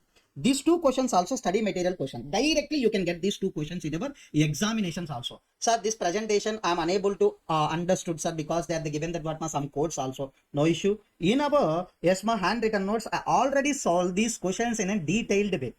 If you are observing, yes, ma, we haven't what, ma, question number 1. Yes, this is only that what, ma, question number 1. So in detailed, yes, ma, presentation already given in our handwritten notes, question number 2. Yes, ma. Question number 3 also. Every question I calculated in what, ma, detailed way, and each and every reason also we already discussed. Please check it out, all the things regarding to 34A as well as what is that, ma, 234B related questions also. If you are observing this type of question only we got in that what, ma, December 2023 examination old syllabus. In old syllabus we got this type of question only.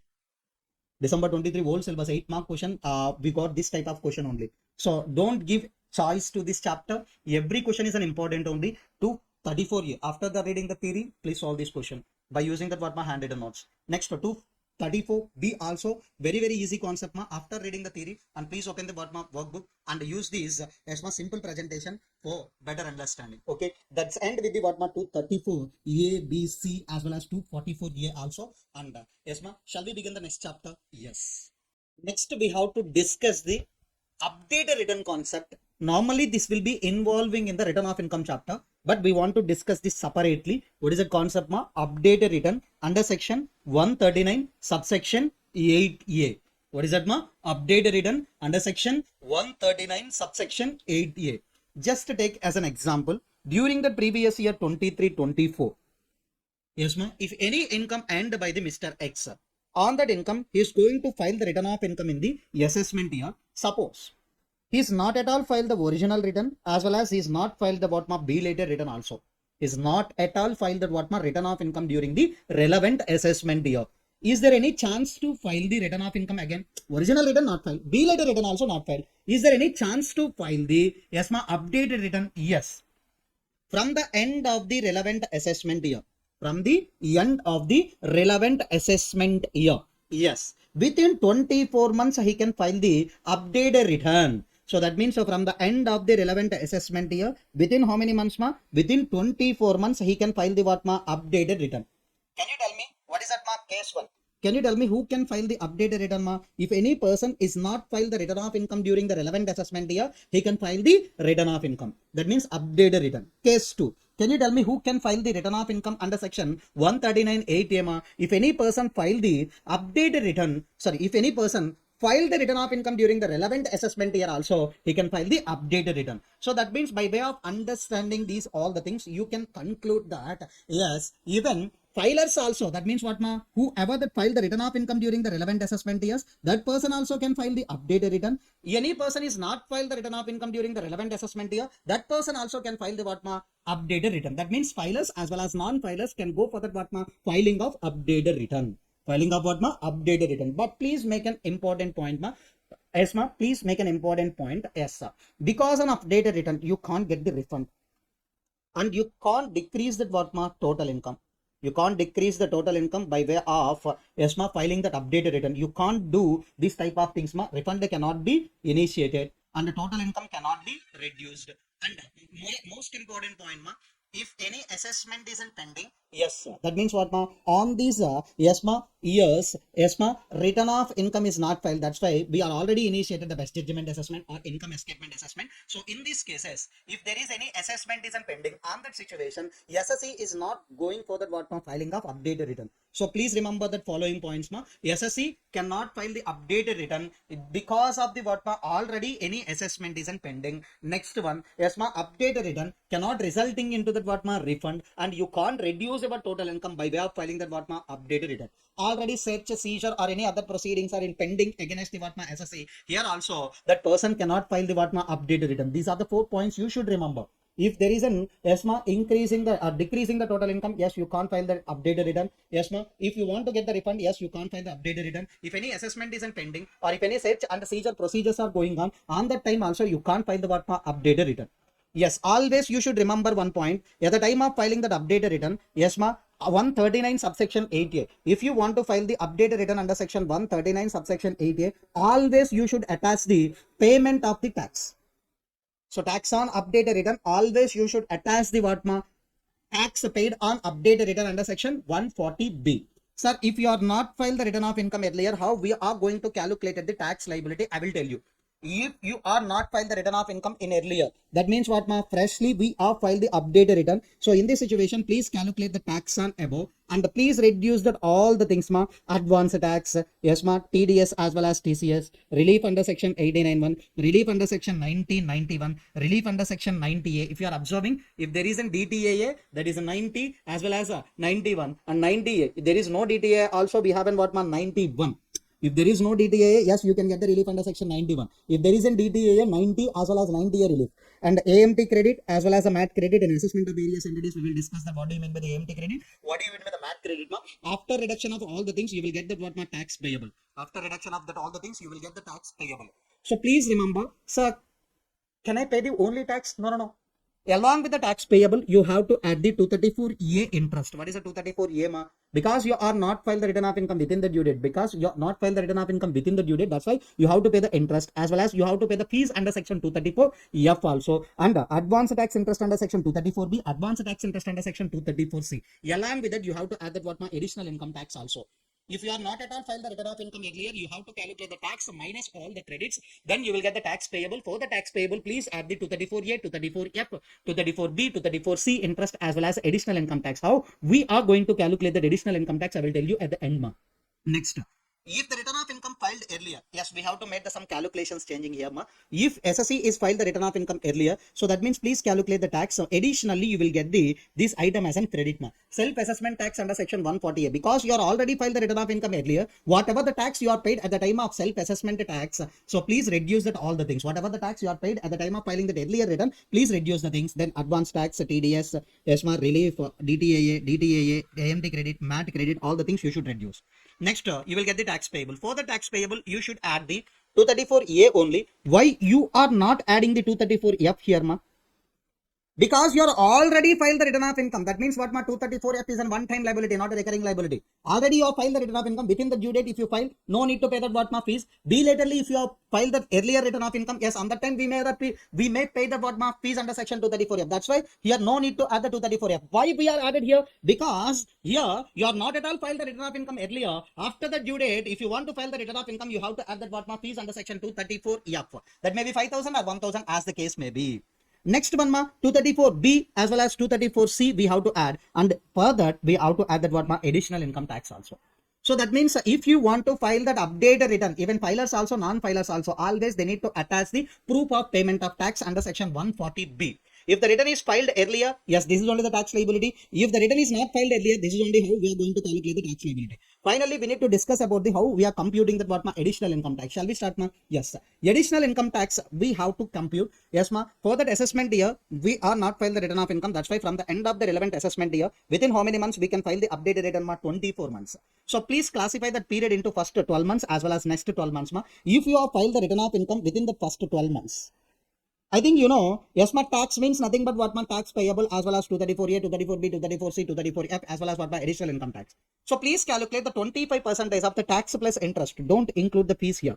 Don't include that what, my fees here. So please calculate the tax along with that interest on the 25%. You have to pay it as an what, ma, additional income tax. This is an what, ma, in addition to the tax, we have to pay that what, ma, additional income tax. If you have filed the return of income, that means updated return if you have filed, that means what, ma, 12 months after the two, within 24 months, you have to add the fees as an what, sorry, additional income tax as an what, ma, tax plus interest on the 50%. But here also you should not consider the what, ma, fees for calculating the what, ma, additional income tax. So this is a very, very important concept. Definitely you can get the one MCQ also. In past examination, you are getting that one MCQ from this. Maybe you can get the question also. Very, very easy. But I want to take that one question from the, yes, my past examinations. I want to take the one question from the what, my past examination with regarding that what, my return of income. Shall we start the one question from the what, my past examination? Yes. So please check it out the question, ma. Question number 9 in your return of income. This is related to updated return. So Mr. X would like to furnish that updated return for that assessment year 22-23. Yes, that is an earlier assessment year. He wants to find that updated return right now. So that means while you are updating the return of income, he would liable to pay the 2,50,000 towards the tax as well as 35,000 towards the interest. That means what, ma? So tax liability at the time of filing the return of income also they are the given. After adjusting that what, ma? After adjusting that what, ma? Already paid interest as well as tax at the time of filing that earlier return. So that means what, ma? Already he filed the return of income. Right now he wants to file the updated return. At the time, what is the tax he has to pay, ma? 2,50,000. What is the interest he has to pay? After adjusting that all the earlier taxes as well as interest, ma? 35,000. Totally 2,85,000. Okay. Can you tell me for that assessment year 22-23 means what is the end of the relevant assessment year, ma? 31st March 2023. Yes, ma. From that date, can you tell me what is that? Yes, ma. 2 years time, ma. That is nothing but 31st March 2024 and 31st March 2025. So can he file the updated return on this date, ma? Yes, he can file the updated return. Yes, can he file the updated return on this date, ma? Yes, he can file. But he cannot file the updated return on this date, ma, because this is an 2 years after that end of the what, ma. So this is an what, ma, beyond the 2 years from the end of the what, ma, relevant assessment year. Are you clear? Yes. Okay. If yes, what is that additional income tax? They are asking that what, ma? Please compute the additional income tax also. So please calculate the additional income tax, ma. First, that means within 12 months only. That's why what, ma? 50% of 2,85,000 as well as 2,85,000 means what, ma? Interest plus what, ma? Tax. Next, if that is in 28 to 2, on that we have to first one 25% only, ma, because we are filed all the things within that time, that is on 12 months only. Next, after that, we are going to pay that what 50%, that is a 50% on 2,85,000. Here you are not going to file the updated return. That's why no need to calculate the additional income tax also.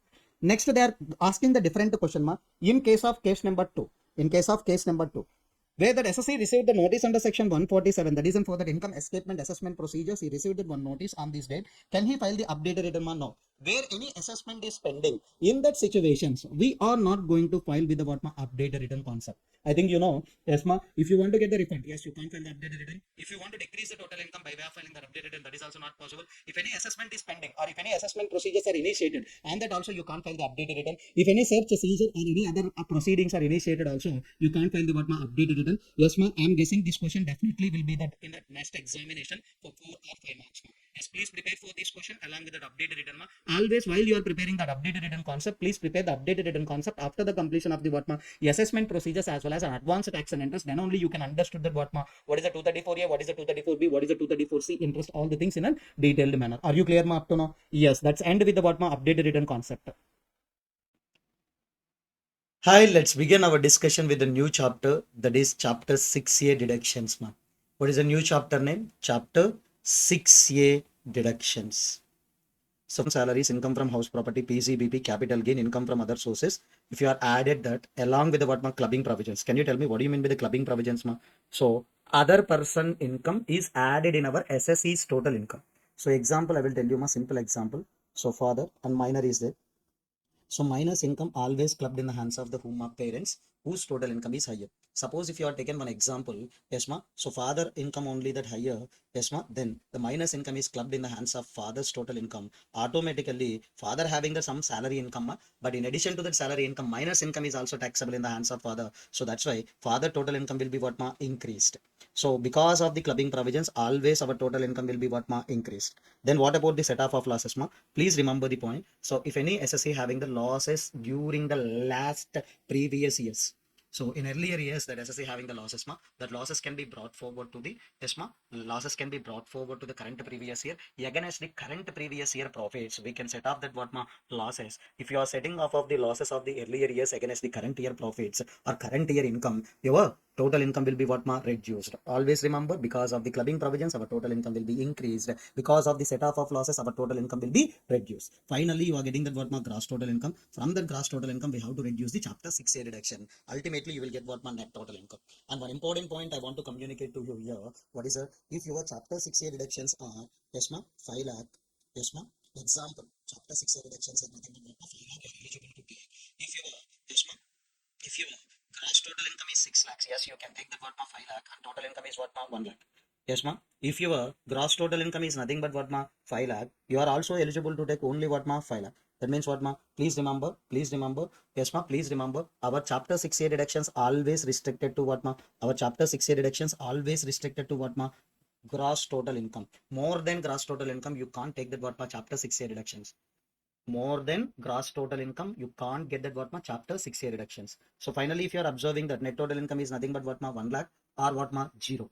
Net total income is nothing but 1 lakh or 0. That means finally I will give you the conclusion. So if you are observing that calculation of net total income, maybe you will get a 0. Yes ma, in which case you will get 0 exactly your gross total income is matched with the chapter 6A reduction, you will get 0. Otherwise, yes ma, you will get in positive. You should not get the negative total income So what is the reason because on always chapter 6A reduction should be equal or less than the gross total income. Are you clear up to now? Okay.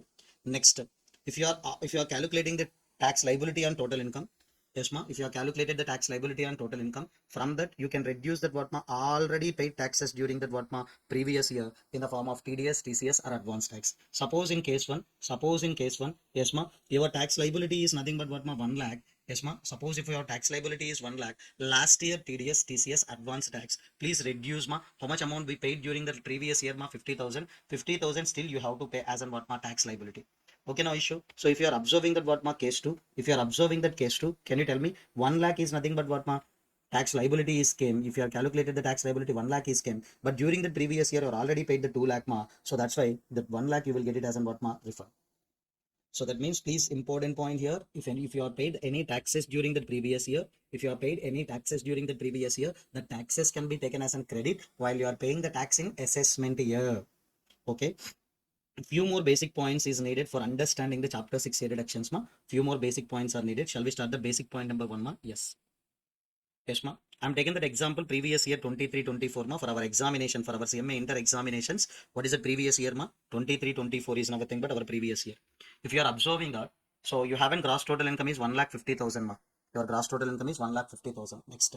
So SSE made that specific investments, ma, under ATC, ATD. So he is eligible to take the 2 lakh chapter 6A deduction during the previous year. He have an eligibility of what, ma? He can take the 2 lakh. But during the previous year, he having the gross total income 1,50,000 only. I already told the basic point. Yes, ma. What is that basic point, ma?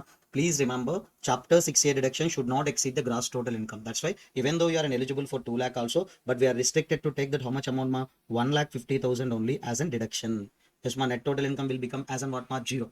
Even though you have an eligible, so I am already invested the 2 lakhs, sir. Can I take the 2 lakh of deduction? No, because chapter 6A deductions are always restricted to that what, ma? Gross total income. Okay. Can you tell me how much amount is an already exhausted, ma? 1,50,000 is an exhausted. So during the previous year, already you are taken the chapter 6A deduction 1,50,000. What is that unexhausted amount of chapter 6A deduction 50,000? This unexhausted amount of 50,000, can I carry forward to that what, ma? Next assessment? Yes, ma? No. No, you can't carry forward of your unclaimed chapter 6A deduction during the previous year or unexhausted. What is it, ma? Unexhausted. What is it, ma? Unexhausted chapter 6A deductions during the previous year. You can't carry forward to that what, ma? Next year's, ma. This is one basic point. There is no carry forward of chapter 6A deductions to the next year's. Second basic point, ma. Aggregate amount of deduction shall not exceed.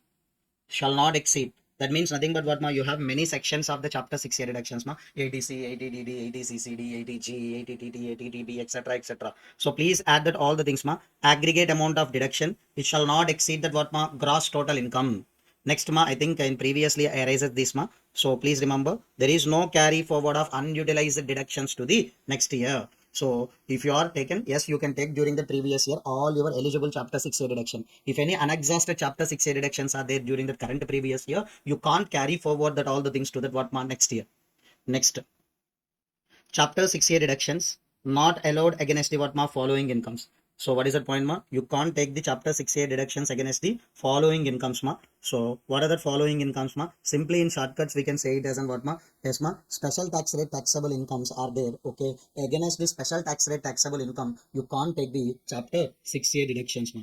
If any special tax rate taxable incomes are there, yes, against the special tax rate taxable income, you can't get the chapter 6A deductions, ma. So first thing, ma, we have in one special tax rate taxable incomes, ma. Under capital gains, we have a long term capital gain, ma. In that long term capital gain, we have in two types of long term capital gain, ma. 112A, yes, ma. 112A as well as what, ma? 112. These two also taxable at special tax rates, ma. So that's why you can't take that what, ma? Chapter 6A deductions against the, yes, ma, the special tax rate taxable income of long term capital gain. But if you are observing the short term capital gain, under short term capital gain, we have in triple 1A, ma. This is also special tax rate taxable income. So that's why on that you can't take that what, ma? Chapter 6A reductions. Next, if you are observing the short term capital gain other than 111A, these all the are taxable at what, ma? Normal tax rate. These are all are taxable at what, ma? Normal tax rate. So that's why you can take that what, ma? Chapter 6A deductions. Please remember, if any income is taxable by using the special tax rate, against that income, we can't claim that what, ma? Chapter 6A deductions. We can't claim that what, ma? Chapter 6A deductions. And apart from the capital gain, casual incomes, winnings from lotteries, crossword puzzles, ESMA, beddings, gamblings, etc. These are all the things are called as a casual incomes. Casual incomes also taxable by using the what, ma? Special tax rate. So against these, we can't claim the chapter 6A deductions, ma. Are you clear, ma, as of now? So if I am repeating the ESMA basic points for the chapter 6A reductions, please remember there is no carry forward of the chapter 6A reductions to the next years. If any unexhausted things are there, ESMA, you can't carry forward to the next years. Aggregate amount of deduction shall not exceed the gross total income. Next, chapter 6A reductions cannot be allowed against these following incomes, ma. Capital gain, special tax rate income like long-term capital gain 112, long-term capital gain 112A, short-term capital gain 111A. But short-term capital gain other than 111A is taxable by using normal tax rate. On that you can claim the chapter 6A reductions, ma. And casual incomes also, against the casual incomes also, we can't get the what, ma? Chapter 6A reduction. These are the basic points, ma. So let's discuss the one by one sections in our chapter 6A deductions chapter, ma. So normally if you are observing our institute material, ICMAI material, yes, ma, we haven't what, ma? So deduction starting from ATC to etc, etc. But in our discussion, we will discuss the what, ma? Easy to difficult manner. So that's why I'm taking that what, ma? ATTTA first section, ma. I'm taking the 80 TTA as an first section. No need to get in tension, ma. I will discuss all the chapter 6A deductions, but we will discuss in a different manner, ma. So that means we will change the what, ma? Order of learning of the sections in the chapter 6A deductions. Okay. Shall we start with the 80 TTA starting section of the chapter 6A deductions, ma? Yes. Yes, ma. 80 TTA. Please read the section heading, ma. Deduction with respect to interest on savings account. Sir, if you have in the savings account, on that, if you are receiving that interest, can you tell me interest always taxable under which head of income? Income from other sources. That means if you have an income, on that income, you can get the one deduction. That's why we can call this as an income based chapter 6A deduction. Income based chapter 6A deduction. Okay. So who is an eligible SSE for taking this deduction? Who is an eligible SSE? Simple, ma. Individual or HUF, whether resident or non-resident. Please remember, so savings account will be given to that individuals or HUFs only, ma. So normally company partnership firm, for them we can't get in savings accounts related things. So please remember, individual or HUF, either resident also he can take, non-resident also he can take the chapter 6A deductions, ma, under section 80 TTA. Okay, what is that eligible income?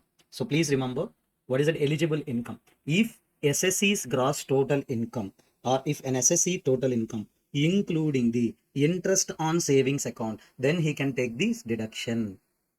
What is that, ma? If SSE total income includes interest on savings account, yes, ma, you can get the what, ma? Chapter 6A deduction under section 80 TTA. Next, how much amount of deduction you can get, ma? Yes, you can get the deduction of an actual interest or 10,000, whichever is what, ma? Lower. So, what is the statutory limit mentioned under 80 TTA, ma? 10,000. 10,000 are actual interest, whichever is lower, you can take it as an what, ma? Deduction. So that means if any income, if interest from the savings account isn't taxable under the income from other sources, that means automatically that is included in our gross total income. Then automatically that individual or HF, either resident or non-resident, he can take the what, ma? 80 TTJ. Next, the same series, ma, 80 TTB we have. What is that 80 TTB, ma? Please read that heading. 80 TTB is nothing but deduction with respect to interest only. But here, interest on deposits, but this deduction is only for the senior citizens, ma. This deduction is only for whom, ma? Senior citizen. Sir, if any senior citizen having the deposits, on the deposit, if any interest is there, that interest should be taxable under the head what, ma? Income from other sources. That interest always will be taxable under the head what, ma? Income from other sources. Okay, who is an eligible SSE for taking the deduction, ma? Already you know senior citizen, but this deduction only exclusively for the resident, ma. Non-resident can't take the 80 TTB, ma. Only resident senior citizen can take. What is that eligible income, ma? So SSE's total income including the interest on deposits, ma. So that interest on deposit may be taken from the bank, interest on deposits may be taken from the post office, interest from the deposits may be taken from the what, ma? Cooperative society. So that means in our total income we have an interest on deposits. The deposit related interest may be received from bank, post office, cooperative banks. Can you tell me what is the amount of deduction, ma? Here senior citizen, we want to give you that more benefit as an deduction, ma. That's why actual interest or 50,000, whichever is what, ma? Lower. Whichever is what, ma? Lower. Please remember one point, ma. If any SSE, if he is a senior citizen, yes, ma, yes, ma, if he claim the 80 TTB, if he claim the 80 TTB. So normally, if any resident senior citizen is there, so if he having that interest from the deposits, if he claim the 80 TTB, he can't avail the 80 TTM.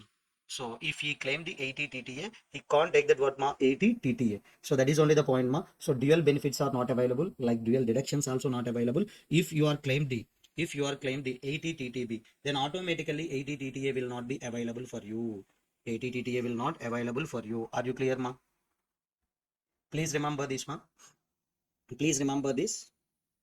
So these two are exclusively if you have an interest in your gross total income, then you can take the deduction, ma. Can I claim these two? No. Even though I am a senior citizen, I can take the 80 TTB. If you are taken 80 TTB, automatically 80 TTA will not available for you. Are you clear? Yes. Shall we start the next section, ma? 80U. Shall we start the next section, ma? That is an 80U. 80U is nothing but what, ma? Deduction in case of person with a disability. So that means here person means nothing but twist is there, ma? SSE. If an SSE having disability, so can you tell me disability means nothing but handicap, deaf, dumb, blind, or anything also we can call it as a disability. So can you tell me if any SSE isn't disabled, automatically he can take the 80U as in chapter 6A deductions, ma. But eligible SSE is nothing but must be resident. the resident individual, that resident individual having that what ma disability, then only he can take the deduction. Then only he can take the what ma deduction. Please remember 80 TTA, either resident also, non-residents also you can take. 80 TTB, resident senior citizen. 80U, resident individual, because the disability will be only to the individual SSCs. So that's why resident individual who having the disability, he can take the deduction based on the following condition satisfaction. First condition, yes, medical certificate needs to be obtained by the person with the disability. Then that medical certificate needs to be submitted with the return of income to the assessing officer. So that means every SSC needs to file the return of income during the previous year, during that assessment year. Yes, for along with the return of income, he has to submit that what certificate obtained by the SSC. Okay. Next, what is that amount of deduction we can get, sir? Yes, the amount of deduction must simply I will tell you. If that is a normal disability 75,000, severe disability 1,25,000. So this is a flat deduction, ma. No need to check that what is that expenditure you are incurred with respect to the disability. All the things are irrelevant. Flat deduction 75,000 or 1,25,000 you can get. So next one, ma, disability. So here, yes, ma, definitely in medical certificate, doctors will be prescribed this disability in percentages terms, ma. If they are mentioned as in 0 to 39, so for this section, we are treated as in what, ma, there is no disability. If the doctor mentioned as in 0 to 39 as a disability percentage, okay, that is a disability only, but for this section, there is no disability. Next, 40 to 79, if they are mentioned, then we can treat as in what, ma, normal disability, and you can get the chapter 6 reduction as in 75,000 under 80U. Next, if you are maintained that what, ma, okay, if you haven't that percentage as an 80 to 100, that is treated as severe disability, you can take the 1,25,000 as an what, ma, deduction. Clear? Next one, ma. So, two more deductions we will discuss, ma. 80 RRB, 80 QQB. These two sections I want to tell you in sequential way. That means simultaneously we will discuss the what, ma, these two. So first one, royalty income from the patents. This is also royalty income from the books. If any royalty income from the patents is there, that royalty income taxable under the head income from other sources, as well as books related royalty is also there. That is also taxable under the head income from other sources. If you have in the royalty income from the patents, ESMA, that royalty income taxable under the head income from other sources, as well as books related royalty also taxable under the head income from other sources. Okay. Eligible SSC, ma, please remember resident individual only can take this deduction, ma. Who is an eligible SC, ma, for this section? Sorry, for this section, eligible SC is a resident individual. Okay. Next, what is it? Eligible income, ma? Eligible income, that is in first one, royalty from the patents. Here the royalty from the what, ma, books. So what is the amount of deduction we can expect, ma? Eligible royalty or 3 lakhs, whichever is lower. Here also, yes, ma, 3 lakhs or royalty, whichever is what, ma, lower. And one more important thing, ma, here books means, yes, ma, artistic books or literature books and nothing but what, ma, historic books, ma.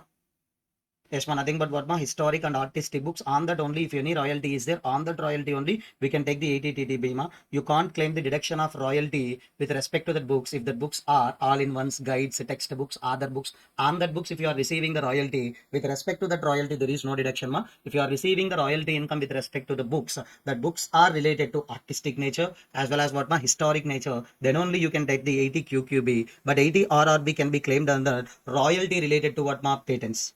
Royalty related to what, ma, patents. So if you are observing now, as of now we are done the 80 TTA and 80 TTB. 80, yes, ma. Next section, ma, 80U. Next section, ma, 80, what is that, ma? 80 RRB. Next one, oh, sorry, okay, if you are writing the sequentially, 80 QQB. Next one, ma, 80 RRB. These are only the 5 sections we are discussed till now, ma. Only the 5 sections we are discussed till now. Yes, ma. Clear, ma? Clear, ma? Yes. Next section, 80 GG, ma. So with respect to our CMA inter examination, definitely this will be the very, very important deduction, ma. 80 GG. Definitely this is a very, very important discussion. 80 GG. Please check it out the heading, ma. Deduction with respect to rent paid for the house property. So if you have paid the any rent for house property, then automatically you can get the what, ma, chapter 6A deduction under section 80GG. If I am paying the rent for my house property, then I can get the 80GG, ma. We will discuss all the things in detailed manner with respect to the 80GG. Just we will take one example, ma. What is an example? Yes, Mr. A is a salaried employee. Yes, ma. If in his package, if he receives that HRA, so can you tell me what is the full form of HRA, ma? House rent allowance. So if any salaried employee receives HRA, then he can claim that exemption under section 10 subsection 13A. So this we will discuss in the salaries chapter. This we will discuss in salaries chapter. So normally if any person, salaried employee receives HRA, he can claim HRA exemption, or he can claim what ma 80GG. So if any salaried employee, if he receives HRA, he can claim HRA exemption under section 10 subsection 13A in salaries. Or okay, if you don't want to claim that HRA exemption under section 10 subsection 13A, yes, he can claim the 80GG chapter 6A deduction. Both the options are not available. He can choose any one of these, either HRA or chapter 6A deduction under section 80GG. This is for the salaried employee. Okay. So if any person other than salaried employee, can you tell me, other than salaried employee means nothing but if any person is doing the business or profession, yes ma, he can take the deduction for the rent paid for house property under section 80GG. Salaried employee only have an option if he receives HRA. So salaried employee is not receiving HRA, then directly he can take 80GG. So what does it matter here, ma? If he receives the HRA, then he can claim any one of these two. If he receives only ESMA, HRA, and 80GG also, you can take any one of these two things you can take. So HRA is not there in his package, then 80GG alone he can take. Yes, what is the amount of deduction we can take? Not simple. Eligible SSE is an individual. The amount of deduction is lower of the following things: 5,000 per month, rent paid minus 10% of adjusted total income, 25% of adjusted total income, whichever is lower. So please calculate these three things, and you can take the what whichever is lower as and what exemption. 5,000 per month, rent paid minus 10% of adjusted total income, or 25% of adjusted total income. I think in this entire discussion, you have to know about the what do you mean by the adjusted total income. Here you have to know about the what do you mean by the adjusted total income. Please take the base as an gross total income. So please take the base as an gross total income. In that gross total income, you have an what ma normal tax rate taxable income, special tax rate taxable income. So please reduce the in gross total income, whatever the special tax rate taxable incomes are there. Please reduce all the things except the winnings like casual incomes ma. So except the casual incomes means exclusively they are talking about. Please reduce the capital gain income which are taxable at a special tax rate, and minus reduce the what ma all the chapter 6 reduction except 80GG. Why we are Yes, ma, why we are not excluding 80GG? We don't know what is it 80GG. For the purpose of 80GG deduction only, we are calculated this adjusted total income except 80GG. All chapter 6A deductions, please reduce. Then you will get what ma adjusted total income. What do you mean by the adjusted total income? Ma? Gross total income minus incomes are taxable at special tax rate minus chapter 6A deductions except what ma 80GG. Next. So then if you are applying that adjusted total income in second point, 10% of adjusted total income, as well as what ma 25% of adjusted total income, you will get that what ma numerical amount. Please select whichever is what ma lower as in deduction under section 80GG with respect to the rent paid for the what ma house property. Yes, this is an important section for that CMA interma. So please remember that limits also. Next. So next section in the discussion, that is an 80GGA. What is that ma 80GGA? Deduction with respect to the donation given to the scientific research or what ma rural development. If any person is given the donation for the scientific research or rural development, he can get the deduction under section 80GGA. What is that ma 80GGA? So if you are observing that who is an eligible SSE ma, who is an eligible SSE, please remember eligible SSE is nothing but what ma any SSE that may be individual HEF, AOP, BOI, AJP, all SSEs can take the deduction ma, but except SSEs having that what ma PCBP income. Reason, if you have any PCBP income, yes ma, these two sections related donation you can take in the PCBP chapter itself as a deduction under section 35. So normally, if you are in business or profession related SSC, if you are doing the scientific research related donation or rural development donation, yes, sir, definitely you can take the section 35 under the PCBP head only. If you are not having the PCBP income, then only you can come to that chapter 6A deduction ma. What is the amount of deduction ma? 100% of the donation you can take it as a deduction. If amount of donation is more than 2000, you should give it in that electronic mode ma. So normally, if the amount is nothing but below 2000, yes, you can give in that form of cash also, but more than 2000, yes ma, more than 2000 if you want to give in that what ma sorry, more than 2000, if you want to contribute to the scientific research or rural development, definitely they will accept in electronic modes only. So please remember, if you are in business or profession related SSC, yes, directly you can get the PCBP deduction under section 35. If you are an other than PCBP SSC, then you will get the 80GGA as a deduction for that doing the scientific research or what ma rural development. Next one ma 80GGB ma and 80GGC. These two things we will discuss simultaneously. So I think present, so in our all states we haven't what ma elections is going on. That's why this may be favorite section for that ESMA question paper setter. So please please check it out ma 80QQ8 sorry 80GGB and 80GGC. Sir, if you are giving the donation to the political parties or electoral trust, that is an 80GGB. Here also the same heading we have ma. If you are giving the donation to the political parties or electoral trust, you haven't what ma 80GGC deduction. What is the difference, sir? Yes, simple. If the donor is an Indian company, yes, you can take the deduction under section what ma.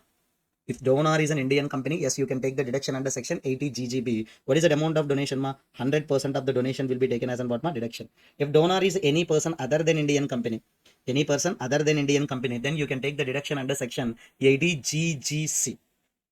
What is it ma? 80GGC. What is the amount of donation ma? Yes, you can take the, yes ma, 100% of the donation will be allowed as what ma deduction.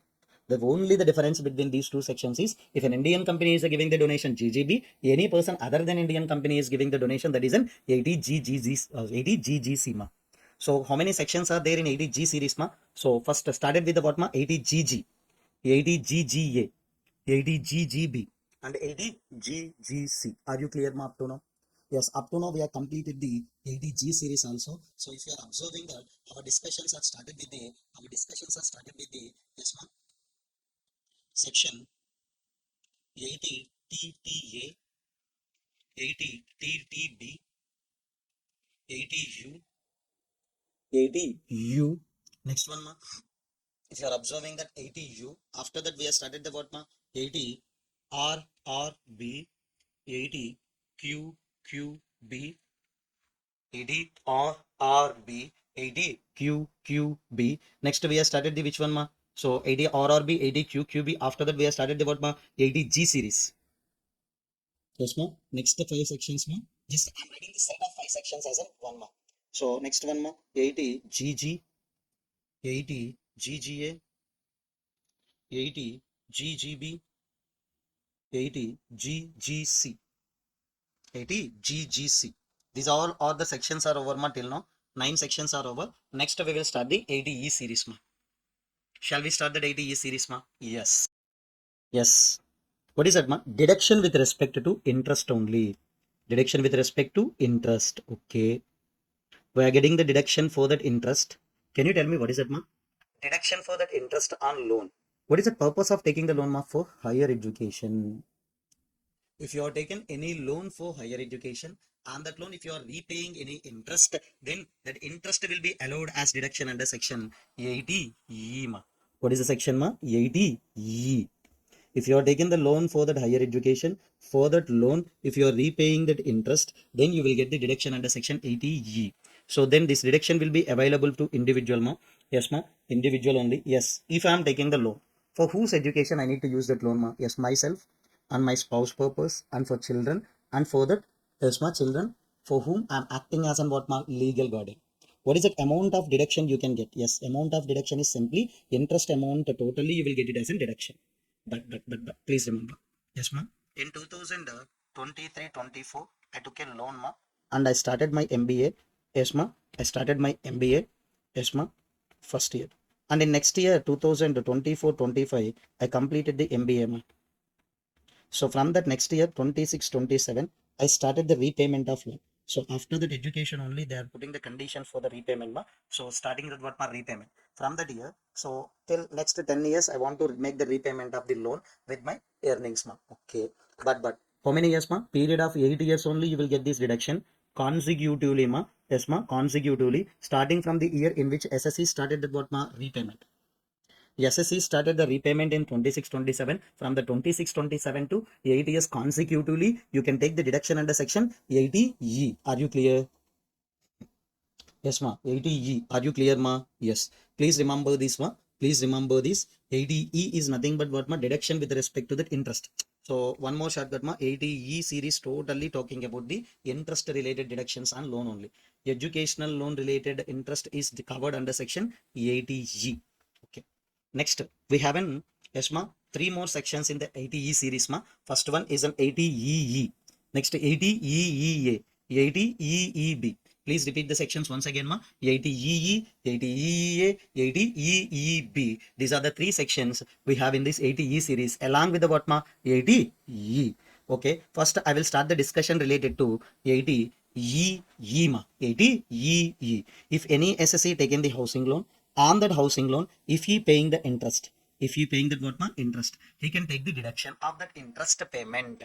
Yes ma, if you have an housing loan, on that housing loan, if you paid that interest will be allowed as a deduction. Yes ma, can you tell me who can get this deduction ma? Individual. What is that amount of the deduction maximum he can get ma? 50,000 he can get the deduction maximum. So upon the satisfaction of the following conditions ma, first condition is very easy. Loan should be taken from the bank or financial institution, not from the friends, relatives, etc. And purchase price of the house up to 50 lakh only. Loan should be sanctioned from the 1/4/2016 to 31st March 2017. That means in the year 16-17 only you should get what ma sanctioning of loan. Disbursement is a different ma. Here we have to check that sanctioning date in the previous year 16-17 or not. Yes ma. Loan amount up to 35 lakh. So purchase price of that property up to 50 lakh. For that also you should get only loan up to what ma 35 lakh. And as on the date of acquisition of any house, you should not have in what ma residential house property. I don't have residential house property. That is a basic need for me. So that's why if you are taking loan and if you are purchasing any house property with the help of that loan, if you are paying that interest on that loan, that interest will be allowed as deduction under section 80E.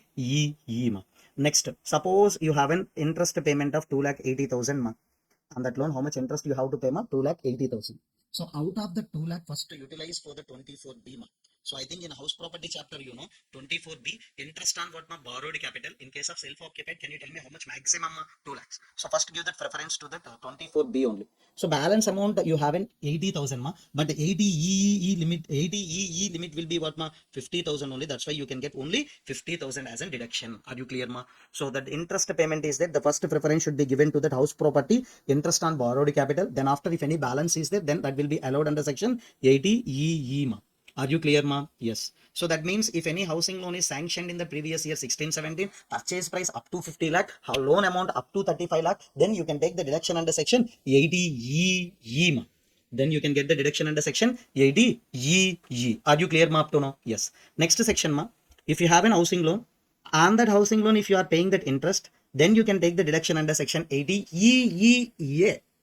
So what is the difference between these two things ma? Yes, I will tell you. So if you are taken that loan, individual is taken that housing loan related interest if he paid, then he can take the deduction under section 80EEA. Under section 80EEA, he can get the deduction under this section 1,50,000 ma. What are the conditions ma? Yes, 1,50,000 you can get it as a deduction, but what are the conditions we have to satisfy? Yes ma, first one, the loan should be taken from the bank or financial institution only, but instead of purchase price here, we have to check that what ma stamp duty value. Can you tell me what do you mean by the stamp duty value ma? For immovable property, in government records we haven't one value. The value only known as what ma stamp duty value. The stamp duty value of the purchasing property up to what ma 45 lakh. Next, loan sanctioned in between this date to this date. That means what ma 1/4/2019 to 31st March 2022. So can you tell me what is the previous year? 1920, 2021, 21, 22. In these 3 years, if you get the loan sanctioning, then you can take the deduction under section 80E. Yes, ma. Loan sanctioning period depending only we can classify that what ma section. If the loan is sanctioned in between 16-17, 80E. Loan sanctioned in these 1920, 2021, 21, 22, then we can get the 80E.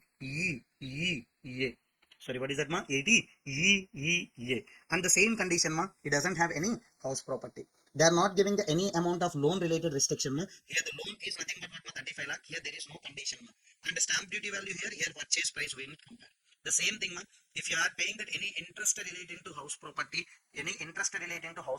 loan, then first you should give the preference to that income from house property 2 lakh. The balance only will be allowed under section 80EEA. Are you clear ma? Sir, how we can identify whether we can get the deduction for these under 80EA, 80EE ma? Simple, based on the what ma? Sanction period we can decide whether, based on the sanction period we can decide whether we can claim the 80EE or what ma? 80EEA. Next. ADE series always interest ma, educational loan related interest, ADE housing loan related interest, but housing loan sanction in 16-17. Yes ma. Next ADEA housing loan related 19-20, 20-21, 21-22. If any loan sanction, then you can get the what ma interest. Interest as an what ma deduction. Next ADEB ma, simple here also. If you are getting that electrical vehicle related loan related interest payment covered under section ADEB deduction ma. So if you are purchasing any electrical vehicle, on that electrical vehicle loan related, if you are paying any interest, then you can get the deduction under section 80 E BIMA. So can you tell me who can get the deduction? Individual. Maximum amount of interest will be allowed as deduction under this section is 1,50,000. Then loan should be taken from the banks or financial institution. Coming to the condition, bank or financial institution only should provide this loan. Sanctioning between the 1922, 2021, 21-22, 22-23. Yes, ma'am. 22-23. That means if loan sanctioned between these 4 years also, that will be okay. Yes, ma'am. Based on the sanctioning period only, we are classifying the what, ma'am, ADEE and ADEA. Yes, ma'am. And ADEEB, electrical vehicle related loan, you should take the loan from that what, ma'am, you should get the sanctioning of the loan from the year 1920, 2021, 21-22, 22-23. These are only the 3 sections related to what, ma'am, AD. Yes, ma'am.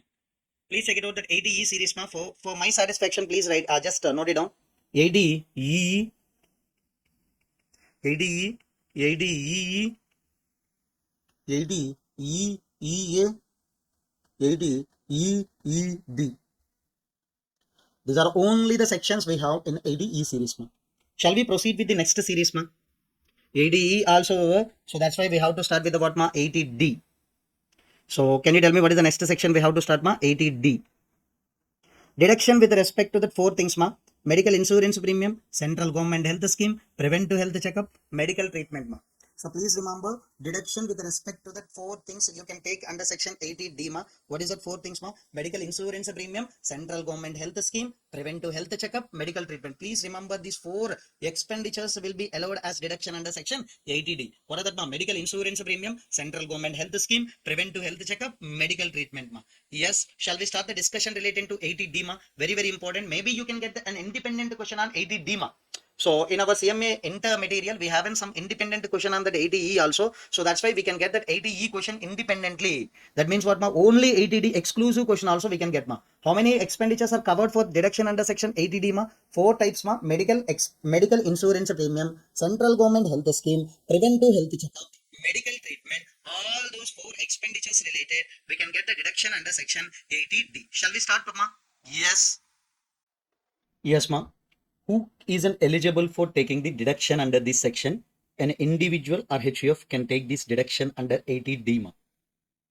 So with respect to how many expenditures, ma? 4 expenditure. Medical insurance premium, central government health scheme, preventive health checkup, medical treatment. Please remember these 4, ma. Otherwise, you can't write the answer for this question, ma. What are the 4 expenses covered? In order, you should remember medical insurance premium, central government health scheme related contributions. Yes, ma. Next, preventive health checkup, medical treatment. Okay. So who is an eligible means nothing but what, ma? Individual or HF can take the deduction under this section. Okay. Next. So for whom you should incur these expenses, ma? Simple. For yourself, spouse, parent, dependent children, ma. Here children means always should be taken as an what, ma? Dependent. So 80D, simple, remember 80D, D means dependent. Please remember like that. So if you are incurring any expenditure for yourself, your spouse purpose, parent and dependent children, then you can take the what, ma? Deduction. HUF, any member of HUF can take the what, ma? Deduction. So if you are incurring these 4 types of an expenses for any member of an HUF, that HUF can take the what, ma? Deduction. Next, mode of payment. Can you tell me what is that mode of payment, ma? Yes, the mode of payment is, yes, ma, mode of payment is any mode other than cash. Any mode other than what, ma? Cash. So, but one expenses is there, that is a preventive health checkup. That preventive health checkup alone you can make in the form of what, ma? Cash also. For the preventive health checkup, yes, you can make the payment in the form of cash also, no issue. But remaining all the things you should given in the form of other than cash, ma. And but remember, preventive health checkup totally limit will be what ma 5,000 only for you and yourself, and your spouse purpose and your parents or your children also. Total expenses can be allowed as deduction with respect to preventive health checkup is nothing but what ma 5,000. That 5,000 related deduction you can get, that is an overall limit for any person ma. That means nothing but individual incurred for any member purpose also he can get 5,000 only as a deduction for preventive health checkup. So preventive health checkup related expenses can be incurred by the SSA in the form of cash also. The main heart of this total 80D discussion ma, just listen carefully, just listen carefully. Okay, out of that four expenses, first I want to write it down the yes ma three expenses ma. So that is an medical insurance premium, central government health scheme, preventive health checkup. I want to write it as an expense. Next, I want to concentrate only on individual right now. So HF we will discuss separately. I want to concentrate only on whom are individual. So I think individual needs to be incurred that amount for specific persons. So that all the persons should be classified into your family ma. That means you and your spouse and your dependent children. And can you classify your parents as a separate family ma? Yes, your parents will be treated as separate here. So please remember ma, please remember here the parents will be treated as a separate family. I will tell you the reason also why we are separated. Next, what are the expenditure is an allowed as a deduction under the 80 DMA? Four types of an expenditure: medical insurance premium, central government health scheme, preventive health checkup, medical expenses. So first three expenses ma is yes ma. You can take the deduction for these sections ma. Yes ma. That means for your family, if you are incurred medical insurance premium allowed, central government health scheme also allowed. If you are incurred for your family, that means you and your spouse and dependent children is treated as your family and your parents' family. I'm talking about your family only, ma. Yes, you if you are incurred the any medical insurance premium allowed, central government health scheme allowed, preventive health checkup is also allowed. Can you tell me what is the total limit of the deduction, ma? So if you are added the above three things also, you should not exceed that what ma. That amount should not exceed that what ma 25,000. If any one of the above persons, that means you or your spouse or your dependent children are what ma, yes ma, senior citizen, then additionally I will provide you one more 25,000 as a deduction ma. One more 25,000 as an what ma deduction. Are you clear ma up to now?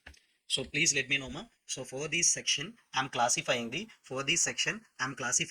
yes ma individual needs to incur that expenditure for whom that purpose or that persons are classified into two ma. One is in my family, another one is my parents family. In my family who are covered ma self, spouse, dependent children. So in parents family nothing but mother and father ma. So if any expenses incurred by the if any expenses incurred by the SSC for his purpose or his spouse purpose and his children purpose, he can take that overall limit of deduction of first three expenses will be 25,000, and additional deduction we can take what is it now 25,000 if any one of the person is nothing but what for senior citizen.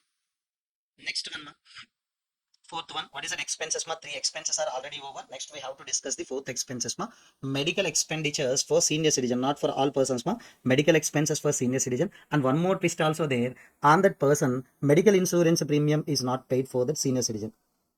So normally medical expenses will not be allowed as deduction for all ma. Only for the senior citizen if you are incurred the medical expenses. That medical expenses also not paid for that what ma. Medical expenses are paid, but on that person, suppose we are incurring the yes ma medical expenses for father. Yes ma medical expenses for nothing but not father. Just okay. I'm taking that medical expenses are incurred for the yes ma spouse. On the spouse, yes ma we don't have any what ma medical insurance premium. So what is the condition ma? She is a senior citizen and also she has ma mediclaim insurance premium not paid for that what ma that senior citizen. Then automatically we can take that medical expenses as a deduction. How much ma? 50,000. How much medical expenses as a deduction ma? 50,000. Clear? Next one ma. Please remember, this section is very, very important. In this section, we can claim the deduction for the four expenses. Ma. One is a medical insurance premium, second one central government health scheme, third one preventive health checkup, fourth one medical expenses for senior citizen. So, for the purpose of knowing the amount of deduction in this section, I'm classifying the SSCs into two. Ma. So, sorry, individual expenses, incurring the expenses for the below persons. Below persons are classifying into two: your family, your parents' family. So, first three expenditure, you can take the deduction. Ma. Maximum deduction 25,000. If any one of the persons are above or the senior citizen, then you you can take the 50,000. And medical expenses are incurred for the senior citizen and mediclaim insurance policy is not paid on the senior citizen, then we can take the what 50,000 deduction. Next, if the same amounts are expended for the parents family, yes ma'am, medical insurance on the parents also you can take. But if you are incurring that central government health scheme related contribution on parents, you can't get that what deduction. And preventive health checkup also, yes, you can get that what deduction if you are incurring for your parents. So normal deduction is how much amount 25,000. In your parents, any one of the parent is a senior citizen, then you can get the deduction of what another 25,000. Additionally, you will get what another 25,000 as a deduction. Next, one more thing medical expenses of a senior citizen, nothing but for your father or mother, you are incurring the medical expenses. So both the person's age is more than what 60 years. Okay. And source, next one on that person's either father and mother, and father also and mother also, we are not taken any medical insurance policy then you can take that what 50,000 as a deduction. Okay sir, if you are observing that, if you are observing that if you are observing that on your family, you can get the what this 25,000 plus 25,000 and 50,000 total. But for your family total 80D, if you are including the medical insurance premium, central government health scheme, preventive health checkup, medical insurance, medical expenses for senior citizens should not exceed what 50,000. That is only twist. For your family, if you are calculated that all the deductions, yes, you can take first three as and what first three as and what 25,000, and additionally also one more 25,000 you can get, and the last medical expenditure you can get 50, but altogether you can't exceed that what deduction of 50,000. Next, if you are observing the parents also can get that what 25 plus 25, but maximum amount of deduction, including the medical expenses incurred for the senior citizen, is nothing but what 50,000 only. So this is only the twist here. For HEF also same.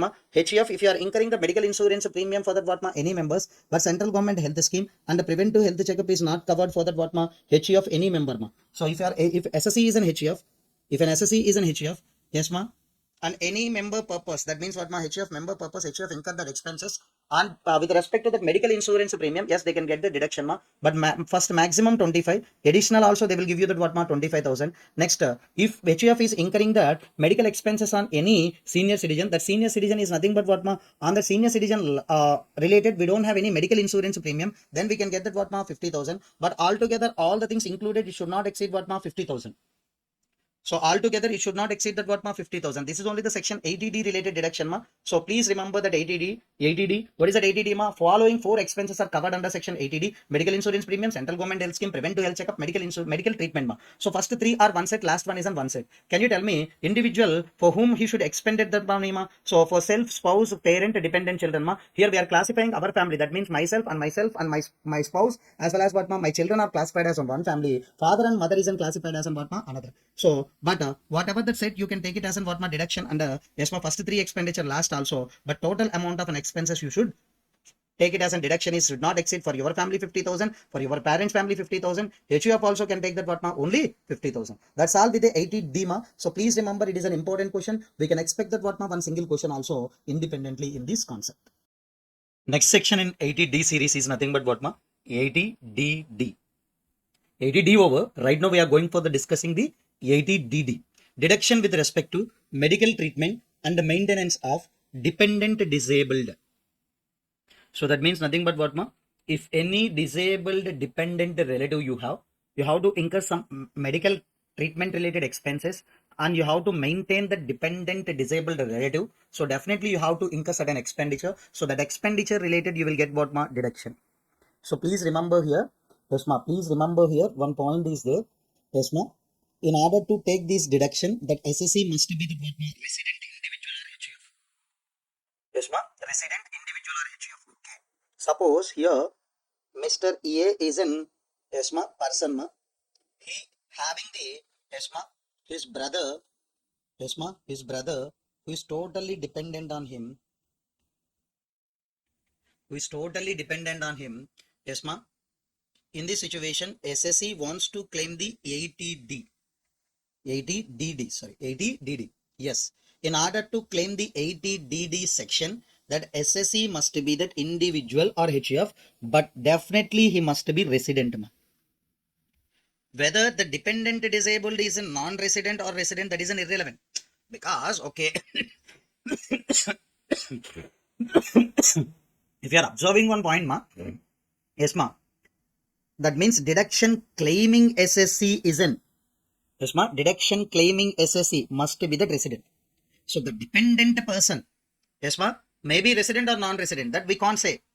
Okay, this is an point, important point we have to remember. What is that condition, ma? Simple. Yes, ma. What is that condition, ma? Simple. SSC should incur expenses on medical expenses, medical treatment related expenses, or what, ma? Deposit for the purpose of maintenance of the dependent to disabled relative. Okay, having some disability. So for the security purpose, we have to deposit some amount in his bank account, ma. So for what purpose, ma? For maintenance of that handicapped dependent relative. So in this section, we have to know about the who is an dependent relative for an individual, ma.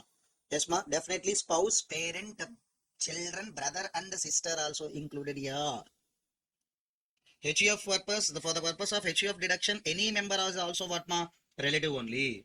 Dependent relative, please remember for this section, if any dependent relative isn't disabled, then that SSC can take the deduction under section 80 DD. So nothing but what, ma? Spouse, children. Yes, ma. Children means nothing but any children or no, only dependent children. Yes, ma. Next, under 80D also whom are dependent children only. 80DD also dependent children. Spouse, parent, children, brother and sister. Whole persons are dependent. So these are all the persons are dependent on the SSC. Then we can take the deduction. What is the deduction, ma? If that is a normal disability, 75,000. Severe disability, 1,25,000. I think you know how we can say whether it is a normal disability, severe disability, ma. 0 to 39% no disability. Yes, ma. 40 to 79 disability. Yes, ma. Normal disability. Yes, ma. Next 80 to 100. That is an what, ma? Severe disability. This is an what, ma? No disability. Clear? Please remember 80D is nothing but what, ma? Deduction with respect to the following four expenses as a deduction. Medical insurance premium, central government health scheme, preventive health checkup, medical treatment. Yes, but 80DD is nothing but what, ma? Maintenance or medical expenditure incurred for the dependent relative. Yes, ma. But in this section, SSC must be the deduction claiming SSC must be the resident individual or HUF. Can you tell me who is a dependent relative here? Spouse, parent, children, brother, sister. All the persons are dependent.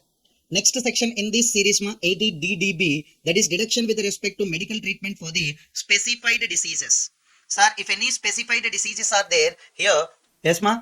Next, what are the specified diseases, ma? Yes, cancer, AIDS, thalassemia, chronic failure, neurological diseases, hemophilia. So please remember this list, ma. These are classified as specified diseases, ma. If any SSC incurred the medical expenses for that, this treatment of the specified diseases, he can get the deduction under section 80DDB, ma. What is that, ma? 80DDB. So here also, yes, ma. Mr. A wants to take this deduction, ma. Yes, ma. Mr. A wants to take this deduction for this section 80DDB. So he must be that what, ma? Resident only. And next, he wants to be incur that expenses on whom, ma? Yes, ma. He wants to incur expenses on that, yes, ma, spouse. So his spouse having the some specified diseases, ma. So that's why he wants to incur that expenses on spouse. She's suffering with this she's suffering with the what, ma? Some specified diseases. So in this situation, she may be resident or non-resident. That is an irrelevant, ma, because yes, ma, in order to get the treatment, sometimes maybe she can stay in, yes, ma, overseas also. Yes, ma, in this situation, please make an observation. Please make an observation. Yes, ma. Deduction claiming SSC must be the resident, ma. So on whom we are incurring that expenditure, that is an irrelevant. Yes. In this situation, who having the suffering with the disability, ma? Maybe SSC also suffering with the disability as well as what, ma? Dependent relative. Can you tell me what do you mean by the dependent relative, ma? Yes, ma. Spouse. Okay. Spouse, parent, children, brother, sister. These are all are what, ma? Dependent. So for HUF, who, ma? Any member. Next, can you tell me what is that amount of deduction under section 80 DDB you can get, ma? Under section 80 DDB, we can get the what, ma? Actual expenditure or 40,000 in case of normal, yes, ma, and 1 lakh in case of senior citizen. Suppose actual expenditure we are incur some amount, ma, that should be restricted with the, yes, ma, 1 lakh or what, ma, 1 lakh or what, ma, 40,000. Can you tell me if he is a senior citizen, 1 lakh, ma, normal person like 60 years below age, and non-resident also if he is a non-resident. Yes, ma. If he is a non-resident, can you tell me who is a non-resident, ma? So that means specified diseases suffering SSC is specified diseases suffering person is a non-resident. Then we are restricting with the 40 only. So in one problem we will use this concept, ma. Please remember actual expenditure you are incur whatever it may be. Please count it down. Okay. Please keep aside. That should be restricted with the 40,000 or 1 lakh. 1 lakh for whom, ma? Senior citizen. Suppose if your spouse is a senior citizen, then 1 lakh, ma. Suppose she is not a senior citizen, ma. 40,000. C is a non-resident, 40,000 only. Please remember, normal person also 40,000, non-resident also 40,000, only senior citizen and resident, then only what ma? 1 lakh. We are restricted with this amount ma. Next, if any insurance amount is in receiving from the, yes ma, any insurance authority with respect to these treatments, please reduce that, then this is only what ma? Amount of deduction. So please remember, this is a very, very important point, ma. Very, very important point. So normally, if you are giving the, yes, ma, medical expenses for the specified diseases related. So what are the specified diseases, ma? Cancer, AIDS, thalassemia, chronic renal failure, neurological diseases, hemophilia. Yes, ma. Who can take the deduction, ma? Resident individual or HF only. But for whom he can take, ma? For self, spouse, yes, ma. Self, spouse, children, brother, sister, parent. These are all are dependent. HF any member. Can you tell me here who are suffering with the disability, ma? Maybe spouse. Spouse may be resident or non-resident, ma. We can't argue about the spouse residential status, ma. But if that individual is a resident, SSC is a resident, then only he can take the deduction of 80 DDB. Next, one more thing, ma. What is that amount of deduction, ma? Actual expenditure always restricted with the what, ma? 1 lakh. If, yes, sir, if that treatment taken person is an what, ma? Resident senior citizen. So non-resident or normal cases, that means what, ma? Not a senior citizen, 40,000 only. Yes, ma. If any insurance claim is received, then we have to reduce that all the things to that what, ma? Reduce that all the things, then we'll get what, ma? Amount of deduction. So here, this is an important point, ma. No one can predict this. Please remember, if resident senior citizen, 1 lakh restricted, a normal person 40,000. In case of non-resident also, we are restricted with the what, ma? 40,000. Then we will start with the what, ma? Next section series, that is an ATC. Next we will start the what, ma? ATC series. Are you clear, ma, up to now? Yes.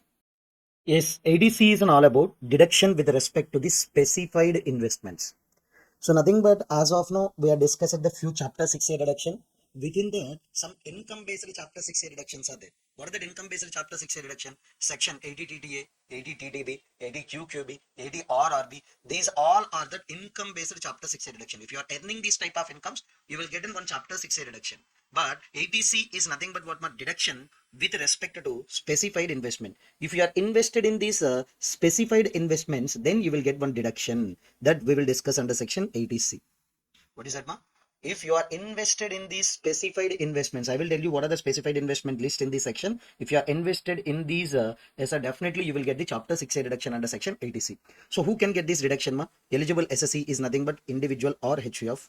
Okay. And amount of deduction maximum you can get 1,50,000 only. What is that maximum amount of deduction you can get, ma? 1,50,000. What are the eligible investment? We have a list.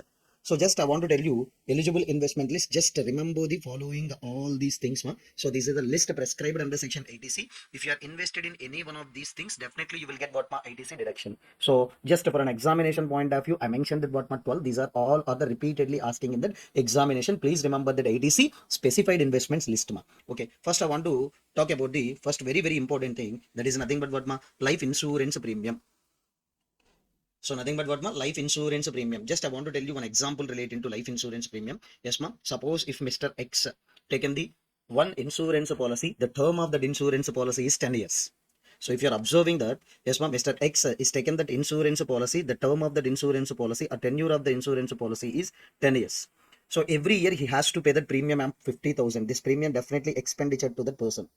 So because every year if I'm paying the 10,000, definitely at the end of the 10th year, I will get what my maturity value.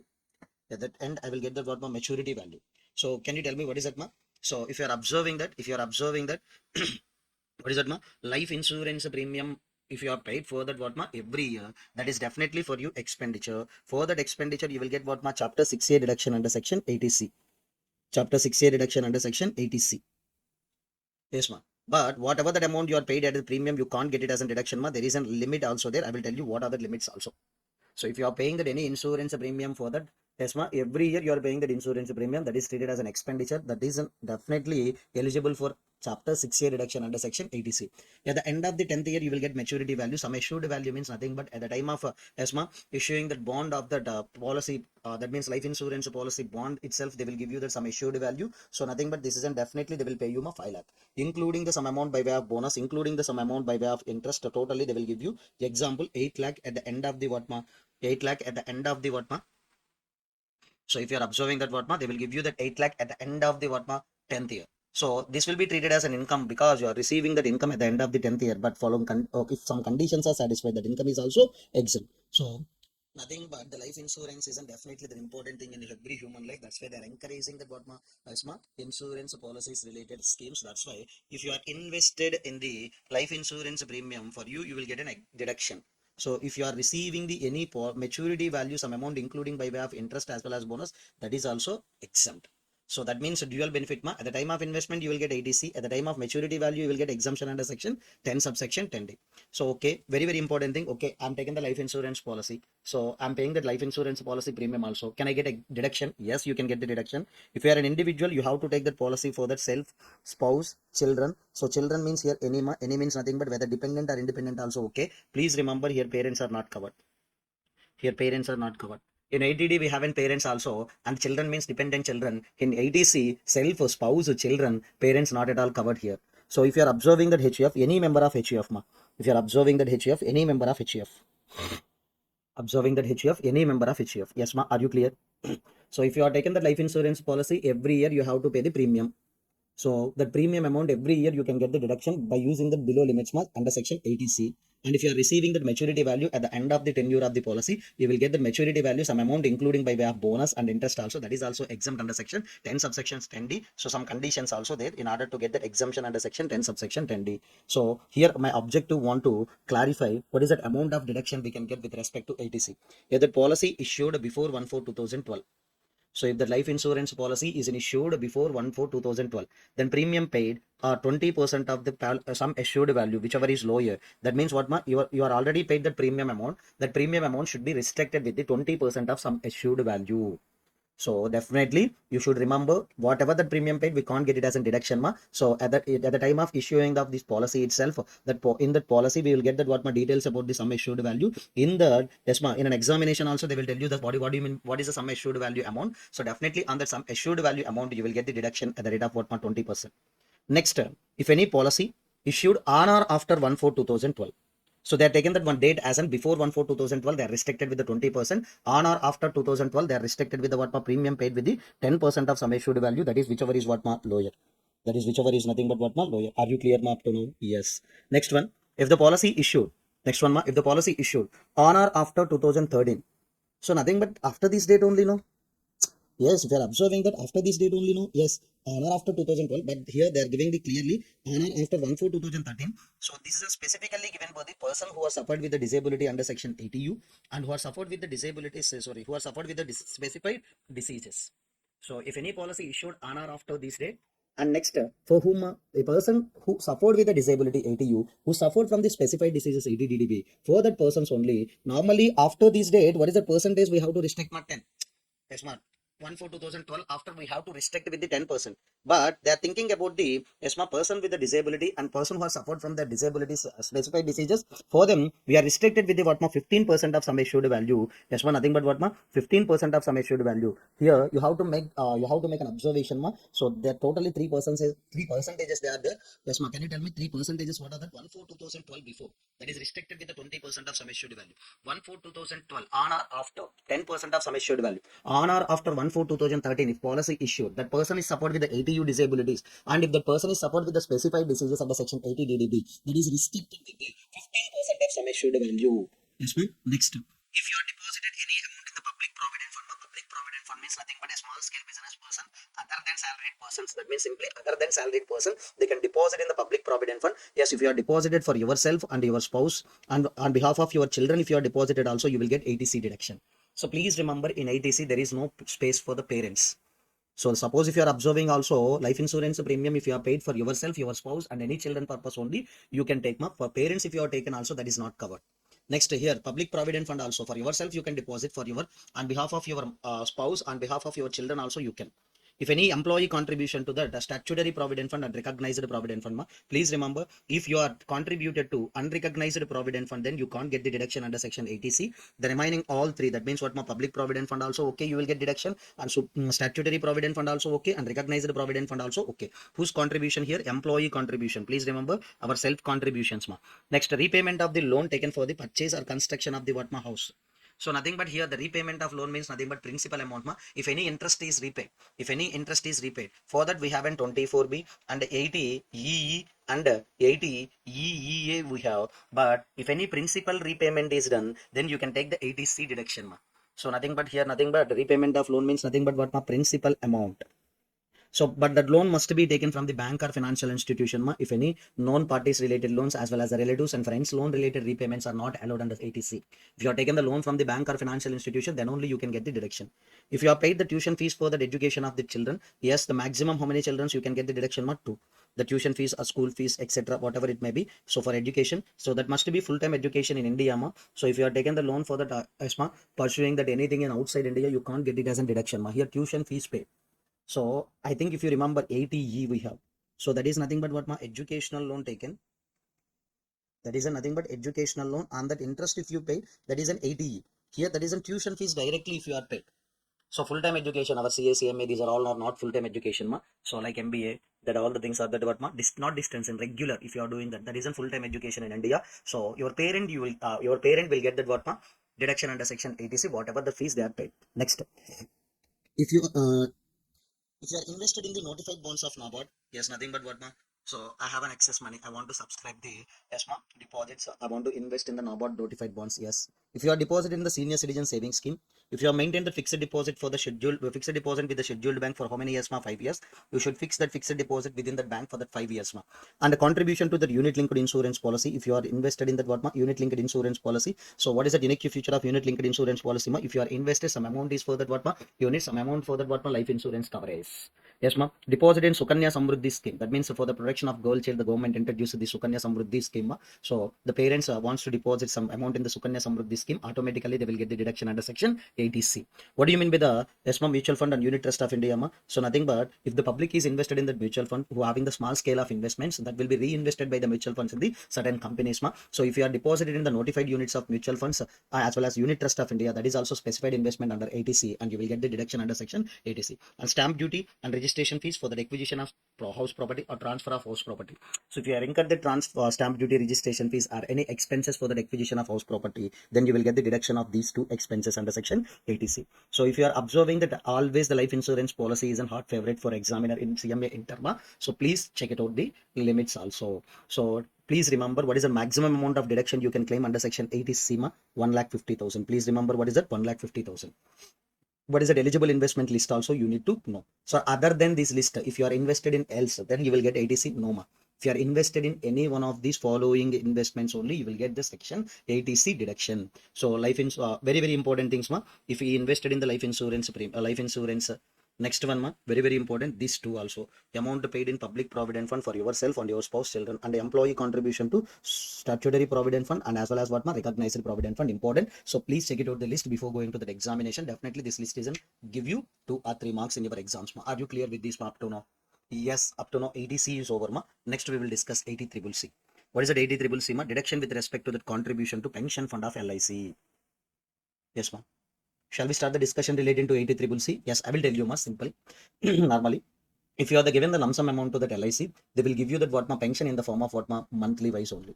So nothing but if you are given the lump sum amount to the LIC pension fund, automatically you will get. So suppose if you are given the 5 lakh amount, yes ma, along with that interest they will accumulate it. So along with that interest they will give you in that what ma, monthly mode. So every month they will give you that what ma, amount. So automatically you will get that interest. Along with that interest they will distribute you. They will distribute this amount in that what ma, monthly mode to you. Are you clear? Yes. So nothing but who is an eligible SC for this section ma, individual. And what is that amount of deduction ma, whatever that amount you are contributed. I think in our last example how much we are contributed ma, 5 lakh. Even though you are contributed to the LIC pension fund for that one LIC pension fund related amount is in 1 lakh, sorry 5 lakh, but you will get the deduction is nothing but 1,50,000 only. So please remember pension fund of LIC, if they are given, you have to remember the 80CCC ma. So don't think about all the nonsense related points ma. This is enough. So you have to think about, yes, that SSC is contributed to the pension fund of LIC, automatically you will get the deduction under section 80CCC. So the pension fund means nothing but lump sum amount initially you have to give, and after that the pension fund the pension fund of LIC scheme will give you the what ma, the amount in that installment. Are you clear? Yes, this is only 80CCC. Yes. Next section in our discussion, that is an 80CCD, important. So definitely it is an important area. 80CCD. What is it? Deduction with respect to contribution to. pension scheme of central government. So last one, the pension scheme or pension fund of LIC. Here the pension scheme of central government. Second, they can give you it as a new pension scheme also. Third, they can give you as an Atal pension yojana also. And third, they can give you as a notified pension. That is fourth, they can give you as a notified pension also. All are one and same. Pension scheme of central government, they can give you pension scheme of central government, new pension scheme, Atal pension yojana, notified pension. Anyway, they will give you no issue. Next, who is an eligible SSC? Individual only. Individual only can take the deduction under this section. Please remember it, ma. Individual only can take. What is the amount of deduction? Yes, 80 CCD having the three subsections, ma. Important, very, very important in an examination, ma. Please listen. So 80 CCD 1 is an employer or nothing but what, ma? Employee or SSC contribution. So example, I will tell you. You are an employee and employer. Okay. So contributed to the notified pension scheme. That's some amount you are contributed. Okay. The same amount also contributed by employer. So if any employee, nothing but if you're a salaried person, okay. So normally I'm a small scale business person. Here SSC also can contribute. Ma. So employee can contribute. The SSCs also, other than salaried employees also can contribute. Ma. So whatever that amount they are deposited in NPS, they will get the deduction under section 80 CCD subsection 1. Under. So definitely 80 CCD subsection 1. In addition to that, they will get the 80 CCD subsection 1B also they will get. So if any SSC or employee contributed the amount to the notified pension scheme or new pension scheme, Atal pension yojana, pension scheme of central government, they will get deduction. So what is the section, ma? If any SSC, self-contribution simply, SSC or employee can contribute to NPS, on the time they will get the two deductions, ma. 80 CCD1. In addition to that 80 CCD1, we can give you that 80 CCD1B. And if employer is contributed to new pension scheme or notified pension scheme, yes, ma, employer related we will cover under section 80 CCD2. So that is only, ma, employee or SSC 80 CCD1, employee or SSC 80 CCD1. In addition to that, we can get that what, ma, 80 CCD1B also. Employer we can get the 80 CCD2. Shall we discuss one by one, ma? Yes. First one, 80 CCD1. So can you tell me 80 CCD1 who can contribute to the new pension scheme or notified pension scheme, ma? Both employee, salaried employee and others, nothing but home of business SCs or other than salaried employee. Other than salaried employee. Okay. Next, whatever that contribution you have made, that should be restricted with the 10% of salary, ma. You have contributed some X amount. That X amount also should be restricted with the 10% of salary. Here, what do you mean by the salary, ma? Here, for this purpose of calculating the deduction under section 80 CCD1, that salary means nothing but basic salary plus dearness allowance. The DA also forming part of what, ma? Retirement benefits. Definitely. So if they are giving this section, they will give you the basic salary plus dearness allowance, ma. Please do add under that. On that, please apply the 10% of that amount, ma. Yes, next one. If any other person, definitely other person means SSC. So normally SSC, why we are calling as an SSC? So just we are giving as a name, that is an SSC. Other than salaried employee, but we are calling it as an SSC. SC contribution is restricted with the what, 20% of gross total income. So here we don't have any salary for this person. So that's why we are comparing with the what, here we don't have any salary for this person. So that's why we are comparing with the what, gross total income. On that gross total income, please apply the 20% restricted with that. So just we will take one example, ma. Please remember the percentages 80 CCD1 related. So if he is an employee, 10% of salary, and yes, ma, he is an other 20% of gross total income. Ma. Example, if you are applying that, yes. So SSC contribution, that means SSC means nothing but what, ma, self contribution is 1,40,000 to NPS, and this should be restricted with what, ma, 20% of gross total income. So for that purpose, I will give you that gross total income also, that is an 5,50,000. So here 80 CCD1 only we have to check, ma, because this is what, ma, self contribution. SSC contribution is nothing but 1,40,000, but that 1,40,000 should be restricted with the 20% of gross total income, that is on 1,10,000. So anyhow, you are invested or you are contributed to new pension scheme as in 1,40,000 also, but we are giving the deduction of only what, ma, 1,10,000 here. Here we are restricted this with the what, ma, 1,10,000 here. Are you clear? Next. So in option 1, if you are observing that, yes, ma. In exams also we are following this only, ma. In our ICMA material also, we have this option 1 only. Please remember, whatever that contribution you are made, can you tell me how much contribution we are made, ma? 1,40,000 contribution you are made to that NPS account, ma. Can you tell me how much, ma? NPS account 1,40,000. Okay. Out of that 1,10,000 only allowed as deduction under section 80 CCD1. Am I right, ma? Yes, we are already calculated 20% of the gross total income, that is restricted with the 1,10,000. Can you tell me Actually, I'm contributed the 1,40,000, but they're restricted with the 1,10,000. That is not fair. So that's why, in addition to that 80 CCD 1, we have an 80 CCD 1B. What is that additional deduction they will allow? Maximum amount of 50,000 they can allow you as a deduction. So, but balance amount already 1,10,000 is over. Balance is nothing but 30,000 only. The 30,000 you can take it as deduction under section 80 CCD 1B. So this is an option one how you can take the total amount as a deduction. So initially 80 CCD 1 only, but after that you can take that what my remaining amount in 80 CCD 1B. That's why we are calling it as an what my additional deduction. We are calling it as an what my additional deduction. Okay. In another presentation, option 2. So we can present that on the another way. So what is that SSC contribution? Totally 1,40,000. So first of all, we can take the 50,000 under 80 CCD 1. So reverse way. So you can take additional deduction anyhow. You know that you can take the additional deduction. First, we can take the additional deduction of 50,000. Then balance amount you can take under section 80 CCD 1. So in practical cases, while filing the return of income, this is only we can take. So practically always that all the SSCs are following this only. So I will tell you after a few minutes why this practically this will be implemented. But in examination we have to present because in our exam, in our institute material question also we are following this one. First you can take the 80 CCD 1. In addition to that you can take the 80 CCD 1B. Yes, ma'am. In practically, but we are following the option 2, ma'am. What is that? First, you can take the additional deduction of 50,000. The balance will be covered under section 80 CCD 1. So here I'm explaining about the 80 CCD 1B, ma'am. What is it 80 CCD 1B? Simply, we can take the additional deduction up to 50,000 allowed other than covered under 80 CCD 1. Can you tell me 80 CCD 1 is nothing but what, ma? Employee or SSC contribution related, ma? Employee or SSC contribution related. So within that, if anything is covered other than that, you can take that what, ma? Deduction up to what, ma? 50,000. Yes, ma. Other than you can take that what, ma? Additionally 50,000. Okay. ADCCD 2, ma. Can you tell me? You can expect that is a contribution to notified pension scheme by the employer.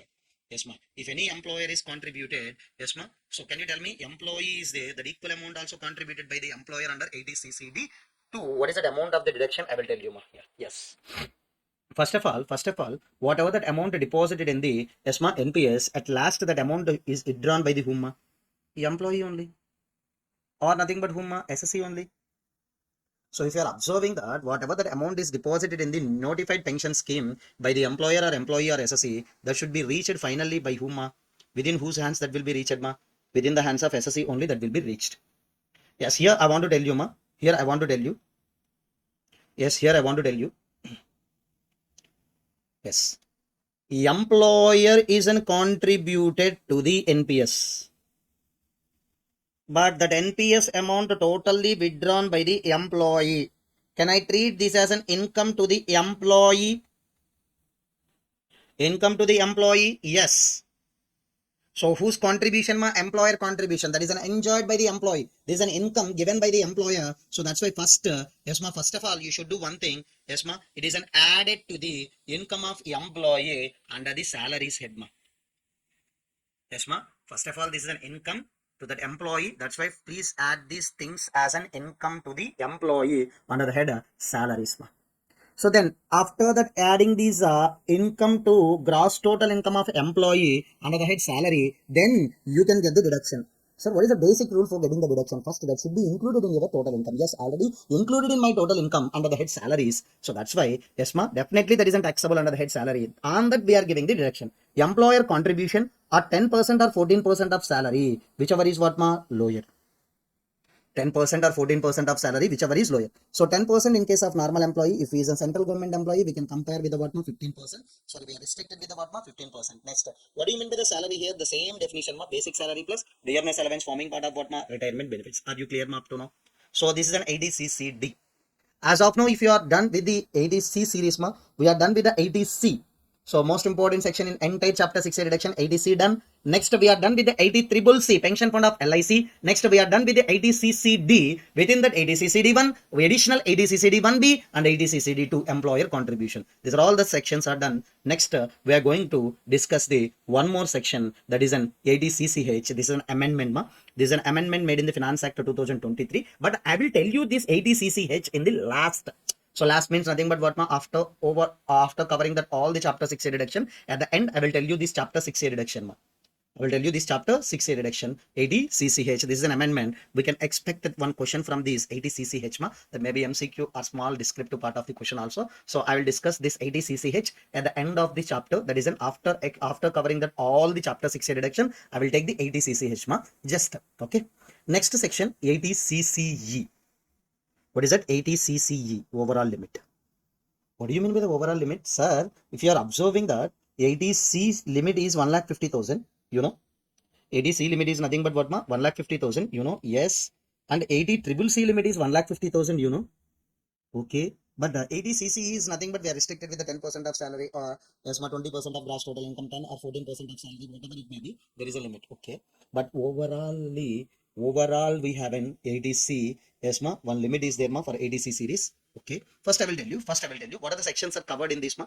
80C, 80 triple C, 80 CCD1. Yes, ma. 80 CCD1B, 80 CCD2. Can you tell me how many sections we have discussed up to now, ma? 80C, 80 triple C, 80 CCD1, 80 CCD1B, 80 CCD2. If you are observing that overall 80C, 80 triple C, 80 CCD1. Can you tell me 80 CCD1 means nothing but what, ma? Employee or SSC contribution. Employee or SSC contribution to whom, ma? NPS. To new pension scheme or notified pension scheme, it should not exceed 1,50,000. It should not exceed how much, ma? 1,50,000. So, if you are observing that this 80CCD1B, 80CCD2 is not covered in overall limit, that means this is a benefit only. This is a benefit only. That's why practically, so I think in a already completed discussion why we are following that practically this month. So first, if you are given the preference to that 80CCD1B, this is not included in the limit under section 80CCE. So this is not included in 80CCE. So that's why we are always following the practically alternative to ma. So whatever the amount of the contribution to NPS given by the employee, first we are giving the preference under section 80CCD1B. After that we are taking the balance amount under 80CCD1 because it is included in the overall limit. So that's why practically we are following this one. But in our examination also and in our institute material presentation, always we are following that alternative one. Okay. So please make an observation, ma. Please make an observation. 80CCE, if you are observing that, what are the sections, ma? So 80C, 80 triple C, 80CCD1. Overall, you can't take that what, ma, more than 1,50,000. So what are the sections are not included in the overall limit, ma, under section 80CCE, 80CCD1B, 80CCD2 is not covered under this overall limit. So that's why this is an always we should give the preference of the amount in these two sections as a deduction, ma. Are you clear with this, ma, up to now? Yes. Fine. Next section in our discussion, that is an 80JJJ. What is that? 80JJJ. This is an all about the deduction with respect to employment of additional employees. So that means if you are giving the employment to the new employees, so then you can take the deduction under this section. Deduction with respect to employment of whom? Additional employees. So nothing but yes, who is an eligible SSC here?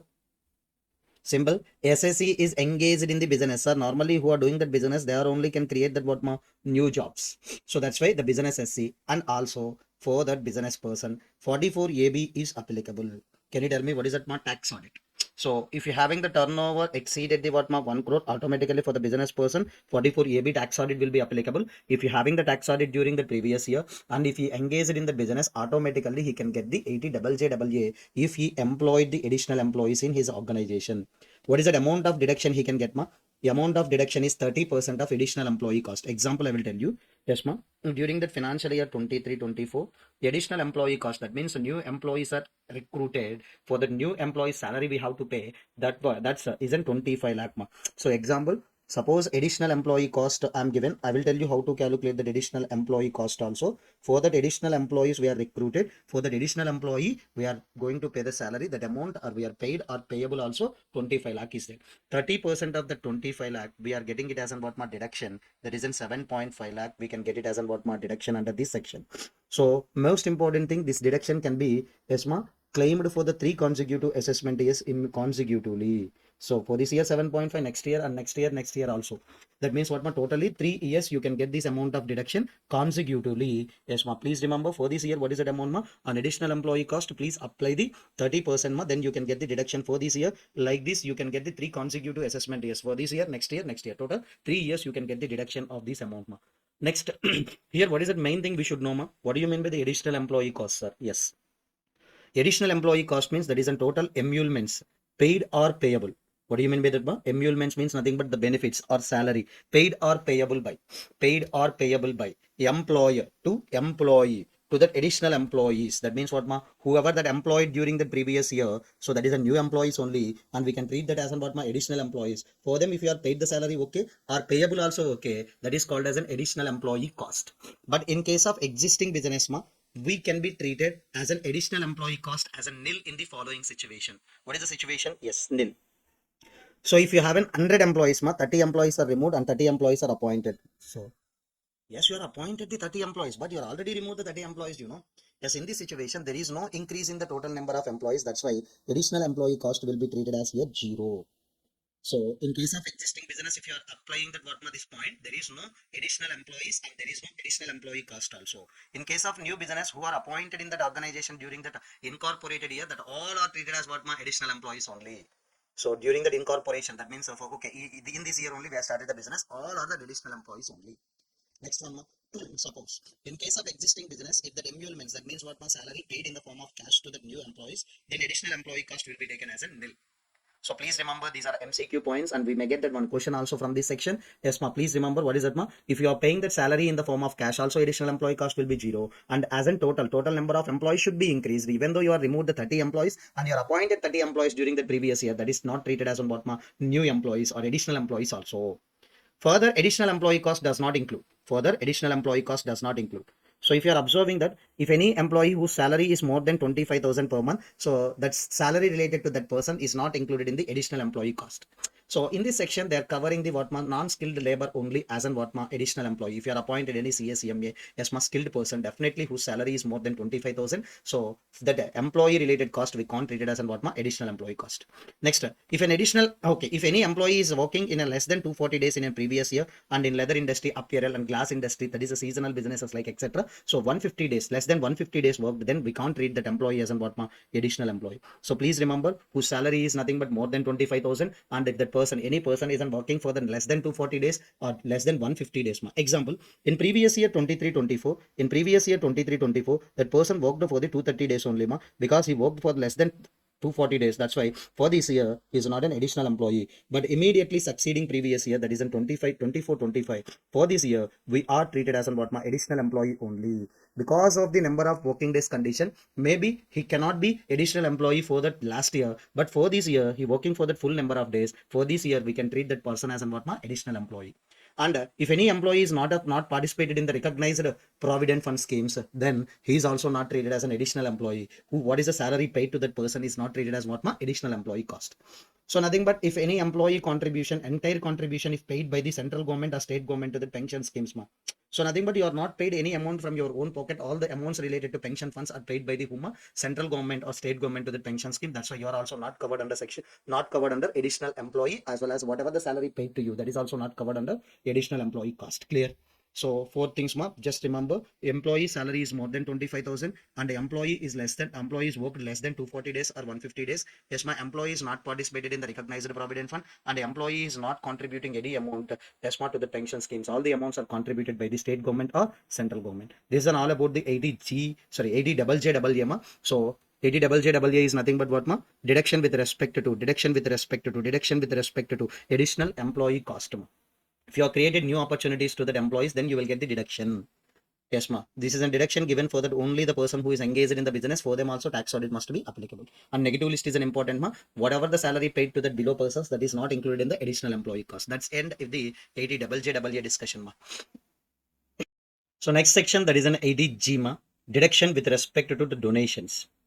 Deduction with respect to what, ma? Donations. If you are donating some amount of money under prescribed schemes, definitely you will get the deduction under section 80G. So first of all, I want to classify that whatever the donations you are already made, yes, the donations will be classified into 2. The first one, no limit, and second one, limit. Okay. So just I'm classifying that all the things into first. So no limit category, I will tell you. Okay, no limit. So first of all, no limit things. Yes. So category A, as you can call it as in category 1, also no issue. So what are the donations are covered under category 1 or category A? So in our examination or in our study, study material questions, we have this list. But in your study material, you haven't full list also. You can find out the full list in your ICMI study material. But just I'm mentioning the whatever that repeated the donations given in the examination, as well as what mark questions in that our ICMI study material. So that's only I'm covering here. The remaining list you need to refer in the our institute study material. That is an ICMI study material. You can refer and you can get the what are the donations are covered under each and every category. But under category 1, we have a Prime Minister National Relief Fund, Prime Minister National Relief Fund, and National Children Fund, Swachh Bharat Kosh, National Defense Fund, and PM CARES Fund. These are all the things are covered under ESMA category 1. If you are the given the donation to that if you are the given the donation to any one of the following funds, yes, you can get the 100% of the donation will be allowed as deduction. 100% of donation will be allowed as deduction without any limit. Without any limit. That means if I am donating the 5 lakh, yes, you can get the 5 lakh as a deduction. Without any limit, sir. If I am donating the 5 crores, yes, you can get the 5 crores as a deduction. Yes, you can get the whatever that amount you are donated. Ma. Next thing.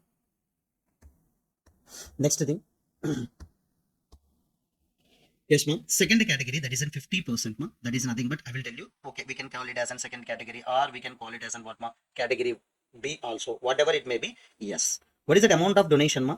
Whatever that amount of donation you can give for the Prime Minister Drought Relief Fund. That means Prime Minister Drought Relief Fund. If you are given that any amount of contribution on that, you can get the 50% of the donation will be allowed as deduction without any limit. So that means if I am given the 1 crore, 50 lakh they will give you the deduction, ma. Yes, ma. If I am given the 100 crores, 50 crores they will give you as a deduction. If I am given the 1 lakh as 50,000 they will give you as a deduction without any limit. So if you are observing that under category 1 and category 2 or category A or category B, we have no limit of the deduction. No limit. Yes, ma. You can get that total amount as a deduction. Yes, ma. Category 1, 100% of the deduction. Category B, 50% of the deduction. You can get, ma. Are you clear, ma, up to now? Yes, ma. Are you clear, ma, up to now? Yes. And next, no limit is on over. Then limit category, I will check it out. Yes. So next we have in category 3 as well as category 4, ma. Category 3 as well as category 4. So under category 3, category 4, if you are the donating any amount, the donation amount deduction will be subject to 10% of adjusted total income. Whatever the donation you are given under category 3 or category 4 or category C or category D, you will get the deduction subject to the 10% of adjusted total income. Sir, there is no unlimited, ma. Here only limited amount. So that is subject to or restricted to 10% of adjusted total income. Okay. So what do you mean by the adjusted total income here? Simply, so please observe your gross total income. From that gross total income, whatever the incomes are taxable at special tax rate, please remove other than winnings and other than casual incomes, ma. Other than winnings, other than casual incomes, what are the special tax rates are there? Please reduce all the things and all chapter 6 reduction except 80. All chapter 6 reduction except 80G, please remove. Then you will get the adjusted total income. Then you will get adjusted total income. Are you clear, ma, up to now? Yes. Are you clear, ma, up to now? Yes. So under category 3, yes, ma. So if you are donating any amount to the government or local authority or contribution for the family planning, etc. So please remember these are the very, very important, yes, ma, donations list, ma. Yes, if you want to cover that all the 100% list, yes, please refer the ICMI study material. Yes, but as of now, yes, ma, government or local authority related contribution to the family planning, all these are category 3. If you are donating, yes, we can give the 100% of the donation as a deduction, but with limit. What is that limit, ma? Yes, that limit is nothing but subject to 10% of adjusted total income. Yes, ma. If you are observing that category 4, ma, category 4 or category D, if you are donating any amount for the charitable purpose, temple, yes, ma, religious related church, masjid, gurudwara, etc., that all are covered under category 4, ma. So on that category 4, you will get the 100% or 50% of the donation, yes, ma, with the limit. So that means the category 1. What is that category 1, ma? 100% of the donation without limit. Yes, ma. 50% of the donation without limit is second category. Third category, 100% of the donation with the limit. What is the limit, ma? 10% of adjusted total income.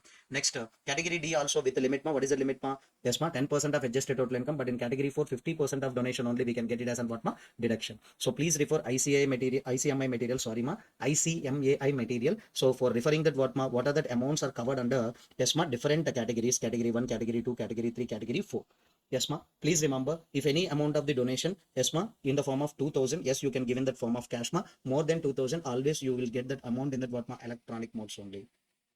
Yes, ma. More than 2,000, always you should receive that all the donation in an electronic mode. Or if you want to give the donation, yes, 2,000 you can give, ma. More than 2,000, definitely you should follow that electronic modes only. Clear, ma?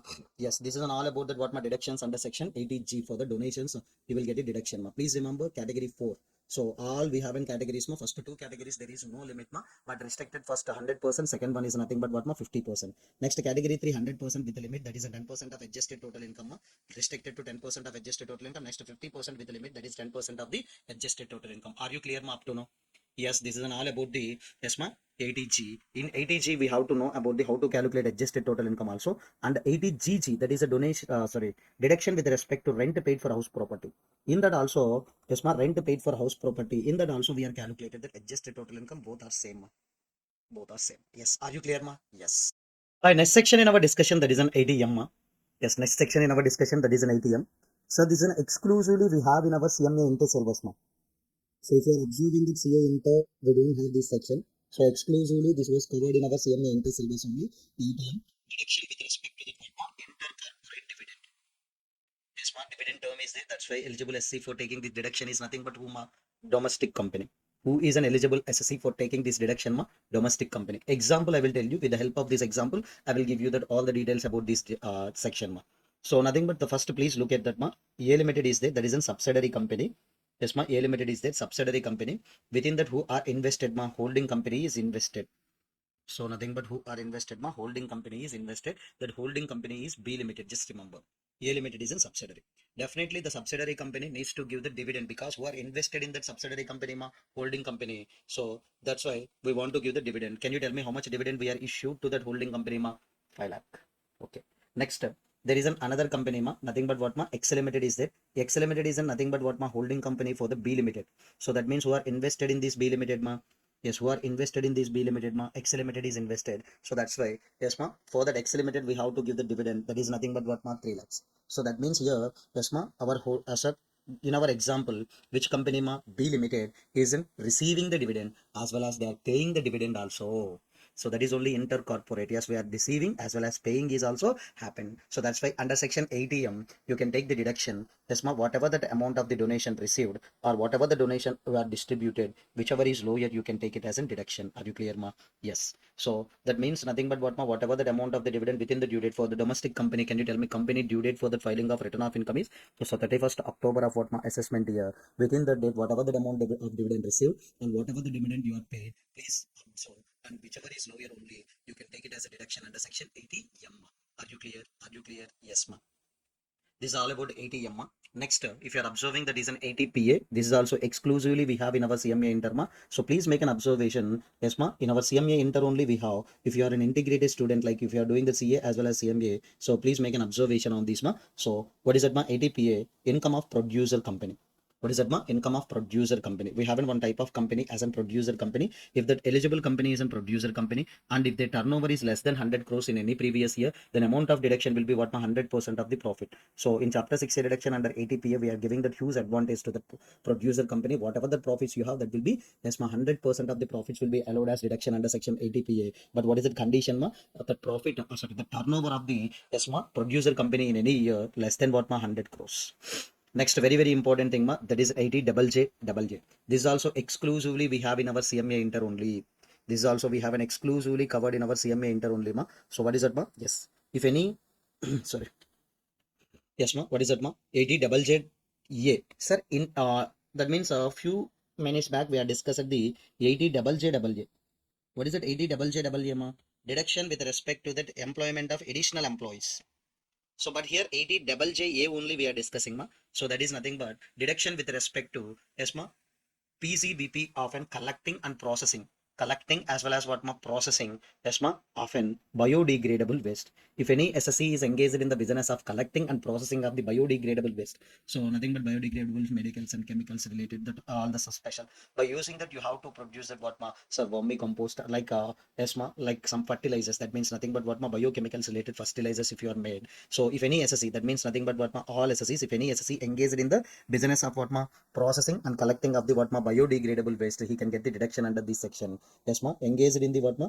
Any SC means individual HUF, AOP, BOE, AJP, all the SCs can take, but that SC must be engaged in the collecting and the processing of the biodegradable waste. What is the amount of deduction? 100% of the profits will be allowed as deduction, but you have to follow the note for a period of 5 years from the year of commencement. That means if you have started that business in this year, from this year, you have to take the deduction for how many years, ma? 5 years. Please remember that point. 5 consecutive years, starting from the year of commencement, you will get it as a what, ma? Deduction. Are you clear, ma? To know?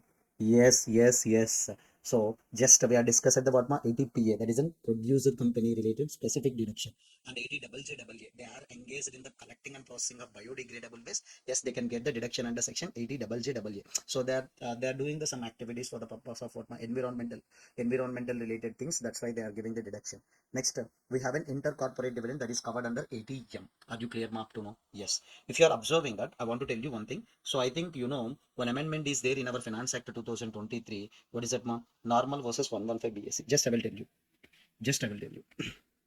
For an individual, yes, ma. For an individual. Next one, ma. Yes, ma. HUF, AOP, BOI, yes, ma. AJP. What is the tax rates are defaulted, ma? If you are open the return of income automatically. So these are the default tax regime is 115 BSc. So you should remember, ma, what is the default tax regime, ma? 115 BSc is a default. Sir, I don't want to follow the 115 BSc rate, sir. Yes, you can shift out or you can opt out from the 115 BSc. Then you can follow that what, ma? Normal. So what happened in this Finance Act 2023, ma? If you are observing that whatever that 115 BSc rates are there or 115 BSc regime is there, that is an applied as an what, ma? Default. That is applied as a default. You should follow that. Okay. But I don't want to follow that. Yes, I can opt out from the scheme. Yes, you can opt out or you can shift out from the 115 BSc to that normal. So that's why what happened to that individual HUF, AOP, BOI, AJP, ma? So if you are observing that, what is the change happened here? Yes, ma? So 115 BSc is an default. If you want to shift out, yes, you can follow normal. Normal is becomes an optional regime. For an individual only this change. For an individual, HUF, AOP, BOI, AJP. For those only we have this change, ma. So this is an important point you should remember. You should remember. Previously what we have, ma? Default is a normal. If you want to opt out or if you want to shift from the normal to optional, yes, you can go for that 115 BSc. That is an previously. Right now, what is the change, ma? You have to mandatorily follow that 115 BSc. So default, yes, I don't want to follow. Yes, there is an option. You can shift out or you can, yes, ma, change from the 115 BSc to normal. Sir, then what about the companies and the cooperative society? Yes, for the companies and cooperative society, the default is nothing but what, ma? Normal only. Yes, default is normal. Sir, I don't want to follow the normal, sir. There isn't any option to shift out. Yes, you can shift. Then you can follow the 115 BA, BAA, BAA, yes, ma, BAB, BAD, BAE. So I think if you are observing these three are for the companies, these three optional tax rate for that company. Yes, ma, these two optional tax rate for that cooperative society. Yes. Yes, ma, these two for that what, ma? Cooperative society. Yes. So you have to observe this change, ma. Are you clear, ma, up to now? So what is the change, ma? So for an individual HUF, AOP, BOI, AJP, 115 BSc is a default right now. If you want to shift out from that, yes, you can go for that normal, ma. For company and cooperative society, there is no change, ma. So normal tax rates are default only. If you want to shift out, yes, you can go for that 115 BA, BAE, BAD, BAD, BAE. So I think amendment is pending. That is an 80cc. Shall we start at 80cc, ma? Yes, this is also amendment, ma. So just I want to discuss that all the amendments at one place in the last. That's why. So who is an eligible SSC for taking this deduction, ma? An individual. So he can take the deduction under section 80cch. An individual who can take the deduction under section what, ma? 80cch. Okay. So nothing but if he contributing the some amount to that Agniveer Corpus Fund, I think you know. So Agnipath scheme, that means for army employees, the central government created the new scheme of recruitment. That is an Agnipath.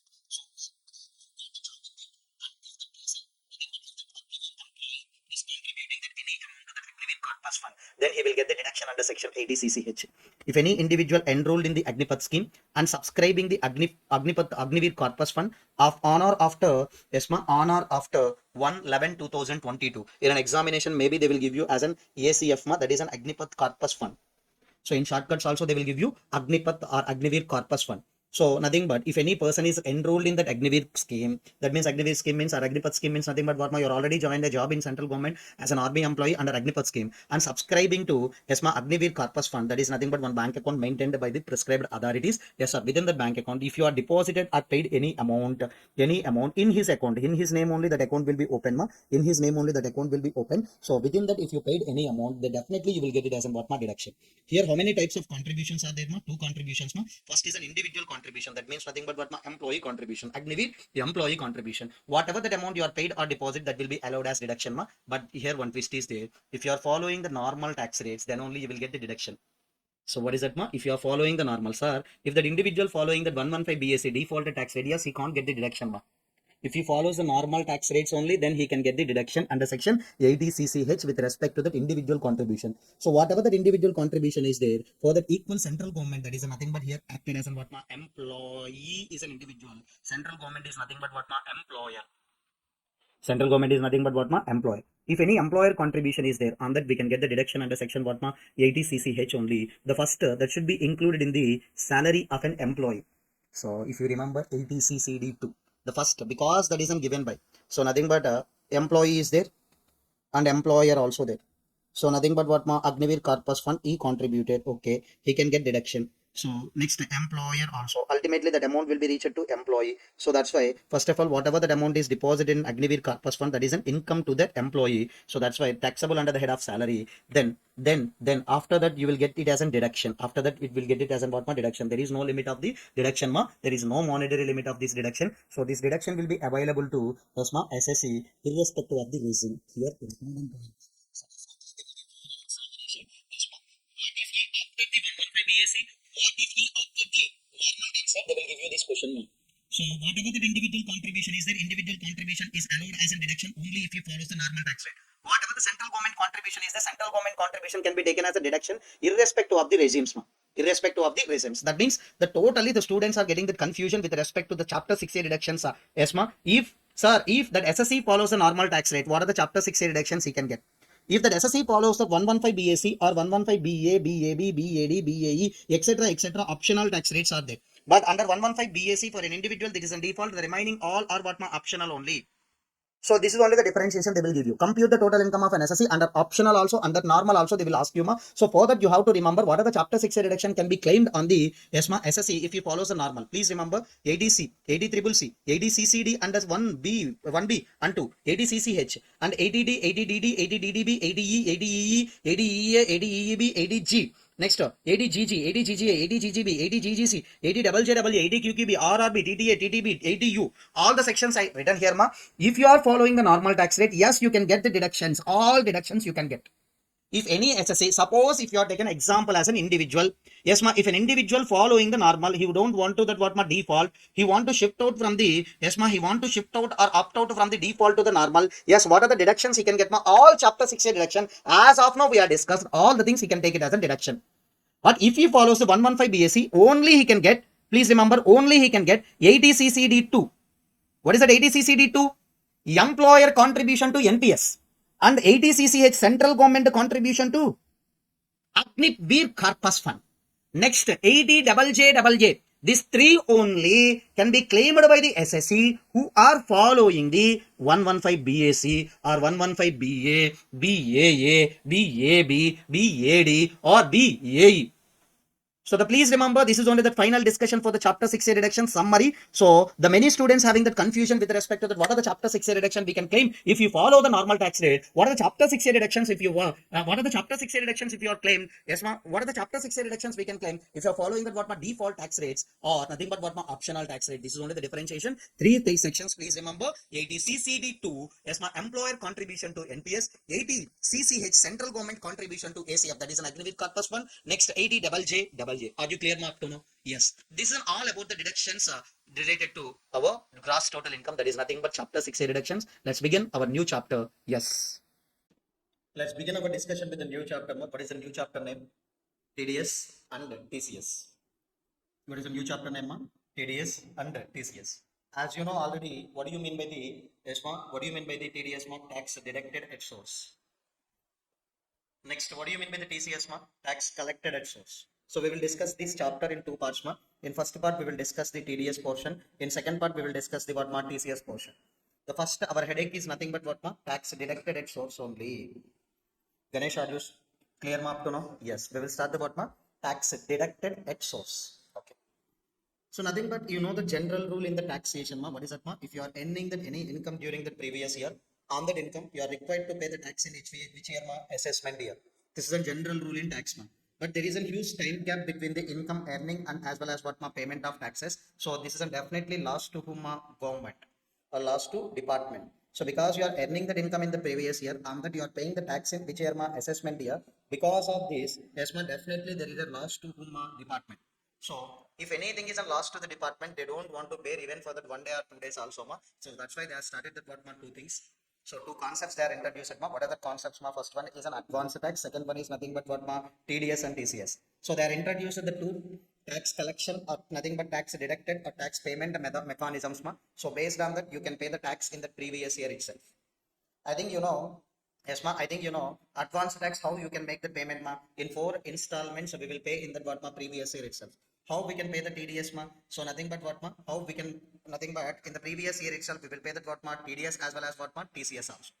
So if you are observing that, so because of the general rule in the taxation, yes ma, who having the loss ma department having the loss because of the time value of money. So that's why they are introduced the two tax payment mechanisms in the previous year itself in the form of what ma advanced tax. Second one is nothing but what ma TDS and TCS. I think we will cover the advanced tax in one chapter ma. I think that is already over. Second one is nothing but what ma TDS and TCS we will discuss right it now. Are you clear? Yes ma, please give me confirmation all of you. Shall we start, ma? Yes. First, I will take the one example regarding the TDS, ma. First, I will take one example regarding the TDS. Yes. What is an example? Yes. Suppose, yes, ma, Mr. I is an SSC, ma. He is making that what, ma? One fantasy. He is creating that one fantasy team in the Dream 11. So, unfortunately, he won the gross winning amount of how much, ma? 10 lakh in one fantasy league. At the present is an IPL is going on. Okay. In that, he won that what, ma? 10 lakh from the Dream 11. Can you tell me, yes ma, if any winnings are there, yes ma, can you tell me who needs to pay that amount ma? Payer is needs to pay that amount to that whom ma pay. So payer means who are paying that money, pay means who are receiving that money ma. Okay. In this situation, yes ma, okay, after the completion of this chapter also you can know on winnings we have to deduct the tax at the rate of what ma 30%. So definitely this is a winnings to or this is an income to whom ma Mr. I. So nothing but can you tell me for Mr. I what is the source of income ma? Dream 11 needs to give the yes ma how much amount ma 10 lakh. This is the source of income. At that source itself we need to deduct the tax. Can you tell me here we need to deduct the tax at the rate of what ma 30%. We need to deduct the tax at the rate of what ma 30%. Can you tell me after deducting the tax can you tell me how much amount yes ma we are deducting 3 lakh. The remaining amount is how much ma 7 lakh. This 7 lakh is called as a net winnings ma. Net winnings amount we want to yes ma paid to Mr. I. Can you tell me who is responsible for making the TDS ma? Who is responsible for making the TDS ma? Payer. And after deducting the TDS, that amount needs to deliver to whom ma? Government only, because the tax amount always should be paid to government. Who is nothing but paid that amount to that government ma? Payer only. After making the payment of that money to the government, yes ma, we can generate the TDS certificate. The TDS certificate also we will deliver to the whom ma? Payee. Because from your income, I deducted the tax at the rate of what ma 30%. That already I paid to the government. That proof you need to submit by using the what ma TDS certificate. Sir, if I am asking that what are the responsibilities of payer, can you tell me what are the responsibilities of payer ma? Responsible for making the TDS. Responsible for making the TDS. Deliver the what ma TDS certificate. These two are what ma responsibilities. These two are what ma responsibilities of payer only. Are you clear? Yes. Next, after receiving that amount, can you tell me payee will receive the net amount or gross amount ma? Net amount only after deducting the TDS. After deducting the TDS, he will receive the net amount. Okay. In assessment year, definitely he has to file the what ma return of income. While filing the return of income, can you tell me what ma? So if you having the salaries income, house property income, PGBP income, capital gain income, if any, he will disclose it. Can you tell me income from other sources income? We are receiving one amount ma. What is that ma? Winnings amount is taxable under the head what ma? Income from other sources only. What is that amount ma? 10 lakh. Sir, you are receiving only 7 lakh from the Dream 11, but you have to showing that what ma gross amount in your return of income. Okay, if I am asking your income, definitely you should say net winnings plus TDS amount. Totally gross winnings is nothing but what ma your income. You should show what ma 10 lakh only in your return of income. That is only concept calling as what ma grossing up concept.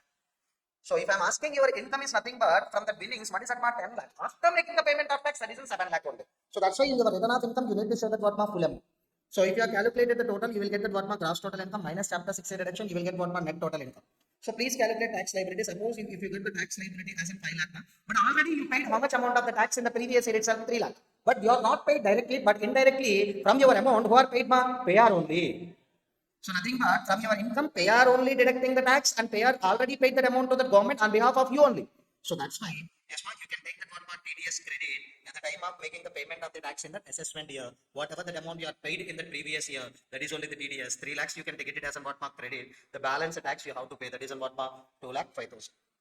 Are you clear, ma'am? This is only how the TDS will work out, ma'am. Every time. Can you tell me payer? Payer responsibilities are two, ma'am. What are the responsibilities, ma'am? Responsibility for making the TDS and deposit that amount with the government. And second one, ma'am, deliver the TDS certificate. Sir, what is the proof for the taking this TDS credit, ma'am? Yes, ma'am. Okay, you are taking the TDS credit of how much amount, ma'am? How much amount? 3 lakh. What is the proof? Along with your return of income, you should submit the TDS certificate. While you are filing the return of income, you are taking the credit. Okay. What is the proof for the taking the credit? Please submit the TDS certificate that was given by the payer to payee, and you attach it to your return of income. Then automatically assessing officer will give you this amount as a what mark credit. Are you clear up to now? All of you please give me confirmation, ma'am. All of you please give me confirmation about the TDS. This is a TDS mechanism. Tax deduction at source means, yes, ma'am, you are generating that income from one source. At that source itself, the tax will be deducted by the payer. I'm an employee, employer, that is salary is a source of income for me. At the source, employer will deduct the tax. Yes. Next one. So if you want to understand the TDS chapter, in every section we want to know these parameters now. What are the parameters we should learn? First one, section number. First one is what, ma? Section number. All of you please understood? Yes, my every TDS provision. Okay, at the time of reading that every TDS provision, first we should remember the section number. Important for this chapter. Yes, second one, nature of payment. What is the payment we are made? Okay, in the last one, what, ma? Winnings. Maybe salaries. Every nature of payment. What is the nature of payment? We should remember.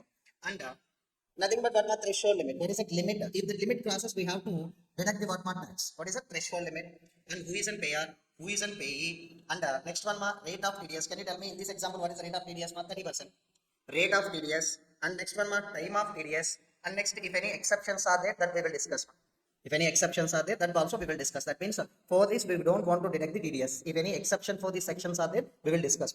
8 parameters in every section we should learn. Ma. Section number, nature of payment, threshold limit, payer, payee, yes, ma, rate of TDS, time of TDS, exceptions. So without wasting our time, so we want to start directly with the 192 section. Ma. What is the section number, ma? 192. What is the nature of payment, ma? TDS on salary. Shall we start, Ganesh? Yes. All of you please listen carefully, ma. Important. Yeah, definitely. Okay. So nothing but who is in payer, ma? The employer is in payer. Who is in payee, ma? The employee. Who are paying that amount? That person only called as payer. Who are receiving that amount? That person only called as what, ma? Paid. Sir, salary means nothing but you can guess that employer and employee who are that payer paid. Next. Sir, the employee is nothing but an individual, ma. Individual only can join in a job or employment, ma. So artificial person cannot do that what, ma? Employment. That's why individual only. Okay. What is the nature of payment, ma? Salary. Can you tell me when they can deduct the TDS, ma? If that salary amount exceeded that what, ma? Basic exemption limit, then we can deduct the TDS. Sir, in my hand, salary is nothing but 2 lakhs only per annum. Sir, my basic exemption limit is 2,50,000, sir. How you can deduct the TDS? So my salary is 10 lakh, ma. That is more than basic exemption limit. Definitely that employer can deduct the what, ma? Tax. So rate of the taxes will be slab rates, ma. Whatever the slab rates you know for that individual, based on that slab rates only, we will deduct the TDS, ma. Next one, ma, time of TDS at the time of payment. At the time of making the payment of the salary, they will deduct the tax portion and they will credit the net amount to the whom, ma, employee. Next one, ma, exceptions, ma. Yes, ma. I think in your salary package, you have certain exempted perquisites, exempted allowances, ma. So some exempted purposes, some exempted allowances are there. On that, we don't want to deduct the TDS, ma. What is the taxable salary is there? For the taxable salary itself, we want to deduct the TDS, ma. If any exempted portions are there, on that, no need to deduct the TDS. Ganesh, shall we verify whether that all the parameters are covered or not covered, ma? Yes. Please let me know what is the section number 192. Nature of payment, salary, threshold limit, basic exemption limit, payer, employer, payee, employee, nothing but whom, individual, rate of TDS, slab rates, time of TDS, time of payment, at the time of payment, exceptions on these two things, no need to deduct the TDS ma, exempted perquisites and exempted what ma allowances. Then also all things are over. Automatically the section 192 is also over. But you should remember the 192 is nothing but talking about the TDS on salary. Yes ma? Okay. Just we will do one thing. So at the writing of this salary chapter, yes, we have a notes. I understood. But while learning these things, ma, we will write the summary. We will write the what, ma? Summary also. So along with me, you can write the summary. Okay. That means if any MCQ is there, then you can identify that easily. And if any question is also there, yes, you can write that easily. So please remember, in this chapter, they will give you that what mark. So provision based questions only. That means you no need to calculate that much answers. So just if you remember the threshold limit, if you remember the tax rates, if you remember the TDS rate, then automatically you can write the answer. So no need to calculate that etc. All the calculation not required, just the threshold limit. And if you know that what rate of TDS and so time of TDS is also unimportant in this chapter, may not be tested in the examinations, but who is a payer, who is a payee also, you need to know that all the things are enough for writing the answers for the question. You have to identify, yes, if they are given the salary, you have to identify, yes, section 192 TDS and salary is applicable. That alone you need to write it. Yes. So that's why we will write that what first TDS summary. Maybe you can get the separate questions. Maybe you can get separate questions. Yes, ma'am. Can you tell me how you can write the summary, ma'am? First of all, section number. Next one, ma'am. Who is in payer? Yes, ma'am. Who is in payer? Who is in payer? Next, who is in payee? Next one, ma'am. Threshold limit. Next one, ma'am. Rate of TDS. Next one, ma'am. TDS rate. Shall we write that all the things, ma'am?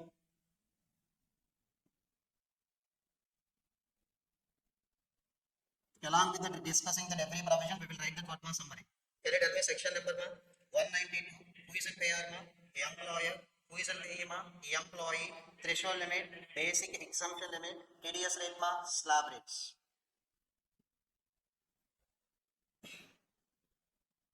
Clear?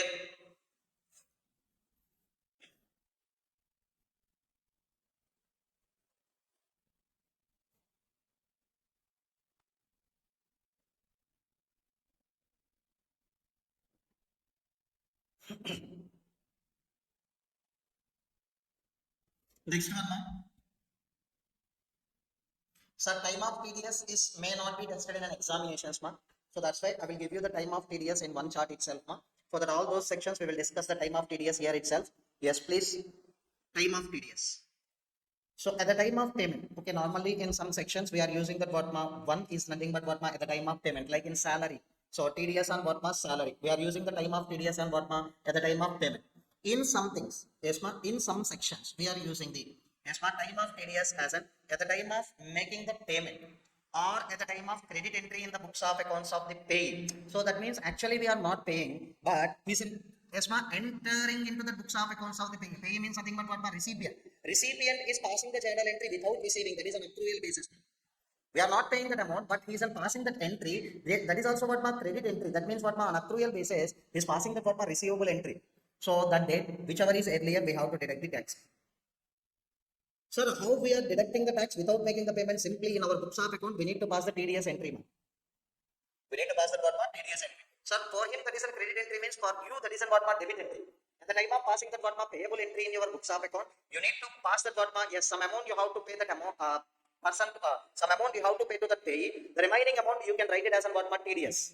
So in journal entry also, so suppose 500 you want to pay as a gross ma, 400 only we will make the payment to that person and 100 portion for that what ma TDS. You need to pass that what ma TDS entry at the time of payment or at the time of credit entry in the books of accounts of payee, whichever is earlier. That is a method 2 ma. Sir, section 194 ma, we will use that method 3 separately we haven't, and the section 194 IB we will discuss the what ma separately. So finally you haven't how many methods of Time of TDS ma 4. At the time of payment is 1. At the time of credit or at the time of credit entry in the at the time of payment or at the time of credit entry in the books of accounts of pay, whichever is earlier. Third, 194 we haven't separate time of TDS is there ma, and 194 IB we haven't separate TDS things ma. So while discussing that what ma, so without writing anything, time of TDS means 1 2 3 4 we will write it down ma, in shortcut man. Okay, yes. Second one ma, 192A we will start. What is that ma? 192A. TDS on premature withdrawal from recognized provident fund. So nothing but if any amount in the recognized provident fund is there, can you tell me who can withdraw that recognized provident fund amount? My employee only. So if you are observing that, yes ma, in recognized provident fund, who can contribute ma? Employer can contribute and employee also can contribute. But finally that amount, yes ma, along with that interest, who can withdraw ma? Employee only can withdraw. At the time of withdrawing that amount from the recognized provident fund, what is the TDS implications? We will discuss ma.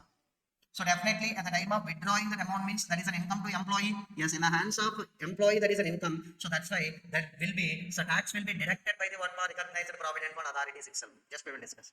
Can you tell me who is paying that amount ma? Provident fund authorities. Who is receiving that amount ma? Employee. That means what ma? Individual. What is the nature of payment ma? Premature withdrawal. So that means nothing but what ma? After the 5 years if you are withdrawn, that is an exempt in the hands of employee ma. After the 5 years of continuous service, if you are withdrawing, that is an exempt. Premature means nothing but before that 5 years, you are withdrawing that amount from the recognized provident fund. Threshold limit ma 50,000. Please make an observation. Here you are withdrawing that 55,000. Threshold limit is exceeded. Yes, on the entire amount you have to deduct the TDS. Not on 5,000 difference ma. If you are withdrawing the 55,000, we have to deduct the TDS on how much amount ma? The entire 55,000. So what is the TDS rate ma? If PAN submitted, there is a 10%. If there is no PAN, we have to pay that. We have to deduct the tax at the rate of MMR, maximum marginal tax rate. In the introduction chapter itself, I told you what do you mean by the maximum marginal tax rate? Highest income tax rate plus highest surcharge rate plus highest health. No, sorry, normal health and education center. Health and education center for all of you. What is that ma? 4%. Yes, but time of TDS, I am restricted as an what ma method 2. Can you tell me what is that method 2 ma? At the time of payment or at the time of credit entry in the books of accounts of the payee, whichever is what ma earlier.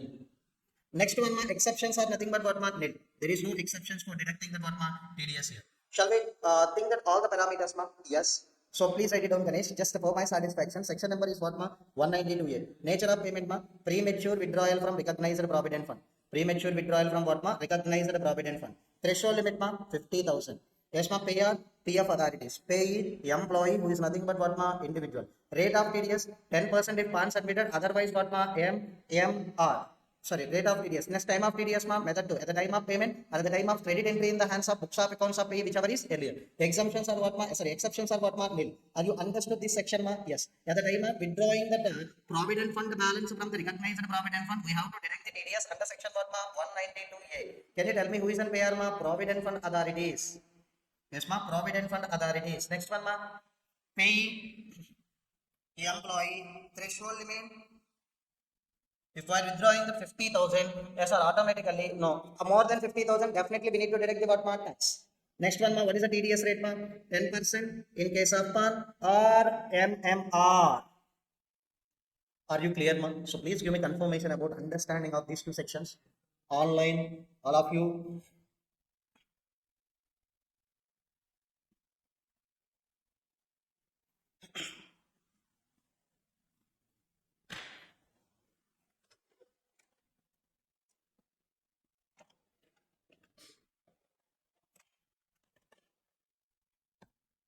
Next. 192 over 192A also over. Next 193 ma. 193 is nothing but what ma? TDS on interest from securities. TDS on what ma? Interest from securities. Can you tell me? You can receive the interest from securities in the form of debentures as well as bonds ma.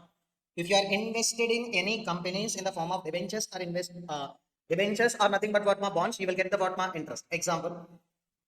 Who is an investor here ma? Any person, that person must be resident. So non-resident TDS provisions are separate ma. Here the resident, for the resident only this TDS provision is applicable. So if you are investing in the what ma? Company, example, any person, that may be government, okay, in the form of bonds, how you can invest ma? In the hands of company, in the hands of government only. So if you want to invest in the debentures, within whose hands we can invest ma? Company. So that means if any person paying that what ma? Interest on securities to that any resident person, yes ma, what is that payment ma? Here nature of payment, interest from securities. At the time we have to deduct the TDS. If any person is paying that interest on securities to that any person, he needs to deduct the TDS. Threshold limit is what? First point. 8% savings bond issued in 2003, 7.75% savings bonds issued in 2008 month. Yes, ma'am. If any person paying that interest on these two bonds, if that amount exceeding the 10,000, then definitely they are required to deduct the what mark tax. Definitely they are required to deduct the what mark tax. Once again, I'm communicating.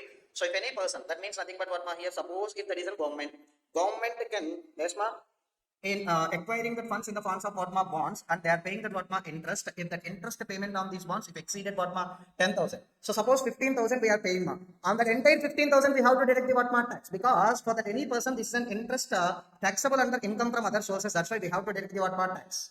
Second one, on debentures.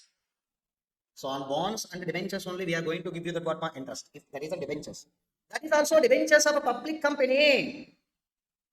Yes, ma'am. If this is an what ma public company and they are given the what ma debentures related interest, yes, if that is received by the resident individual, if that is received by the whom resident individual or resident HUF, then what is the threshold limit, ma'am? 5,000.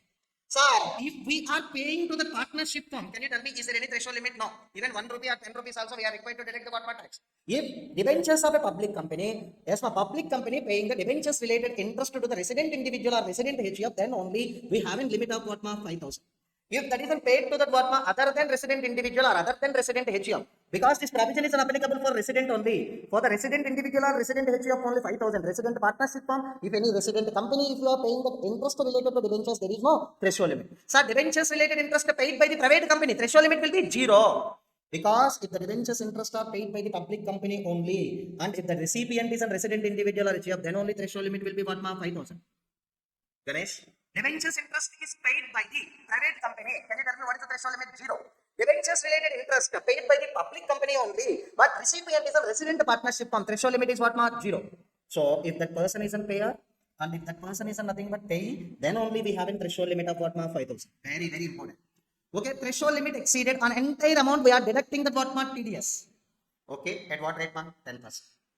At what rate, ma'am? 10%. Time of TDS is 2. What do you mean by the 2, ma'am? At the time of payment, at the time of credit entry in the books of accounts of payee, whichever is earlier. Clear? All of you. Shall we write the summary without seeing, ma'am? Yes. What is the section number? 193. TDS on. And, okay, I want to change the one thing, ma'am. Without writing the pay or payee, if you are writing the what nature of payment, that is an efficient way of writing. Okay, that's why I want to write it down the what. So you don't want to change it, what nature of payment. No need to change, ma. Just try to implement hereafter. Can you tell me what is the nature of payment, ma? TDS on salary. So then you can remember for long time. That's right. TDS on salary. Next one, ma. TDS on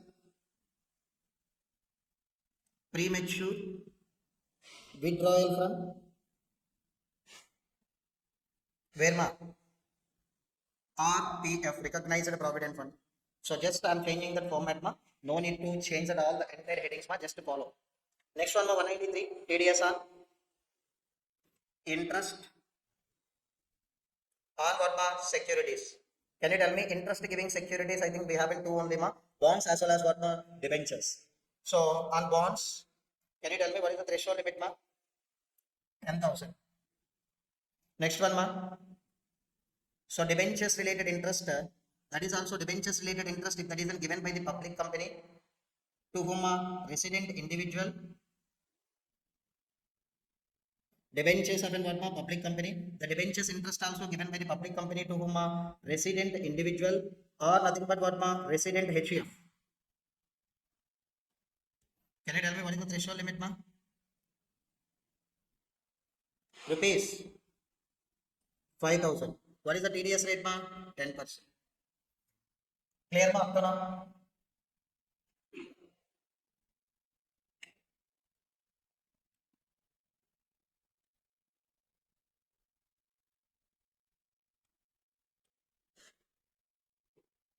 Yes, ma.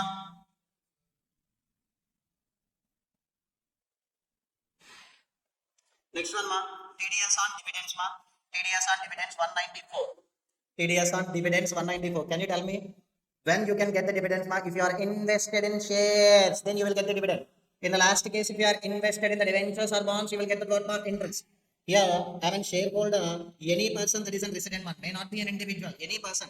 But you must be a resident. If you are invested in any company, shares, then automatically they will give you the what, ma? Dividend please remember, if the dividend amount is in excess of what ma 5,000, yes ma, then individual has only. If company paying the dividend to the individual threshold limit 5,000.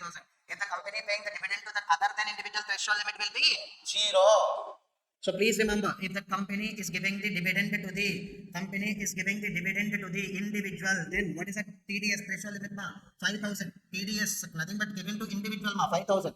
Company is giving the dividend to the other than individual, TDS threshold limit will be what ma? 0. Next, okay, sir, what is the rate of TDS? Suppose a company is paying the 10,000 to that one shareholder ma, that is an exceeded that what ma threshold limit, and entire amount we are deducting that what ma TDS. If PAN submitted, TDS is 10% ma, if no PAN, then MMR ma. What is the time of TDS? Nothing but here 3 ma. That means what ma? Before making the distribution, before the making the what ma payment, whichever is earlier. So nothing but it is another method of the time of TDS ma. We have discussed it separately. 194. Can you tell me what ma? Before making the distribution, before making the payment, whichever is earlier. Time of TDS. No need to remember ma. We can't get any questions related to time of TDS in an examination for sure. But you should remember this is a separate thing.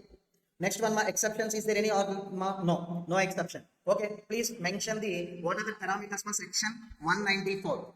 Nature of payment, dividend. Payer, company. Payee, any resident person. Threshold limit 5,000 if the dividend paid to individual. Others 0. What is the rate of TDS? 10% in case of PAN, no PAN, MMR. Next, the time of TDS before making the payment or before the making the distribution, whichever is earlier. Exceptions are what ma? Nil. Shall we write the summary? So starting sections only you are learning in a slow manner ma. Other after that you can pick up the speed also, and you can understand that all the things in an easy manner. We can complete that all the things also in less span of time ma. So starting definitely you have to face some difficulty. 194 ma, TDS on what ma? TDS on what ma? Salary. Sorry. I'm thinking in a parallel universe only, that's right. TDS on what ma? Dividends. So if the dividend is paid to individual,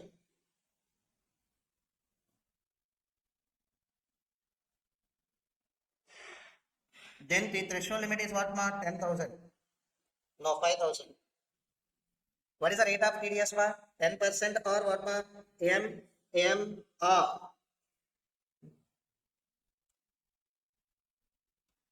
Clear ma? MMR. Clear? Then next, can we go with the next 194A. 192 done, 192A done, 193 done, 194 also done. Next we will discuss about the 194A. What is it 194A?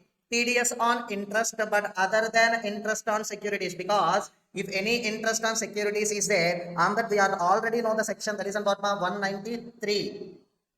If any interest on securities is there, on that we are already discussed the TDS provision, that is on 193. But here TDS on interest other than interest on securities. Example, we are paying that interest on loans also. We are paying that interest on what ma? Loans also. On that we have to deduct the TDS. So that is only ma. Example. Sir, if the payee is there, payee is nothing but what ma? Receiving that interest from the payer. In this section, yes ma, if you want to deduct the TDS, this is a special case ma. Payer should be special case ma. Example, if you want to deduct the TDS under section 194A, you must be any person other than individual or HUF ma. That means partnership firm, company, LLP, AOP, BOI, AJP. Yes, you can directly deduct the TDS ma. If the amount exceeded that what ma threshold limit. But other than individual or HUF only can able to deduct the TDS. But in case of individual or HUF also you can deduct ma. If that amount exceeding that, but nothing but what ma. If you are doing the business, yes ma. If that amount exceeding that 1 crore. Turnover exceeding that 1 crore, and if that individual or HUF doing the profession, if that amount exceeding that what ma 50 lakh, yes ma, in that last year. So that means here the payer is a special case ma. That means nothing but in this section, payer, if you want to deduct the, can you tell me what ma tax? If you want to deduct the tax, that payer must be any person other than individual or HUF. If an individual or HUF wants to deduct the tax in this section, the last year turnover exceeds the 1 CR, or if they are doing the provision, the gross receipts exceeds about 50 lakh in the last year. Yes, example.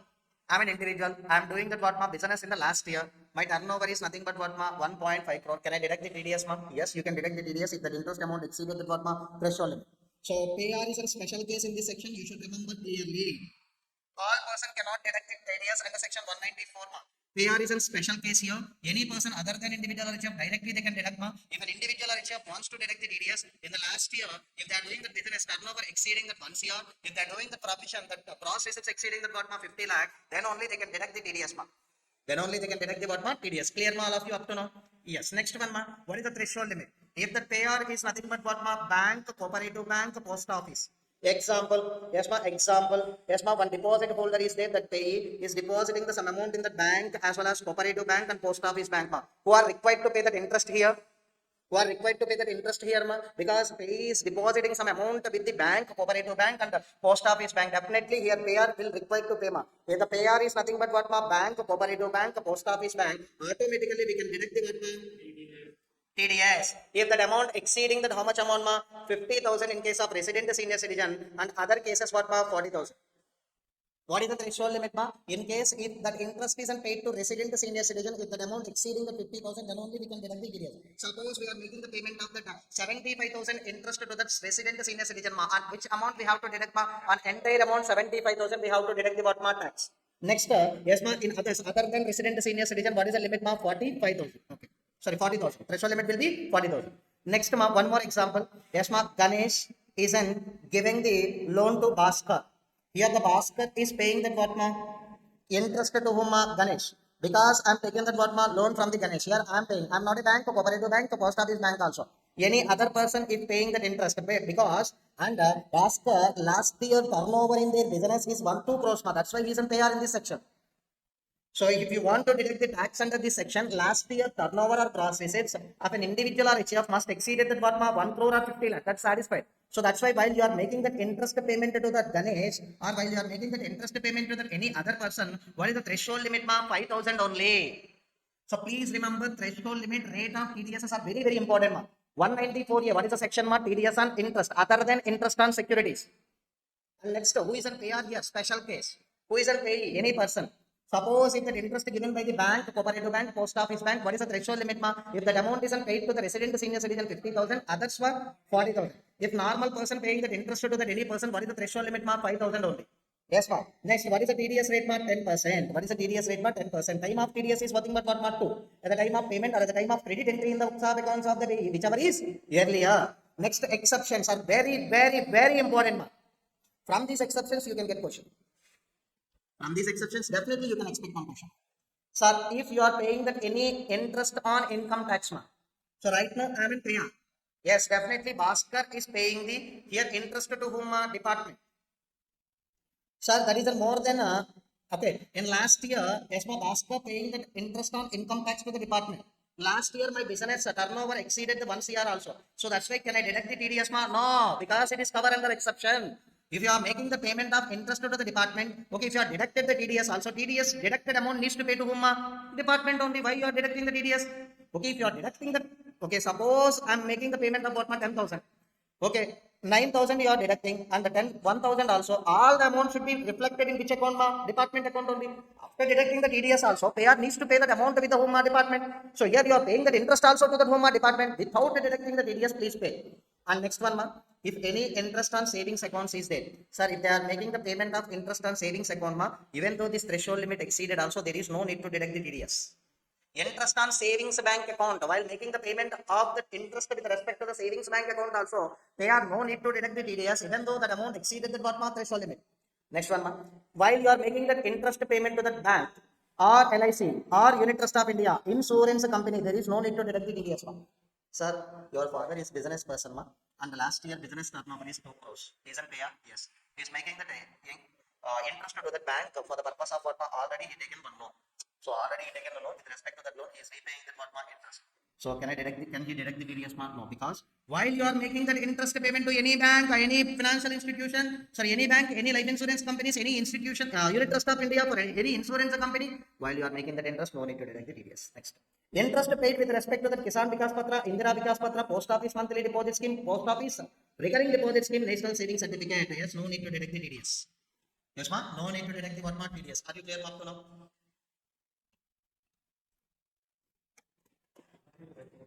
Hmm? After completion of the provision only we need to write it as summary.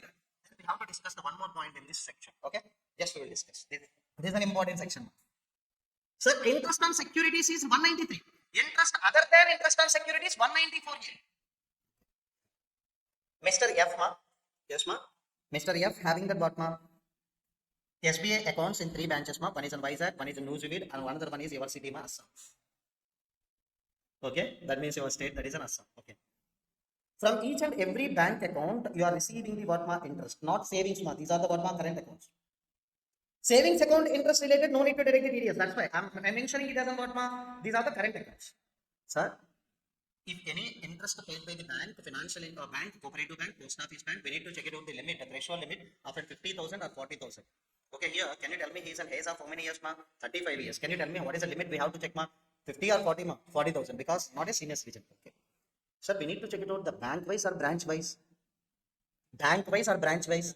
No, no. If CBS adopted, if the core banking system is an adopted by the SBI, then the 40,000 limit or 50,000 limit per bank wise we need to check. So core banking means all the branches are integrated together. So that means you can withdraw from that any branch at any time, anywhere. So that's why bank wise you have to check. So total amount, if you are checking that how much amount, 52,000. So then 194A is an applicable here because that amount exceeded that how much amount, threshold limit is an applicable for this hero is 40,000 only. So that's why that more than 40,000, that's why an entire 52,000 we have to deduct the TDS at the rate of 10%. Ganesh, next, if the core banking system not adopted, if core banking system not adopted, then what is that, 40,000, 50,000 limit applicable for that what, branch wise. Example.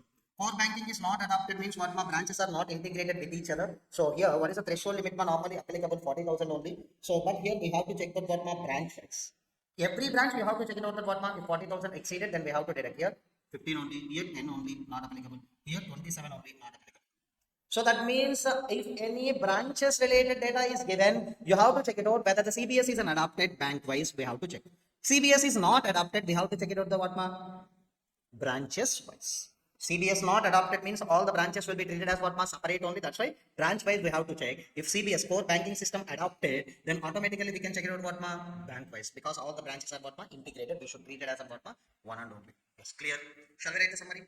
So Ganesh, so you have to tell me the summary for this section 194A.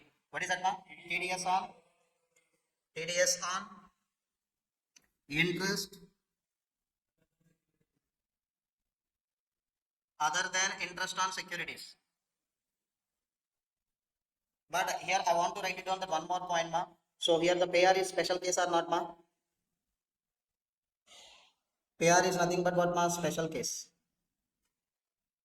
Payer is nothing but what, ma? Special case. Ganesh. Next one, ma. What is the threshold limit, Ganesh? If that is paid by the bank, yes, ma. Cooperative bank, post office bank, yes, ma. If that paid to the resident, yes, ma. Senior citizen, can you tell me what is that, ma? Yes. Others, ma. 40,000. So if that amount paid by any other person, what, ma? 40,000. Yes, ma. Can you tell me what is that? TDS rate, ma? 10%. Yes, next, if CBS adopted,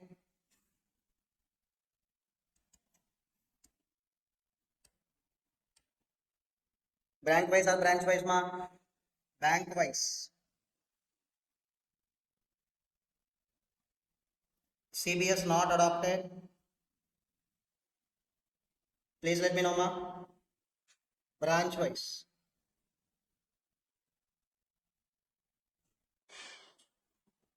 Clear?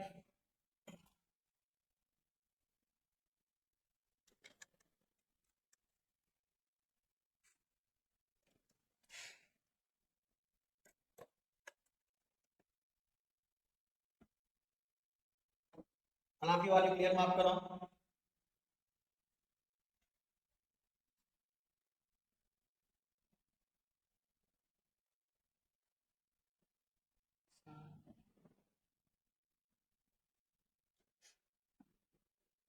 Yes, ma'am. How many sections are over as of now? 192 over TDS on salary, 192A TDS on premature withdrawal from recognized provident fund, 193 is TDS on interest on securities, 194 TDS on dividend, 194A TDS on interest other than interest on securities. Next section. Yes, ma. 194B. Please remember, ma. 194B. TDS on winnings other than horse races. TDS on winnings other than horse races. And newly inserted provision ma 194BA is there. TDS on what ma? Online winnings. Next section also we will discuss ma 194BB TDS on winnings from what ma? Horse races. So exclusively if you have an online winnings, what is the TDS provision ma? 194BA. If you exclusively if you have an what ma? Online winnings, and the TDS needs to be deducted under section 194BA. If there is an horse races winnings, we have an what ma? 194BB. Other than horse races, if you have any offline winnings, that is in what ma 194B. Are you understood? Ma? Differentiation you should understood. No issue because all other things are the remain same tax rates and all other things also. But you should remember sections wise classification. So online winnings 194BA, horse races winnings 194BB, offline winnings other than what ma horse races, that is in 194B. So please check it out, ma. Payer is any person. Pay is nothing but what ma recipient here. Payer and nothing but whom ma pay. What is the winnings ma? Winnings other than what ma horse races, if any amount is there, if the threshold limit exceeded the what ma 10,000 per annum, then we have to deduct the TDS at the rate of what ma 30%. TDS at the rate of what ma 30%. Time of TDS at the rate of what ma payment. Exceptions are what ma nil. If any online winnings are there ma, what is the TDS ma? There is no threshold limit ma. Here directly TDS is nothing but what ma 30%. If any horse races winnings, any person is making the payment to pay, yes ma, threshold limit is what ma 10,000. Winnings, yes ma, then TDS at the rate of what ma 30%, time of TDS is 1, exceptions are what ma nil. Shall we write these three provisions related summary ma, important for an MCQ purpose also? Yes ma. Shall we write that ma? First of all 194B. Shall we write the first one ma 194B? TDS on winnings other than what ma horse races.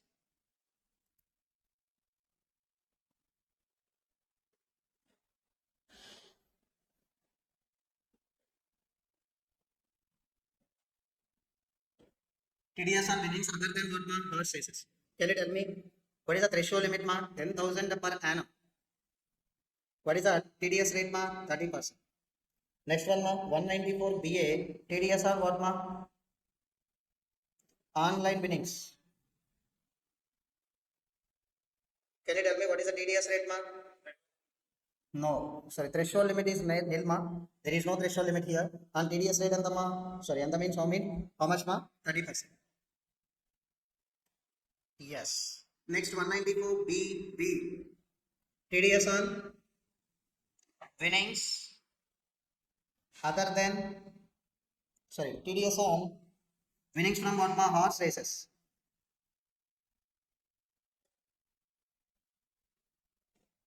Can you tell me what is that ma threshold limit? 10,000 per annum. If that exceeded the 10,000 per annum, an entire amount we have to deduct the tax ma. What is that ma? 30%.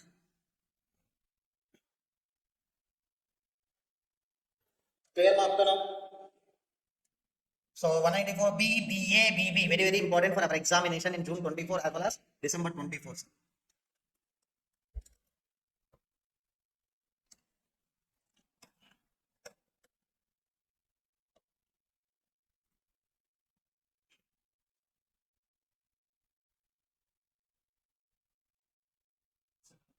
Clear? All of you clear ma up to now? So before the break, I think this is the last section ma.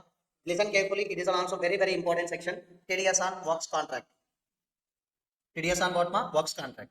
So please make an observation. Yes ma. Nothing but Mr. M is a person there. So he wants to yes sir, get him on bike. He having some specifications ma.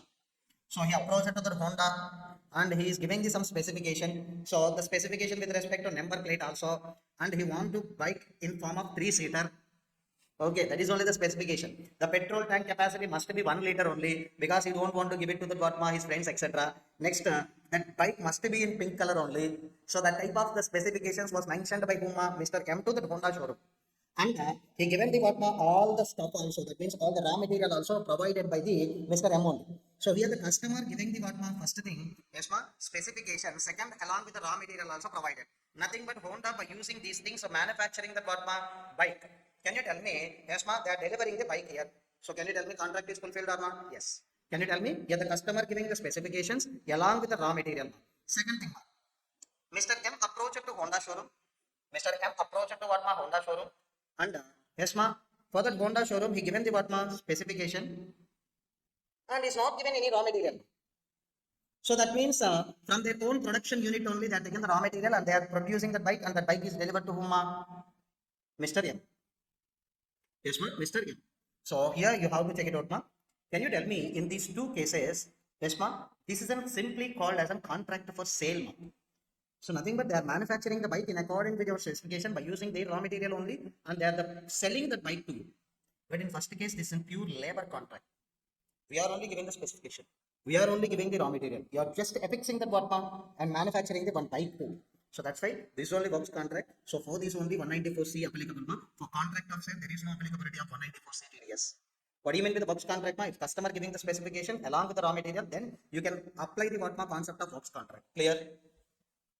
In an examination also they will give you the what specifications itself. But raw material purchase it from the third party. That is not a works contract. Specifications also will be given by the party and raw material also given by the party. Then automatically that is called as what mark works contract. Are we clear? Yes. Works contract it includes the what mark following things. So advertising. Yes, ma works contract including the what mark advertising. So definitely I can give you the what mark posters also and I can give you the specifications also. You can perform the work in accordance with my bright directions. That is an advertising is nothing but what mark works contract.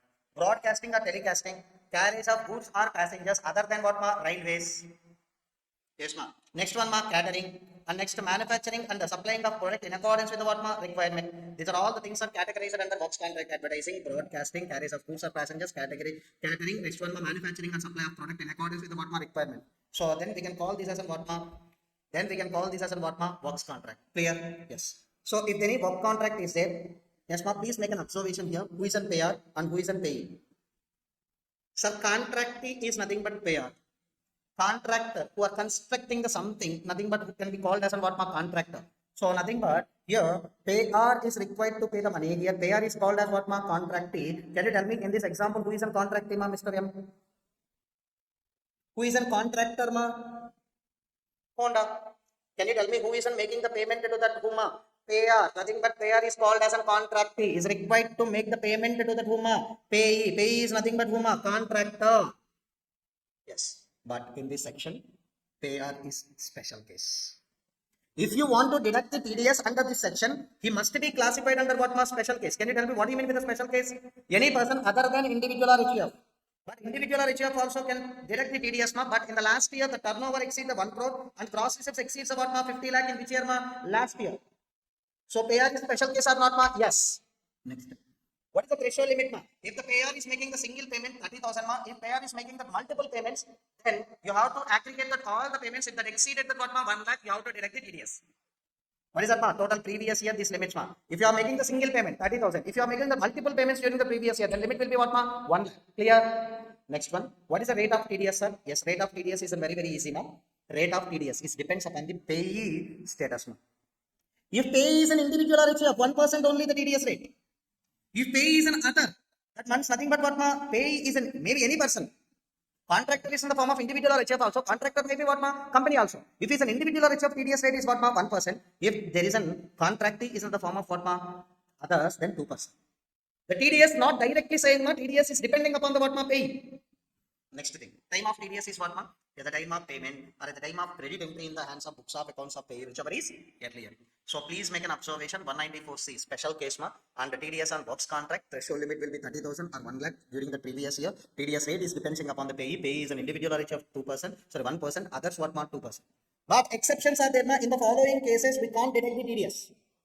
We can't deduct the what ma TDS. Can you tell me what are the cases ma? So I think you know the goods transportation also will be covered under what ma works contract.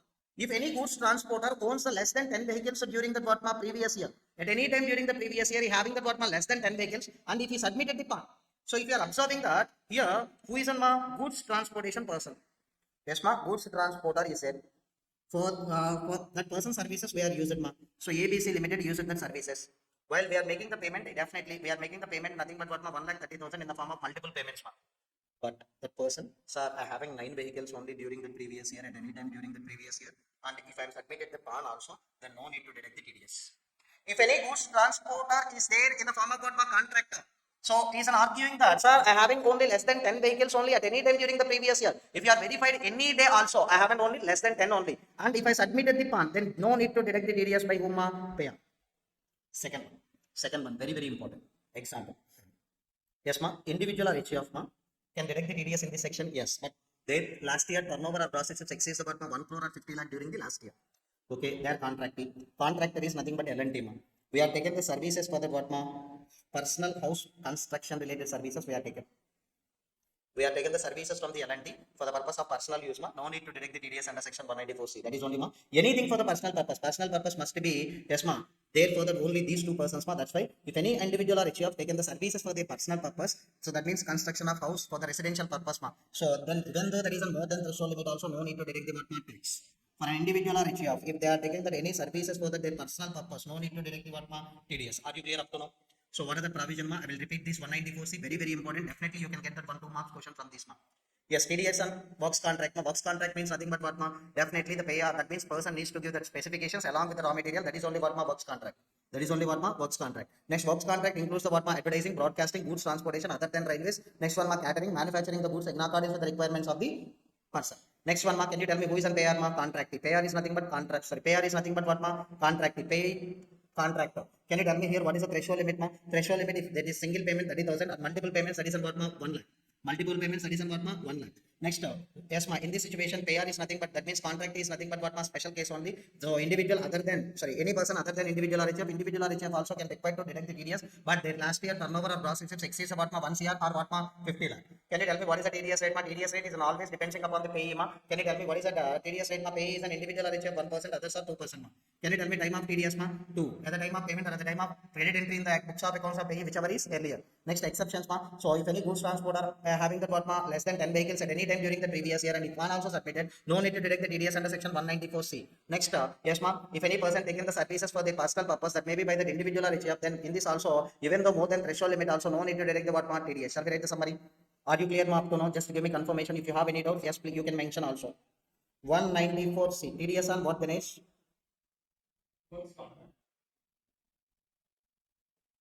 TDS on box contract. Can you tell me here the payer is a special case or not? So payer is nothing but what, ma? Special case. All the persons cannot deduct the TDS under this section, ma. Next one, ma, threshold limit. If that is a single payment, 30,000 per annum. Multiple payment,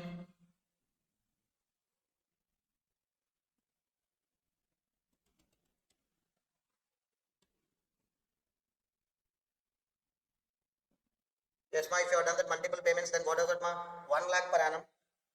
So can you tell me what is the TDS rate, ma, if you have an idea?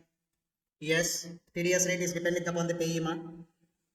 Payee is an individual or HUF. What is the rate, ma? 1%. Other 2%. Clear, all of you?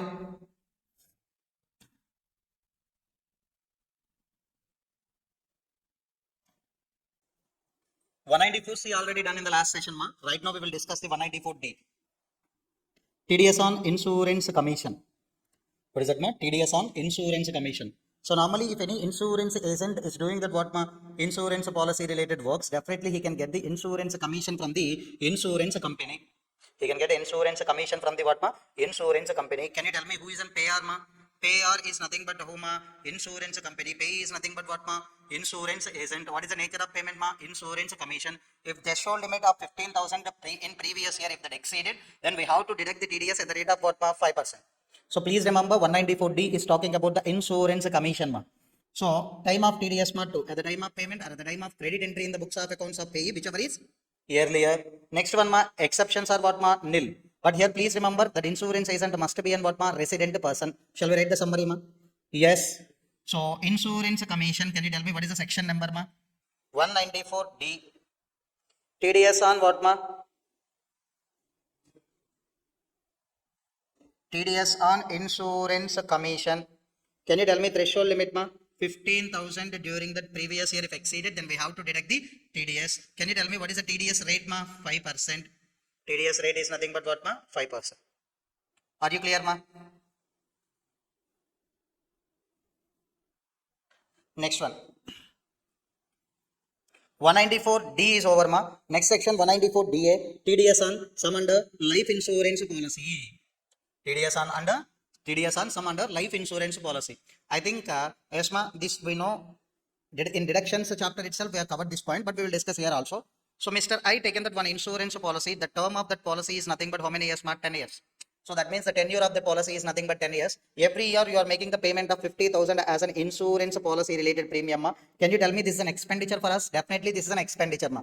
So on this expenditure, we can get the chapter 6 reduction under section 80C, but you can't get the total amount as a deduction ma. So that premium amount will be restricted with the 20% or 15% or 10% of some assured value. With that amount only that will be restricted. Okay. So that means if you are taken that any life insurance policy, if you have paid any insurance premium on that life insurance policy, you will get chapter 6A reduction under section 80C. Okay. Next at the end of the 10th year, that means what ma, the tenure is over. Once the tenure is over, at the end of the 10th year, you will get what ma, maturity value. Maturity value includes the what ma, sum assured value. At the time of issuing that policy itself, they will tell you that what is the sum assured value you will get at the end of the tenure of the policy. What is that amount ma? 5 lakh. And bonus is nothing but what ma? 3 lakh. Totally at the end of the 10th year, you will get that 8 lakh amount ma. But please remember, some conditions will be there ma. If that conditions are satisfied, that income is an exempt in the hands of whom ma? Policy holder. Can you tell me who are paying that amount ma? LIC company. So that means life insurance company is paying that what ma? Maturity value to that whom ma? Policy holder. If that is an exempt, okay. If that is taxable in the hands of policy holder, we have to deduct the what ma? TDS. So please remember one basic point ma. Yes ma, payer can deduct the TDS only if that amount was taxable in the hands of whom ma? Pay. I'm making the salary payment to you. That salary payment is exempt in your hands ma. Can I deduct the TDS? No. If that was taxable in your hands, then only I can make that what ma? TDS. Here also the same point. If some conditions are satisfied, that is what ma? Exempt. If that amount is an exempt in the hands of policy holder, can I deduct the TDS? No. So that is only the point ma. If any sum under life insurance policy is received by the whom ma? Policy holder, if that was taxable in his hands, yes, we can make the what ma? TDS. That is only the point ma. Any person means nothing but here life insurance company is paying that what ma? Maturity value to that what ma? Policy holder. That is nothing but what ma? Resident only here. Any sum under life insurance policy. Any sum means nothing but what ma? Some assured value. Sometimes they will give you the bonus also. Sometimes they will give you that what ma? Yes ma. Any other yes ma? Interest also they can give you. Maturity value includes the sum assured value, bonus, commission, etc. They will add it that all the things ma. So that amount is given to the whom ma? Policy holder. If that amount exceeds the how much amount ma? 1 lakh during the previous year, then yes ma, 1,05,000. Can you tell me on 1,05,000 we have to deduct the TDS? Can you tell me TDS rate ma? 5%. Time of TDS at the time of payment. One means what ma? At the time of payment. Next one ma. Next one ma. What is that exception ma? What is that exception ma? Yes ma. If any sum is exempt under the section 10 subsection 10D, can you tell me that is exempt in the hands of policy holder? Can I deduct the TDS? No. That is only the exception ma. If any maturity value given by the insurance company to the policy holder in the hands of the policy holder, if that is an exempt, no need to deduct the what ma? TDS. No need to deduct the what ma? TDS. Are you clear ma? Yes. So 194DA. Shall we write the summary? Yes. Please write it down ma. 194DA. TDS on sum under what ma? Life insurance policy. What is the threshold limit? 1 lakh during the previous year. What is the TDS rate ma? Please let me know what is the TDS rate ma? 5%.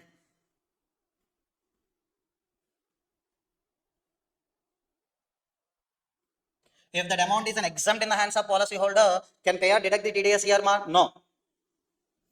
If that is taxable, yes, we can deduct the TDS. If that was not taxable, no need to deduct the what ma? TDS.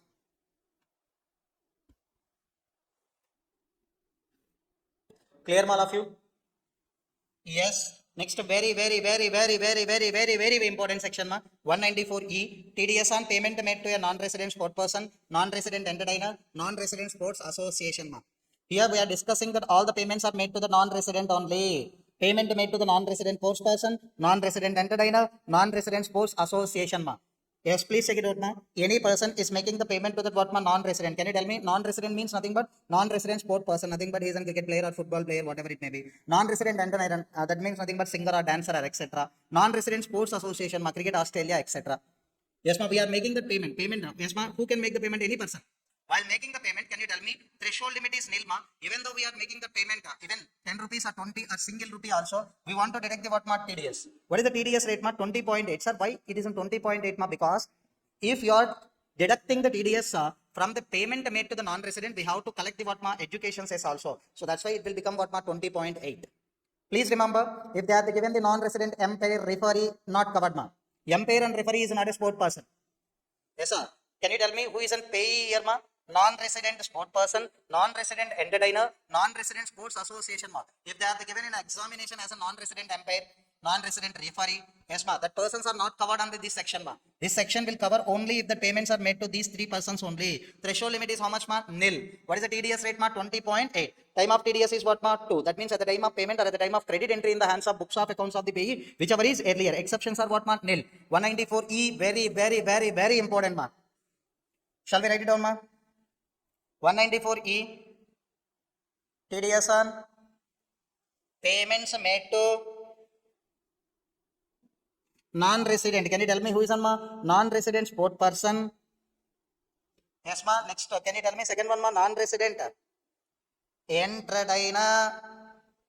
Next one, ma? Non-resident. Next one, ma? Non-resident sport association. Can you tell me what is that? Threshold limit, ma? Nil. There is no threshold limit here. Next, can you tell me what is that? TDS rate, ma? 20.8%. 20% plus 4%. Super.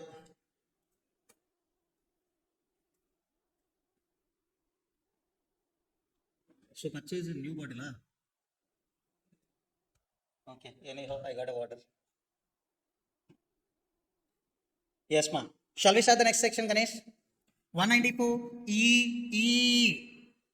194 EE. What is that 194 EE, ma? TDS on payment of deposit made under National Savings Scheme. If any person, that means individual or HUF, if they are deposited in the what, ma? National Savings Scheme, at the time of withdrawing that amount from the National Savings Scheme, yes, on that time, yes, sir, if that withdrawing that amount is more than 2,500 during the financial year, then we have to deduct the TDS at the rate of what, ma? 10%. What is the section, ma? If any withdrawal from the National Savings Scheme is there, at the time we are required to deduct the TDS at the rate of 10%. If the withdrawal amount is more than what, ma? 2,500 for the financial year. But here, yes, ma, in this National Savings Scheme, individual or HUF only can deposit, ma. Not all the person. Can you tell me who is in payer, ma? Nothing but bankers. Bankers are paying that amount of an deposit return to the payee. Payee is nothing but whom, ma? Individual, nothing but depositors. After a certain time, definitely they can withdraw their deposits, all the things deposited in what was seniors, sorry, National Savings Scheme. So at the time, if the amount exceeding the 2,500, we are required to deduct the TDS at the rate of what, 10%. What is the time of TDS, ma? At the time of payment. Second one, ma, sir, if this deposit holder is an expired, then the amount will be given to whom, ma? Legal heirs. If the deposit holder is an expired, then the amount will be given to whom? Legal heirs of an SSC or depositor. So, if that amount isn't paid to legal heirs or depositors, legal heirs of the SSC or legal heirs of the depositor, then on this no need to deduct the what, ma? TDS. Even though that withdrawal amount is more than 2,500. So that means you are only deposited. If you are withdrawing, then that amount is nothing but what, ma? Required to deduct the tax. So if that amount isn't received in the hands of legal heirs or legal heirs of the SSC or legal heirs of the depositor, no need to deduct the what, ma? TDS. Yes, shall we write it down, ma? 194 EE. TDS on deposit under senior citizen saving scheme. Can you tell me senior citizen savings scheme? Okay. Can you tell me at the time of withdrawal or depositing, ma? Withdrawal. Yes. Can you tell me what is the threshold limit, ma? Huge amount, ma? 2,500 for financial year. And TDS rate, ma? Please check it out. 10% on that. We have to deduct the TDS, ma. So first of all, are you following, ma? All of you. Nivedita, Gnaneshwari, Silpa, Parvati, Madhumita, Nagaraj, and all of you, ma. Please give me confirmation about it.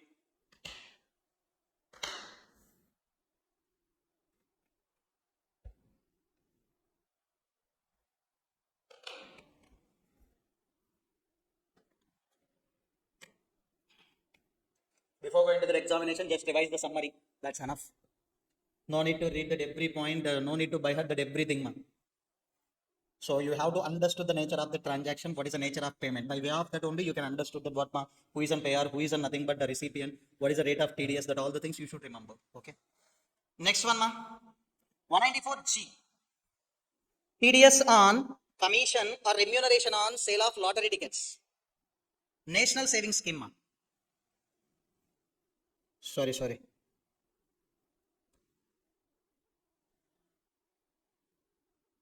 I wrote here that reverse, ma. National Savings Scheme. Yes, ma. Sorry for that. Okay. In summary, you have to change, ma. National Savings Scheme. Next. 194G, ma. TDS on commission and remuneration on sale of lottery tickets. Sir, you are selling the lottery tickets, ma. That means you are an agent. You are generating that money for the two lottery companies. Yes, ma. You are generating that money for the what, ma? Lottery companies. Here, definitely they will pay you one commission, ma, because that may be commission or that may be what, ma, remuneration. They will give you that for selling of what, ma, lottery tickets. Can you tell me who is a payer here who are paying that money? That means lottery company. Who is receiving that, ma? Agent. That means lottery ticket selling agent. Yes, if the amount is more than 15,000 during the financial year, then we have to deduct the TDS at the rate of what, 5%. And time of TDS is 2. That is at the time of payment or at the time of credit entry in the books of accounts of the way, whichever is earlier. That exception will be what, nil. So please remember, already we done one commission related section, ma. What is that, ma? 194D. Okay. Right now we are discussing that one more thing, ma. What is that, ma? 194G. 194G. What is that, ma? TDS on sale of, TDS on commission. TDS on commission or TDS on commission or remuneration on sale of what, ma? Lottery tickets. Sir, commission is nothing but everywhere is the same threshold limit, ma. What is the threshold limit, ma? 15,000 during the previous year. What is that? What is the TDS rate, ma? 5%. Ganesh, everywhere. If there is an insurance commission also, if there is an what, ma? Commission on sale of lottery tickets also, on the commission, there is a same threshold limit as well as same TDS rate also. Insurance commission 15,000, here also 15,000, 5%. 5%. This is an insurance commission. This is an what, ma? Commission on sale of what, ma? Lottery tickets. Clear? Next one, ma. One more section. 194H. 194H. TDS on commission or brokerage. TDS on what, ma? Commission or what, ma? Brokerage. Other than insurance commission, other than sale of lottery tickets commission. If anything, other than what, ma? Insurance commission, other than commission on what, ma? Sale of lottery tickets. If anything is there, that is covered under section 194H. Example, here, so I'm paying that what, ma? Some commission to my one broker, maybe. There is a sale of land or whatever it may be, the transaction is there. So I want to give you some commission to that broker. So in this situation, I am payer. That broker is nothing but what, ma? Pay. But in this section, if you want to deduct the TDS, you must be covered under this special case. I think you know what do you mean by the special case. Any person other than individual or HF turnover or gross receipt during the last year exceeds about 1 crore or 50 lakh. So that person only can deduct the TDS under this section. Okay. What is that, ma? Nature of payment, commission or brokerage. What is the threshold limit? 15,000. What is the TDS rate, ma? 5%. Whenever you are reading the commission or brokerage, threshold limit is 15,000 only and TDS rate is what, ma? 5%. But under 194H, that payer is nothing but what, ma? Covered under special case. Next, time of TDS, ma? Please return. Yes, ma? Time of TDS is 2. At the time of payment or at the time of credit entry in the books of accounts of the payee, whichever is earlier. And exception, important, ma? If any commission or brokerage paid by the BSNL, Bharat Sanchar Nigam Limited, and MTNL, Mahanagar Telecom Nigam Limited, to their public call offices franchises. That means the government entities, while making that commission to whom, their public call officers, that means telephone booths, etc., telephone booth agents, no need to deduct the TDS because these are the government entities. No? BSNL or MTNL, while they are making the commission to their public call officers in the form of commission, yes, they can make they can make that what, ma? They can make that what, ma? Without deducting the TDS. These two companies, while making the payment to their agents, they no need to deduct the what, ma? TDS. Clear? Yes, shall we write the summary, ma? Ganesh, please write it down. What is that? 194 H. TDS and what, ma? Commission or brokerage. TDS on commission or what ma? Brokerage. Can you tell me commission or brokerage? Other than what ma? 194G, sale of lottery tickets related commission. Other than 194D, insurance commission. If that exceeds how much amount ma? 15,000 during the previous year. And threshold limit 15,000 during the previous year. And TDS rate is what ma? 5%. TDS rate is what ma? 5%. Next one ma?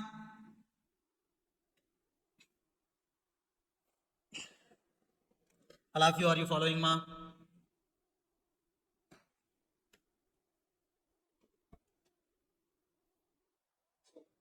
Next one ma? Please check it out. 194I. 194I. Sir, here we are forget to write one thing in our summary ma. What is that? Pair is special case. Yes ma. Pair is here what ma? Special case. Previously, I think we had discussed that what ma? Pair is special case for that how many sections ma? 2 sections. That is in 194A and 194C and right now 194H. For this, pair is an always covered under what ma? Special case. Is it okay? Yes. 194I ma? TDS on rent. TDS on what ma? Rent. Ganesh, what payer in case of paying the rent ma? Tenant isn't payer. Please remember that. Who is the payer ma? Tenant. Because we are only paying the rent to whom ma? Owner. That's why owner is nothing but pay. So many of them are writing that all the things in a reverse way ma. You are only paying the rent to the owner. That's why you are payer. Owner is nothing but pay. What is the nature of payment ma? Rent. But here, payer, if they want to deduct the TDS, that must be covered under what ma? Special case. Can you tell me special case means? Any person other than individual or HUF. Individual or HUF also can deduct the TDS during the last year turnover and gross receipts exceeds how much ma? 1 crore or 50 lakh. Threshold limit is how much ma? 2,40,000 during the financial year. If that exceeds the 2,40,000 during the financial year, suppose 2,50,000 rent to be paid ma. On which amount we have to deduct ma? 2,50,000 we have to deduct the TDS. What is the TDS rate ma? If that asset isn't taken on that higher basis, that is on plant and machinery and equipment. So don't think always that rent isn't paid for house. No, no. If you are taking that what ma? Plant and machinery for that higher basis or equipment, any equipment on higher basis, you have to pay that what ma? Rent also. Yes ma. On that we have to deduct the TDS at the rate of what ma? 2%.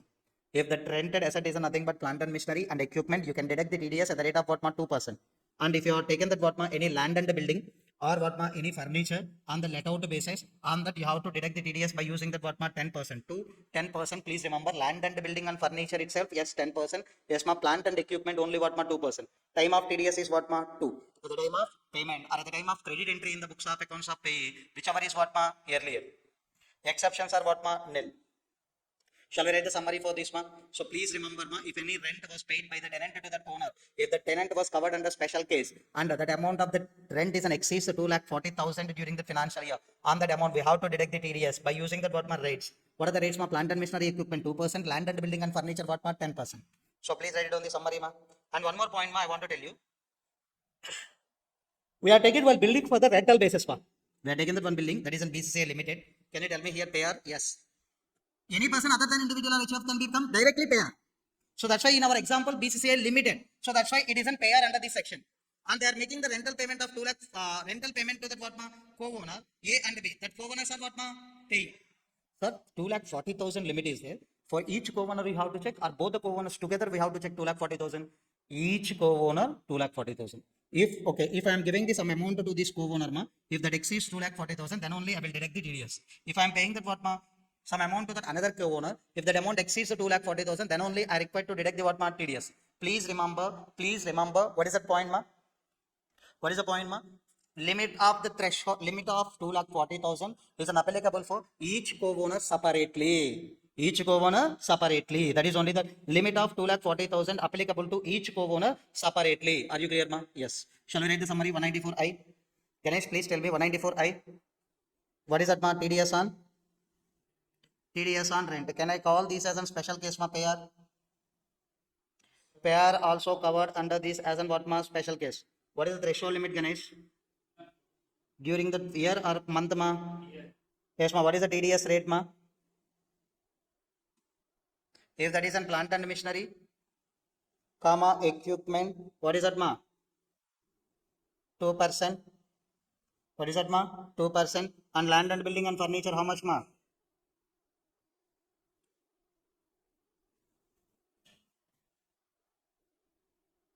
How much, man? 10%. So 2,40,000 limit is an applicable for that each co-owner or both the co-owners together 2,40,000 ma. Each co-owner having threshold limit of what ma? 2,40,000. Yes ma. Are you clear ma up to now?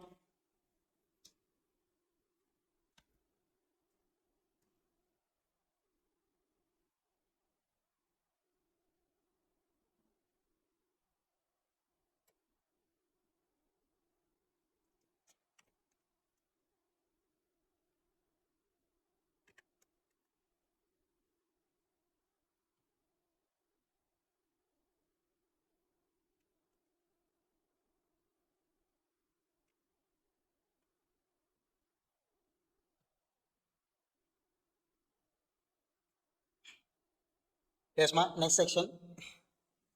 So 194 IB ma. What is that Ganesh? 194 IB. So 194 IB TDS on rent only. But here who can deduct the TDS on rent ma? In this section who can deduct ma? Individual HUF other than all the person can deduct. Individual or HUF also, if the turnover or gross receipts during the last year exceeds the what 1 crore or 50 lakh, they are also can deduct the TDS. But some persons are not covered here in the form of what payer. Can you tell me who are that ma? Individual or HUF who having the turnover or gross receipts during the last year does not exceed 1 CR, does not exceed 50 lakh, yes ma, not covered under payer under section 194I. For them we haven't what ma 194 IB. Some individuals or HUF is not become as an what ma payer in 194 EI, they are yes ma covered under section 194 IB. So that means normally who can become the payer here ma? Definitely any person other than individual or HUF. And individual or HUF also the turnover or gross is more than 1 crore or 50 lakh also, they are also covered under that special case here ma. But who are missed ma? Individual or HUF whose turnover during the last previous year does not exceed the 1 CR and does not exceed the what ma 50 lakh are not covered under the previous section. For them, yes ma, we are created the provision ma. Simply who are that ma? Individual or HUF only. And for them, turnover also what ma last year below 1 CR and gross receipts also below that what ma 50 lakh. Then they can become the payer here, nothing but tenant. Tenant is paying the rent to the what ma any resident owner. Yes ma, what is the rental amount threshold limit ma? 50,000 per month or part of the month. Here per annum we are mentioned that what ma 2,40,000, but here per month basis we are checking that what ma 50,000 per month are part of the month. Yes, can you tell me what is the rate of TDS here ma? 5%. If the rent amount isn't 50,000 per month or part of the month, if exceeds that, then an entire amount we are required to deduct the what ma 5%. The time of TDS is an important here ma. The time of TDS they are expressed in the different terms ma. Please remember. Yes ma. First ma, last month of the previous year. Suppose during the previous year if you are stayed in that property only, so please take that last month. What is that ma? March 2024. And if you are doing if you are vacated the property in any of the month, please take that month. What is that ma? Suppose if you are vacated the property in December 2023, that month. Yes ma. So can you tell me when you will get this point ma? If the tenant vacated the property, then only you will get this point ma.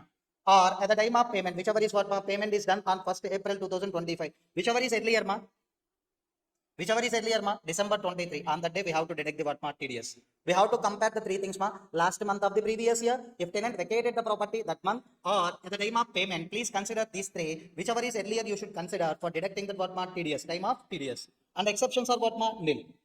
Exceptions are what ma? Nil. Sir, if you are observing that 194I TDS on rent, 194IB also TDS on rent, but payer is different in these two sections ma. Who are not covered as an payer in 194I, for them we are created the provision of 194IB. Clear? Yes. What is that ma? 194I, next one ma? 194IB. TDS on rent. Who is an payer here ma? Payer is nothing but individual or HUF who are not covered under, who are not covered under what ma? 194I. Threshold limit ma?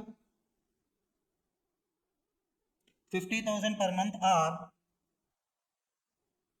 50,000 per month or part of the month. TDS rate ma? Please observe TDS rate ma? 5%.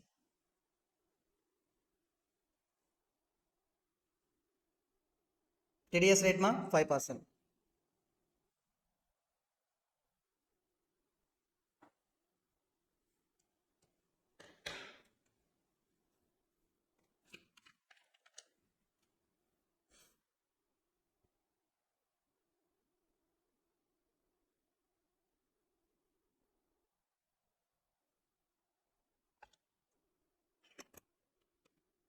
You have to understand the linkage between these two sections, Ganesh. Why? So here the payer is special case. Who are not covered under this section as a payer, for them there is a creation of what 194 IB provision. Next. 194 IA we will discuss right now. IA, IB normally, but I skip that what 194 IA. Right now we will discuss 194 IA. 194 IA TDS on sale of immovable property. Can you tell me at the time of selling of immovable property who are paying the amount? Buyer is making the payment. So that's why buyer is nothing but whom here payer. Buyer is nothing but payer. Who are receiving that money here? Seller. Seller is nothing but whom are paying. While making the payment of an consideration with respect to the what buying of immovable property, if that amount is exceeding the 50 lakh, then we have to deduct the TDS at the rate of what 1%. Why we are charging that 1% only? Because normally seller is required to pay what capital gain. Because that is an immovable property, if that is a capital asset, he is required to pay what capital gain. So that is only the taxable in his hands. So maybe he can pay the tax in which year assessment year. But at the time of making the payment itself, or at the time of credit entry in the books of accounts of payee, we required to deduct the what TDS. On that entire consideration, if you have collected even 1% also, that enough for the what capital gain tax. So there is a 1% only because 50 lakh more. Yes, ma. Can you calculate it? Yes, ma. 50 lakh into 1%, ma. 50 lakh into 1%, 5,000. 50,000. That's enough. So that is only the capital gain tax. So don't calculate here as a 10% TDS. That is totally wrong. 1% if you are collected on consideration also, that's enough to recover the total capital gain tax. At the time of payment or at the time of credit entry in the books of accounts of pay, whichever is earlier, and exceptions are what nil. 194 IA. Shall we write ma? What is that 194 IA? TDS on sale of immovable property. What is that ma? Threshold limit. Yes, ma. Threshold limit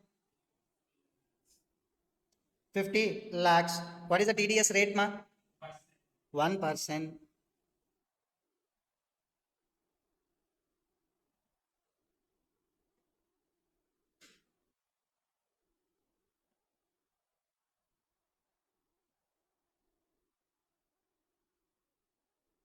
Okay, next one. 194 IC. 194 IC. IA, IBR over now. 194 IC. TDS on payment under specified agreement under section 45 subsection 5A. TDS TDS on payment under specified agreement. Example I will tell you ma. So Mr. I having that what ma? One land. Mr. I having that what ma? Land. But he don't have any construction capabilities in order to develop that land ma. So in this situation, he's transferring his land to whom L&T. So they haven't construction capabilities and easily they can develop the what property. In this situation, we are transferring our capital asset. We are transferring our capital asset. That's why we are required to calculate what capital gain tax. We are required to calculate what capital gain tax because we haven't one asset. So that maybe we can transfer that what land, building, or both also we can transfer under what joint development agreement, not JDA. So this is in JDA. Under joint development agreement, we are transfer the what land, building, or both we are transfer.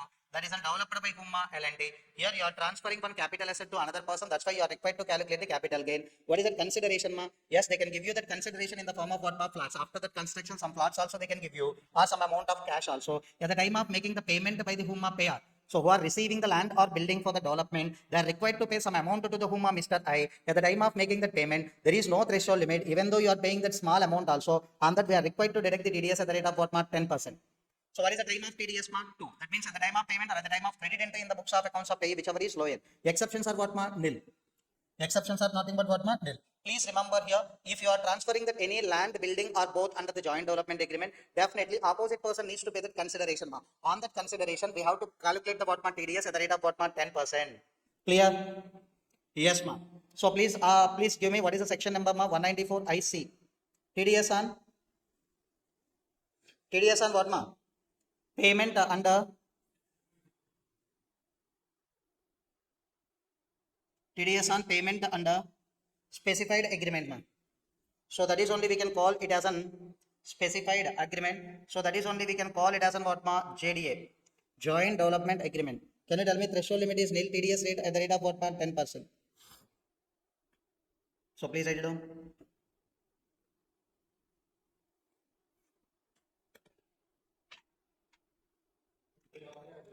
Hmm?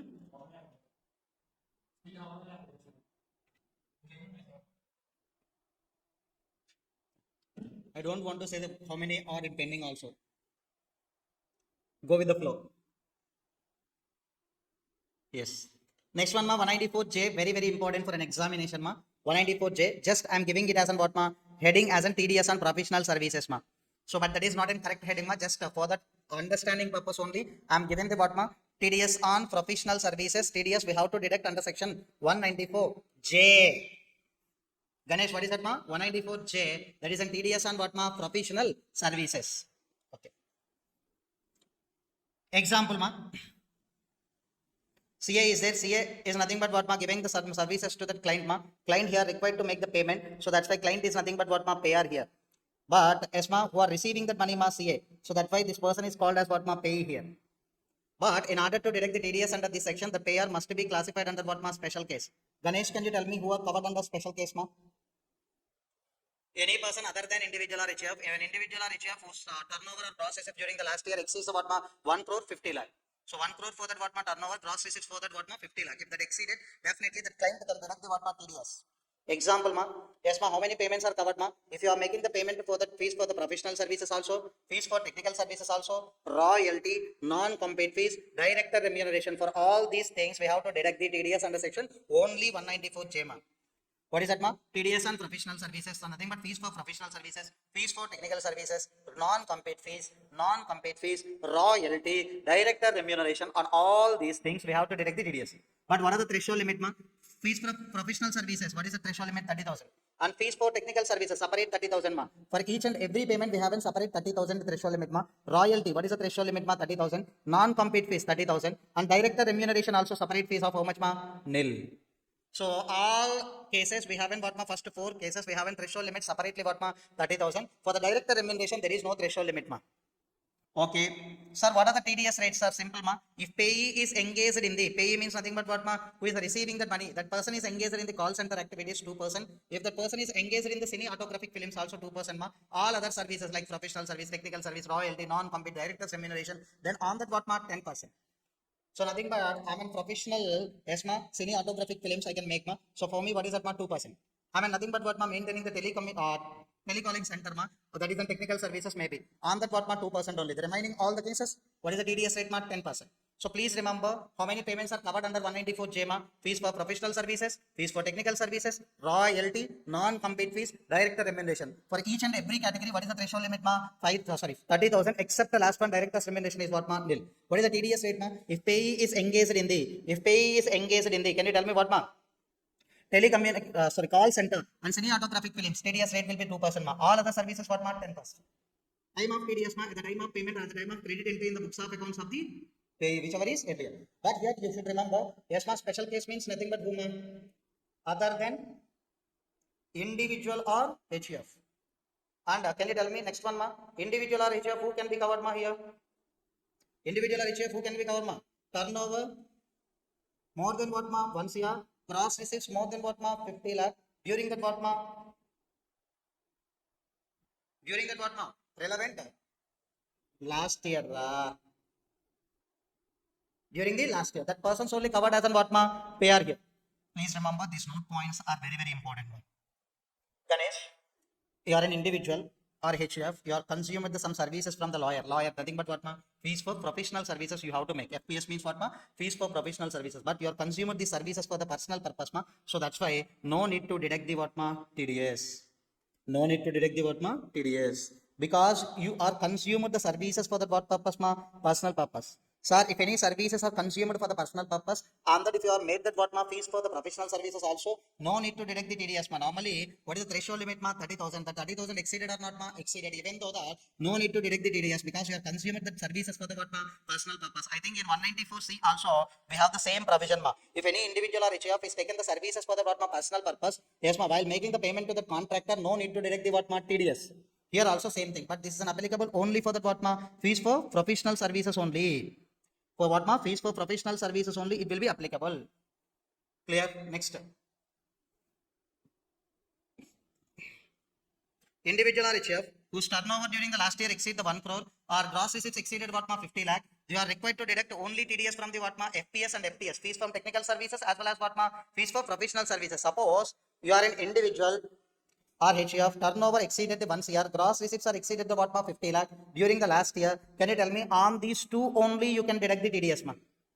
Royalty, non-compete fees, director remuneration on that, even though the threshold limit exceeded the 30,000 or nothing but what ma nil case, also no need to deduct the TDS because you are an individual or HF, turnover is more than 1 CR, gross receipts is more than what ma 50 lakh, also you are eligible to deduct the what ma TDS, but only on these two ma, not on all. That is only, in other words I am written ma. No need to deduct the TDS on royalty, non-compete fees, even if your last year turnover is what ma more than this limit. You can't deduct the TDS on these three, yes ma, on these two only, because yes ma, who can make the payment ma? Director's remuneration means company only a payer. Normally here that isn't covered. Company is making the payment ma, that's why that isn't covered under what ma other than individual or HF. That's why we are not talking about this. But yes ma, individual or HF can make the payment of what ma first four. But if you are an individual or HF covering the more than what ma 1 CR and more than what ma 50 lakh during the last year, you can deduct the TDS with respect to what ma fees from professional services and fees for what ma technical services only, but you can't deduct the TDS on what ma royalty, non-compete fees.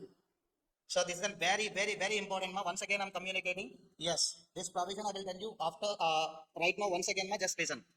Can you tell me under section 194J what are the provision? What are the payments are covered ma?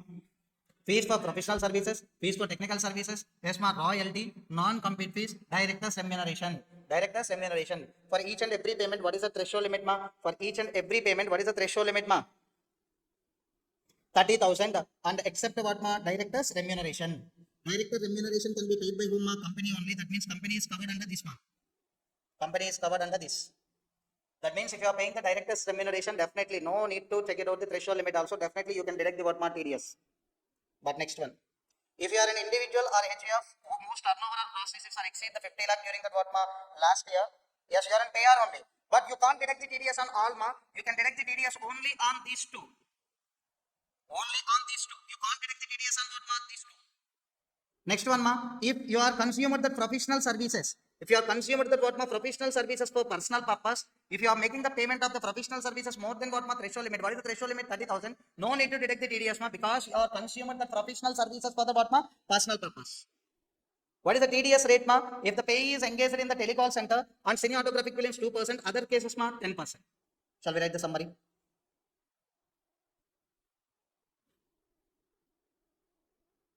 Shall we write the summary ma?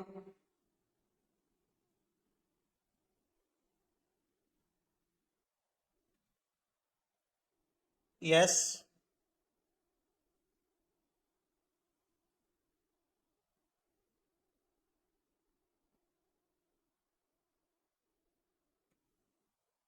What is that ma? 194 IC over next one ma. Ganesh. 194J. TDS on how many ma? TDS on first one. Okay, TDS on fees for professional services. Huh? So I think right now it isn't working. Yes ma, right now please check it out. It's working.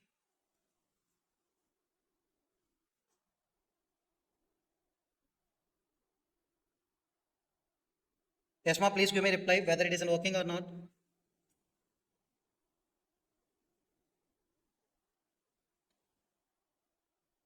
Yes ma. Fees for what ma? Professional services. What is the threshold limit for this? 30,000. Fees for technical services. 30,000. Next, royalty. Non-compete fee. Next one ma. Directors remuneration. What is the threshold limit for the directors remuneration ma?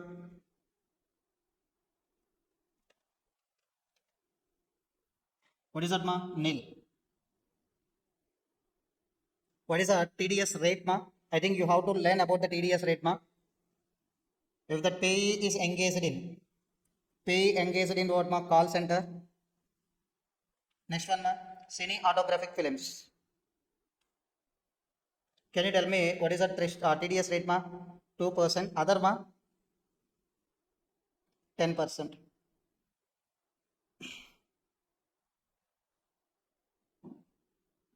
Yes, ma. So 194 IA also payer special case, ma. Please give me. Yes, ma. 194 IA, that is an immovable property. Payer is nothing but what, ma? Special case. Here also payer is nothing but what, ma? Special case.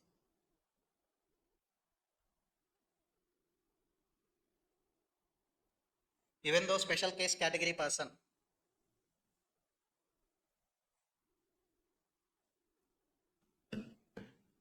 Clear, ma, up to now?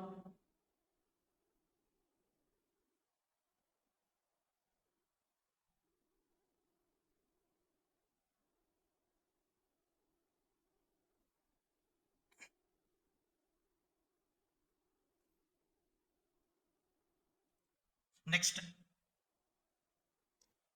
194J over, ma. 194K. 194K is nothing but TDS on income in respect of units of mutual fund, ma. Here, who are payer, ma? Mutual fund or unit trust of India is in payer. So their unit holders only nothing but what, ma? Pay. So the resident unit holder, ma? Yes, definitely we are making that income payment to the unit holder. At the time, if the amount exceeding the 5,000, we have to deduct the TDS at the rate of what, ma? 10%. So nothing but if any person is invested in the mutual fund, yes, ma, mutual fund is making the payment of that what, ma, income to their unit holders at that time. If that amount of the payment exceeding the 5,000, definitely we are required to deduct the TDS. Suppose 5,500 we are paying, ma.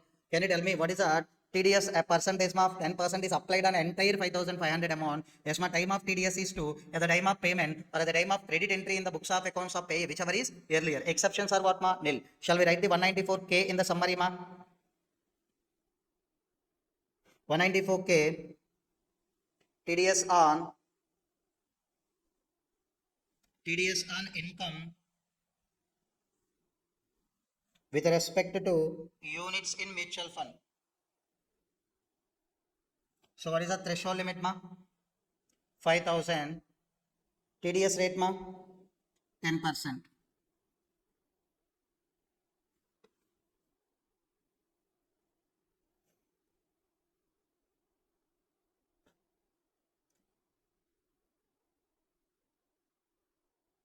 Clear, ma? 194K. Next one, ma. 194 LA. 194 LA. What is that 194 LA, ma? TDS on compensation received under compulsory acquisition. TDS on compensation received under what, ma? Compulsory acquisition. Simple, ma. Here, any resident person is receiving that compensation who are doing that compulsory acquisition, ma. That person who is required to pay that what, ma? Compensation. If that compensation amount is more than 2,50,000, so definitely we are required to deduct the TDS at the rate of what, ma? 10%. Because, yes, ma, this person needs to pay that what, ma? Capital gain tax. Yes, sir. If any asset we are acquiring under compulsory acquisition, so that person required to pay that what, ma? Capital gain tax. But yes, ma, the payer who are paying that compensation, we are required to deduct the tax, ma. We are required to deduct the tax at the rate of what, ma? 10%. Time of TDS is 1, ma. But exception here very important, ma. Exception here very important. If compensation on acquisition of agriculture land, ma, whether it is in rural or urban, no need to deduct the TDS. If we are giving the compensation, yes, ma, for the acquisition of what, ma? Agriculture land, that may be rural agriculture land, that may be urban agriculture land, on that no need to deduct the what, ma? TDS. Shall we write the 194 LA, ma?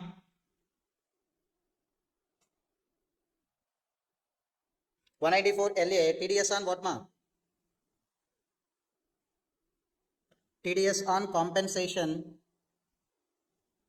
TDS on what, ma? Compensation received under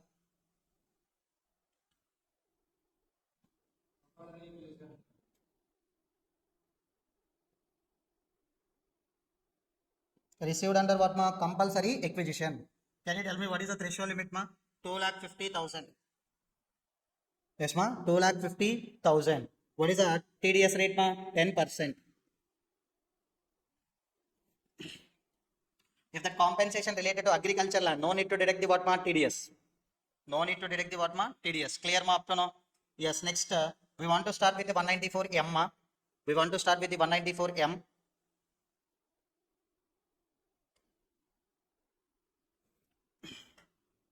If you remember, we have in 3 sections, ma. That is an 194C, 194H, 194J. That is an always the payer is in special cases ma. 194C is nothing but what ma TDS with respect to the works contract. 194H is an TDS with respect to the what ma commission or brokerage. 194J is nothing but TDS on professional services ma. In that payer is an always covered under what ma special cases. Special cases means nothing but who ma individual other than individual or HF all SSEs. Individual or HF whose turnover or gross receipt during the last year exceeds 1 CR or what ma 50 lakh. But if you are observing that, yes ma, some persons are not covered here ma. Who are not covered here ma? Individual or HF whose turnover or gross asset does not exceed 50 lakh and nothing but what ma 1 CR are not covered here. So for them, we are having the what ma 194M. Who is that 194M ma? Individual or HF exclusively not covered under these three sections ma. 194C, 194H, 194J. That persons can deduct the TDS under section what ma 194M. Very, very important, ma. Sir, why we are not covering the 194I, ma? Sir, if any person not covered under section 194I, we have an 194 what, ma? IB. So these two are already over, ma. The remaining, if any person not covered under section 194C works contract, payer, yes, ma. If any person not covered under section 194H as an payer, if any person not covered under section 194J as an payer, so that persons can require to deduct the TDS under section 194M. Yes, can you tell me who are not payer is nothing but whom are here? Payer is nothing but who are not covered under these three sections, ma. 194C, 194H, 194J. If you are making the payment, then threshold limit is very high here, ma. 50 lakh during that financial year. If the threshold limit is exceeding the what ma 50 lakh during the financial year, on that we are required to pay the TDS. We are required to deduct the TDS at the rate of what ma 5%, and the pay is nothing but what ma any resident person. Time of TDS is nothing but two exceptions are what ma nil. Sir, there is a creation of linkage ma. If any person not covered under section 194C, 194H, 194J as an payer, so that persons also can make the payment of what ma commission or brokerage, work contract related compensation as well as what ma so works contract related amount under 194J professional services payments also we can make. If all together if that amount exceeded during the previous year 50 lakh, then we can make that what ma TDS. Are you clear ma up to now? Yes. Shall we write that 194 what ma M? Yes ma. Here TDS by whom ma? TDS by individual or HUF who are not covered under, please let me know ma, not covered under section 194C, 194H, 194J. Threshold limit ma 50 lakh. Threshold limit how much ma? 50 lakh. TDS rate ma 5%. TDS rate ma 5%. TDS rate ma 5%. Next, how many TDS provisions we have ma? We will count it down. So we have started the first part of the chapter, that is in TDS. TCS is another part ma. In TDS, we have to discuss the few more ma. That is nothing but this is an 1. And next this is an what ma 1, and this is an nothing but what ma 2, and this is an what ma 3, and this is an what ma 4. This 4 only we have to discuss for. Nothing but yes, we have an 5, and next we have an what ma 6 also. Only we have to discuss the 6 TDS sections of. Yes, ma. Remaining we have to discuss only the 6 ma. If you are discussing the 6, then entire TDS chapter will be over ma. Shall we discuss the 194 N ma TDS on cash withdrawal? Yes ma, 194 M is an over ma. Then we have to start the discussion relating to 194 N TDS on what ma cash withdrawal. TDS on what ma cash withdrawal.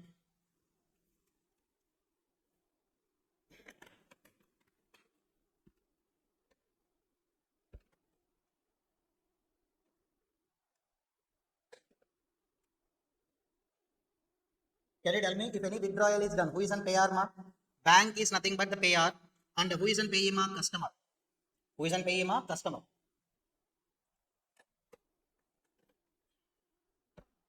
Yes, nature of payment is nothing but what ma cash withdrawal amount.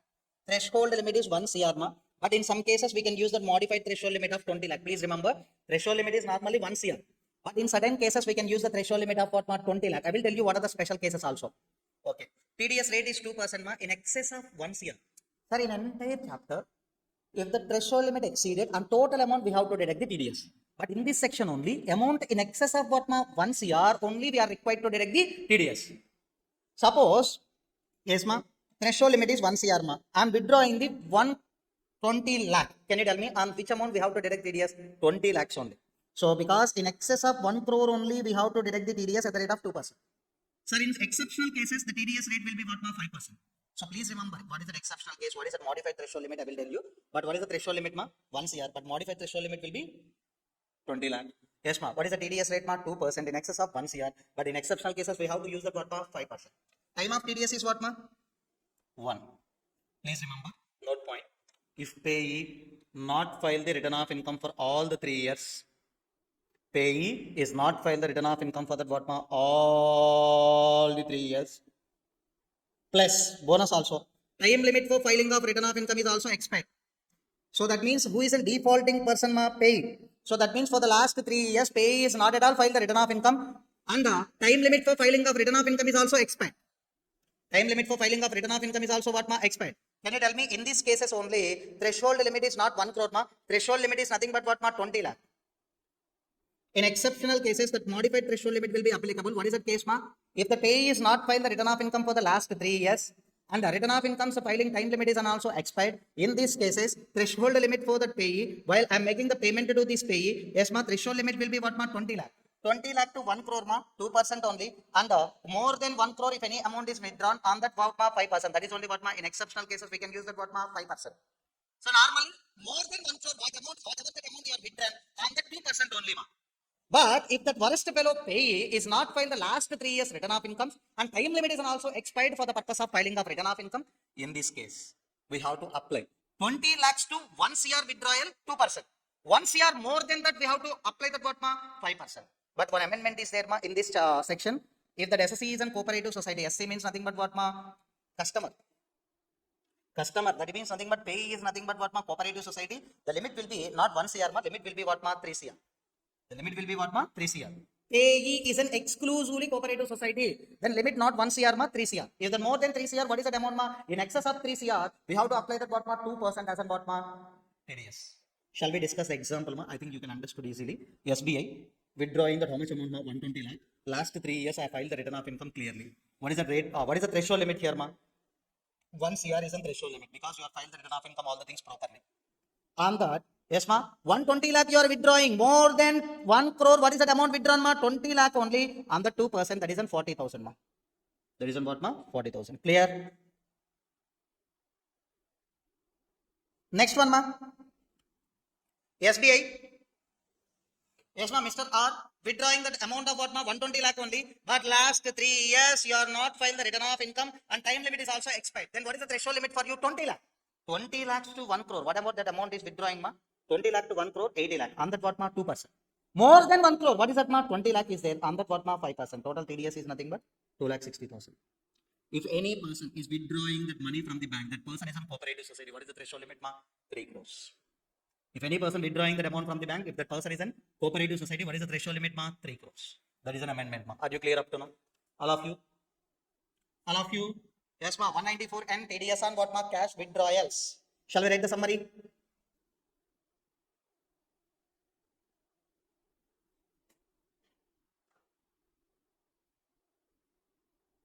TDS on what, ma? Cash withdrawal.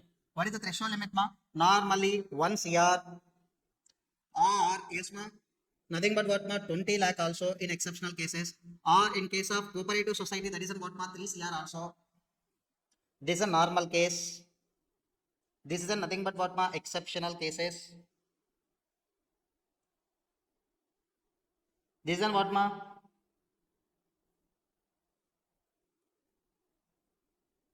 In case of what, ma? Cooperative society. TDS rate, ma? Normal is 2%, and some exceptional cases we are using that what, ma? 5%. Am I correct, ma?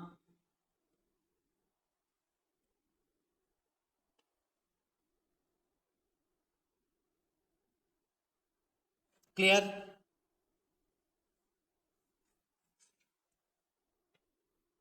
So what is the exceptional cases, ma? If payee is not filed the return of income for the last 3 years and the time limit is also expired, ma. So then what is the point, ma? Then what is the point? Threshold limit will be 20 lakh only. 20 lakh to 1 CR 2%. 1 CR above what, ma? 5%. Are you understood, ma?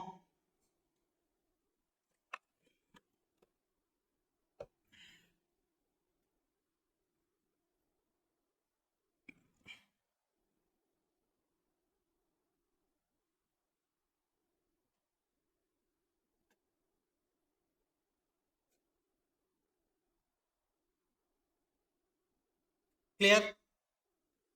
Next one, ma. 194O. Yes, ma. 194O. That is on what, ma? 194O is nothing but talking about the, yes, ma, very, very important, ma. Many students are confusing with these sections, ma. So just listen carefully. 194O. 194O is nothing but talking about the TDS on payments made by the e-commerce operator. TDS on what, ma? Payments made by the e-commerce operator for the sale of goods or rendering the what, ma, services. Sir, in order to understand this TDS structure, we have to take one example, ma. So nothing but what, ma? If any payment made by the e-commerce operator, that means who is in payer, ma? E-commerce operator is in payer. So nothing but here, who is in payment made by the e-commerce operator means nothing but who is in payer, ma? E-commerce operator is payer. In our example, Flipkart is an e-commerce operator. So nothing but what, ma? One mobile company is placing their mobile in that e-commerce website, ma. So who are purchasing that, ma? Mr. I purchasing that what, ma? Mobile. So what is that amount we are paid, ma? 35,000 we are paid to that Flipkart. Yes, ma. Can you tell me Flipkart after reducing the commission? So definitely that amount will be paid to whom, ma? Mobile company. Here mobile company is called as what, ma? E-commerce participant. If any e-commerce operator is paying that amount to that e-commerce operator, can you tell me who is on payee, ma? E-commerce participant is nothing but pay. So suppose if I am purchasing the what, Redmi mobile from the Flipkart, I will make the payment of 35,000. That 35,000 ultimately will be reached to whom, ma? Mobile company. Yes, ma. TDS we have to deduct at the rate of what, ma? 1% on gross amount. Can you tell me what is that gross amount in this example? 35,000. On the entire gross amount, we have to deduct the TDS at the rate of what, ma? 1%. What is the time of TDS, ma? 2. At the time of what, ma? Payment. What is the time of TDS, ma? At the time of payment or at the time of credit entry in the books of accounts of pay, whichever is earlier. Exception, ma? Nil. The exception is what, ma? Nil. But TDS is deducted if that amount is exceeded the below limit, ma. If payee is an individual or HF, payee means nothing but what, ma? E-commerce participant is an individual or HF, then 2,50,000, sorry, 5 lakh is a threshold limit, ma. Others what, ma? Nil. Example, I will take the simple example, ma.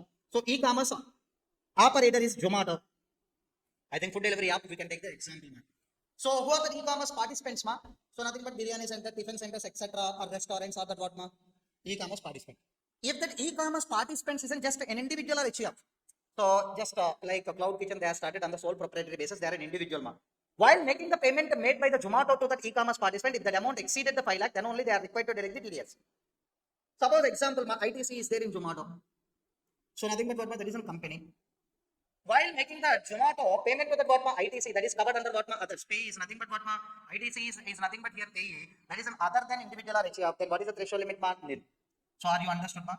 This transaction is nothing but between the e-commerce operator and e-commerce participant, ma. Nothing but many persons are thinking as an what, ma? This is a transaction between the e-commerce operator and the customer. No. If you are thinking like this section will be gone.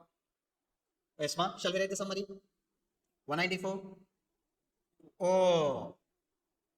TDS on payment made by e-commerce operator to whom, ma? E-commerce participant.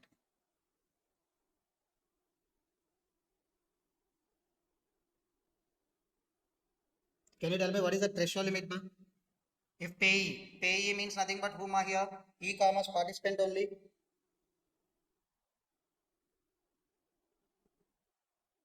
If e-commerce participant is an individual or HF, what is the threshold limit, ma? 5 lakh. Other, then threshold limit will be what, ma? Nil. What is the TDS rate, ma? 1% on which amount, ma? Gross amount. What do you mean by the gross amount, ma? Definitely from 35,000. Yes, ma? Yes, ma. Yes, ma. From these 35,000, I can deduct the 1% as a commission or nothing but what, ma? I can retain the what, ma? 1,000 amount. How much ultimately I made, ma?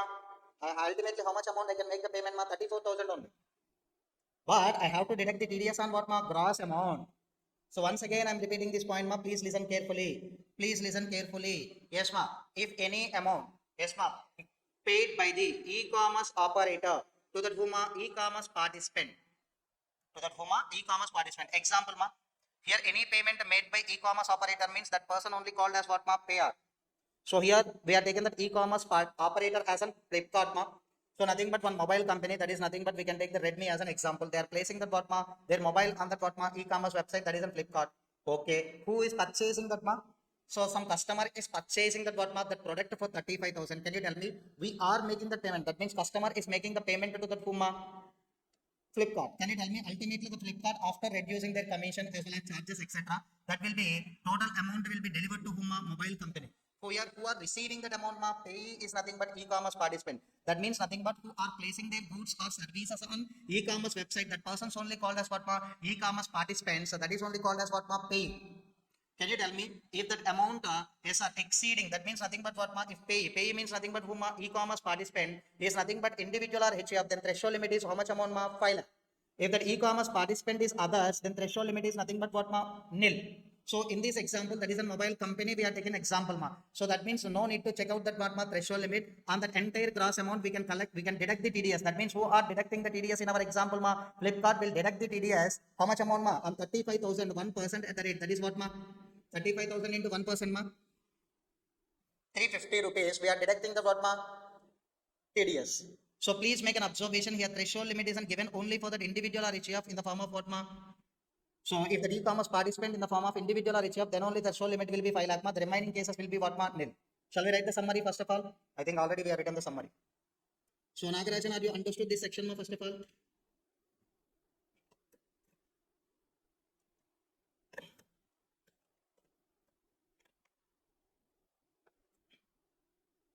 Many persons are thinking as in what this is a transaction between the customer and e-commerce operator. No.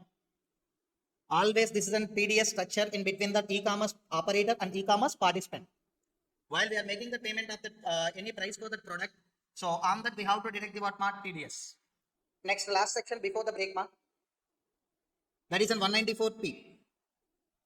TDS on what total income of a specified senior citizen. Can you tell me what do you mean by the specified senior citizen If any person is a resident and having that what 75 years or more age, and if he receiving that what pension income and interest income, these two incomes only if he receives, and the two incomes also credited to that what same bank account, yes that bank only known as what specified bank. Suppose one example, senior citizen means 60 or more But here we are talking about the specified senior citizen. Specified senior citizen means he is a resident and having that age of what 75 years or more. And he receiving the pension income from the what his employer, and he should receive the what interest income also from the what deposits made in the bank. So but these two things should be credited to the same bank account. Pension also should be credited to the same bank account, and interest also should be credited to the same bank account. That bank only called as what specified bank. In this situation, that specified senior citizen needs to give one declaration. What is the type of declaration, sir? During this year, I am receiving these two incomes only. The two incomes also credited to your bank account only. Yes, if you are required to deduct the TDS, yes, you can deduct. What is the threshold limit, What is the basic exemption limit for the 75 years or more person, 3 lakh. What is that? 80 years crossed person threshold, basic exemption limit 5 lakh. That's why if that amount exceeded, that means specified bank definitely needs to make the payment to whom specified senior citizen. While making the payment to the specified senior citizen, yes sir, if that amount crosses the what 3 lakh, 75 to 80, normally 75 to yes below 80 3 lakhs, above 80 what 80 or above 80 5 lakh threshold limit is there. Next, the time of TDS at the time of payment So please remember here one thing, TDS rates will be what slab rates.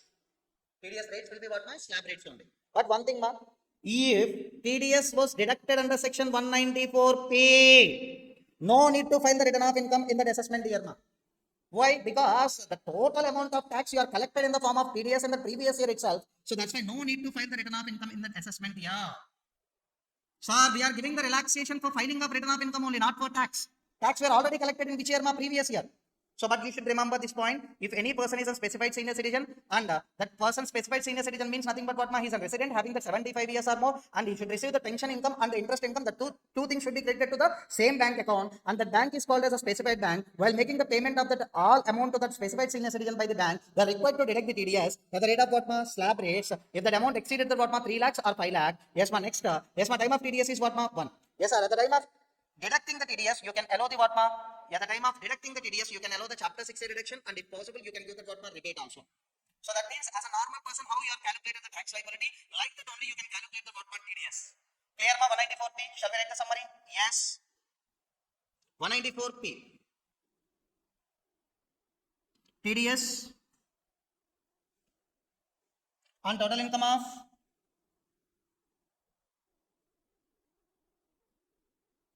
specified senior citizen.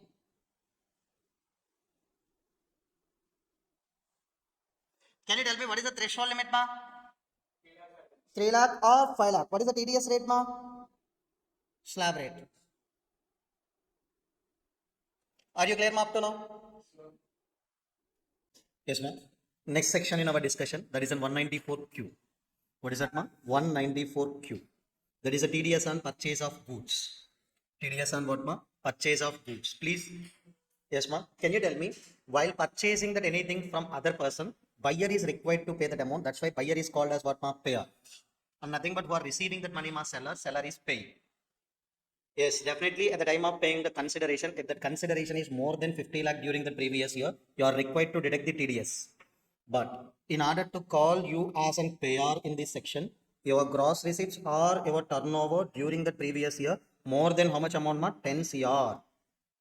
If you want to deduct the TDS under this section, yes, ma, that by your turnover or gross receipts last year related turnover or gross receipts must exceed the how much amount, ma? 10 CR. Then only you can deduct the TDS under section 194Q. Are you clear, ma? Yes. So nothing but, yes, ma, nothing but what is the TDS rate, ma? Here the TDS rate will be 0.1%, ma, on in excess of 50 lakh, ma. Sir, 194L in excess of 1 CR we are deducting the what, ma, TDS. That means, yes, ma, in excess of the threshold limit, whatever the amount is there, on that amount only we are required to deduct the what, ma, TDS. Like in 194N only. Here also, suppose 55 lakh I paid, ma. How much amount, ma? On 5 lakh we are required to deduct the what, ma, TDS.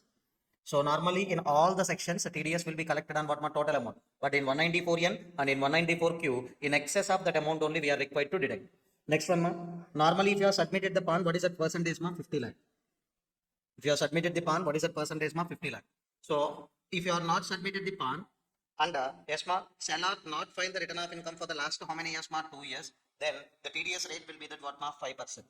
So please make an observation. Seller is defaulting in the filing of return of income for the last 2 years and PAN number is also not available. On that time, instead of 0.1%, we are deducting the TDS at the rate of what, ma? 5%. Yes, ma, time of TDS is nothing but what, ma? 2. So TDS on purchase of goods, ma, at the time of making the payment for the purchase of goods, we have to deduct the TDS at the rate of what, ma? 0.1 in excess of 50 lakh, 5% in excess of what, ma? 50 lakh, in which case, ma, if PAN not submitted as well as seller is not filed the return of income for how many years, ma? Last 2 years. Can you tell me in this section, if you want to deduct the TDS, gross receipts and turnover more than how much amount, ma? 10 crore in that what, ma? Last year. Yes, ma. So please write it on the summary, ma. 194Q. What is that 194Q, ma? TDS on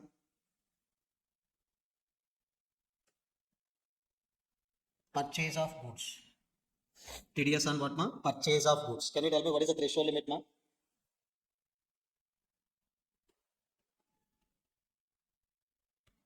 What is the threshold limit, ma? 50 lakh during that what, ma? Per annum. During the financial year, that is in 50 lakh. Can you tell me TDS rate, ma? TDS rate, please let me know. Two TDS rates are there, ma. What is that, ma? Yes, ma. 0.1% is on amount in excess of what, ma? In excess of 50 lakh. Yes, ma. If the PAN submitted. Yes, ma. Next one, ma. 5% on amount exceeding how much, ma? Sorry, amount in excess of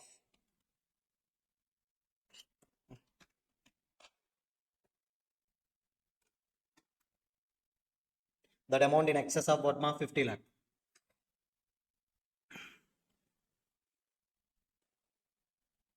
In excess of what, ma? 50 lakh. But can you tell me in which case, ma, this one? PAN not submitted. And next one, ma? Seller not filed ROI for last 2 years. In this case, can you tell me what is the, yes, ma, what is that amount, what is the rate we want to collect, ma? At the rate of 5%, ma. Clear? This is only that 194Q, ma. Yes, at the time of TCS, we will discuss this 194Q once again, ma, because we have a comparable provision 194Q with the 1 TCS provision that we will discuss after some time, ma. Next, we have an 194R, ma. 194R, nothing but what, ma? TDS with respect to TDS with respect to any benefit or perquisite arises from the what ma business or profession. Sir, if you are doing that salary, if you are doing that employment, if you are receiving that any benefit or perquisite, on that we are required to deduct the TDS under section 192. If you are in an employment, you are receiving any salary, on that salary, what is the TDS section ma? 192 only. But right now you are doing the business or profession ma. While doing the business or profession, you are receiving that what ma? Any perquisite or benefit. What is the tax consequences or TDS implications on that perquisite? Example. Yes, ma. I'm purchasing the huge quantity of the raw material from the my supplier, ma. Supplier. That means, yes, ma. Target reached. I am giving that what ma more amount of the. Yes, sir. I'm already purchasing that more amount of the goods from the supplier. That's why supplier is giving the what ma some benefit or purpose it like one gift is given by the what ma supplier. For me, that is definitely income. Yes. How it will be taxable, ma? In your business or profession only, that will be taxable. While doing the business or profession, you are receiving that any purpose that is taxable under the head what ma PCBP. But what is the tax implication, ma? Yes, that is only ma. Yes, payer should be covered under here as a special case ma. Can you tell me what do you mean by the special case ma? Any person other than individual or HF, individual or HF, nothing but what ma turnover or gross is 1 crore or 50 lakh during that what ma last year. Yes ma, nothing but payee here. The payee is doing the business or profession. If you receive that any benefit or perquisite that may be monetary or non-monetary ma. In the form of cash also you can receive. In the form of what ma kind also you can receive that any perquisite. Yes ma, if the perquisite value more than what ma 20,000 during the previous year, then we have to deduct the TDS at the rate of what ma 10%. Suppose you are receiving the cash of 50,000 amount ma. Can you tell me that is a more than 20,000? Yes, we are required to deduct the TDS at the rate of 10%. What is the TDS amount ma? 50,000 into 10%. That is in 5,000. They are required to deduct the TDS. Net amount how much they should give you ma? Only they should give you how much amount ma? Net amount 45,000 only. So one example ma, this maybe you can get it as an MCQ. How you can get this as an MCQ? Example I will tell you. Payer is giving the ESMA 27,900 phone ma. So nothing but kind. Here we are giving the perquisite as an what mark kind only, but the remaining 300 I am paying it as an what mark cash, because you can purchase the screen card as well as what mark a pouch etc. That's why I am paying that what mark 300 also. Totally what is the value of the gift I am giving ma? 30,000. But here I want to make the TDS definitely because the perquisite more than what mark 20,000 in a previous year. So that's why I required to deduct the TDS at the rate of 10%. So can you calculate the TDS amount ma? 30,000 into 10%, that is in 3,000.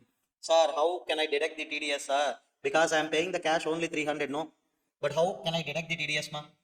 Here the cash portion is sufficient and insufficient to meet out the TDS liability ma. Insufficient only. So if I am paying the cash, definitely I can deduct the cash portion ma. Here that is an insufficient. So cash portion is insufficient to meet out the TDS liability. TDS liability 3,000 is there, cash only 300 is there. How can I deduct the 3,000 ma? So that's why yes sir, no issue. You have to pay the yes ma TDS amount from your own pocket ma. That is, you have to pay the TDS from your own pocket. Can you tell me how much ma? Already 3,000 is an TDS liability, but 300 cash there, please deduct that. The remaining 2,700 you can deduct, sorry, you can pay from your own pocket ma. So are you understood that 194 R ma? TDS with respect to that any benefit or perquisite, any benefit or perquisite arising from the what ma? Business or profession. Arising the what ma? Business or profession, any perquisite or any benefit arising in that what ma? Arising if that is in that what ma salaries under employment, that is taxable under section, sorry, taxable in the head salary, but TDS was under what ma 192. But here we are receiving this benefit or perquisite in that business or profession ma. In that what ma business or profession. Shall we write the summary? Can you tell me what is the section number ma? 194 or TDS on any benefit or perquisite, any benefit or perquisite, any benefit or perquisite under any benefit or perquisite received by person in business or what ma profession. What is the threshold limit ma? 20,000 during the previous year. What is the TDS rate ma? 10%. If TDS liability is insufficient to meet out ma, yes, how you can make the payment ma? From your own pocket only. That means payer can deduct from his own pocket ma. What is that 45,000? Nivedita, what is that 45,000?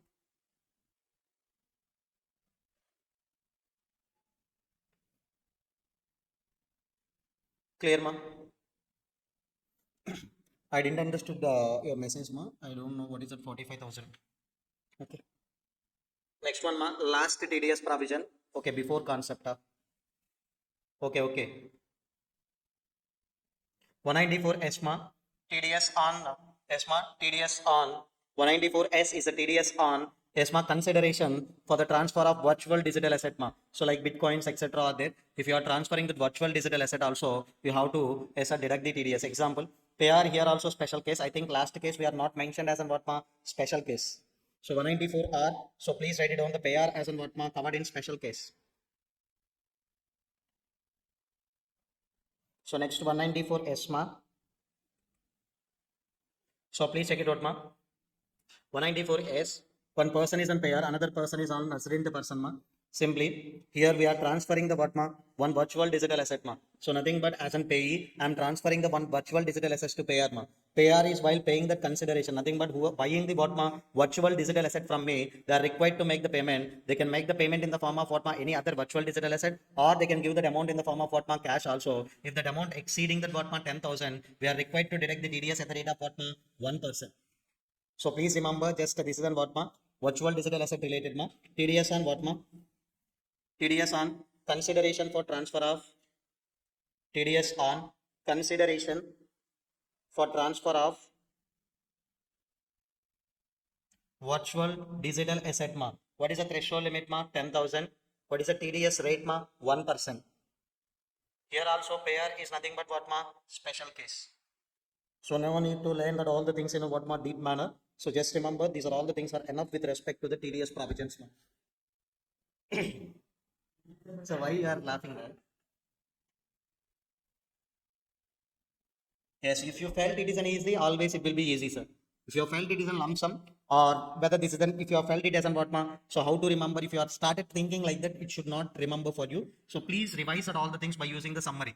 So that every person also, yes ma, how he can remember for the long time till that examination by revising that all the things. So first 5 sections revision. Then after one more 5 sections. Then cumulatively 10. Next you have to add 5. Next cumulatively 15. Next you have to add one more 5. Next cumulatively how many mark 20. Like that only if you are revising, automatically you can remember for the long time. Yes sir. Are you clear ma up to now? These are only the TDS provisions we have in our syllabus ma. Yes. Next ma. Yes. Okay. Immediately after this we will start the what ma TCS. Okay. So TDS is an overmark. Next we have to start the TCS portion, that is TCS under section 206C. Tax collection at source mark 206C section talking all about the TCS mark. The first 206C subsection 1 mark. What is that? 206C subsection 1. So TCS on sale of certain goods, not on all goods, only on certain goods we want to collect the what mark tax. So just the TCS concept with this example we can understood easily. So normally in TDS always we have two parties, that is a payer and pay. TDS always we have two parties. What is that? Payer and pay. But in this situation we have parties. Can you tell me buyer and seller? If any TCS concept is there, always the parties are what ma? Buyer and seller. Can you tell me deduction or collection ma? Collection. So nothing but the buyer is required to pay the consideration to whom ma seller. Yes ma, nothing but who is collecting that money ma? Seller is collecting that money. Along with that money, we want to collect the what ma? Tax also. Not on all goods ma, only on certain goods. Sir, I am selling these certain goods ma. I am selling these certain goods. Along with that consideration, I need to collect the what ma? Tax also from the buyer. That means who is responsible for collecting the TCS ma? Seller is responsible for collecting the TCS. Buyer is responsible for making the what ma? Payment of TCS. So TDS parties payer and payee. Who is responsible for deducting the TDS ma? Payer. But in TCS we have a buyer and seller ma. Who is responsible for collecting the TCS ma? Seller. Clear? Next one. Sir, always the TCS should be collected on the consideration ma. Sir, suppose the consideration may be 50 lakh. On that some percentages I will reveal ma. On that consideration we want to collect the what ma TCS. Please remember on that consideration only we want to collect the TCS. Here there is no threshold limit. There is no threshold limit. Can you tell me TCS on all goods or certain goods ma? Certain goods only, sir. What are the certain goods sir? Yes, I will tell you ma. Alcoholic liquor for human consumption. Ganesh. Alcoholic liquor for human consumption. Second one, that is square. That is a 10 olives. What do you mean by the 10 olives? BD. So I don't know. Tobacco related. Okay, 10 olives. As ma, timber obtained under forest produce. Timber obtained other than forest produce. As ma, any other forest produce other than that what ma these two. Yes ma, next scrap. And the minerals of being in what ma coal or iron ore. Sir, if any things are sold by the seller along with the consideration, he needs to collect the what ma TCS. The TCS needs to be collected on what ma consideration only. The TCS needs to be collected on what ma consideration only. Can you tell me what is the rate? Yes ma, alcoholic liquor for human consumption, that is on 1% rate ma. 10 to 5%. Timber obtained under forest produce 2.5. Timber obtained under any mode also 2.5. Any other forest produce other than the 10 leaves and timber also 2.5. Scrap 1%. And minerals that make it ore as well as what iron ore, that is what 1%. You should remember these products now. On these products only we want to collect the TCS under section 206C subsection 1. So in TCS also we have in 5-6 subsections now. TCS 206C is a main section. Within that subsection 1 is talking about the what TCS on sale of certain goods. Are you clear? Yes. Can you tell me time of TCS, ma'am? Sir, okay, time of TDS I think we are discussed as in what, ma'am? So if you are observing the time of TDS, we are discussing it as an well at the time of what, ma'am? Payment. At the time of payment. Method 2, ma'am. Time of TDS method 2 we are discussed at what, ma'am? At the time of payment. Or second one, ma'am, at the time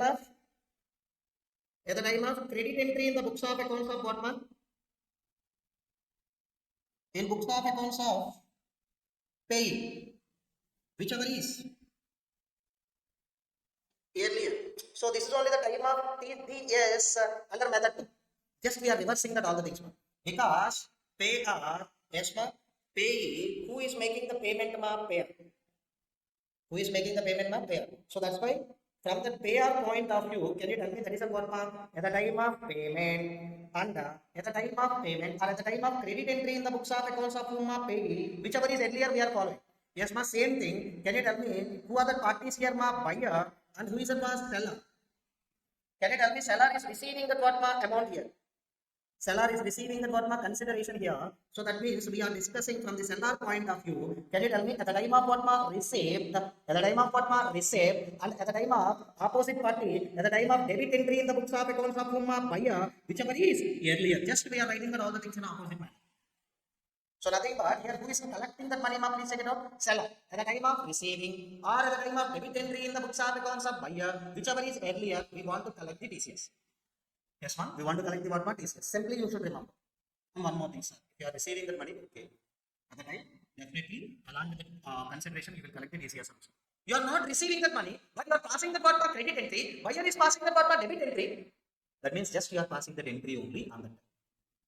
So there is no money receivable also. That means there is no money receivable. Just the receivable entry and for them there is a what payable entry. At the time of payable entry is passed by the buyer. At the time you have to collect the what TCS. Collection means something, but just you have to pass the entry.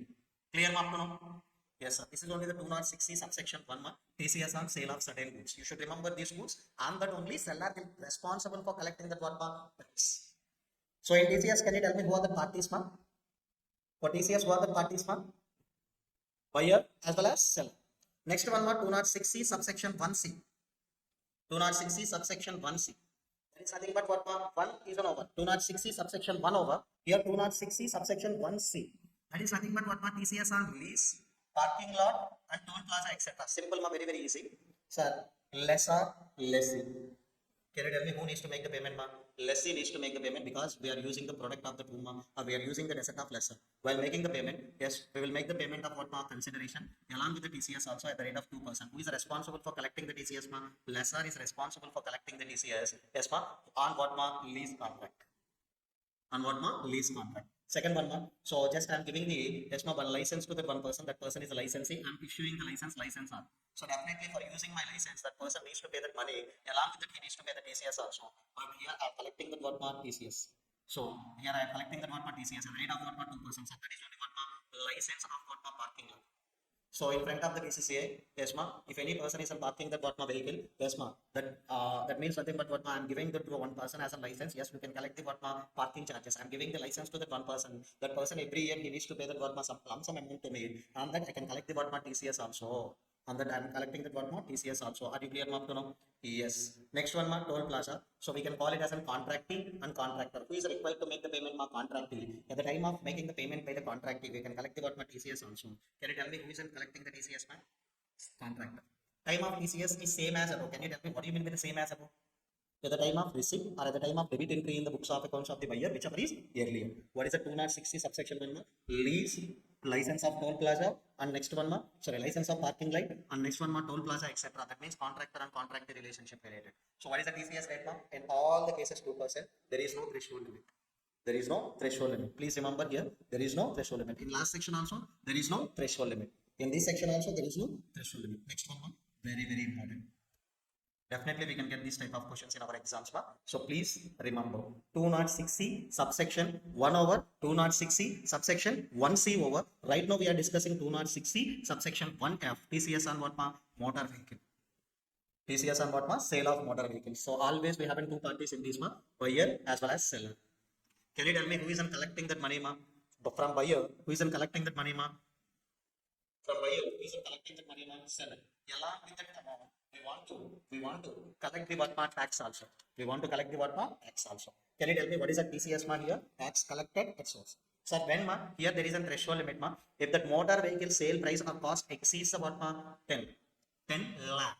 Sir, okay, just I'm telling that one motor vehicles ma. That motor vehicle cost is nothing but what ma? 12 lakh. On that only we can collect the TCS ma. What is the threshold limit here ma? So please remember what is the threshold limit ma? How many lakhs ma? Exceeds the 10 lakh. If the amount of that motor vehicle or sale price of that motor vehicle exceeding the 10 lakh, on that vehicles only we can collect the what ma? Tax. What is the TCS rate ma? 1%. Yes ma? Time of TCS is what ma? At the time of receipt. Time of TCS is nothing but what ma? At the time of receipt. That is nothing but at the time of payment in TDS like this. We haven't what ma? At the time of receipt. So simply please remember ma, what is that ma? TCS on sale of motor vehicle. That is a 206C subsection 1F. 206C subsection 1F. Buyer is there and seller is also there. While seller collecting the what ma? Consideration for the yes ma? Sale of motor vehicle. If that motor vehicle price, each motor vehicle ma, not aggregate, each motor vehicle price if it exceeds what ma? 10 lakh, on that we want to collect the TCS at the rate of what ma? 1%. Few note points are very very important ma. Here seller and buyer relationship must be in between the yes ma? That means what ma? Retailer as well as consumer ma. So normally if you are observing that yes ma, we can purchase from the what ma? Manufacturer and distributor also. There is a seller and yes ma? Buyer relationship. And from the distributor, wholesaler can purchase. Here also seller and buyer relationship is there. From that wholesaler, nothing but retailer also can purchase. There is a seller and buyer. But 260 subsection 1F is nothing but talking about the if any transaction is happened between the retailer as well as what ma? Consumer. If you are purchasing anything or if you are buying anything for your personal consumption, then only you can be treated as a buyer. And who are selling to you, that person only called as a seller. Then only 260 subsection 1F is nothing but what ma? Applicable.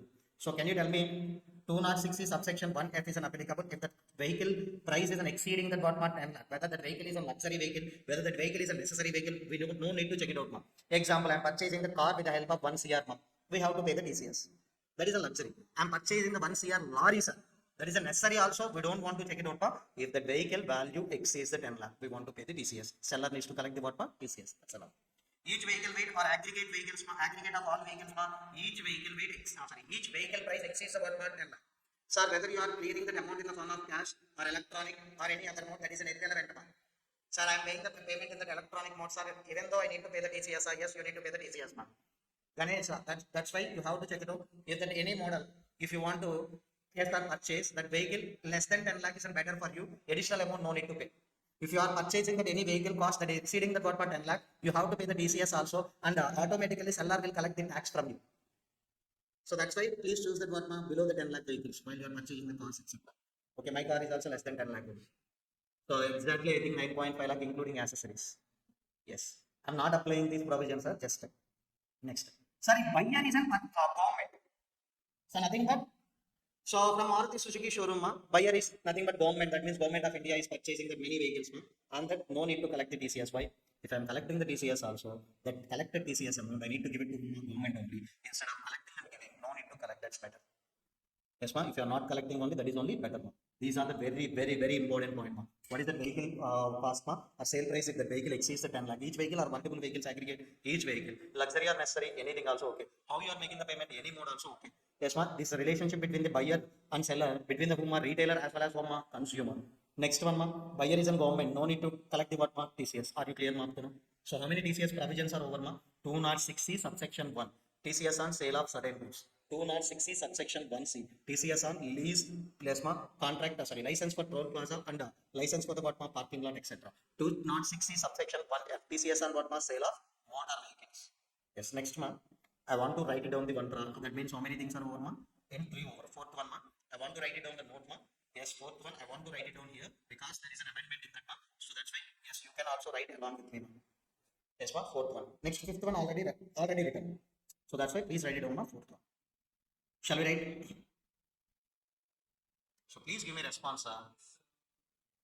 So first of all, I want to ask you, Graneshwari, Madhumita, Shilpa, Nagarajan, Nivedita, are you understood the first TCS concept, ma?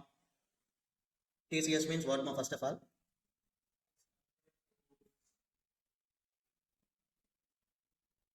what about Parvati? I think Parvati not attended for this session. Yes, ma. Please read it, ma. Section 206C, subsection 1G, ma. Section 206C, subsection 1G. So it covers the two things, ma. This provision covering the two things, ma. So I will tell you the first thing. TCS on overseas remittance. TCS on what, ma? Overseas remittance. Very, very important, ma. There is an amendment. Sir, because of this section only, I am discussing the TCS provision. Because of this section only, I am discussing the TCS. Otherwise, so I will give you as an what, ma, self-study, etc. So please check it out. Please check it out. Yes, ma. Nothing but Mr. X is there, one party, and nothing but what, ma? One authorized dealer is there. Nothing but who are nothing but what, ma? Exchanging the money. Yes, ma. Then if Mr. X wants to, yes, ma, send this some amount to that what, ma, outside India. So suppose this is an example. Okay, this is in India. Yes, ma. This is in what, ma, USA. Mr. X wants to send that what, ma, some amount transfer to that authorized dealer, that is a money exchange, ma. So he wants to remit that amount to that what, ma, overseas. That means outside India he wants to send. He wants to send. So here, can you tell me? So nothing but who is a buyer here, ma? Mr. X is a buyer only because I am giving the what, ma, rupees. Yes, ma, but he isn't selling the what, ma, dollars. Nothing but here I am buying the what, ma, dollar. And who is a seller, ma? Authorized dealer is nothing but what, ma, seller. So here who can collect the TCS, ma? Seller can collect the TCS from me. Seller can collect the what, ma? TCS from me. Just listen carefully. If the remittance exceeding that what, ma? So there is a threshold limit here also. What is the threshold limit, ma? Exceeding that what, ma? 7 lakh. If I am giving the rupees 7 lakh to the authorized dealer and I want to buy that what, ma, dollars, the dollars wants to send it to the what, ma, overseas. Then what is the TCS rate, ma? So there is a change in the rates, ma. Just listen carefully. Yes, ma. Rates, that means what, ma? Rate of TCS. I will give you in the detailed manner. Just listen, ma. So normally before, yes, ma, before 1/10/2023, ma, there is a one rate, ma.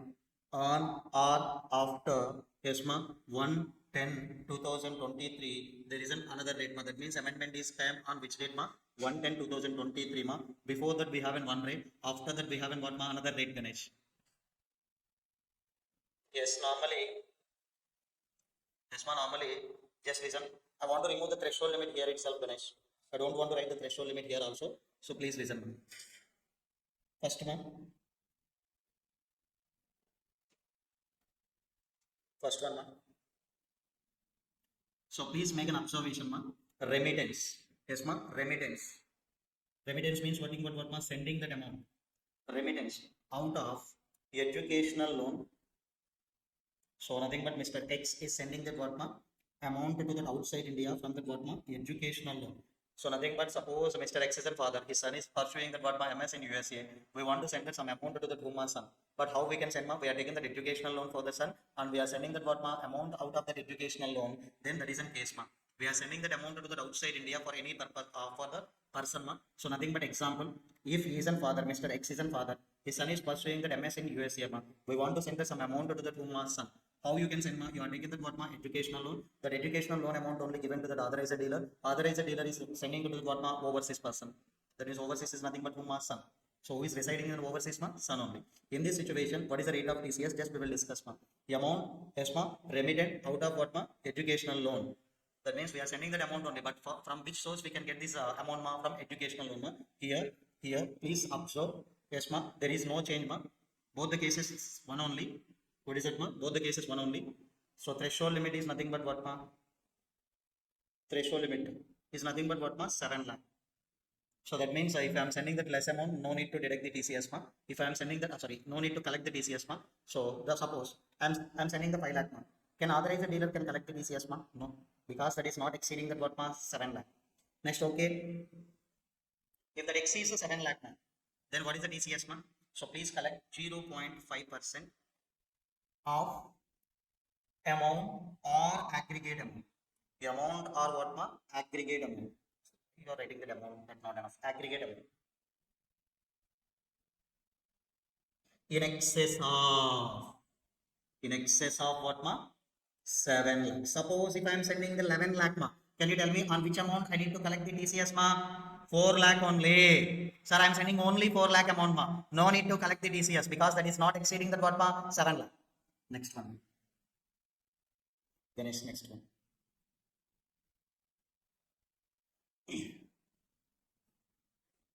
Yes ma. Remittance. We are remittance, that means sending for the purpose of education, but own money we are sending not from loan, for the purpose of what ma? Education, or for the purpose of what ma? Education, or for the purpose of what ma? Medical treatment. So something, nothing but one person is in that what ma? Critical situation, the treatment will be getting only in foreign ma. That's why he's situated in foreign. That's why we want to send some amount of money. The same point will be applicable here also. The same point will be applicable here also. What is that point ma? Threshold limit is nothing but what ma? 7 lakh. So there is no difference between these two dates ma. Always same. Even though before also same, after also same. There is no change in this ma. Next one.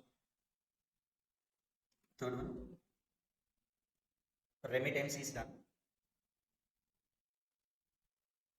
Remittance for any other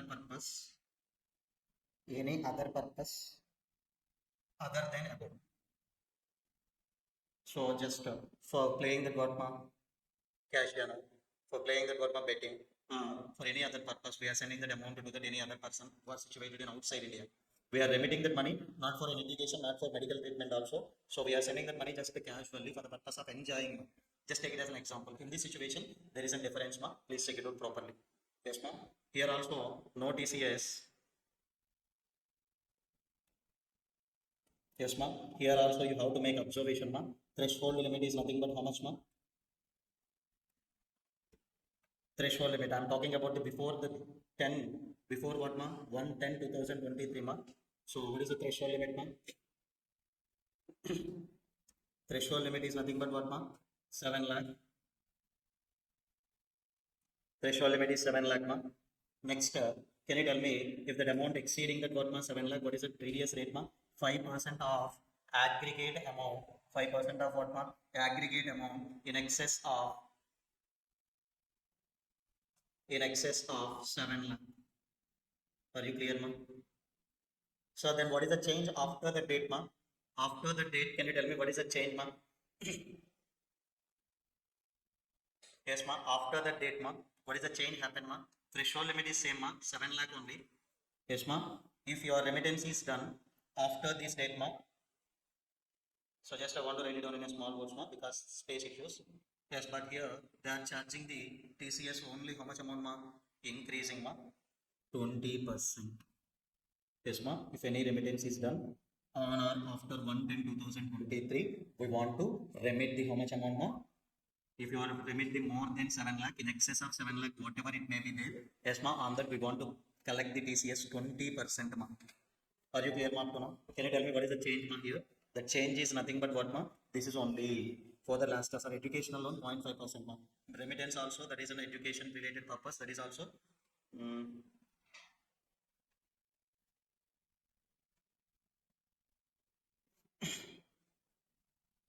Sir, there is a change, ma, here. Just I want to make the change. For the purpose of educational also, this is a 5%, ma, not 0.5, ma. Sorry for this. This is also 5%, sorry. Okay. This is a change, ma. So out of an educational loan only, they are giving the relaxation, ma, just a 0.5. Normal also 5%, ma. But any other purpose only, if you are limiting for any other purpose only, there is an amendment, ma. Before this date, 5%, okay. Yes, ma. After the date, definitely what is that, ma? 20%. Ganesh, are you written, ma? Are you written this? So please show it to me. Next one, ma. This is an first point is an over, ma. What is that, ma? This is the same first point is an over. Are you clear, ma, up to now? So this is nothing but what, ma? TCS on overseas remittance. If you are sending any amount to the outside India, yes, ma, on that. Yes, ma, definitely. So who is responsible for collecting the TCS, ma? Who is responsible? Definitely seller is responsible for collecting the TCS. Yes. So in this situation, if the remittance is on sending out of that what my educational loan, threshold limit is 7 lakh ma. If any amount exceeding that 7 lakh, on that we have to collect the 0.5% as a TCS. If remittance is nothing but for the purpose of education as well as medical treatment, so threshold limit 7 lakh. In excess of 7 lakh, we want to collect the what ma 5% as a what ma TCS. Next, if the remittance is for any other purpose ma, if the remittance is done before 10/2023, before 10/2023, there is a nothing but threshold limit is nothing but what ma 7 lakh and 5% in excess of what ma 7 lakh. Next, what is the change after this date? If you have done the remittance for any other purpose, ma, then we want to collect the TCS at the rate of what, 20%. Are you understood this, ma? First of all, this is a nothing but in excess of 7 lakhs only we want to collect the TCS, ma. Next, ma.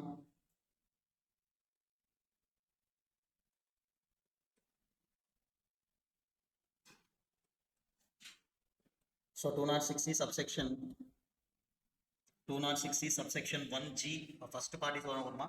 TCS and what, ma? Sale of overseas, sorry, sale of what, ma? Or sending that amount of what, ma? Remittance. The amount the remittance to the what, ma? Outside India. Shall we start the B point, ma? What is the B point, ma?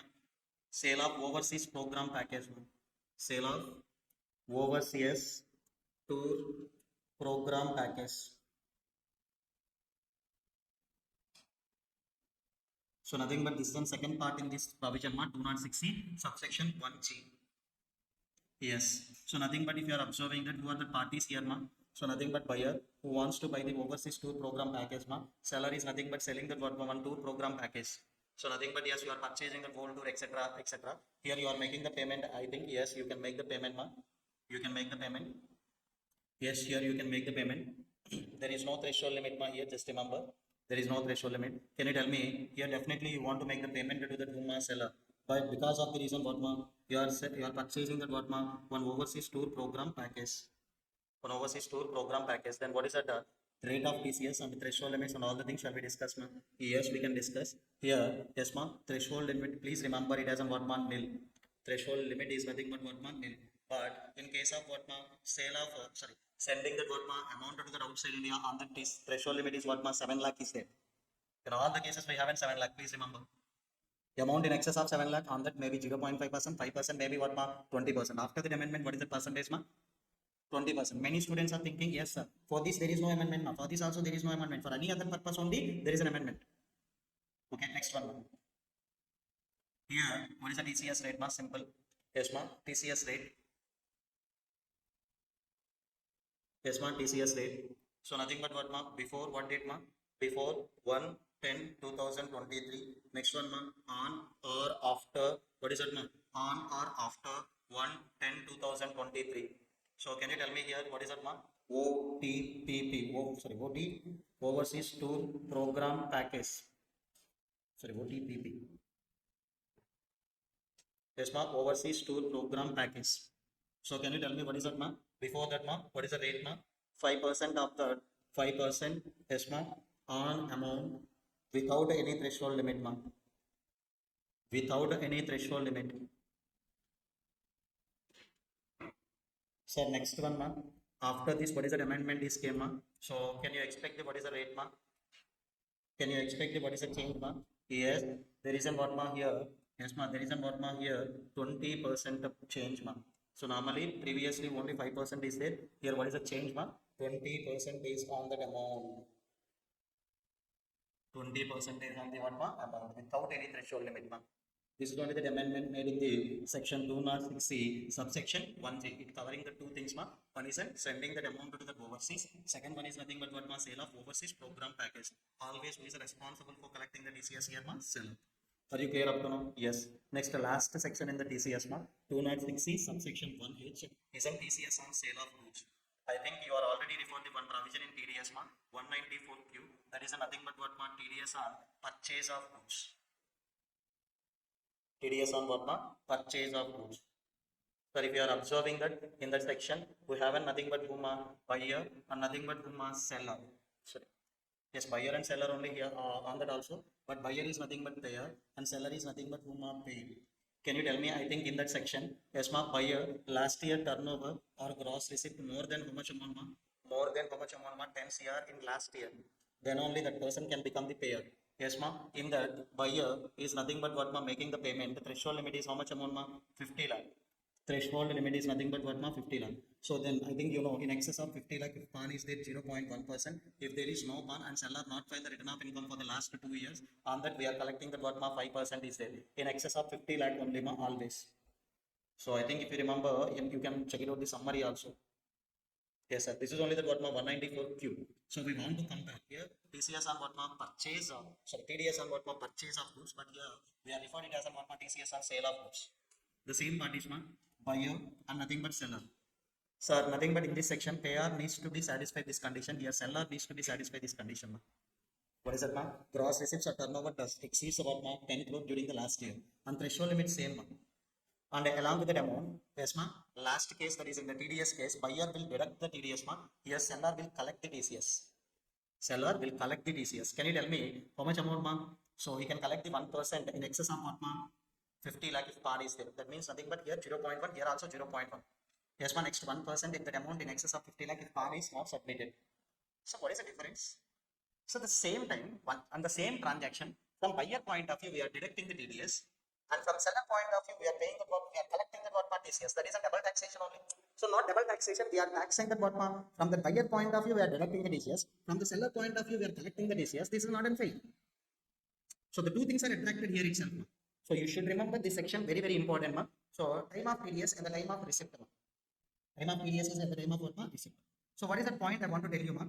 So if there is both the things are applicable in some cases, sir, normally if buyer turnover, so please remember, ma, if buyer turnover exceeded the 10 CR, buyer will deduct the what ma TDS. Yes, ma, if any amount in excess of what ma 50 lakh. If any amount in excess of 50 lakh is there, seller turnover is also processed how much amount, ma? 10 crores in the last year, he can collect the TCS. Both the things are applicable. TDS and TCS provision, both the things are applicable on one transaction. Which one will prevail, ma? Please check it out. Both the things are applicable. Both the things are applicable. That means what, ma? TDS 194Q also applicable. 260 subsection 1H. Both the provisions are applicable. Which one will prevail, ma? 194Q only will prevail. No need to apply both the sections, ma. Only which one will prevail, ma? 194Q. That is the TDS provision only will prevail. Sir, if one thing is not applicable, another one is unapplicable. No need to get an headache, ma. That is only applicable. So if 194Q is unapplicable and 260 subsection 1H is not applicable, 194Q only applicable. If both the sections are applicable, which one will prevail? TDS provision under section 194Q only will prevail. Clear, all of you? So just I want to give you some more comparisons, ma. I want to give you some more comparisons. 194Q and other TDS provisions having the what ma conflict, other TDS provisions only will prevail. 194Q and other TCS provisions will applicable. Which one will prevail, ma? Other TCS provisions only will applicable. 194Q only will against the what, ma? 260 subsection 1H. 194Q other TDS only will prevail. 194Q other TCS provisions, ma. Other than what, ma? 260 1H. Other TCS provisions only will prevail. So please make an observation. If any conflict between these two sections, 194Q, 260 subsection 1H. What is the 194Q, ma? TDS on purchase of goods. 260 1H is something but what, ma? TCS on sale of goods. If both the provisions are applicable, which one is unapplicable? Which one will prevail, ma? 194Q only will prevail.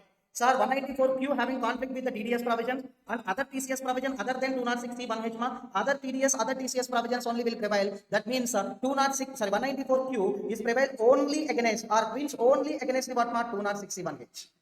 Yes, ma. Please give me confirmation about the understanding the comparison between the one TDS provision that is on 194Q, one TDS provision, 194Q and one TCS provision 260 subsection 1H, ma, all of you.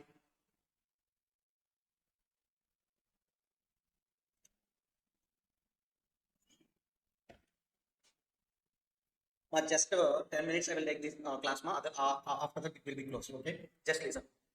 So I want to know about the opinions of Madhumita also. I think yes, ma. So are you understood, ma? All of you, please let me know. Madhumita, Naneshwari, all of you. Definitely, you can expect one question from this. Okay, just I will show you sample thing. No, not required. No, not required. I want to show the sample thing, but not required in this case, ma. Just clearing flow. Next one. Just listen, ma. Procedural. Common points between the TDS and TCS. Due date for, yes, ma. Due date for payment of TDS and TCS. Yes. Due date for what, ma? Payment of TDS and TCS. So nothing but they are already deducted the amount, you know, and seller already collected that amount, you know. Yes, these are all the things needs to be deposited with the home government. So what is the due date for the payment of TDS and TCS? Sir, if the TDS and TCS deducted in the month of April to February, So starting of the previous year to penultimate month of the previous year. Penultimate month is the month February. So last month is March. So then TDS amount needs to pay within the what month on or before the next month, the 7th month. So that means if any amount is deducted in April, that needs to be deposited in what month on or before the what month 7th of April. So 7th of May. If any amount is deducted in May month, that needs to be deposited in which month? 7th July. So if any amount is deducted in August month, it needs to be deposited on or before 7th September. Next one month. If that is done in March month, can you tell me what is that month? So last month you have many objectives, ma. So that is nothing but preparation of financial statements, audit, and disclosure of all the things there. That fine. They are given the what ma time limit and extension till the what ma 30th April of next financial year. 30th April, nothing but what ma. So as okay, if you are following the above rule, can you tell me what is the date ma? 7th of April. But they are given the what ma 30th of April. If you are following the same rule, next month, can you tell me what is the April 7th? But they are given the what ma time of what ma 30th April. On or before 30th April, you can pay. Next, TCS. Can you tell me who needs to pay the TCS amount with the whom? Seller already collected the amount. That collected amount needs to deposit with the government. Yes, ma. But in TCS, there is no mercy, ma. If you are deducted in any month also, that needs to be deposited on or before the what ma next month, the 7th. There is no extension for the last month also, ma. So if there is an TCS amount, you have to deposit always in the on or before next month, 7th. Next. So every month the payments are over. So quarterly TDS and TCS returns we have to file now.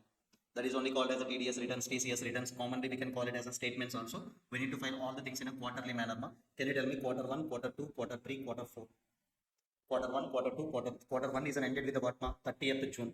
Nothing but what ma April, May, June, 3 months. So for this quarter ended, TDS return needs to be filed on next month 31st month. Nothing but what ma June 30th is a quarter ended means nothing but what ma before July 31st you have to file. That means next month last. But TCS month, TCS returns for this quarter you have to file next month 15th on or before. That is on July 15th. Next quarter is ended on what month? 30th September. So nothing but what month? July, August, September. Can you tell me what is the TCS return month? Sorry, TDS return month. Next month, the 31st means what month? October 31st. Here, October 15th. So that means next month ending you can find the what month. Before the next month ending you can find the what month? TDS return. But next month 15th on or before you have to find the what month TCS return. So next quarter month, what is that month? 31st December. That means how many months month? October, November, December. October, November, December. What is that month? Next you can find that what month? Next month 31st month means what month? January 31st. Next month 15th means January 15th. January 15th. Last quarter month, that is the 31st March. Year ending, that is an important thing now. Year ending. So year ending related, quarter related TCS, TDS return. Yes, ma. Next, yes, ma. As per the above rule, what is that next month? April 31st, but here giving you 2 months, ma. That is the 31st May. If you are following the above rule, what is that last date for the filing of the return month? So 30th April only, but here they are giving the 2 months time, ma. Before 31st May also you can file. But here there is no mercy. There is a 1 month extension. Yes, ma. There is a 1 month extension. So normally above rule, if you are following what ma 15th April. What is that ma 15th April? But here you can find that what ma on 15th May. So please remember these dates also. We can get an MCQs ma.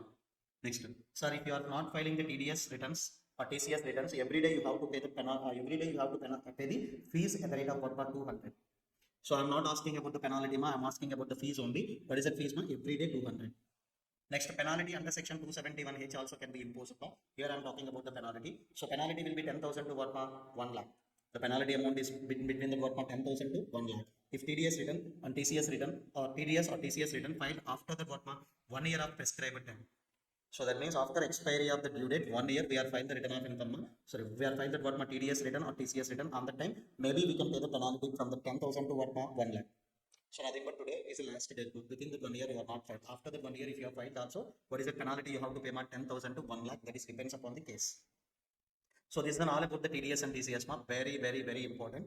206C subsection 1G. I'm written here clearly. So please be prepared for this.